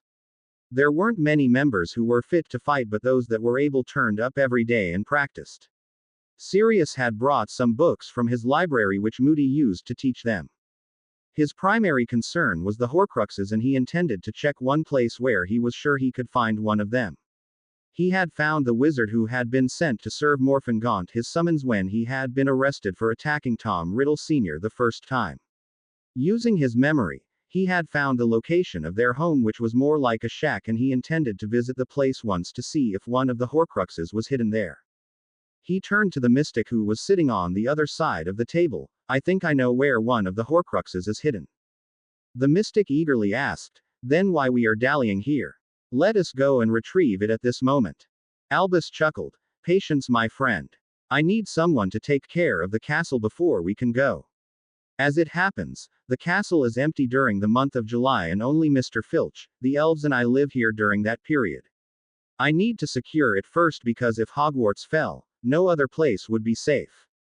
With one motion, the mystic drew out and flourished his wand, producing a Patronus, a bull, and murmured to it, Go to Vivaswat. I need him and a team of 10 mystics here in the next hour. He turned to Albus. Now your castle is secure, Albus. I have called a team of mystics to stay around and look after the castle in your absence. After a little less than an hour, a team of 11 mystics entered the grounds of the castle and Dumbledore met them at the double doors. The leader of the mystics raised his fist to Hart and intoned, Dharma or Mon, and the gesture was reciprocated by Aparichet. Aparichet addressed the man, Vivaswat, we are going on a little mission, and in the meantime, you have to guard the castle and the grounds with your life. We do not know how long it may take, but you will remain here until I come to release you from your charge. Vivaswat bowed to him, as you say, Pundarikash. As they left the grounds and approached the gates, Albus turned to the mystic, Pundarikash. The mystic smirked. Albus, you honestly did not think that my name is Aparichet, did you? Aparichet simply means stranger, and I take that identity when I do not wish for myself to be known. None of us use our real name when we are on some mission. Albus said nothing but fished out a piece of rope from his pocket and gestured for the mystic to grab hold. A second later, they had disappeared. Little Hangleton. They appeared in the shade of some trees at a crossroads where a sign directed them towards Little Hangleton. As they walked, they could see the town in the distance, but somewhere along the way a country road diverted from the main road and went off to one side. The path was old and neglected, very nearly obscured in the overgrowth. It had not been used, perhaps for decades now. They followed this path and after a little trouble reached the ruin of a very decrepit old house. It was so far gone in decay and obscured by climbing plants that if Albus did not already know exactly where it was, he might have missed it. Albus amused himself by casting Confundus charms at the numerous snakes that seemed too curious about them for his comfort, while the mystic waved his wand casting detection spells around them and the ruin of the shack. After a minute or so, the mystic nodded that there was no one around. Albus started towards the shack when the mystic's arm shot out and restrained him. Watch where you are going, Albus. There are wards around this property which we will have to destroy before we enter. While we cannot still be sure that there is a Horcrux inside, but the security belies the fact that there is something precious inside it. The magical signature on the wards resembled to that of Tom Riddle. Dumbledore employed his own wand, Birchwood and Unicorn Tail Core, and cast a series of detection spells, then frowned. He has interlaced these wards with some particularly nasty curses. Anyone who tripped them would die a rather nasty and painful death. The mystic reached into his pocket and produced some small runestones. Turning to Albus, he said, I am going to toss these into the air, Albus. Your work is to hit them before they reach the ground with a finite. These rune stones are ward explosives and will destroy most of his wards without tripping any of the traps. Albus looked elated. Really ingenious. Would you lend them to me to study? I could use them for better purposes. The mystic smirked. Hasn't Guruji told that we do not share our proprietary magic with anyone? This is a special creation of mystics and we use it to break down wards such as these. For those wards which are older and more complicated, we have to destroy them with tough force. Albus sighed. He really wanted to learn at least one of their secrets, but it looked like they would not yield to him. He gestured to the mystic to toss the rune stones, and with a few seconds, most of the wards on the property had been destroyed except for a proximity ward which Albus insisted that they leave intact. As the mystic asked him why they left that ward intact, Albus gave him a feral grin. Sooner or later Tom will know that we are hunting his Horcruxes. He will return to this site to see if it has been disturbed. The presence of his own ward should give him a feeling of false security. When he steps inside, he will set off the wondrous combination of jinxes, hexes and containment wards which we have linked to and hidden behind his own work. It is unlikely to kill him, but it should incapacitate him and keep him here. He may be able to apparate out eventually, but the effort will exhaust him. The mystic had to give it to Albus that he was a genius. The mystic started casting some more detection spells and Albus reciprocated the gesture, but they yielded nothing. The mystic frowned. Perhaps there is no Horcrux here. Albus smiled genially. I do not think so. We have searched the upper surface, but I believe there is a little hole in the middle of the floor where he has stowed the Horcrux. We have to find a way to enter and retrieve it without tripping the proximity ward. The mystic immediately disappeared, and a few seconds later, he returned beaming. You are right. There is a little hole in the middle of the floor rigged with all sort of protections, and one cannot access to it without falling prey to them. I have opened the entrance to the hole but did not try to access it because there are many nasty curses tied to it to kill people instantly, while Tom Riddle would know immediately that someone has found his secret, but the curious thing is that it does not seem to affect animals, particularly snakes. Albus transfigured a snake out of a tree branch and animated it to reach inside the hole and bring the Horcrux, which he was sure was being kept here. The snake returned a few minutes later with something in its mouth which it dropped before Dumbledore. It was a stone bearing the Peverell crest set in a silver band to be worn like a ring. It was clear that it was the famed resurrection stone. The stone awakened some long-dead hope in Dumbledore's mind. It reminded him of a time when he was younger and sought the Three Hallows. Unlike his friend Gellert, he sought the stone the most because he believed he could have resurrected his sister with its help and escape the guilt that he carried in his heart for more than 100 years. Dumbledore kept staring at the Horcrux for minutes, captivated and as if in trance. He stretched out his hand to pick it up, but the mystic pushed his hand away before it could touch the stone.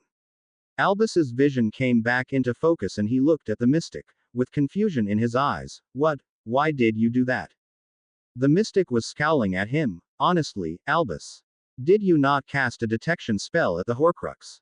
There is a withering curse over this stone which cannot be negated and a compulsion charm to force anyone to wear it. Albus looked down embarrassed. I was lost in my thoughts. It's just that this stone brought back some really old memories and made me lose my wits. If you were not here with me, I do not know what would have happened. The mystic levitated the ring and secured it in a box made of cedar wood and lined with runes which Albus recognized as runes to contain the effect of something from escaping. The mystic slipped the box into his robes. With the Horcrux contained, for now, the two of them went to work laying down a surprise for Tom Riddle, hiding their work, and then linking it all to the ward that they had preserved and made it possible to hide the last trace. After a few minutes, they were back in Albus's office at Hogwarts. After Vivaswat sent off the mystics telling them to inform Harsh that they had found another of the abominations, they sat down to decide what to do with the stone.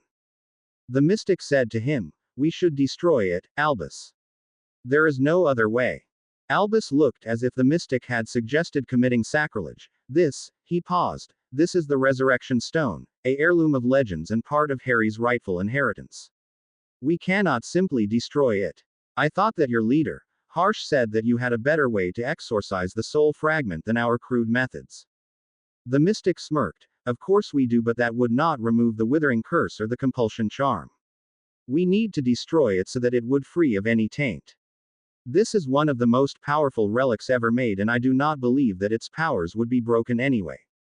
Albus conceded the point. So how do we destroy it? The mystic grinned. The sword of Gryffindor, of course. An hour later, the men returned to the castle with the stone showing a crack down the middle, free of the taint of Tom and working as the resurrection stone again. The mystic handed the stone to him. Keep it safe in your possession, Albus, until Harry Potter returns. Albus was genuinely curious. You do realize that this stone can call back anyone who has passed to the other side. Do you not want to use it to talk to someone you feel you should make your peace with? The mystic smiled humorlessly. I do not have any ghosts in my past, Albus. When I became a mystic, my old life ceased to exist.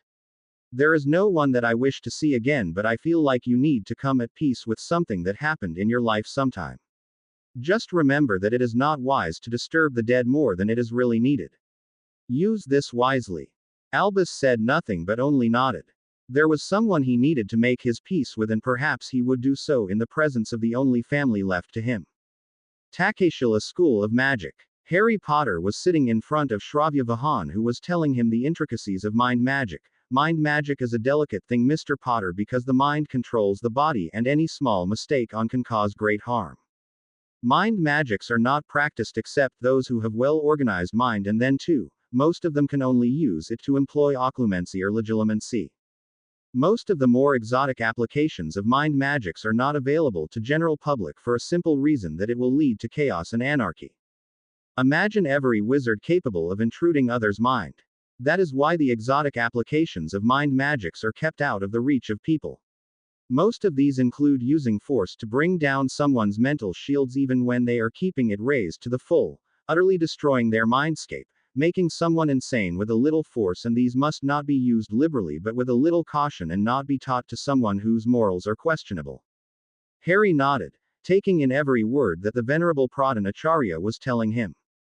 He had been interested in learning mind magics because Dumbledore had hinted that he would keep the prophecy away from him until he was sure that his mind was his own. Besides, legilimency sounded cool and a little part of him wanted that kind of power. Shravya Vahan was saying, the first and most important thing is to have well-organized mind, which is very useful for a wizard or a witch. Having organized mind gives them the ability to learn a spell quickly and also to recall information with perfect clarity without having to shift through one's memories to find it, saving a lot of time. As Harry listened, he realized that the main reason that he had to work harder to learn new spells was that his mind was a jumble. Often when he tried to concentrate, old memories and unwanted emotions connected with them would intrude and distract him. That was why Hermione was scarily smart, because her mind was well organized and she grasped things easily. He also realized that things were a lot easier for him since he had started to sort his memories through the mindscape that he had made. Do you know about occlumency, Mr. Potter? Shravya Vahan was asking. He turned to the other man. Guruji told me what it is but not how it works. Shravya Vahan sat gathering his thoughts for some time before he started to speak. Occlumency comes from the word occlude, which roughly translates to hide or guard, i.e., hiding something from others. An occlumens has the ability to hide his emotions, his feelings, his memories from others. To be a proficient occlumens, you must have substantial mind defenses which would hold against any attack. To be able to hold against any attack, you must learn to identify if someone is trying to enter your mind. How do you know if someone is trying to enter your mind? Harry asked, his frank curiosity plain in his every word. That depends upon one's sensitivity to magic. Has it not ever happened that you felt like someone else was in your mind, or that you felt like someone was watching you but it turned out there was no one around? Shravya Vahana asked. Harry remembered a few times when he felt like someone was reading his thoughts, especially in the presence of Dumbledore or Snape. Harsh, or was he Sarong, had told him that they were master legilimens, which meant that they likely had read his mind. Dumbledore always seemed to know what he was thinking when he peered at Harry from behind his half-moon spectacles with that twinkle in his eyes. Mr. Shravya Vahan, is it possible to read someone's mind without using your wand? He asked, just to be certain of his assumptions. The other man smiled mischievously. It is possible to do that, however, it requires one to be proficient in wandless magic and extreme willpower, because to maintain the spell and to shift through someone's memories requires intense concentration. The magical power itself required to cast the spell is little, and the only effort is required to maintain your contact. A master legilimens can shift through your surface thoughts without making a connection through eyes, but to see your memories, it is essential to maintain eye contact. The next thing required is to have mental shields which would protect your mind from an intrusion. Mental shields? He asked. But I have a mindscape, I thought that was a mental shield. Is there more required? The other man chuckled. Mr. Potter, mental shields are required so that one would not be able to enter into your mindscape. It is the first and foremost line of defense before one can have run of the mindscape. It's like tearing the gate before you would be able to intrude into Hogwarts in case of intrusion. So how do I make a mental shield? He asked the other man. To make it by yourself requires time which we do not have on our hands. There is another way which we can use, but that requires complete trust between two persons. It would require me to enter your mind and construct your shields. You can decide how you want them to be, the other man explained. Now the question is whether you trust me enough to enter your mind and construct your mental shields. The other man asked him, his stare intense and fixed on him. Harry did not know what to answer. Since he had started reading about occlumency and legilimency, he had become conscious of his privacy. He now knew that his mind could be invaded with a mere flick of thought. He did not know if he could trust the other man to keep his secrets from anyone else. He turned to the other man. I would not choose to offend you in any way. We have only just recently met and I must carefully consider the consequences before I allow you into my mind. May I have some time to think it over before I give you my answer? The other man smiled. If you had allowed me into your mind promptly, I would have been surprised. You have started to realize the importance of keeping secrets, which is a good thing. Take a couple of hours to mull over this and let me know. In the meanwhile, why don't you step out and see if the school is anywhere up to the standards of Hogwarts? He clapped his hands and a man entered. Rajveer, Mr. Potter here is our guest for the next 3 days and I want you to give him a tour of the school. If he want to see any of the classes, inform the teacher that it is my wish. Harry followed the man out into the castle. There were big dungeons in the castle which were used for dueling classes. There were at least 5 arenas dedicated to dueling and there were a couple more which were used for physical exercises and athletic games. The entrance to the castle was flanked by 2 huge doors made of a type of wood that he did not recognize and were covered with carved runes. Harry identified many of the runes from his study of Sanskrit. Beyond the gates was an entrance chamber like the one at Hogwarts, but twice as big as it looked from the outside. Perhaps it was done with extension charms. The great hall was likewise extended. He turned to Rajveer. How do the extension charms hold together and never fail? The man smiled genially. The charms are done by runes which are etched into the foundation and are powered by the 8 ley lines that pass through here. This castle stands on the site of the most ancient of magics. Harry nodded. As they progressed, someone called him from behind. He turned and saw Harshvardhana who was beckoning him to a classroom where he was sitting with another man. The other man was square-jawed, his face marred by scars and his brown eyes bore such an expression in them as though they had seen everything in the world. Harsh introduced him. Harold James Potter meets Sarveshwar Markand who is a dueling master at this fine school. Sarveshwar, this is Harry James Potter, a protege of mine. The man extended his hand to Harry. There are a very few people who do not know you and none of those are found in places such as these. Harry did not know what to say. With few exceptions, the people he had known either fawned over him, hated him or treated him like a child. These people knew of him and treated him as an adult. Harry thought he could get used to this. So Mr. Potter, Sarong here told me that you are very proficient dueler for one who does not use lethal spells. Would you like to try your hand at dueling? Sarveshwar asked him. Harry considered refusing, but, somehow, he wanted to see how good the best students at this school were. Of course he knew that Bulgaria and France had their schools but he had never heard of Takeshila and his interest was piqued. He nodded his head and the dueling master took him to one of the arenas where students were practicing. As they saw him coming, the students ceased their practice and made room for them. He called one of his best and the duel was set. It was to continue till only one of them was standing on his feet and only non-lethal spells were to be used. As the round began, Harry began circling his opponent, sizing him up. He had become proficient in casting and defending but he had to see if he could use it here.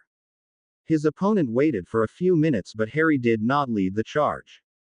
His wand was hung loosely at his side, his knees bent slightly ready to dodge to either side according to need. Finally his opponent lost patience and fired a stunner which passed through the place where Harry had been a split second before. Harry cast an answering Tarantalagra before the stunner even finished passing by. His opponent looked befuddled, not understanding how such a simple charm could be useful in a duel. Harry thought he could use that to his advantage. He followed up with Petrification Hex followed by a stunner and a stinger. The opponent raised a Protega and took all 3 on his shield but almost dropped his shield seeing the stinger. Taking Harry to be immature, he started casting some dangerous but non-lethal curses at him which he could dodge or shield easily. He waited for a few seconds before he began his own barrage and peppered his opponent with bone breakers and added a shield-shattering hex in between the bone breakers. His opponent, who had been shielding all the bone breakers, gasped as the shield in his hand exploded with the shield-shattering hex, and his wand hand was broken by the bone breaker. Harry immediately cast the petrification hex, stunner, and completed the chain with an incarcerus. By the time he finished, his opponent had been stunned and bound with chains. The dueling instructor clapped enthusiastically. "Bravo, Mr. Potter. You did great." Harry bowed his head and accepted the praise being lavished on him. Then he enervated his opponent and returned his wand to him. His opponent bowed low to him, and Harry felt he had gained a few more allies. Harsh escorted him with Rajveer throughout the castle, showing him the classes. The staircases were made of sandstone. Although they did not move like their counterparts at Hogwarts, there were many trick steps concealed in them. There were a lot of ghosts in the school, just like at Hogwarts. What amazed him was the absence of any house divisions, and the students mixed with each other freely. Then there were the subjects. He was told that they taught many subjects that were taught at Hogwarts and many more which were no longer taught at Hogwarts. There was dueling, defensive and offensive applications of magic. Dada was not a subject there. Transfiguration, charms, potions, herbology. They were taught a few more plants which were not available in Britain, ancient runes, the 7 languages and Brahmi runes, arithmancy, Muggle studies. There were many Muggle born among the students and staff, so the curriculum was fairly recent. Wizarding culture of Bharat, for those who were uninitiated, introduction to alchemy, general healing classes, astronomy, magical creatures, enchanting. For some reason, Harry found that Quidditch was not very popular at this school, and as such, brooms were used only for flying or to commute. Their broomsticks were not as he was used to seeing them. His companion Rajveer had told him in an undertone that every broom had been made and enchanted by students in the past, which was a terribly long process. Most of their brooms were prototype versions, which fascinated him, but as he knew he would never get his hands on them, he simply shrugged. He thought that making flying brooms sounded like a good career option. Maybe something to ponder upon later, as he had 45% shares in the Firebolt Broom Company. They spent about 3 hours touring the school. With all there was to do and see, Harry felt that he had only just begun. Harsh took him to the kitchen, which, like Hogwarts, was situated in the dungeons and manned by elves. The elves served them happily, and as they ate, Harsh started making small talk. "So Harry, what has worried you?" Harry now knew how the mystic could know everything that was going on in his head. "Guruji, Pradhanacharya asked me if he may enter my mind and construct my mental shields for me. He told me of the risk of exposure of my secrets to him if he is in my head, but we do not have to do it the normal way." Harsh smiled. "Harry, this is a decision you have to make. Understand this, that to trust him or not to trust him is up to you. If you refuse, we will find someone else to teach you mind magics, but he is the safest person that you can get." Harry asked him, "What makes you say that?" Harsh winked at him. "While we are here, he is bound by the duties of a host to do our bidding, and by that duty he cannot expose anything that has been confided to him by me or you. To do so would be a breach of etiquette, and this is a practice punishable by Mother Magic. However, there is another way which is equally safe, and we can be more certain that he would not divulge your secrets to anyone." Harry grinned but said nothing. Half an hour later, Harry was in front of Pradhanacharya. "I allow you to enter my mind to help me construct my mental shields. However, this invitation does not extend to you going any farther or to see my memories or to try to enter into my mindscape. My mindscape is private, and a lot of lives depend on me keeping their secrets. If you transgress the trust confided in you, I hope Mother Magic will smite you for your transgression." The Pradhanacharya smiled. "A smart move, Mr. Potter. Did Sarong put you to it?" Harry just smiled, then sat down and entered into meditation. As the Pradhanacharya entered into his mind, he felt it and stiffened, but a calm voice pervaded his mind. "Do not worry, Mr. Potter. I will ensure that no harm is caused to you in doing this." He relaxed, and he could feel the other man in his mind chanting something. A few seconds later, he said, "Now while I am chanting, start imagining what kind of mental shields you want in your mind. Imagine them to rise from nothing and form fully. Imagine what you want them to do if someone is trying to enter your mind." Harry started imagining a trap that he had heard once from Pashupati when he was out grooming Black Storm. The mystic told him about a trap that he had run into once. This trap was a sturdy wall which he could not scale, therefore he started prodding around, looking for the weak link, and when he found one, he stormed his way in. As he did, the wall repaired itself and walls around him started closing in. It was only due to his ability to disapparate that he lived to tell the tale. He imagined such a wall around his mind, slippery and unclimbable.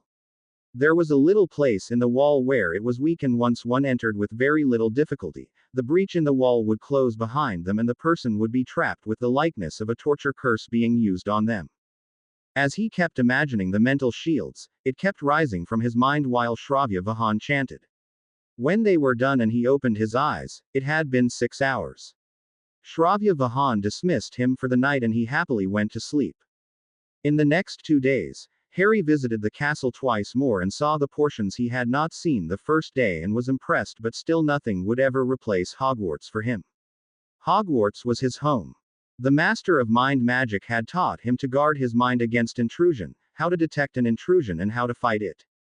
After he used the Legilimens spell, with Harsh's permission since it was illegal to use it on a minor without permission from a guardian, on him for an hour, Harry had been able to detect his presence and raise his mental shields to repel him. He still entered despite the shields a few times before Harry was able to successfully oust him from his mind. He taught him to use diversion, i.e. place a horrifying image before the intruder and then oust him while he was distracted. Harry had a few such memories and he relished the idea of scaring someone who would try to enter his mind the next time.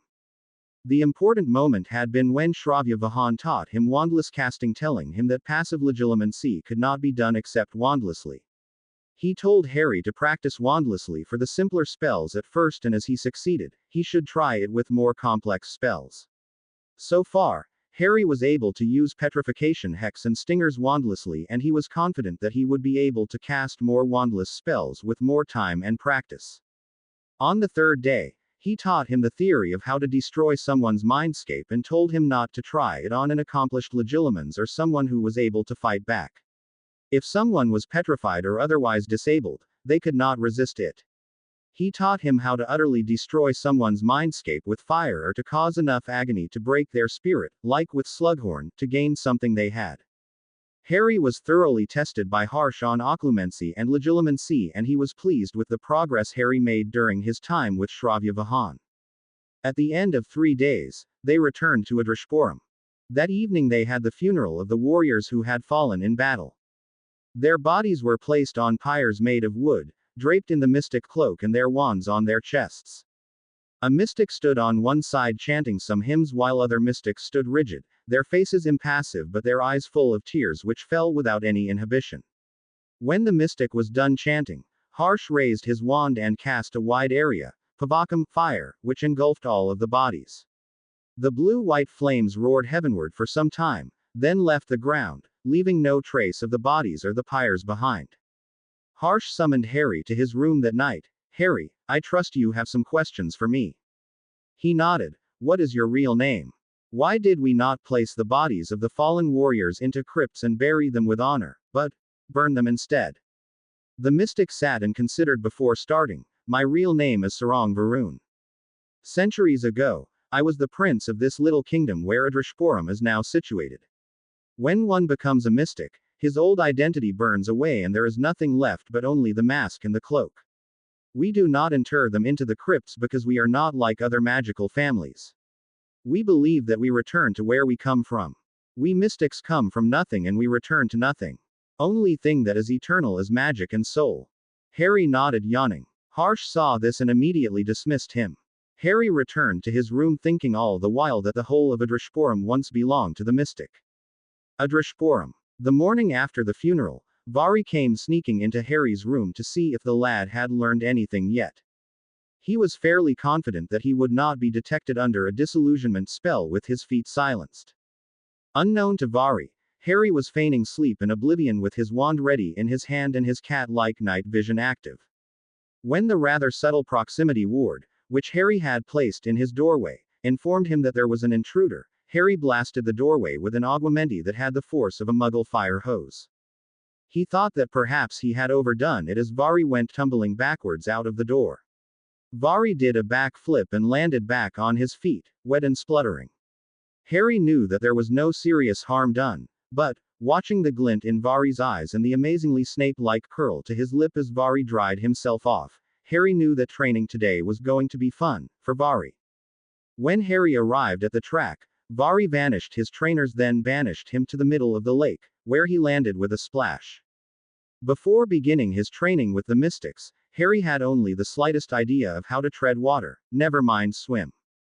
To make matters worse, since the healing and all the physical training, his frame was much denser and well-muscled than he had ever been before. This meant that if he stopped paddling, he would go right to the bottom. Vari gave him a minute to get over the surprise of being in the water and get himself sorted out before he began bellowing instructions at him. After a few minutes, Harry was treading water easily. After a few minutes more, Harry was able to make some progress toward the shore. As Vari worked with him, he was able to use his magic to help him stay afloat and propel him forward. When Harry climbed out of the lake, Vari had his wand pointed at him. "Potter, you will run until you drop and I will keep things interesting while you do so." Harry took off and started running while Vari shot at him with a wide variety of dark curses. He yelled at Harry to dodge and keep running. Harry managed to complete 3 laps before he dropped. Without a word, Vari peppered him with stingers. Harry started push-ups. First, he spread his feet apart, then alternated 10 push-ups on his left hand, then 10 push-ups on his right hand. When he was no longer able to do any more one-handed, he put his feet together and continued two-handed until his arms seized up. In his studies, Harry thought he might have an easier time of it because his newly organized mindscape made it easier for him to learn and recall things. But no, his teachers, sensing his improved abilities, just piled on more. By the time he crawled into bed, sore and tired, he neglected to replace his ward and passed out. The second day, Vari came sneaking back. Detecting no ward at the doorway, he entered Harry's chamber. His non-verbal hominum revelio showed him that it was the real Harry Potter slumbering away obliviously in his bed. Disappointed, he let loose a stinger and laughed as Harry leapt, yelping from his bed. When he arrived at the track, Vari just gestured to the lake and Harry dived in. By the time Harry had sorted himself out enough to swim across and back, Vari had a number of mystics assembled around the track. "This morning, you disappointed me. You allowed me to enter your chamber undetected and unchallenged. You will work extra hard. My friends here," he gestured to the group, "have kindly volunteered to make your laps more interesting. You will run. You will dodge. You will not permit any of their spells to touch you. And," Harry anticipated him, "I will run until I drop." And Harry took off at a full run. As he ran, the mystics fired bone breakers and bone exploders at him while he dodged them. Dodging had become easier for him now. He was learning to feint and fake so that the mystics could not easily predict his movements and kept casting their spells where he wasn't. There were several near misses, but he was able to escape without any serious harm. It looked like Vari had turned up the tuppety in the training a notch. By the third day, Harry had learned his lesson and Vari was not able to enter his room unchallenged again. Swimming had become a daily routine. By the end of the week, Harry Potter had become a good swimmer. He had taken to swimming hard at the beginning of his workout to warm up and loosen his muscles and swimming in a leisurely fashion, swimming underwater, testing himself to see how long he could stay down, at the end of his workout to cool off and cleanse the sweat from his body. Not only did the swimming leave him feeling clean and refreshed, it also helped him to build strength in all of his muscles and improve his endurance. The same pattern continued for the next full week. As word got around with the mystics about Harry's routine, more of them turned up to hex, jinx and curse him as he ran, making the laps around the track so interesting that Harry could hardly run a step without having to dodge something. He was getting better at dodging and guessing in which direction the mystics were likely to hex him. He had started to love feinting for them, which worked wonders for his reflexes. He came to realize that all this dodging was working wonders for his agility, which might have suffered otherwise with his increase in size and strength. One-handed push-ups, Russian push-ups, swimming and sword fighting plus the mountain air, the diet of the mystics and the healing ritual had all contributed to him gaining strength in leaps and bounds. He thought he could beat Crabbe and Goyle in an arm wrestle now, likely Flint too. And yet, He had not become muscle-bound but was now more subtle than he had ever been. Even Mrs. Weasley would not be able to say that he looked peaky or underfed now. Harry missed his friends, of course. He had not heard from them since he left Wizarding Britain. The few times that he had been able to talk to Sirius, the Marauder was living at a different location. Harry was seriously concerned that Sirius had left the safety of the Blacktown house. There was still no word that the Ministry had called off the manhunt. If he were caught, he was still under a death sentence. When Harry talked to Moony about allowing Sirius to leave the safety of the Blacktown house, the werewolf chuckled briefly over this, then assured Harry that adequate precautions had been taken. He had not received any message from Dumbledore either. When he asked Harsh about this, he told him that Adrishporum had some heavy-duty mail wards which allowed no form of communication to pass through. Homesickness was beginning to set in. More and more each day, he thought about Sirius, Remus, Hermione, Susan, Neville and Ron, but he missed them all. He also missed Mrs. Weasley's wonderful home cooking, her three-course meals, Mr. Weasley's obsession with all things Muggle, Gred and Fjorge's pranks, and even Ginny. He thought of Susan the most and how pretty she was. She had been loyal to him without asking anything in return. He felt he should have cultivated more friendships than just in the lion's den. There were people in the Badger's Hole and the Eagle's Nest who he should have tried to know. He had been such a private individual that he did not even know the names of all his yearmates except those in Lion's Den, i.e. Ron, Neville, Seamus, Dean, Hermione, Parvati, Lavender, Faye Dunbar, and there was a girl named Runcorn, but he could not remember her first name. He was determined to make more friends than just the trio and occasionally Ginny he used to have around him. Of course, there had been Ron running interference all the time. He hadn't minded it so much when people were just being annoying, but now, things will have to change. Harry was going to let Ron know, in no uncertain terms, that he would decide who his friends are for himself from now on. The potions master had started to give him free reign of the dungeons. As soon as Harry would enter, he would give him a list of potions he had to brew for a particular day and then would step into the role of a spectator. There were generally 3 potions on the list each day, and it kept him busy for 3 hours a day. Thanks to the new mindscape, Harry had no problem recalling even the most complicated and fiddly potion recipes and getting them right every time. At the beginning of class, he looked at the list of what he would be brewing today and recalled the recipes. Before he started, he went over each recipe and decided if and how he would modify each one, then made notes, on parchment, about any changes he was making and what effect he expected from each one. He laid out a schedule in his head of each step for each potion so that he could brew them all simultaneously. He laid out his ingredients and checked that each one was properly prepared and pure. He set out the cauldrons and conjured fires to get them to exactly the right temperature, then started brewing. As he worked over the cauldrons, he recalled facts about each ingredient, where it came from, how to care for the source plant or animal, how to prepare them for use, their properties and their other uses. The potions master had informed Harry that he had taught what he could to Harry, considering the time they had together and the position of Harry in the tribe. He could not teach him the more exotic potions which were only known to mystics because Harry had no practical uses for them in his war. He had taught him every potion that he thought would be useful for him, like the blood replenishing potion, pain relieve potion, Skelligro, nutritional potions, draught of living death, Wiggenweld potion, and a few others that he was expected to brew in his owls or newts. There were 2 potions that he taught Harry which was not a part of his academic curriculum. One was the poison made from the plants, which was the magical cousin of the Mimosa pudica. To make the potion from it was very simple. It required mixing ingredients from a couple of poisonous plants and then boiling it till it started emitting green smoke. However, the smoke was extremely dangerous and was to be stored in a crystal vial and kept sealed at all times. When it was meant to be used, the vials would be hit with a heating charm, bringing the potion to a boil and then thrown into the air. It should be hit with a bombarda. The vapor that would spread would kill those who came into direct contact with it, while those who got even the tiniest whiff would be paralyzed at the very least. Harry wondered if a tiny amount of thermite could be placed at the center of one of these vials to make a gas grenade that could be used by the Order. But he did not share this idea with the potions master. The other potion was a side project that Prathimon had given him. That was to brew the polyjuice potion correctly. As a reward, Harry could take the potions with him. Harry had started the potion a week ago, and today, it had to be left to simmer for a full moon cycle, which meant about 2 weeks later the potion would be ready. Potions class was just before lunch with Harsh, and the mystic had a savage sense of humor.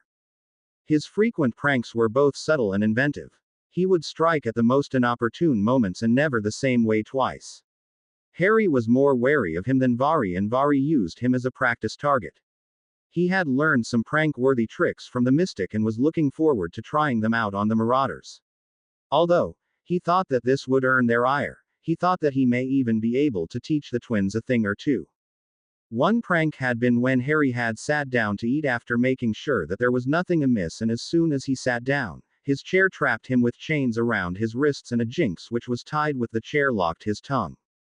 Harsh just sat there amused, watching him try to cast non-verbal wandless spells unsuccessfully.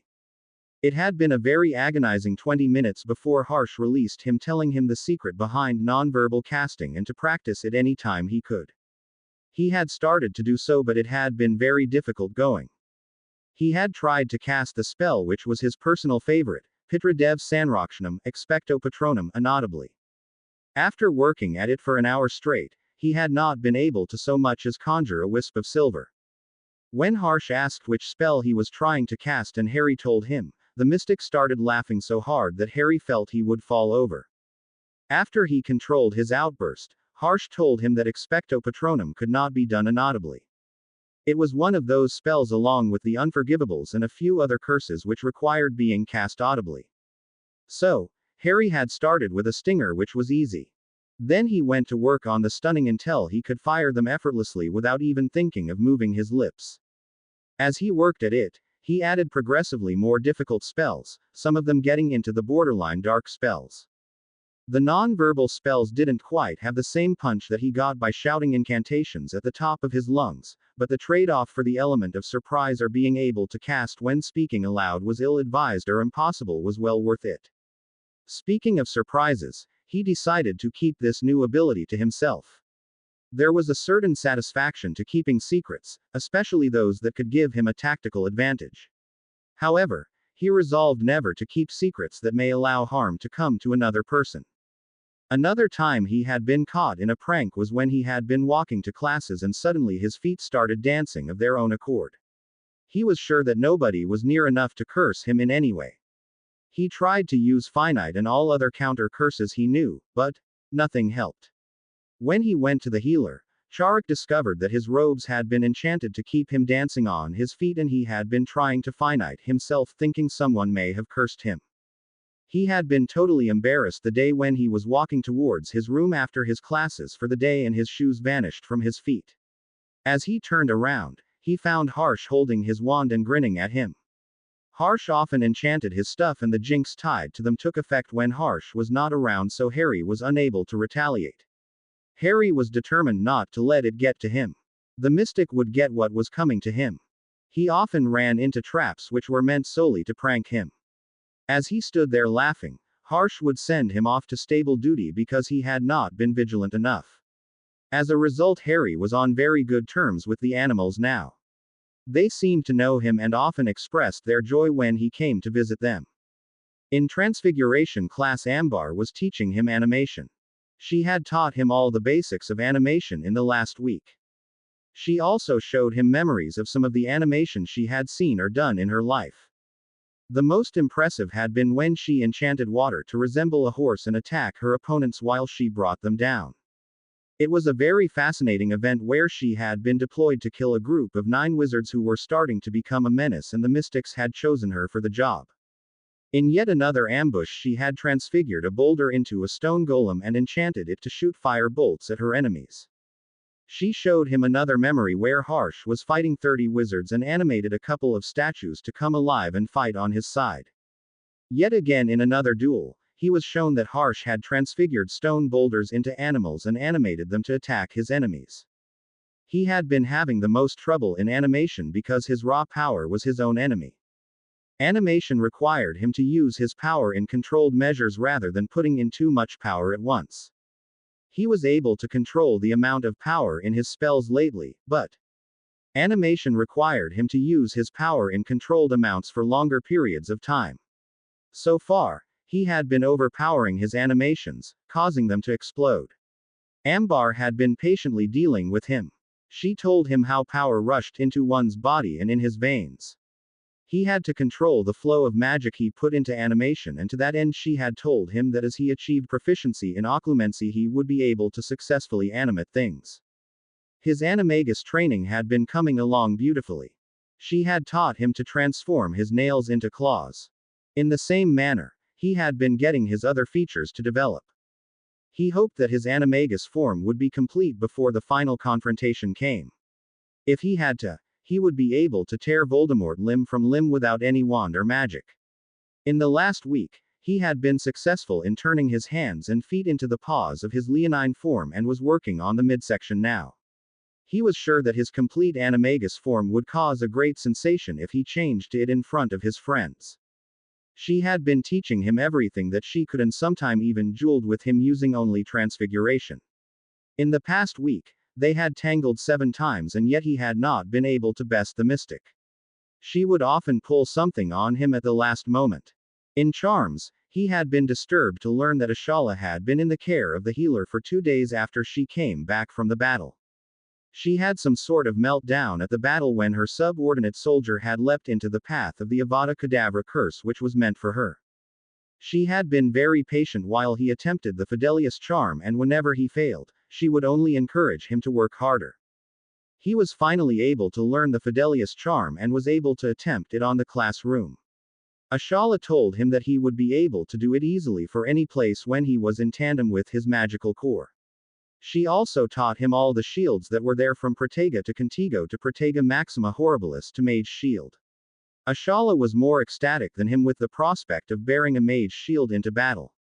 She even jeweled him at times using charms only. He was amazed. She was a charms mistress renowned for her skills throughout the world, however that had been 50 years ago when she left the general wizarding world and joined the mystics.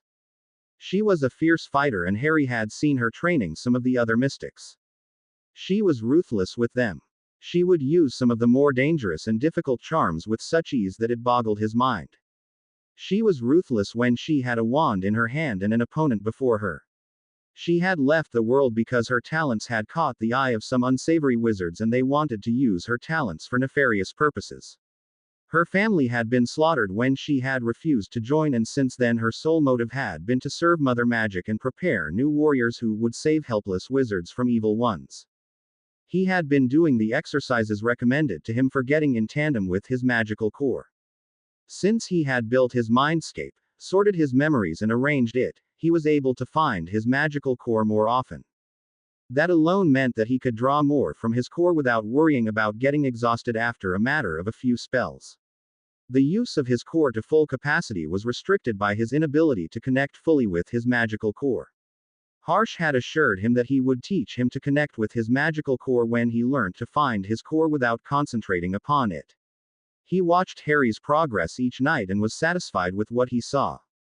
Harry knew that he had made some progress, but he also knew that he was not fighting at the level of the mystics. He was still in awe every time he thought back to seeing them in battle. They all fought fiercely, casting with abandon, dodging whatever was thrown at them, and he wanted to fight like them. Pawin had been teaching him clusters now that they were done with wards. He told Harry that he had taught him things that would help him in the war, and if he wanted to learn more, he should pursue the subject on his own. He also had encouraged Harry to learn Parcel Tongue because it was a magical tongue, that there were a handful of people who spoke it in Wizarding Britain, therefore.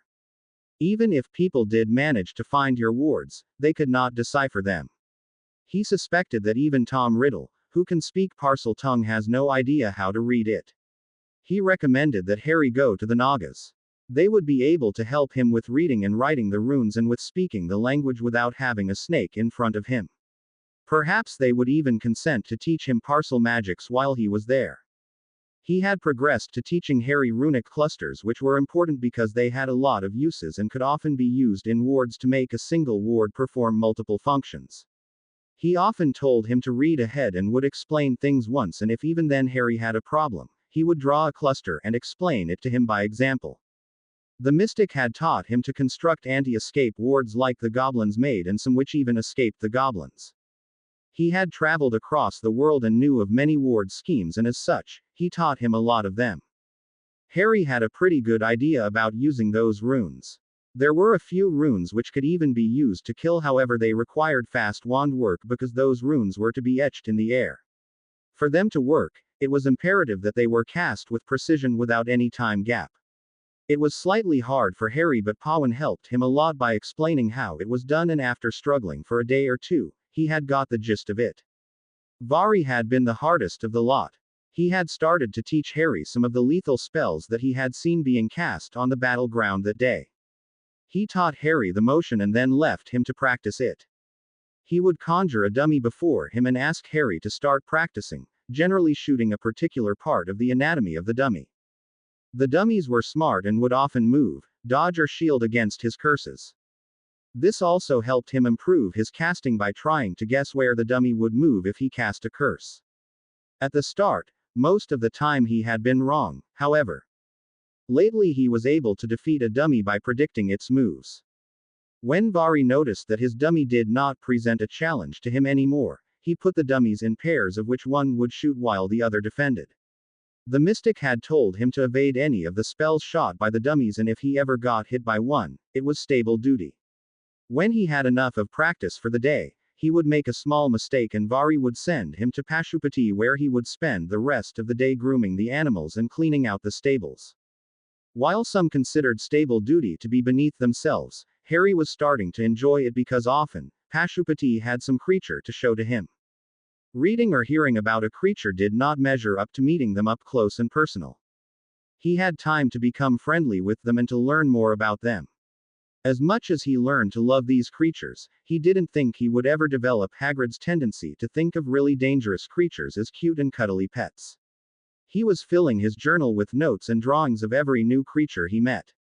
He often thought about meeting Newt Scamander to tell him about those creatures and wondered if Newt Scamander was still alive. Besides learning to duel with the dummies, Vari had started to teach him dodging. Harry was impressed by the way that the mystic was able to dodge and weave around Harry's spells, no matter what he did, and make it look like a dance, laughing and taunting Harry all the while. Harry wanted to be able to dodge like that too, and so resolved to study the art. For their entire lesson time for 2 days, Vari taught him what he called the slippery fish. When he was sure that Harry would not embarrass himself practicing it, he bombarded Harry with stingers, making him weave in and out of the way of his spells. After the mystic was sure that he could handle it, he often placed Harry before 2 or more mystics who would fire color spells at him while he tried to dodge. He ended up drenched in colors every single day. As he got more practice at it, a little less each time. Finally, the day came when, after a half hour of being bombarded by 6 mystics, they only managed 5 hits. Anil sparred with him on every alternate day since there was not much that he could teach him in sword fighting. He had become proficient with sword and dagger, and the mystic told him that there was nothing more that he needed to learn in that particular skill, since the only enemy that he could face with blades were werewolves, and while they were fast, Harry's reflexes negated that advantage. Still, the practice helped Harry to keep his skills sharp, and it was good exercise. Then there was Charik. The healer was a very jovial bloke who always had a smile on his face for Harry, but he wasn't like that with everybody. Harry had long since seen evidence that the man was capable of doing violence when the occasion called for it. The few captives that were brought back to Adrishpuram had been given to Charik, and he had asked Harry to join him every evening for 2 hours since he had something to show him. He had no idea what the healer wanted to show him, and that just made Harry curious. He had always been kindly toward Harry, a good listener and, Harry felt, a good friend. The first night, the healer had told him about healing as a profession. He told Harry openly that healing was not just an art to cure people, but it was equally deadly. He had told him that he could kill a man in 30 different ways without even making him bleed, and Harry had been left open-mouthed. The healer did not look like a killer, but rather one who would do everything he could to save everyone. Perhaps his empathy was limited to those who served Mother Magic. A completely different story for those who defiled it. In the first class, He taught Harry about human anatomy, including everything there was to know about vital locations and the sensitive points which could disable a man. He told him the best way to kill a man and the ways to make one scream for mercy. He even taught him about how to torture someone, and based on their resilience, he had different modes of torture. He told Harry that since he had no hatred in his heart, he would not be able to use the Cruciatus Curse, which was a rather unimaginative way to torture someone anyway. The Cruciatus Curse was used by those who did not know about other exotic ways which could be used to break people's spirit. For the second class, he had tied down one of the captives and asked him for information. The captive did not deign to answer, and he tried to persuade him otherwise, showing him fear of death and everything without actually doing any physical harm. When the captive did not budge, he plunged a silver knife in the man's thigh and made a deep incision. As the werewolf, yes, it was a werewolf, howled in pain, the mystic poured molten silver into the wound and knit the wound haphazardly with stitches, all the while winking at Harry that some forms of muggle healing were quite as effective as any form of torture. As the werewolf writhed in pain, he handed the knife to Harry to do the same to his other thigh, and Harry was so nauseated that he refused to do it. It was the first time that a mystic scared him.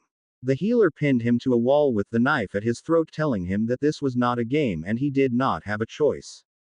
He told Harry firmly that while mystics do not kill all werewolves, there were some who by their deeds had earned death, and this one on the table was one of them. No one could know how many people a werewolf had turned. After he had shamed Harry enough for lack of will to do the right thing, Harry reluctantly slashed the werewolf's other thigh, and as a result the incision was not deep enough to cause any real pain. The mystic snarled at him and buried the knife hilt deep into the already made incision and twisted it for good measure. Harry poured the molten silver in his thigh with shaking hands, and when he stitched the wounds his hands shook so much that he was sure that the werewolf would be cursing him more than the mystic for not having the guts to do it properly. After the werewolf sang like a canary, Charok had simply slit an artery in his neck, making a point to show it to Harry, and watched in grim satisfaction while the werewolf bled and died in agony. After his session with Charok and the werewolf, Harry retired to his chamber and called the Marauders. As soon as he said Padfoot, Sirius's grinning face appeared in the mirror. "Hey pup, how is it going?" Harry was still nauseated and said morosely, "I don't think I can do it, Padfoot." Sirius, who could see that Harry was looking pale and morose, asked him, "What is the matter, Prongslet? Did something happen? Are you okay?" Harry could still remember the werewolf bleeding and dying slowly. Watching the werewolf, he had been thinking of Remus and asked in the same morose tone, "Is Moony okay?" Sirius, who had not got an answer to his question, understood that the teen wanted to see the werewolf and hollered for him.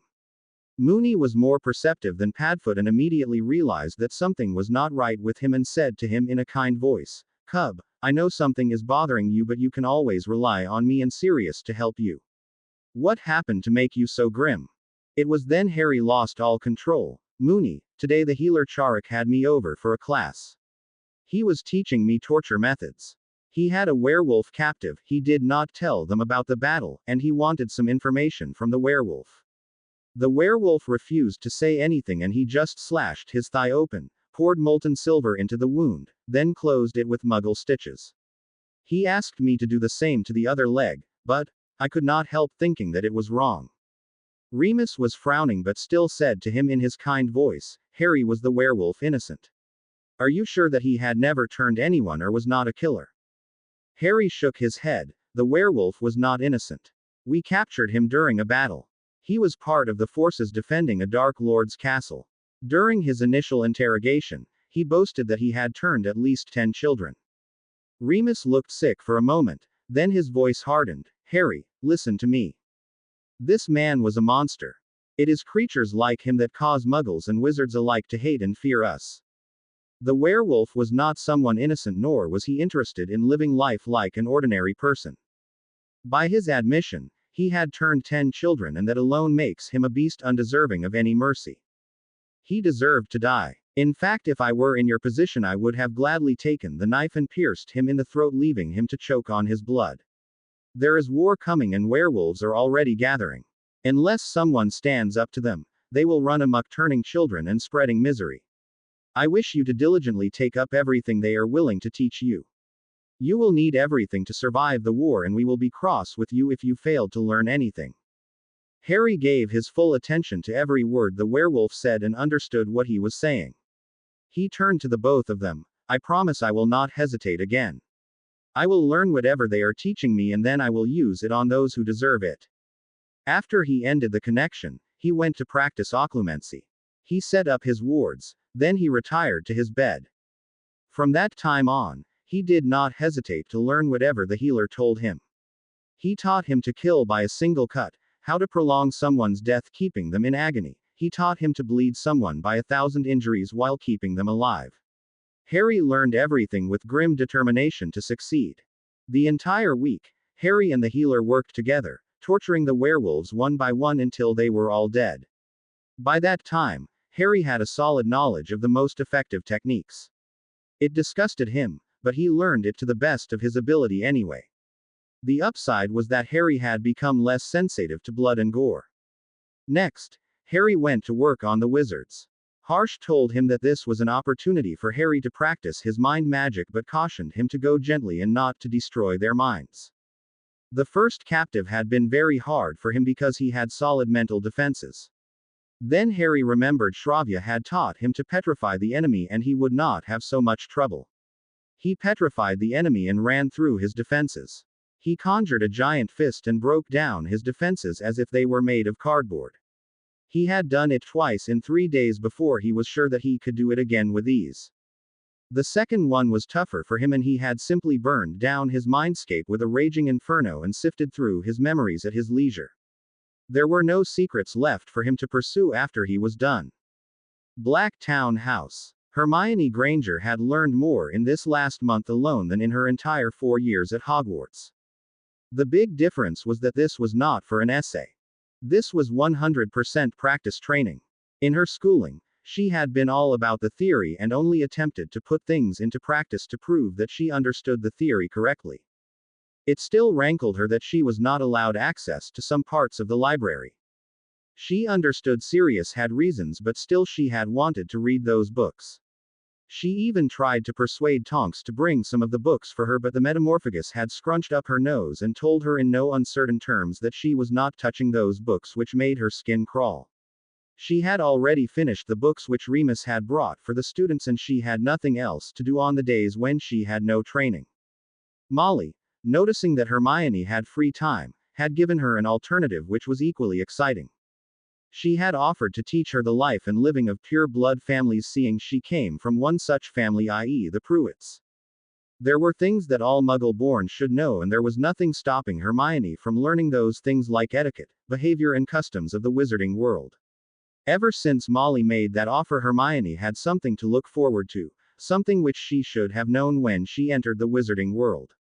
She was flabbergasted to know that the wizarding etiquette classes at Hogwarts had been banned a century ago, as was dueling. Green hues. Croaker had arrived in the entrance hall where he bumped into Neville, who had just returned from training at the cottage on the hill. He had been teaching non-verbal casting to the teen for the last week, and he had learned enough that Croaker appeared to be satisfied. Neville turned to him. "Great uncle, what have you planned for me today?" Croaker was almost finished with teaching him the finer points of family magic and was content with leaving it at that. He had instead started to teach him dueling, and they usually dueled using only family spells for an hour every evening, with Neville being left battered and beaten in the end usually. That evening, as their duel came to an end, Croaker sat with him. "How goes your training with the students?" Neville enthusiastically replied, "I have learnt a lot. We are almost done learning what Dumbledore would allow, since he does not want us to dabble in dark magic. These days we mostly do duels mixed of defense, transfiguration and charms. Mad Eye still runs us through the ringer though." Croaker chuckled. "He is one sadistic person who takes pleasure in others' miseries, but he has a good heart. He is focused on giving you all a chance to make it alive through the coming war." Neville nodded. "Now Neville, how about you take up Dumbledore on that offer?" Croaker asked, smiling. Neville grinned. "I thought you would never say that. I will write him a letter tomorrow." As Croaker left, Neville flowed to Longbottom Castle to see his parents. They were mostly up and out of their wheelchairs now, walking around the property as much as they could, building up their strength. Bones Manor. Susan had been having a good time now. It had become easier for her to train since her body adapted and her confidence had increased. She also was able to cast with more speed and her dodging had improved as had her repertoire of spells. She loved dueling with Auntie because while Amelia did not cut her any slack, she was not a taskmaster like Moody who took sadistic pleasure in torturing the students. She had another little thing on her mind for which she had written a letter to one person who she knew would be able to help, and that particular person had arrived the next day in her manner to offer his help willingly. She intended it to be a surprise for others and could imagine Harry Potter's face when he would be left open-mouthed after her secret was revealed. Her training in family magic was almost complete and Amelia was proud of her for what she had achieved. She had confided in Susan that she intended to declare her heirship at the upcoming session of the Wizengamot, which was already promising to be explosive since it would perhaps be the last session where the three factions were on an equal footing. After the upcoming session, the politics of the Wizengamot were sure to change. Susan was less interested in politics and more interested in Harry Potter and why he never even sent her a letter from wherever he was. She sometimes wished to slap him for his foolhardiness and sometimes she wished she could drag him into a broom closet to snog him so much that his brains would melt down. As she thought of the green-eyed raven-haired teen, she remembered that it was the 21st of July and Harry Potter had been gone for 3 weeks now. It was his birthday in 10 days and she wished he was here. She had decided to buy him a gift and to present it to him the next time she saw him. Auntie had told her that he would be back in about a month, which meant he was expected to return sometime in August. Cottage on the Hill. The students had gathered for dueling practice again today. They had been having these sessions almost daily for the past week, and while they did not come out on top often, they were making progress. Moody took it upon himself to put them through the ringer whenever he felt like he was having a bad day. He avoided facing the twins because he did not relish ending his duels covered with multicolored feathers and fur with assorted body parts of other creatures, hog-tied, upside down, or whatever else they thought would be funny at the time. He claimed that those two would beat him too easily and there was not much left that he could teach them. He always left them for Minerva or Phileas. Minerva had taught them all that there was to teach but not the advanced transfiguration because they were energy-taking and time-consuming. Animation would take a lot out of a wizard, and although they had improved greatly, she did not think that they had the level of mastery required to attempt animation in the middle of a duel yet. They knew that not all of the Death Eaters were such accomplished fighters that the students would need to be trained like soldiers. Flitwick had taught them some advanced charms which were not terribly tricky and were quick to cast. He often tested the students by dueling with them using charms only. While Flitwick was usually the winner, the students were coming close. He was satisfied that they had learned enough and that the training was over for all practical purposes. The whole point of the training was to teach them to survive, which they were excelling at. Adrashpuram, a week later. In the past week, Harry had managed to get some satisfaction. Between his wards, transfigurations and animations, he had managed to make his chamber look like he was sleeping blissfully while he remained concealed. His wards alerted him no matter what measures Vari took to gain entrance to his room. After retreating from Harry's room drenched 3 mornings in a row, Vari took to apparating in, dousing Harry and apparating out again. What he didn't know is that he had just doused a very clever replica of his intended victim, but Harry could not allow even the appearance of failure. None of the wards he had learned would stop mystic apparition. Harry had to give this some thought. He placed a series of trap runes all over his floor, then hid them using the Fidelius charm. When Vari popped into Harry's room the next morning, he found himself disarmed, hanging from the ceiling by one ankle and thoroughly drenched. As soon as Harry was able to stop laughing, he levitated Vari gently to the floor and returned his wand to him. The mystic growled at Harry, "I will expect you every day on the field before dawn," and stalked out of the room. Harry accepted this as total victory and made sure that he was never late. It seemed to Harry that every mystic he had ever seen turned out to make his morning runs more interesting. He could not run a step without someone forcing him to dodge. After 2 near misses in a row, he had enough and started firing stunners at his tormentors without a wand and without breaking stride. He felt a grim satisfaction when a couple of stunners from each volley found their marks and the mystics fell unconscious. The potion's master had told him that he needed no further instruction from him and not to attend any more sessions if he didn't want to. But Harry enjoyed his company and so spent an hour a day in conversation with him anyway. He never went away without picking up some new trick that would come in handy in the future. The polyjuice that he had been brewing was nearly complete and required only a week more before it would be ready. The only exciting thing that was left for them was to test the modification to the wolfsbane potion, trying to make it less poisonous because aconite was poisonous to everyone. Harsh had helped him to meld with his magical core. It had been easy after Harsh instructed him while he was doing it. He could still remember when the mystic had helped him do it. Flashback. Harry was sitting before the mystic who asked him, "What is the problem, Harry? Why are you not able to connect with your magical core?" Harry, who had been hoping the mystic would teach him how to do it, scowled. "Maybe because you are not telling me how to do it, Guruji." Harsh chuckled, still complaining. "I see. Okay. While you meditate, I will try to help you to connect with your magical core, but once you are able to do so, you will have to learn to do it by yourself so that you would not need me time and again to take your hand and do it for you." As Harry sat in meditation, he found his magical core very easily. It was like he only had to think of it and he could see it. It looked like a big ball of grayish light which seemed to shine in the surrounding darkness. He was staring at it, hoping it would connect with him, when he heard Harsh's voice. "Concentrate, Harry. Can you hear the low thudding sound being made by your magical core?" Harry concentrated hard and pushed all other thoughts out of his mind to try and hear what the mystic asked him. After trying hard, he could hear a low thud like his heart beating in his chest. He was surprised that he had never heard it before whenever he found his magical core. But then he was only used to standing there and watching his core. He had never even tried listening as he was now. Harsh's voice echoed again. "Now concentrate upon the sound and visualize as if you are trying to find the source of this sound.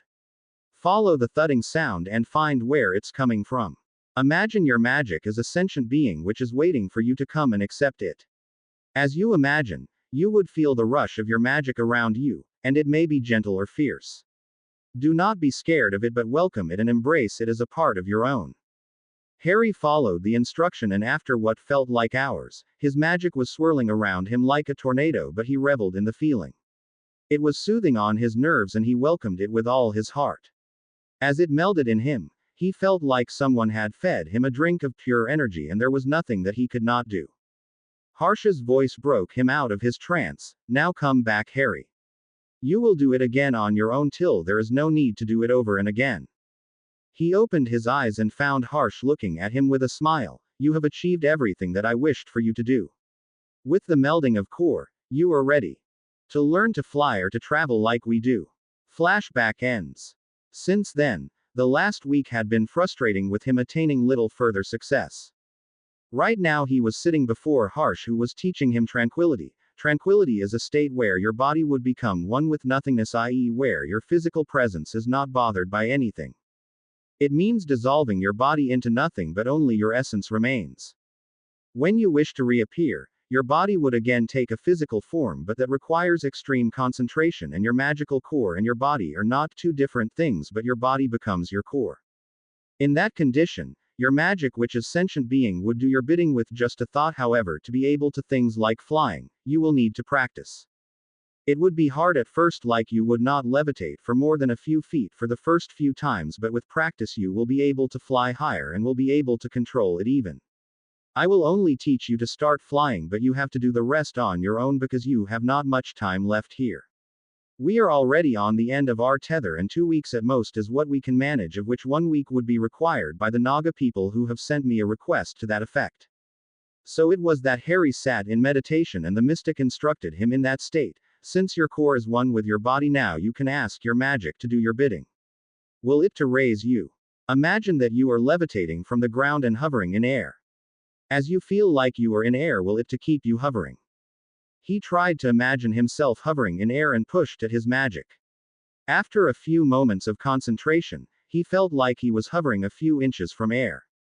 After an hour, Harsh told him to come out of his trance, and when he did, he found that he was spent. Harsh confided him that after practicing the meddling regularly for 1 month, he would attain a little nothingness which would enable him to pass through wards undetected and no wards could stop him. However, the little nothingness would be hard to achieve and Harry will have to do it on his own. His sessions with Pawan were nearly at an end because the mystic told him that there was little more that he could teach him in the short amount of time they had remaining together. He had taught him some very useful wards and to erect them in different languages, but that was it. To know of the more exotic applications would require years of study and they were down to their last week. He instructed Harry to keep practicing what he had taught and to enlist the help of Professor Babbling, the runes professor at Hogwarts, if he ever had any trouble. However, he acquiesced to test Harry on the knowledge that he had imparted to him to make sure that he would not make a mistake in any way. One more thing that the mystic was going to teach him was to create the ward explosives, and they were the hardest to master, but he had faith in Harry's abilities that in the next week, he would have learned to do it correctly. Vari, who was a ruthless taskmaster and liked to torment him in the arena, had replaced the dummies with mystics who would duel with him in groups of 2 or 3 at once because Harry had come a long way from one-on-one duels. The mystics used all sorts of underhanded techniques which sometimes irritated him to no end, but he was determined to outshine them. At times, he was hurt by one of their curses. When that happened, he was sent to work in the stables with Pashupati. He thought that being sent to Pashupati was no real punishment because the mystic never asked him to do anything dangerous or really difficult, so he asked Pashupati about the real punishment. The stable master told Harry that the real punishment was to send the mystics to stand under a waterfall without any clothes for the full night. Considering that they lived in the Himalayas and that the waterfall was fed by glacier melt-off, this chilled him to the bone to think what would have become of those who were awarded those punishments. Pashupati also confided in him that he was cutting Harry some slack because Harsh had forbidden any sort of real punishment from being given to him. Vari taught him some of the spells he had seen flying around at the battle. He also gifted Harry vials of memories from the many mystics which contained some very special spells. He warned Harry to never show those memories to anyone who was not a mystic because those spells, being known to the outside world, could cause unforeseen destruction and no one could perform them anyway. He had been fascinated and nauseated at the same time when he saw a couple of those memories in a pensieve which Harsh had gifted him. The pensieve bore the mystic crest and it did not require him to enter into the pensieve, but with a tap of the wand, he could see the memories like watching a television. For the last week, Vari always made him duel others using those spells and would often chide him if he failed to do anything flawlessly. As a result, his casting speed, accuracy and power behind his spells had become very controlled. He had once or twice dueled Vari and the mystic defeated him with great difficulty. Outside of Vari, he had taken to spending an hour a day by himself in the arena to practice his spells with dummies. He used all of his lethal spells with abandon and was pleased at the results when often the dummies were destroyed with all the magic that was put in those spells. The dummies also would attack him from all sides, sometimes together, and he would apparate from one point to another to keep them busy. Every duel, he learned something new but still felt as if he was missing something. He had learned the entire spell book of the mystic by heart by now, but he felt like there must be something that could sat his hunger. Perhaps he would have to ask Harsh what this feeling was. Ambar had helped him to overcome his difficulty with the animagus transfiguration by showing him that he should employ occlumency whenever he was working on his transformation. As a result, he could transform the tail, his paws, and some part of his torso. He hoped that within a month, he would be able to transform his torso completely, and the mystic told him in no uncertain terms that within 2 months he would be a full-fledged animagus. She also told him not to register his form with the British Ministry of Magic but with the ICW because in that way, no one would be wiser about his animagus form and he would not be an illegal animagus either. She dueled with him regularly with the transfigurations and he enjoyed it the most. While she won often, he had won his fair share of duels.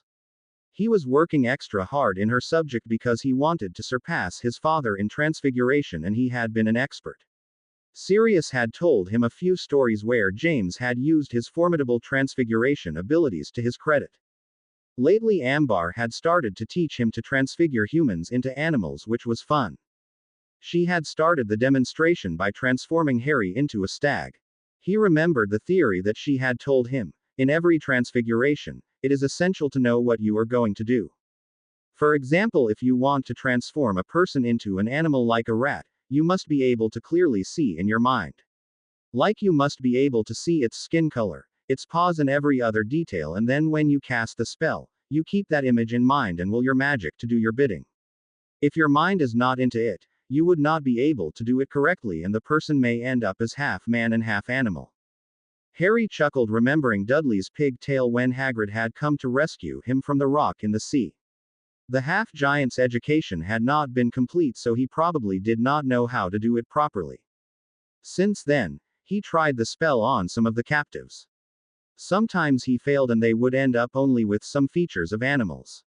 After failing 3 times, he had advanced enough to transfigure them into animals with a thought. Ambar had pronounced him ready for whatever was out there waiting for him and bade him to keep practicing so that he could transform people into animals without putting much thought into it. She also taught him transmutation as he had seen Moony do to the bike. He had to attempt it a number of times before he was proficient at it. He had enough in his arsenal to keep people on their toes with his pranks. Ashala had been teaching him all the charms that she knew. She had taught him the Fidelius charm. Once he got it right, the spell was fairly easy for him to perform. It only required a fair amount of power and skill at his hands. After he had shown his prowess in Fidelius, she had started teaching him what was long promised: a way to slay Dementors. She taught him about a charm which had been made centuries ago and could not be performed by average wizards but only war mages. Since Harry was a war mage, she believed he would have no trouble in learning the charm. To do the charm, one would be required to hold his wand in his hand, waving it in a circular motion while keeping his hand raised over his head and chanting with all intent, Danav Sanharak Kashan Prabha Avahanam, Demon Slayer Kashan Prabha, I summon you, and light would emerge at the tip of his wand like a blade made of it with serrated edges, and whenever it connected with a Dementor, it would cleave them in two or simply disintegrate them. She also told him to keep people around him who could cast the Patronus, because once he started the process, all the Dementors who were in the vicinity would be attracted towards him like moths to light. Having Patroni around him would ensure that he would not be killed by them or faint, while the Dementors in his vicinity would not be able to escape. This evening as he arrived at sword practice, Pawan asked him, "What do you know about killing giants, Harry?" Harry spluttered, Giants. What do you mean?" He shook his head. "Perhaps Guruji has not yet told you, but your friend Hagrid's mission was a failure and he is now returning back to Avalon while 30 giants have allied themselves with that abomination. They too would reach Avalon in their own time and his army is bolstered by their numbers." Harry was horrified. Adding giants to the fray was catastrophic, seeing there was no one he knew who had slain a giant. He turned to the mystic. "Do you know how to kill a giant?" He smirked. "As a matter of fact, I do. You see, giants cannot be killed by magic because their blood makes them immune. So, to kill them you need to attack their weak spot with things like rock, boulder, swords, a very big, extra heavy and sharp blade, etc., or you can disable it by tying it down with heavy chains. After it has been disabled, do as you please with it." He told him of a few stories he had heard about slaying giants by wizards, and Harry dutifully wrote down all the ideas in his journal. Pawan also told him to share this information with his friends and the order because it could save a lot of lives. One evening as he went to practice his spell casting and dueling with dummies, he did not find Vari there but Harsh, who told him that he was going to teach him something. He asked Harry to not use his right hand but his left hand to cast the spells, and he wanted to see if he was successful. Harry was able to use his left hand to cast spells but not with anything like the same accuracy and precision.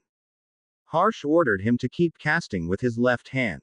This continued for 2 days before Harsh gave him the old wand he had loaned him to use and told him to cast simultaneously. He wanted to see if he could cast with both hands at the same time. Harry had no trouble, and then for 2 days, it was his work to do. He did parallel casting and simultaneous casting till he became proficient. Then Harsh took it up a notch by asking him to use different spells with each hand, and for the last 3 days he had been casting different spells. One evening, Harsh joined him at dinner and asked if he knew where the 3 heirlooms of the Peverell brothers were. Harry told him that he knew where the cloak is. Harsh eagerly asked him to bring out the cloak, and as he did, Harsh had to stifle his laughter. How do you wear it, Mr. Potter? Harry told him that it was given to him in this form and that he had no idea how to wear it. Harsh had smirked and taking the cloak, gave a twirl to his wand, shot a spell at the cloak, and it folded itself on itself, and within a matter of seconds, there was a regular cloak in place of the blanket-like cloak he was used to seeing. He handed it to Harry. Here, Mr. Potter. This is how you wear this cloak. This cloak can even absorb most hexes except for the unforgivables, but since you would not be seen by anyone, there is little chance anyone would use them on you. This cannot be summoned, nor can the Homnum Revelio charm detect someone who is standing under this cloak. Nothing can stick to it. Therefore, it cannot become soiled nor retain your scent. It cannot be damaged or become worn from normal use or any form of common magic. Just take care not to misplace it or allow it to fall into enemy hands, and it will never fail you. He also told him about the Battle of Bavaria, where Dumbledore had dueled with Grindelwald for hours before he had emerged victorious. While Grindelwald was a powerful wizard, he was nowhere near as powerful as Dumbledore and had only been able to keep it due to the fact that he had the Elder Wand in his possession. From there, Dumbledore had taken the wand and kept it in his possession through all these years. He told Harry that the wand was his, and when he went back to Avalon, he should ask Dumbledore to surrender the wand to him. He told of the third Hallow, which was also with Dumbledore after they had destroyed one more Horcrux in it. This Hallow was important for him because they formed a set, and anyone who held them together would emerge victorious against any foe. He warned him to keep them away from public eyes because there were people who actively searched for the Hallows and it would not do to openly flaunt them. He also told him that Slytherin's necklace had been cleansed of the soul piece and it was once again functioning as was intended. He told him that several mystics had been stationed in Avalon, and if he came across any such Horcruxes which were made of historical relics, he should send them to the mystics and they would relieve it of the taint. A week later, India. In the last week, as promised, Harry had been at the lake before dawn, swimming across it without magic, alternating between east stroke, back stroke, butterfly and crawl. When he did use magic, he rocketed across the lake, coming near the same speed he could attain when running. He kept getting stronger and the workouts just kept getting more intense. Yes, Harry had kept his word, but constant vigilance. But Vari still had to test and make sure that Harry was remembering his lessons. He didn't enjoy it much. The teen was getting the best of him most mornings. Harry had taken to creating very convincing illusions or creating animated replicas of himself, slumbering peacefully, then protecting them with elaborate wards and traps which were well concealed. He had started adding other things to the wards so that once when Vari tried to enter the room he was petrified, another time he set off a caterwauling charm, and another time, before he knew it, he had been stunned from behind. To add insult to injury, the boy wasn't even there. He was already in the lake. The mystic grumbled about being shown up by an upstart. Not to mention that it was embarrassing, but, inwardly he was happy that the young warrior was taking his lessons seriously now. When he first saw Harry, he doubted that this small, skinny lad could have done any of the deeds that he was reported to have done. There was no denying that the lad had guts. But, he was so small and he seemed to have almost no skill. In the last few weeks, Vari had watched him grow in leaps and bounds, in every way. When he had seen, firsthand, how the lad had accepted every challenge, then rose to meet them with courage, determination and an inner strength which did not compromise, he began to understand how he had stood up to Voldemort. As he watched Harry touch the opposite shore and turn around to swim across the lake again, he recalled the time when he expressed his doubts to Harsh. Harsh was busy reading some reports which had come in about the increased dark wizard movements from Burma and a letter sent by Chakrapani when Vari came to speak with him. Guruji, are you sure this boy can defeat that abomination? He asked Harsh. Harsh replied in his usual jovial tone, Varunesh, that boy is more than he looks like. He is a child of destiny which alone makes him more powerful than anyone. His magical core is big and it will grow as he has time to reach of age.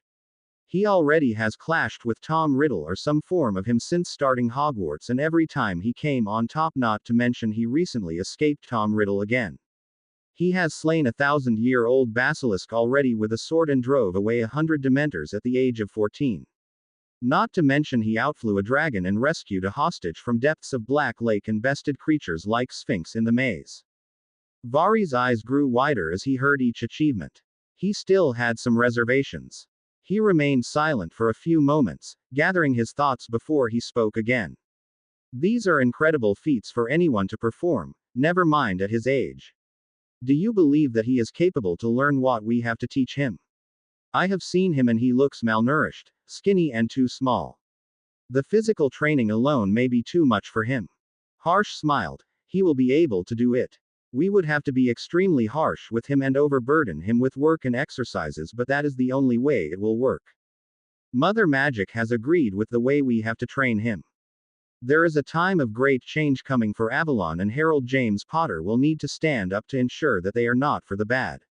If I could, I would have raised our army and marched in force against that abomination, but Mother Magic has assured me that what we shall do is sufficient. We know better than to tamper with fate.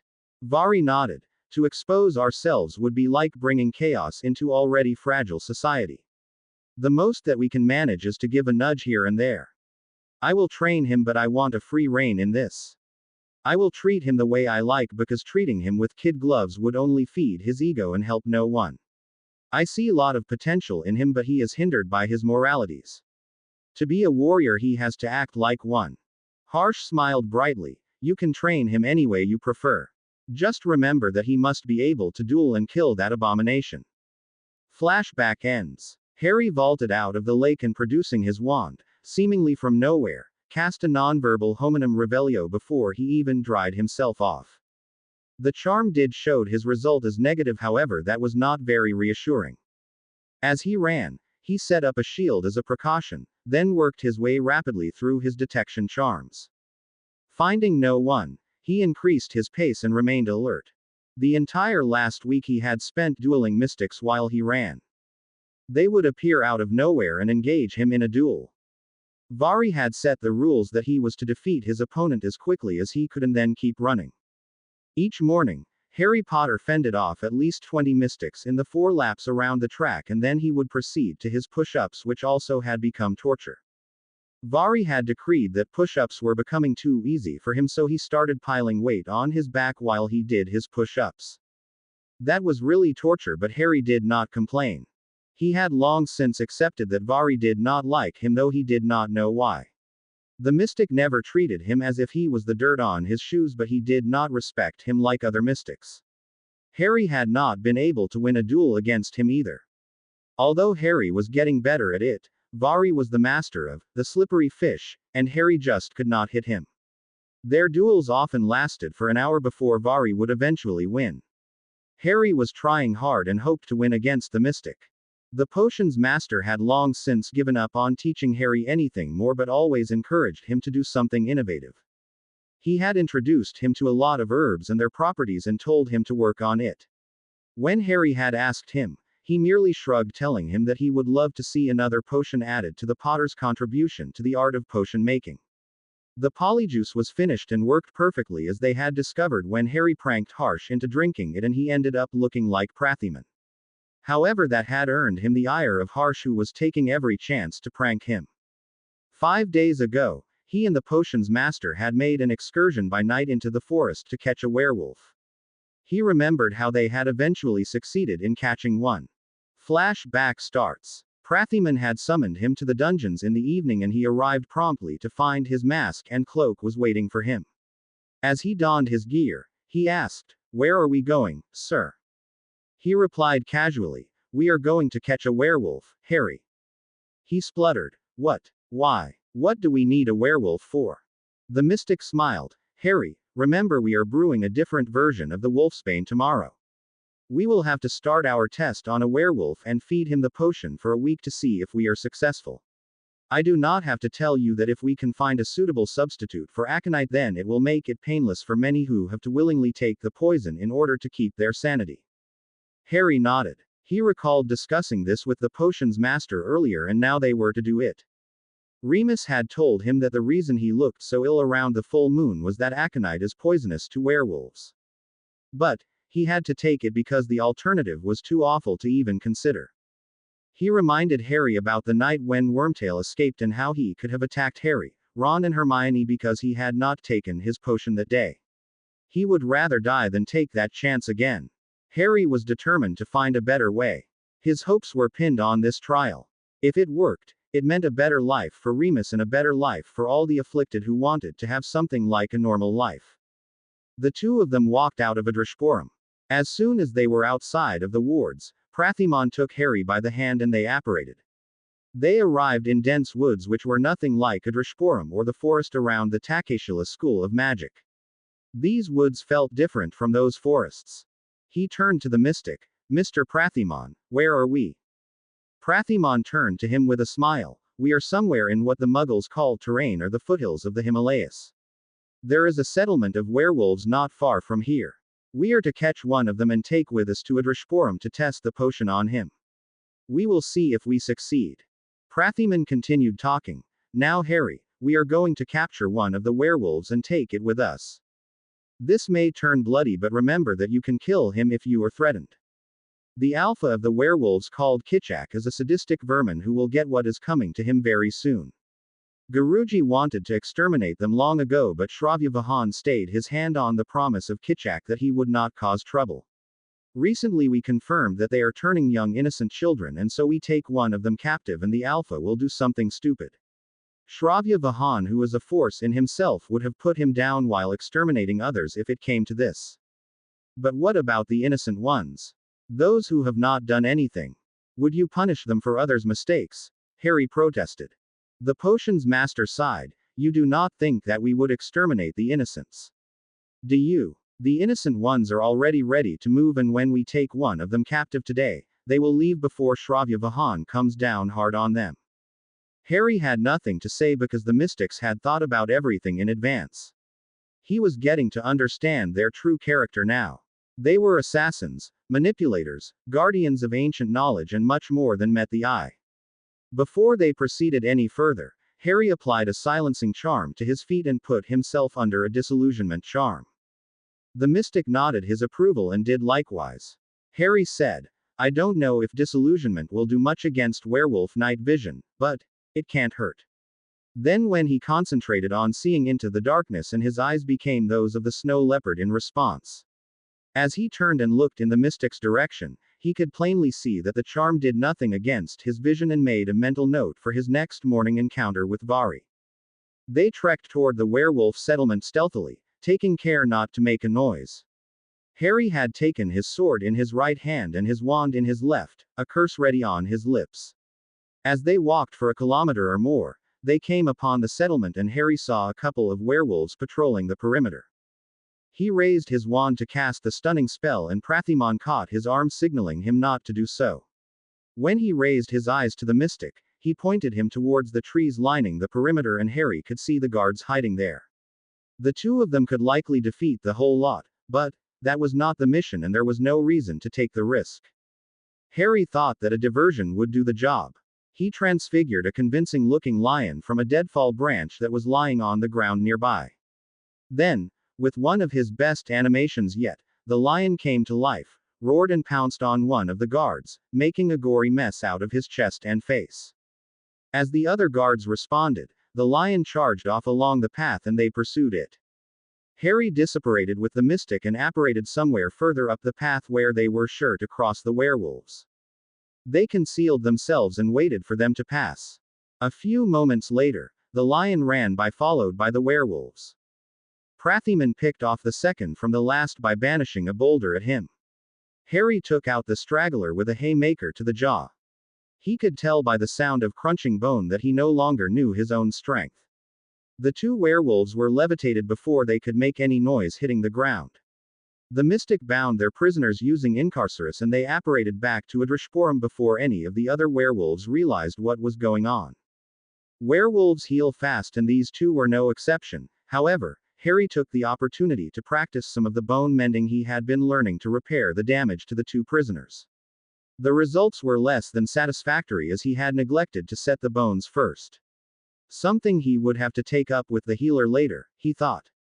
Later they interrogated the werewolves, and both turned out to be ruthless savage creatures. The worst of the worst. If Remus were there, he would have executed them himself. They were patrolling the borders because they had heard a rumor that they were going to be slaughtered by forces unknown. Harry wanted to try mind magic on one of them. Prathimon advised him against it. When Harry asked why, the mystic explained that a werewolf's mind was a dangerous place and if anyone tried to enter it, they would be torn to shreds. Harry's recent training had given him other ways of gaining information.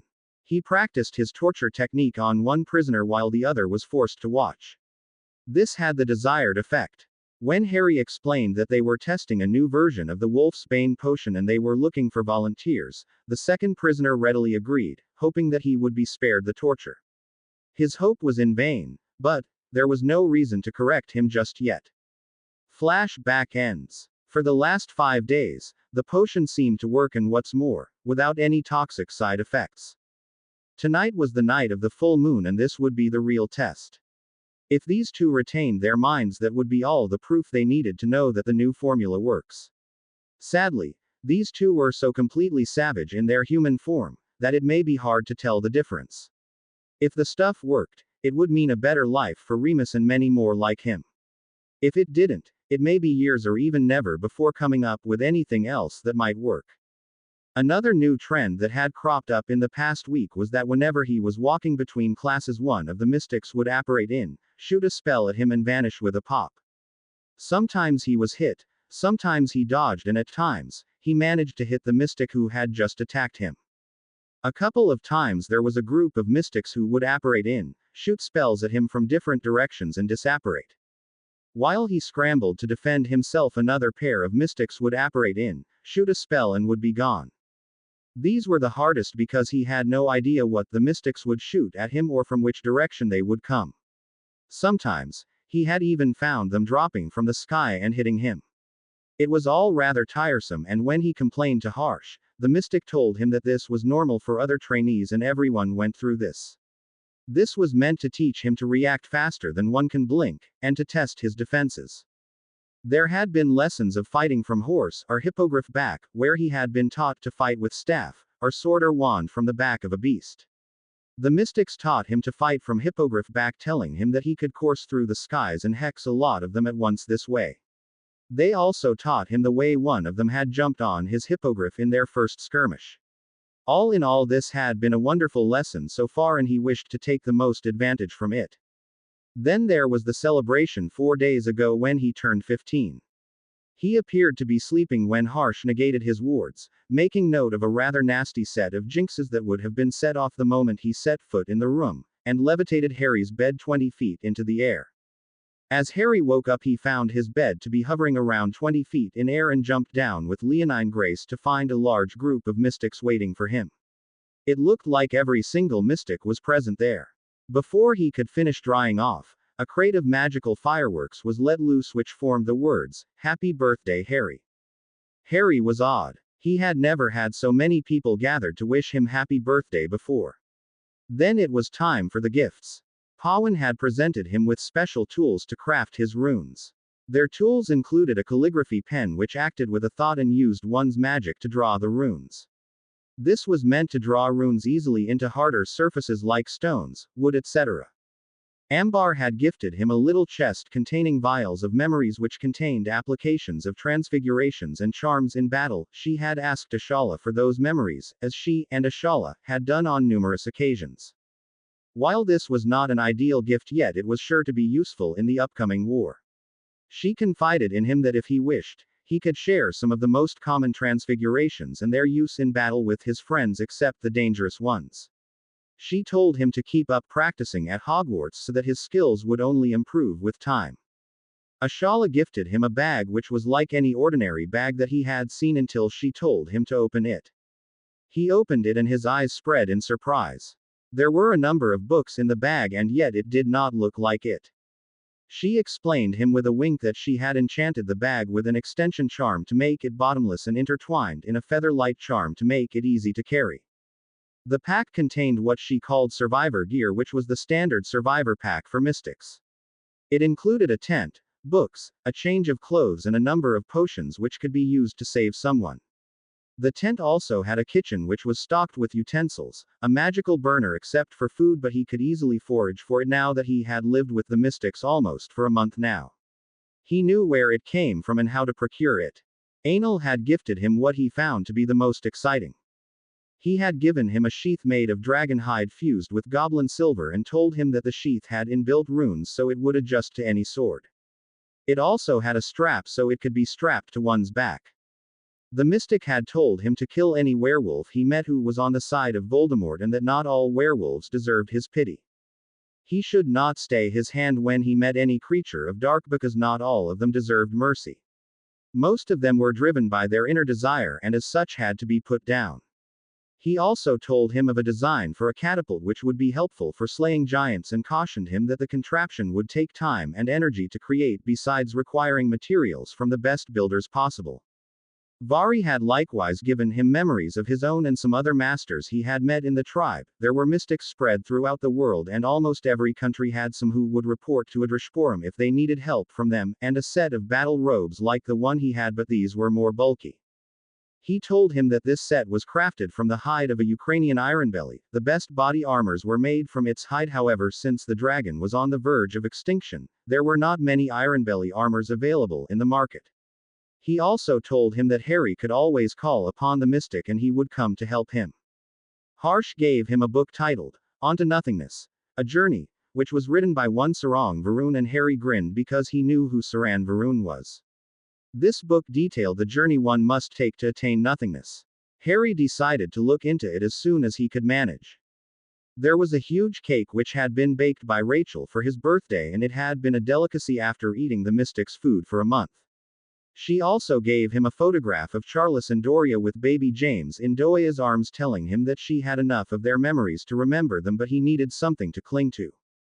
He had been summoned in the evening by the wand maker Shilpagya, who eyed him for a while before he said, "Too mighty are you, boy. Wand lore does not fascinate you. Never came to see after I crafted a good wand for you."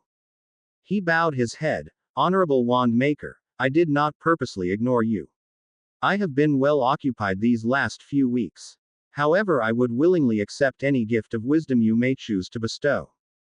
The wand maker softened a bit. "Just that, never let your enemy disarm you in a duel, because if you lose it, it would change its loyalties and then would not work for you. They follow the law of Victor. To win back, you would have to defeat your opponent again. Just to be sure that such misfortune does not come to you, I would advise you to go to Ollivander's and ask him to fit you for a new wand.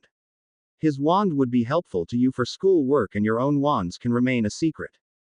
This is something that I did not know and would not have considered until it was too late. I thank you." Harry thought for a moment, then started, "But why would he sell me another wand? Would he not ask how I have been able to live without a wand for this past month or so?" The wand maker grinned. "No. Just ask Dumbledore to write a letter to this effect. Talking of Dumbledore, ask him to return the wand of destiny to you. It is yours by right of inheritance."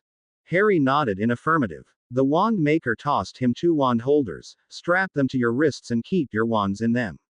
Such fine wands must be kept in wand holders and not stowed inside your pockets. They deserve to be treated regularly. Purchase some wand polish and treat them regularly. They are not weapons but your arms. Happy birthday, Peverell." After that, the day had been very ordinary. Pawan had spent each day giving him a ward to make. When he was successful in doing so, he would be asked to make a cluster. He tested Harry on everything and often asked him questions about the 7 languages, the rune symbols, and how the wards worked. He also taught him to make the ward explosives, which were made by stones which were found on ley lines. Since these stones absorbed the earth's energy from the ley line, they were already full of magic. There was a specific rune designed by the mystics of the past which would tap into the energy and give it the power to explode the wards. The rune was designed with 3 functions, viz. to tap into the energy contained in the stone, to convert it into explosive energy, to destroy the wards by releasing the energy. He had spent good time the past week learning to create those stones and now had a respectable arsenal of ward explosives which he could use in battles. Pawan also had him practice some runes which could be used to attack some dummies, and he had been having fun doing it. To see that they could be killed, disabled or even bound by runes was interesting, and he regretted not having taken the subject before, but that was short-lived. He realized now that there was perhaps no student who would be able to best him in the subject. Ashala had taught him everything that she could, and most of the time, she would pull a memory and they would watch it together and he would notice everything that she did or did not do. Ambar was done teaching everything, but she and Ashala had started ganging up on him. They both teamed up on him to duel him, and usually he ended up losing to them. In all the duels that they fought, he had lost to them, but not before giving them quite the scare. During their first duel, Ambar had sent a transfigured dog at him while Ashala hit him with a smokescreen. Blinded by the smoke screen, he tried to get his bearings and could not hear things. He whipped his wand in front of him, slashing the smoke screen in two. Ashala was going to subdue him with an incarcerus and he rolled away before the charm hit him. Ambar conjured some birds to attack him and he conjured some hawks to kill those birds with one wand while he released pitch black smoke with the other. Soon no one in the room could see anything, and even his leonine vision was no help. He tried the Homnum Revelio and it was of no use either. He conjured a snake and asked it, "Where are the humans in the room?" The serpent hissed at him, "There are no humans in this room except you, speaker R. There is a four-legged creature and two-clawed one which seeks to kill me. Our mighty enemy the falcon." Harry hissed again, "Where are they? Point them out to me." The snake replied, "In the northwestern corner. The four-legged one is standing with the wall to its back while the falcon is flying, stalking me." Harry heard the rush of wings and the snake's pleas for help while it was being carried away by the falcon. He shot a couple of stunners in the air and a thud told him that he had found his mark. He shot a spell chain of petrification hex, stunner and incarcerus in the northwest corner and a thud told him he was successful. He dispelled the mist to find the falcon sprawled on the floor while a fox was stunned and bound in chains. Grinning, he went to enervate the fox and was stunned from behind. As he was enervated, he found the two witches smiling at him and he was tied with chains. He cast a wandless finite and freed himself. Ashala was smirking at him. "Not so smart, are you, Harry?" Harry sheepishly smiled. "So you are both animagi, huh?" Ambar laughed. "You did not think that we would tell you all our secrets, did you? You were brilliant but failed when you thought that the falcon was stupefied. You conjured that snake and that was some quick thinking. However, as you started throwing stunners around, I simply played possum, dropping to the floor making you believe that I had been stunned." Harry lowered his head, embarrassed. He had never thought for a moment that they may trick him, but the mystics were crafty in their ways and often pulled some surprises on him. In yet another duel, where he was pitted against the two of them together, he had raised a wall of earth between him and them and was hiding behind it to shield himself from the barrage of spells when suddenly his own conjured wall grew hands and grasped him.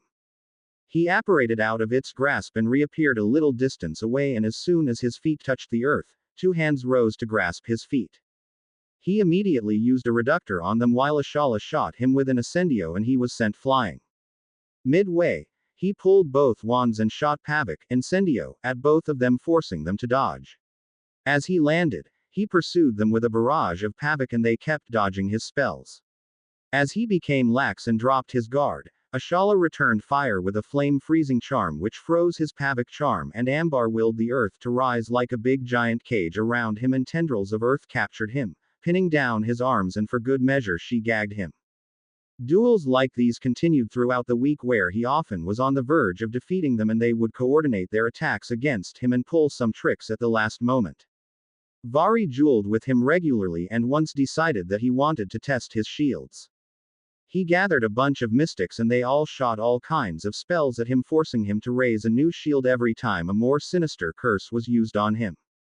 At last, when they were using the most lethal curses in their repertoire of spells, he reluctantly conjured the Golden Mage Shield which could stand against the onslaught of all lethal spells except the Unforgivables. The Mage Shield amazed the mystics because it could not be lightly used by someone unsure of his abilities. It also required a good amount of energy to maintain one. Each time a curse hit the shield, a gong-like sound would reverberate. By the time he dropped the Mage Shield, a lot of mystics had gathered to see the spectacle. After the practice, Harsh had congratulated him on his feat, telling him that maintaining a mage shield for that long and to remain standing was a testament to his extraordinary powers, and no Death Eaters could stand against him now. Even Tom Riddle had not been able to maintain a mage shield for more than a few minutes when Harsh had fought him. Another day, Vari decided that Harry would cast with abandon while the mystics would defend. They all started with the reflector shields, which would reflect his spells back at him.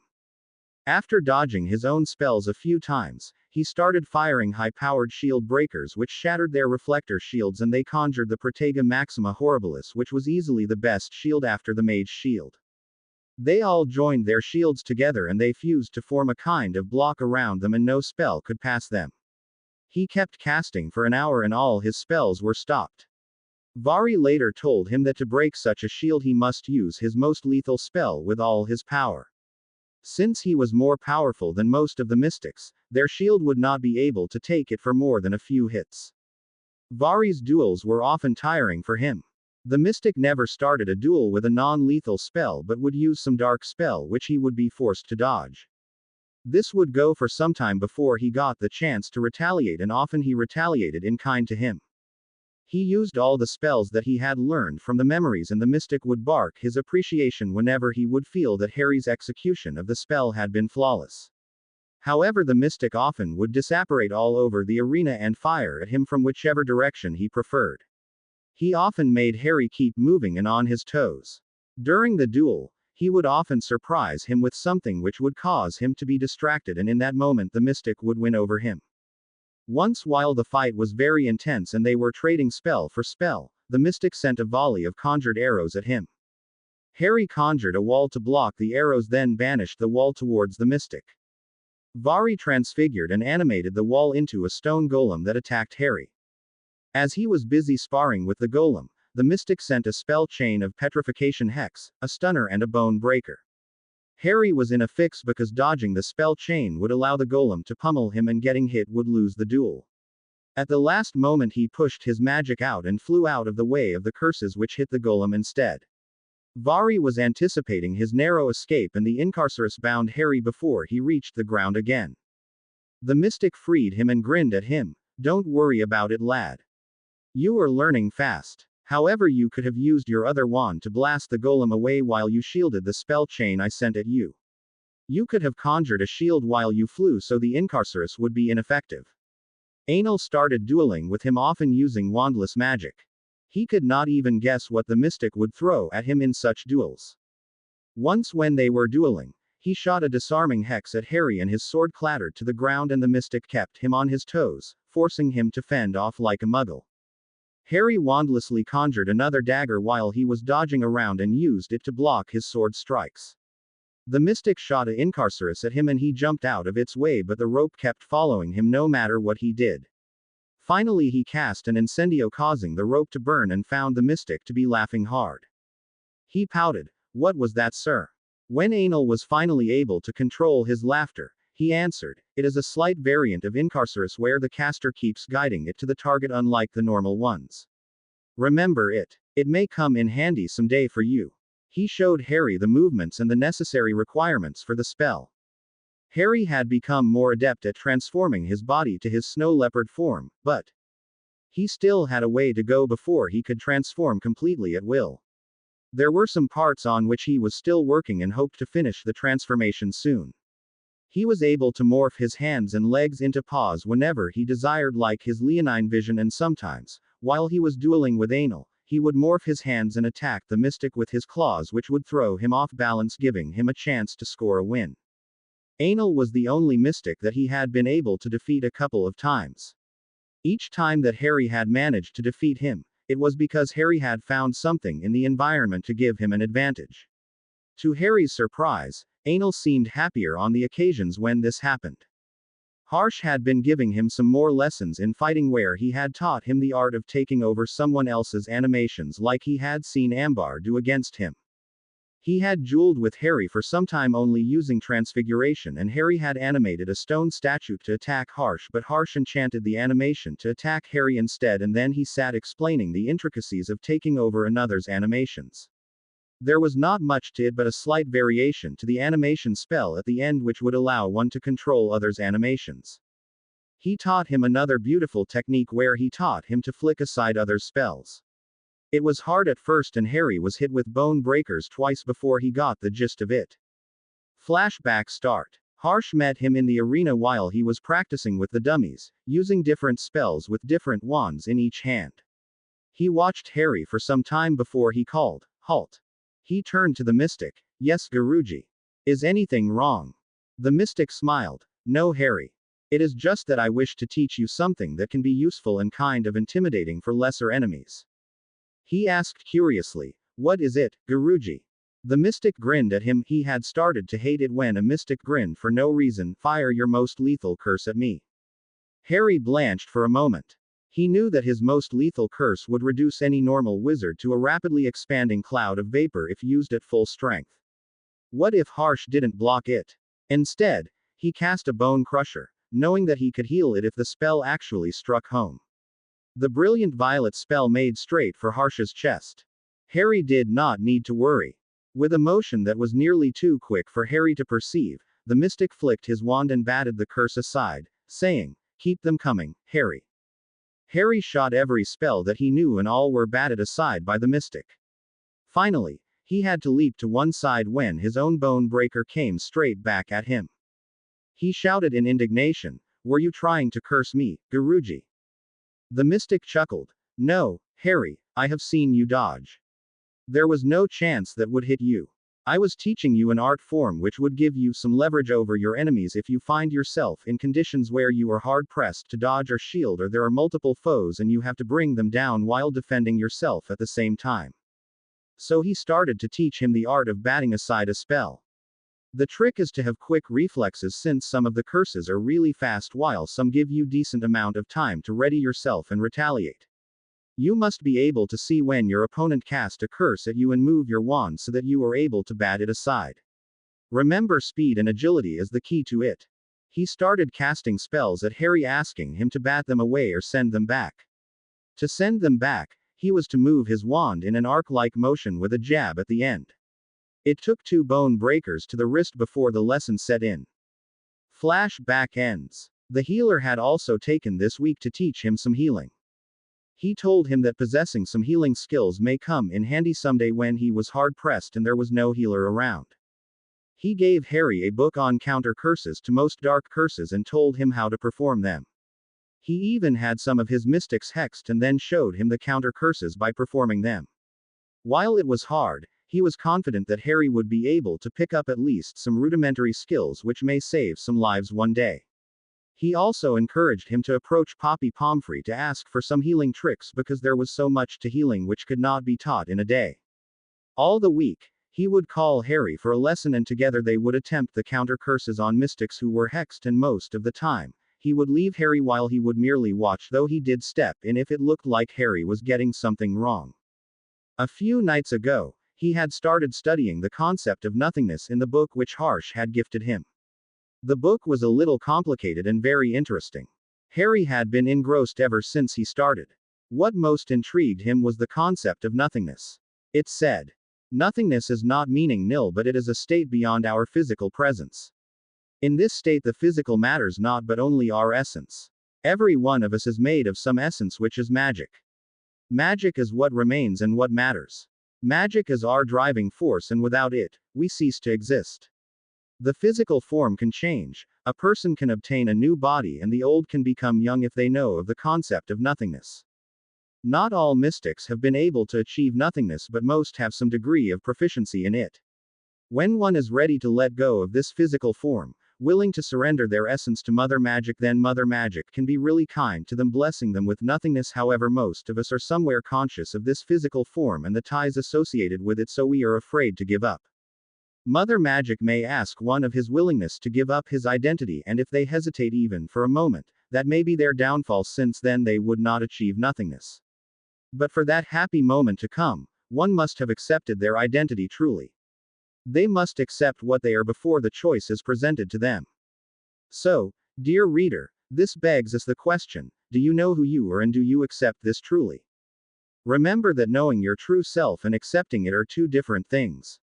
You may see yourself as chivalrous, valiant and generous person while in reality you may be mean, coward and cruel to others. Sometimes knowing our true self can cause us agony and you must be ready to face all that comes if you want the state of nothingness. I entered the state when I was going through a very hard time in my life where I had lost everything which I ever held dear, my loved ones were dying and I was standing alone. I knew I was coward because I could not convince myself to stand against injustice and unjust violence which resulted in everyone dying around me. Mother Magic took pity on me and gave me a chance to serve her. The reading had been eye-opening for him. He had to think exactly who he was, and that was a question that he had to answer for himself and no one else could. Sure, he was brave because he was a Gryffindor, he loved his friends and family, he stood for what was right rather than what was easy, but that was it. There was nothing more to it, was there? Who was he really? The question had been pestering him since he started thinking about it, and even talking to Harsh had yielded no result, which was surprising since the mystic always sort of knew of the right thing to say. The mystic's answer seemed rather cryptic. Harry, this is your quest to decide who you are. This was a big question which would need to be answered because it was now a question about his essence, in a very literal sense. Longbottom Castle. The last week, Alice and Frank had been declared fit by the healer, and Frank had wasted no time in showing her the door, though she had promised that she would return eventually. From the time they had been declared fit, Frank had started to use magic, and the first few days had been very hard because his magic was unstable and difficult to control from not being used for years. His spells were overpowered or of no use at all, and there was nothing in between. When, out of desperation, he called Healer Lynn back, she grinned and told him, "I told you I would be back." She gave them exercises to do before they were to start using magic, telling them these were recommended so that their magic would be in control again. After a few days of exercise, their magic was more stable and they were able to use it, but Healer Lynn had cautioned them not to overwork themselves and start small, like the stinging hexes, stunners, etc., and gradually try the more complicated things. Neville had been able to return Frank's wand to him. It felt as comfortable and familiar as an extension of his arm. However, Bellatrix Lestrange had destroyed Alice's wand years ago, and being imprisoned in her own mind ever since, there had been no need to replace it. Augusta brought a number of wands from the family vault for Alice to try. Not one of the wands felt as her old wand did. She chose the best of the lot and it served her well enough for now. She vowed to visit Ollivanders to get another wand as soon as she could. She was already trying to remember where they kept the flow powder. For now their primary concern was to get fit in time for the next session of the Wizengamot, which was scheduled for the 15th of August, where they were to make an appearance before the Wizarding World. They were fit enough to walk and had even taken to doing some exercises to get their bodies back into shape. There were a lot of things to do and not much time to do them. They were practicing the easier spells and getting used to the feeling of magic coursing through their veins again. The thrill of using a wand, seeing Neville every day, and to be able to talk to each other was all that they wanted for now. Turning the entire Wizarding World on its head could wait just a bit longer. Neville came every day and often stayed late into the night, and they would trade stories, anecdotes from their times at Hogwarts. One thing which had angered them was Severus Snape's attitude towards their son. To hear of all the things that he had said or done to him made their blood boil, and setting him straight was definitely on their agenda. Neville thought that this was a good time to tell them about the Boggart. Professor Snape got a bit of his own back. Neville began. "You see, Professor Lupin was teaching us how to deal with boggarts in my third year. When he asked me what I thought the boggart would become for me, Snape was the very first thing that came to my mind. He took me aside and asked me how I would make that seem silly, and I had no idea. You see, I found the thought of him too frightening. And then he asked me about Gran, and, well, I thought that he would look silly in Gran's clothes, stuffed vulture hat and all. So, when that greasy git came skulking out of the closet, I pointed my wand at him, pictured just how silly he would look, and, ridiculous, poof, and we were all laughing at him." They all had a good laugh at the story, and when they came up for air, Neville said, he was even nastier when he heard about it. "But, I just kept picturing him in Gran's clothes, and he's never seemed quite so scary since. He also told them how he had stood up to the Golden Trio, trying to stop them from going after Quirrell in their first year. Frank told him that Neville was no different than himself because he also had at times tried to stop the Marauders from going on their mischief-making spree and at times had told on them to the teachers. Whenever he went to the teachers, the Marauders mercilessly pranked him till he went to them asking for their forgiveness. They also heard about how Minerva was still tough but fair. They had another chuckle when Neville described how thin a line she could make with her mouth when a student displeased her with sloppy work. No matter how hopeless Neville had been at Transfiguration, but it was his favorite subject because it presented him a challenge before, but now with his own wand and the training he received, he hoped to breeze through it. They heard of Flitwick, who was still there and teaching generation after generation of students with the same enthusiasm, making things fun for them and being the most adorable teacher as he used to be. Frank also wanted Neville to learn basic occlumency and mindscape. Frank's own mindscape had been severely damaged over the last 14 years and he had to set it in order before he could teach Neville himself. For now, Croaker would have to teach him the basics and help him get started with the skills. Neville had a long discussion with the Unspeakable and Frank. After thinking hard and a long discussion, they decided upon making a mindscape mixed of Hogwarts and Longbottom Castle with many other features. There were a lot of details involved and Croaker even gave some parts of his mindscape the touch of the Department of Mysteries. In the last week, they had made the mindscape where the castle had 7 floors plus dungeons. The outside of the castle resembled Castle Longbottom. The 7 floors contained memories in order of importance.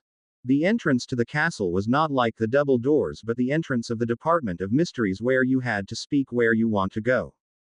The dungeons were his worst memories which he never wanted to bring up, so the entrance had been barred by a solid wall after he sorted his memories. The first floor was about his life yet, his memories, and his friends. The second floor was his school years which he had spent on the fringes, watching everything and yet not getting embroiled in anything. The third floor was all the knowledge of his family magic which he had obtained in the last month or so, while the fourth floor was dedicated to all his other knowledge or memories. The fifth floor contained secrets and he had a lot of them considering that he only sat on the sidelines. The sixth and seventh floors were vacant and would remain so with only traps and snares which Croaker had come up with. There was a central staircase which would vanish for anyone who would try to intrude in his mind, sending them tumbling to their deaths, or would snare the intruder and treat them horribly. The first floor was guarded by a legion of trolls who, while they were idiotic, they were also magic resistant and hard to kill. The second floor was guarded by a battalion of suits of armor and the entire floor was covered with magic suppression runes, something Croaker had suggested. The third floor was guarded by elves solely and there were a lot of them. The fourth floor was guarded by the 3-headed dog that he had seen in his first year and like the second floor it was covered in magic suppression runes. The fifth floor had some serious protection, like the arcane magics protecting the prophecies in the Hall of Prophecy in the Dome, the brains which would latch themselves to anyone living and cause them grievous injuries. The entire castle was warded with wards the likes of which were found only in one place in Wizarding Britain, i.e. the Department of Mysteries. The sixth floor had a number of traps which were meant to incapacitate anyone who was foolhardy enough to walk into them, and the seventh floor had a replica of the Death Veil for an entrance. The entire mindscape was surrounded by Death Veil-like walls and anyone who tried to cross it would face some other defenses which would activate with any foreign intrusion like Fiendfire or Devil's Snare or some more dangerous plants which could prove fatal.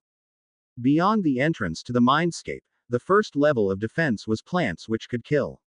Then there were the hippogriffs as were raised in Longbottom Castle, and the beasts were wild. They would cheerfully trample anyone with the slightest provocation. There was a big dragon which prowled the grounds and there was a boggart hidden somewhere in the mindscape.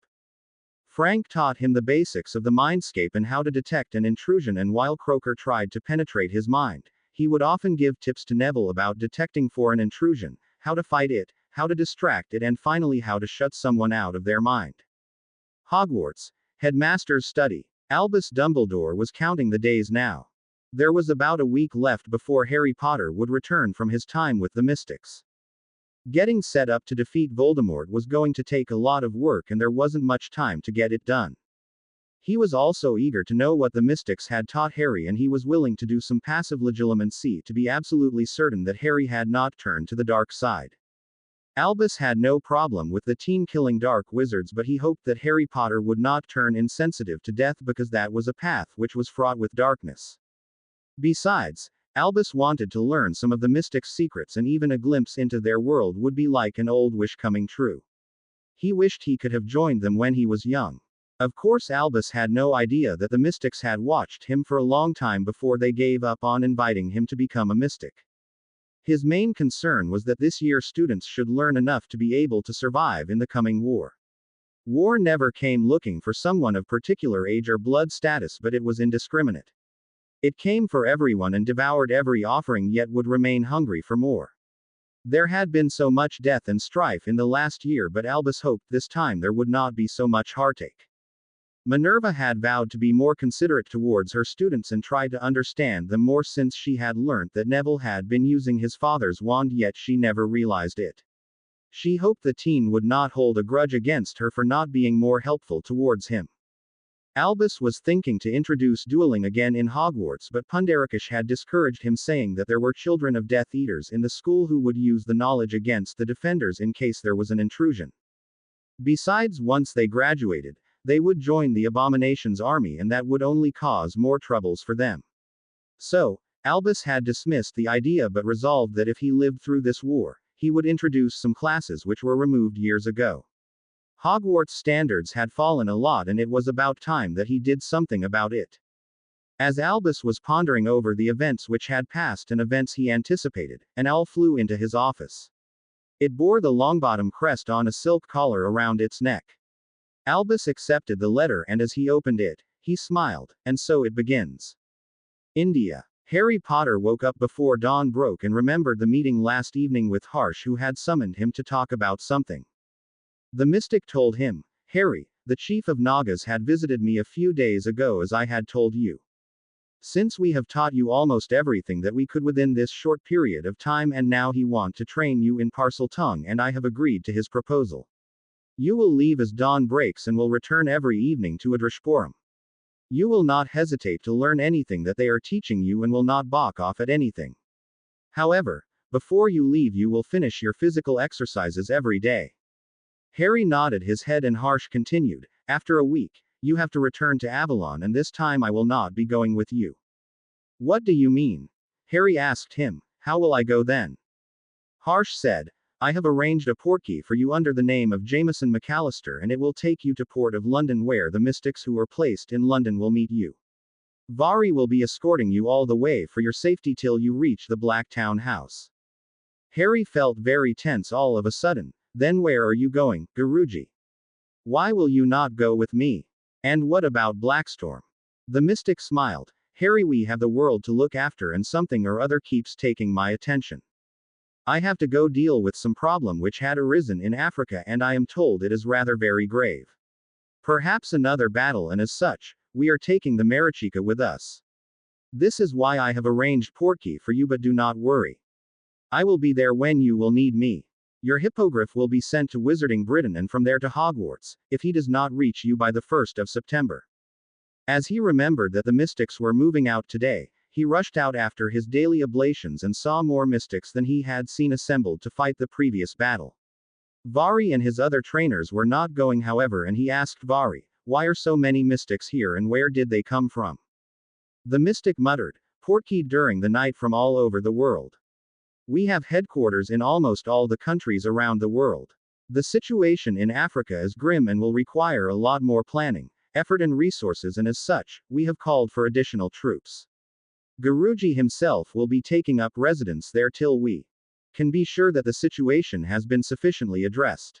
Nobody knows how long that will be." Harry was curious. "How many mystics are out there?" The mystic smirked. "You think I would tell you that? No, lad. You are not entitled to information because it exists."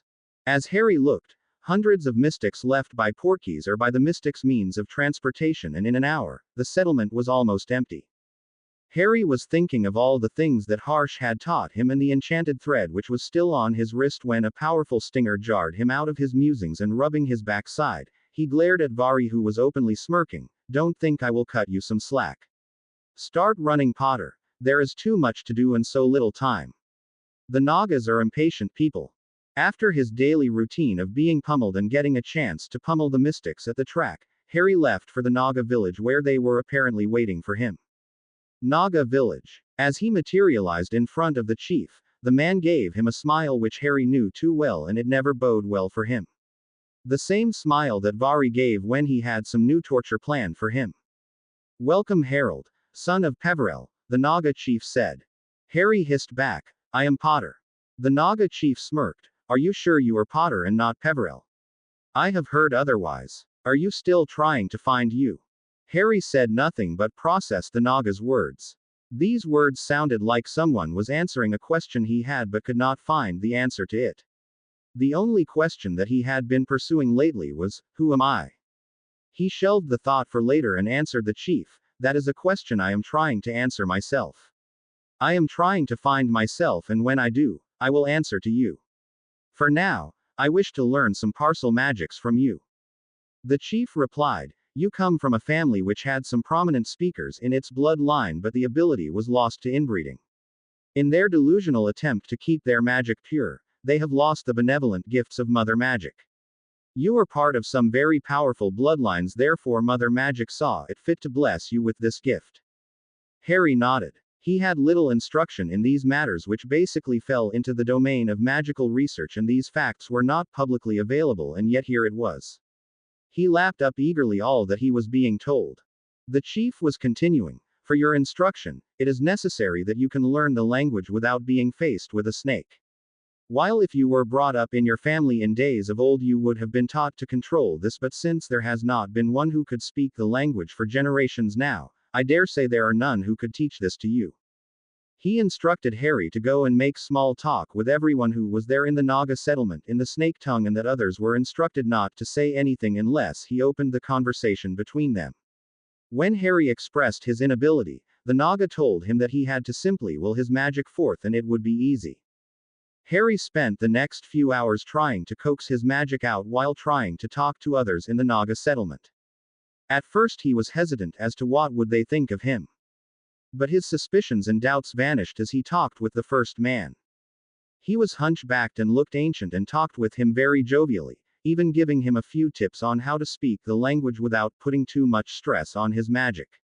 After that it was easy, and he even sat with a group of men and talked about life in Wizarding Britain, his family and little things, just to ease into speaking the language. After about 5 hours, he was spent and hungry. The upside was that he had become fluent in speaking the language.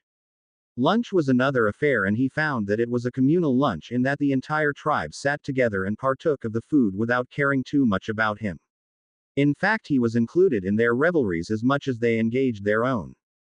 After the lunch, the chief took him aside and asked him, what do you know of spell casting in Parcel Tongue? He hesitantly explained, I never tried to.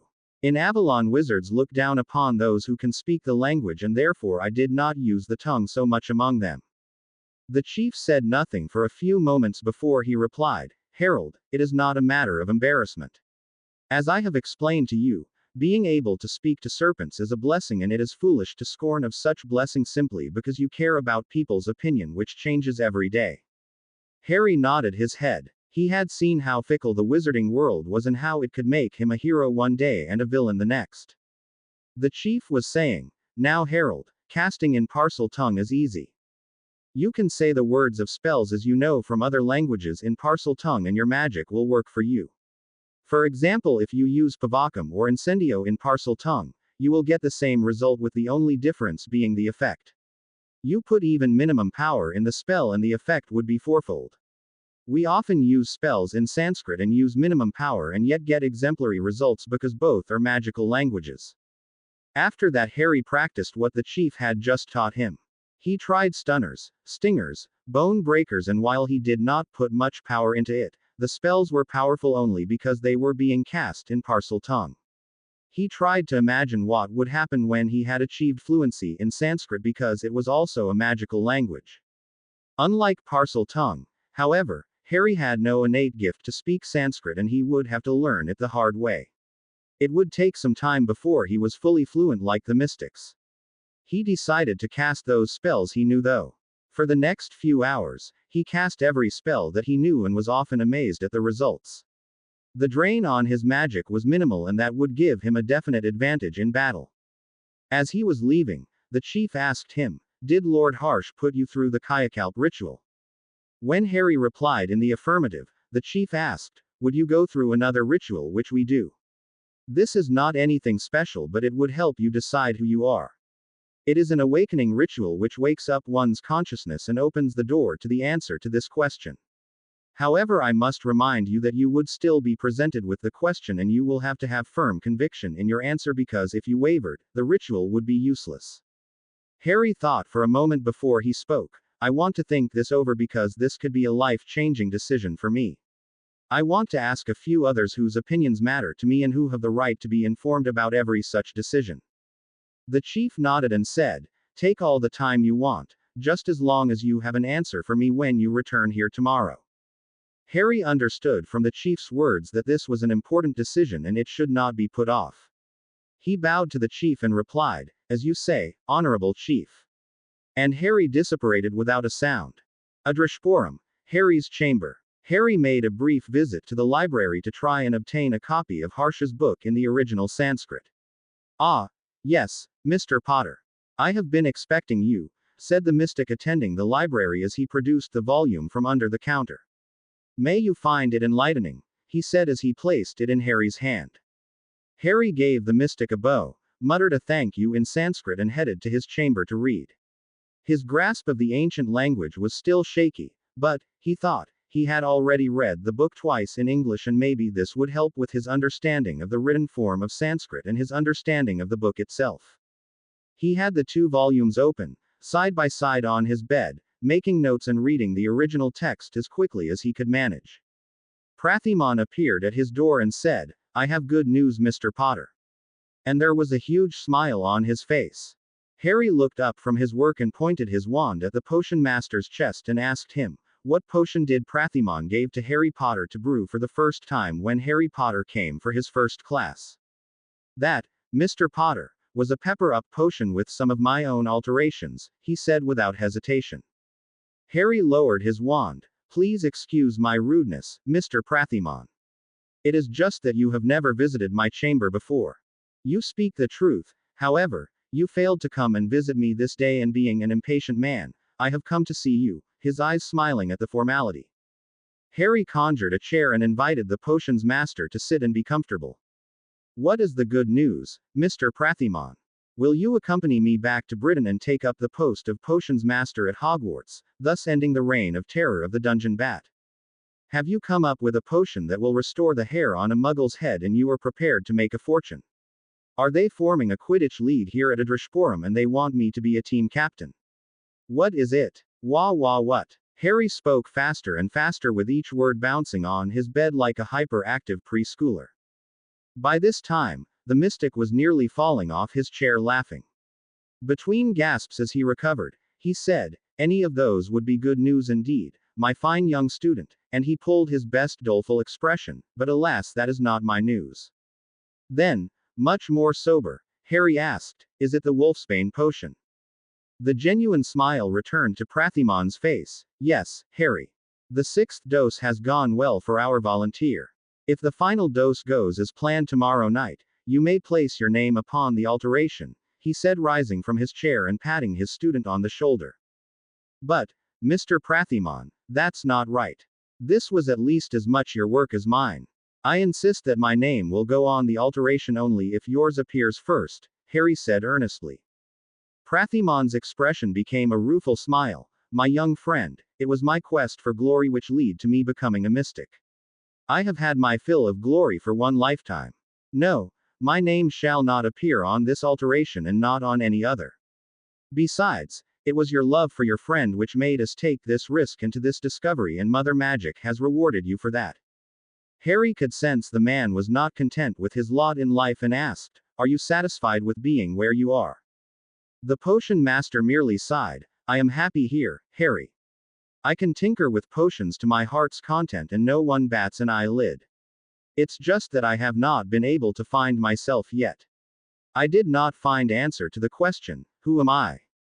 Harry raised his eyebrows at the mystic. From the way that you always seem to be happy and smiling and have no complaints about your life, I would have thought that you had answered that question for yourself. In fact, I am more worried about me because I do not know who I am, and now I have to tell a Naga if I have full conviction in whatever answer I have found because he wanted to do a ritual for me. The mystic's eyes spread in wonder. He offered you the nothingness ritual. That is offered to only a selected few, and not even all of his Nagas are offered this. However, I understand your dilemma. Any wavering in your conviction to your answer and the ritual is useless. My answer is that you try to find who you are really. Try to find this answer by lining up your faults, your qualities, what Mother Magic has decreed for you. When you have got an answer, stay firm by it no matter how bitter it may sound to you, because this is all the answer that anyone can give to you.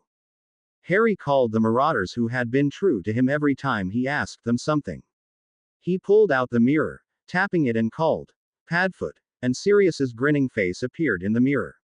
He was walking on a road somewhere, and Harry immediately went berserk. Are you insane, old man? Whatever possessed you to go out when there is a manhunt going on for you? Sirius barked out a laugh. I will have you know that I am only in my late 30s, pup. I am not an old man. Besides, what is life without a little adventure? By the way, you do not have the moral high ground to preach to me, considering you are the same bloke who smuggled a dragon illegally out of Hogwarts, who arrived at the school in a flying car and almost destroyed the Whomping Willow, who foolhardily went into the Chamber of Secrets to slay a 1,000-year-old basilisk with nothing but your wand, and it never even occurred to you to use a rooster. As I remember, you are the same bloke who stunned Snivelus, who used a time turner, who fought 100 Dementors single-handedly and broke me out of Flitwick's office on the top of the castle, the same runty bloke who outflew a dragon, dived in a lake without knowing how to swim to save his friend who was in no danger at all, and then fought all sorts of creatures in that accursed maze. So tell me, son, how you can lecture me about it. Harry shot back. Padfoot, although it's true that I took a lot of crazy chances, in every instance, I did it because I saw no better alternatives. In most of those examples, I was trying to save people I care about. So, then tell me what life-saving mission you were on, and I'll forgive you for taking stupid chances. Sirius waved his concerns away. Do not worry about it, son. I have ditched the order and bamboozled the ministry. Besides, I am in Italy, far out of their reach. I needed some fresh air and to look up one particular wand maker. I need something special, and I don't think that old Ollivander is quite up to the task. Harry thought it over for a moment, then said, not rescuing someone in imminent peril, but getting yourself a decent wand will have to do as an excuse for going walkabout. Just be real careful. I don't want to hear about you being hauled off to Azkaban or worse, Harry said with real feeling. Sirius gave him a real toothy grin. Don't worry about me, pup. I'll be fine. How is your training going anyway? Harry's demeanor immediately fell. I am trying to find the answer to a question and I have no idea what to do about it. Sirius realized something was not right and asked him kindly, what is this question, Prongslet? Harry sighed. I am trying to find who I am. Sirius said. Huh, what does that mean? You are Harold James Potter. Harry shrugged. A lot of things have changed, Sirius. I visited a place where it is said that Mother Magic is most sentient, and she identifies me as Harold James Peverell. Realization dawned on him. And you are struck about not being a Potter anymore. You think that it would change your identity? Harry nodded. That is my concern, yes. I am afraid of this change. Sirius adopted a warm demeanor. Look, Harry, I told you before and I am telling you now. It will change nothing, and you will be what you always were.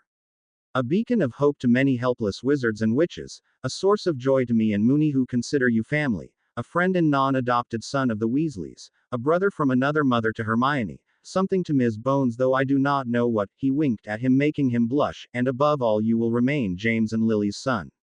Harry felt at peace with himself after talking with Padfoot, and he realized he had found his answer. He knew who he was and how it mattered.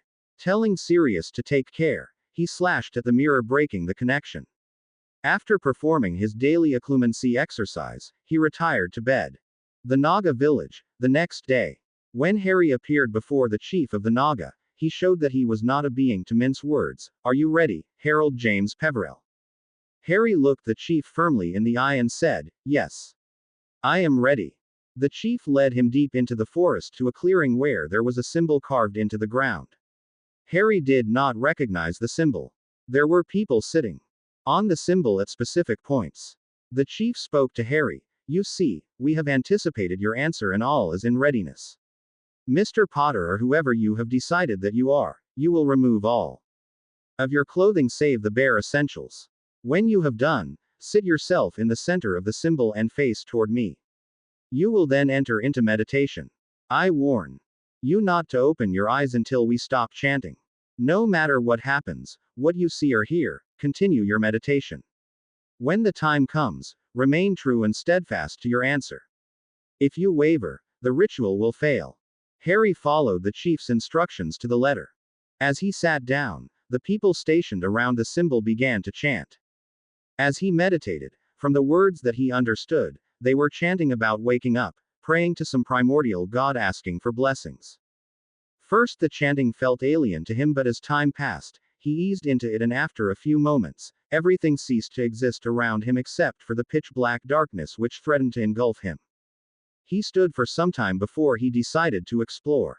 He could swear that it was getting darker, which would have been ridiculous because there are no shades to dark. However, in that moment, he felt like it was dark.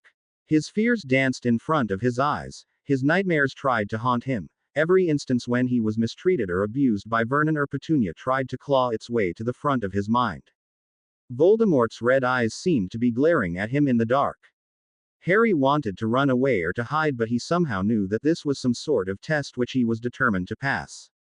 None of this was real, he told himself, and even if it was real, so what? He had faced it all before, and that was a part of him which made him strong. He heard Dumbledore's voice, "It is our choices which make us who we are." And it was gone again. Determined to find out what comes next, Harry strode off into the thickening darkness. When the darkness seemed so thick that he could no longer breathe, he saw something which made him almost cry. He saw that the ground was littered with the bodies of everyone he had ever loved or cared about. The Weasleys were dead. There was Sirius, who was sprawled on the ground, a big wound open in his chest. There was Moony, who had his body bent at a crude angle and his eyes were lifeless. Dumbledore, Minerva, Hermione, Susan, the Longbottoms, everyone he loved was dead. He wanted to cry, to hold them, but he told himself that it was not true. They were all safe in Wizarding Britain and he would see them in a week. Suddenly the darkness was dispelled as if it had been waiting to see what he would do, and a woman stood there. Harry thought of her as a woman, but her features and figure were continually shifting, changing appearance to his view. Harry gazed at her face and watched, fascinated as her features continued to change from moment to moment. When she giggled, Harry realized that he had been staring at her for some time. He cleared his throat in an effort to say something but could not find his voice. The woman took pity on him and spoke, "Who are you, child?" Even her voice was pure melody. It was such a sweet voice, the likes of which he had not ever heard. He stuttered, "My lady, may I have the honor to know your name first?" The woman laughed a girly laugh. "Is it gentlemanly manners to ask questions while not answering questions asked of you?" "Who are you?" Harry said. "I am Harold James Peverell, scion of Potters. I am called Savior by some, brothers by others, a few even call me son, some may call me their world and some call me their enemy. I am something of everything and yet nothing. I am what Mother Magic has made me, and beyond that I have no identity." She giggled. "I made you. I do not remember ever making you, Harold James Peverell. Are you sure you are nothing more than this, or that you do not exaggerate?" Harry blanched as the woman called herself Mother Magic, but he felt that she was speaking the truth. Her presence had made him feel at peace with himself. Such peace as he had never experienced in his entire life. He realized this was the moment where he had to have conviction, stand firm, and he said without a trace of doubt in his voice, "I believe every word of what I have said here in your auspicious presence, and it is the truth. I am what I say I am, and nothing more, nothing less." She smiled. "Well answered, Harold James. You have my blessings, and nothingness will become yours in a matter of time. To do so will be easy, since one of my favored children has already given you the way and I have accepted you into it. Never stop being true to yourself, your essence. Your physical form for the world matters nothing to me, but your essence is mine. Remember, child, when nothing is left, all that matters is magic. Harry bowed low before the entity who called herself magic, and she touched his head, causing his magic to swirl wildly in him, and he passed out. He woke up in the hut he had bunked in when he was on his way to find Adrishpuram, and looked around to find the worried faces of Vari, Prathimon, who had their wands clasped in their hands firmly, and the Naga chief, who was grinning from ear to ear. Vari grunted, "Are you all right, Potter?" Harry felt hungry but could hear his magic singing. He said to the mystic, "Physically I am good, magically I have never been better, but I am feeling very hungry." Everyone present in the hut laughed. The chief had some food brought in, and Harry tucked in with gusto.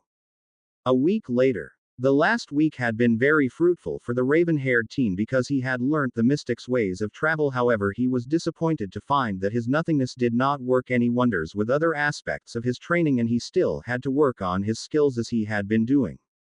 Prathimon confided in him that if the ritual had done that, Harsh would not have sought him out to train to defeat Voldemort. The Naga had taught him to duel wandlessly and to perform magic with his actions only. The Naga were what he called sons of Earth, meaning they did not need any wands or staff to do magic. While Harry did not get the ability, they taught him to summon Earth, to force it to do his bidding with only a thought and no wand waving or any fancy stuff. They taught him to change someone's spell mid-flight and direct it back at them while changing its nature, which would have been tricky if Harsh had not taught him the art of flicking aside others' spells. The trick was to hiss a word at the spell while flicking it, and it would change its nature. He even showed Harry how to do this by asking Harry to cast a stunner at him. When Harry did, the Naga just waved his hand and hissed at the spell, and in place of his stunner a bone breaker was flying back at him. Only his instincts made him jump aside from the path of the spell. They taught him a few curses and jinxes in Parcel Tongue, which all had some properties of snakes, like one spell would spew snake venom at the enemies while other would entangle them in coils like a python, which would get tighter as one struggled against it. There was the bone weaving spell, which could be used to give some first aid in case someone's bone was broken or their bones had been vanished. Lockhart, wink wink. Another breakthrough which had come for him was that the alternate component which they used in place of aconite in the wolfsbane potion had been a resounding success, and the werewolf had been able to keep his sanity for the night. In return, the mystic kept his promise to set him free.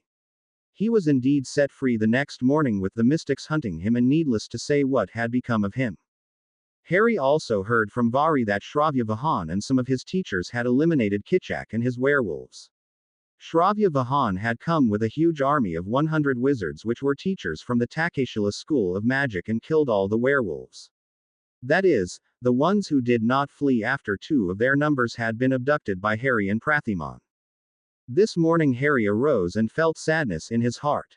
He had come to love living in this place despite how hard Vari made it for him. In this place he was treated as ordinary as he wished to be, and in fact they treated him like family. They did so many things for him without asking, and showered so much love on him. His portkey had been set for evening when it would be afternoon in London, and he decided to make the most of the time he had remaining. He donned his best dress that was in his trunk and first went to Rachel. As he knocked on the door, she opened the door sleepy-eyed and her hair in a bun on her head. She yawned widely before she curtsied. "Lord Potter, how may I serve you?" Harry was embarrassed with her curtsying all the time and decided to call her on it. "My lady, you are my grandmother's friend, and in this place, you are my elder. It will always be my place to bow to you." He spent an hour together with her and listened to her speak while she wiped her eyes when she thought he was not looking. She may have been formal with him in his instruction, but she had come to love him as her own child. As he was leaving, she murmured, "Remember the request, Harold. Seek Terence out and save him if he can be saved, but if he has sold his soul to the abomination, then let him be at fate's mercy." He went to Prathimon next.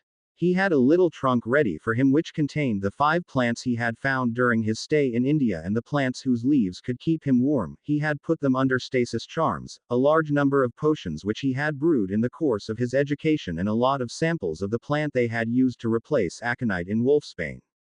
It was a common plant called Cyprus rhodantus, and Prathimon had been doing experiments with it to determine if it could be used successfully. After an hour with Prathimon, He said his farewell knowing full well that perhaps he would never meet the potions master again. Ambar had hugged him telling him that he was the brightest student she had taught and that he should send her a letter and if possible photos when he had achieved his animagus transformation. She confided in him that she had every faith in him that he would be able to kill that abomination. After an hour when he left, she also told him to keep writing so he would not forget that he had a family among the mystics. After Ambar, he went to Ashala who did not say much but her moist eyes told him everything that there was to know. The charms teacher told him to work hard and bring some pride to her name. Pawan Bear hugged him telling him that he was honored to have taught a student like Harry and that maybe someday they would meet again and trade stories of werewolf slaying over drinks. Harry had no proclivity to drinking and he wished to keep it at the minimum knowing how much the wizarding world savored this particular habit. Lastly he went to say farewell to the animals and Pashupati who was morose. He whined to Harry that not all mystics cared about animals and rather looked down upon it.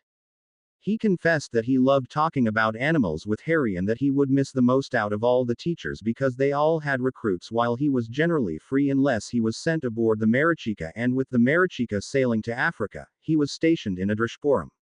He also told Harry that Blackstorm would be sent to Avalon sometime in the next week and that Harry would be able to see his hippogriff after about 2 weeks.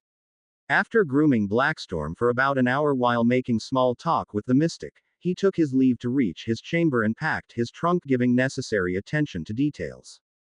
Some of the space in the library had been put under the Fidelius charm by him where he kept the mystic journal, the books the mystic gave him, the trunk he received from Pashupati, the caskets of memories he had received, the pensieve and Salazar's necklace in a beautifully carved box etched with runes. These things were too dangerous in the hands of anyone else and he wanted no one to have them. As he finished packing, he shrunk the trunk and stowed it carefully in his pocket. He made his way to the library to return the copy of Harsha's book in Sanskrit which he had borrowed at the beginning of the week. The mystic who was stationed there said, "Mr. Potter, I am surprised to see you here. You had best make haste or you will miss your portkey." Harry produced the book and laying it on the counter said, "I have come to return this.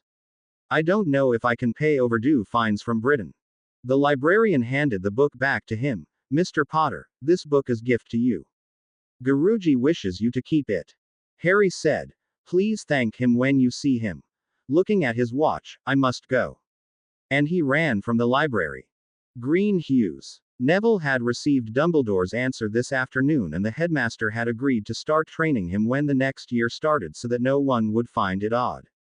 He intended to announce that Neville was his apprentice at the end of his training because announcing it beforehand would put him under the lens of the wizarding world and it would not be conducive to his training. Frank and Alice had returned to Green Hues because they complained that they got bored in the castle with nothing to do. As soon as they arrived there, Frank found their old Auror manuals and they started reading them, no doubt preparing to train themselves as soon as the healer pronounced them to be fit.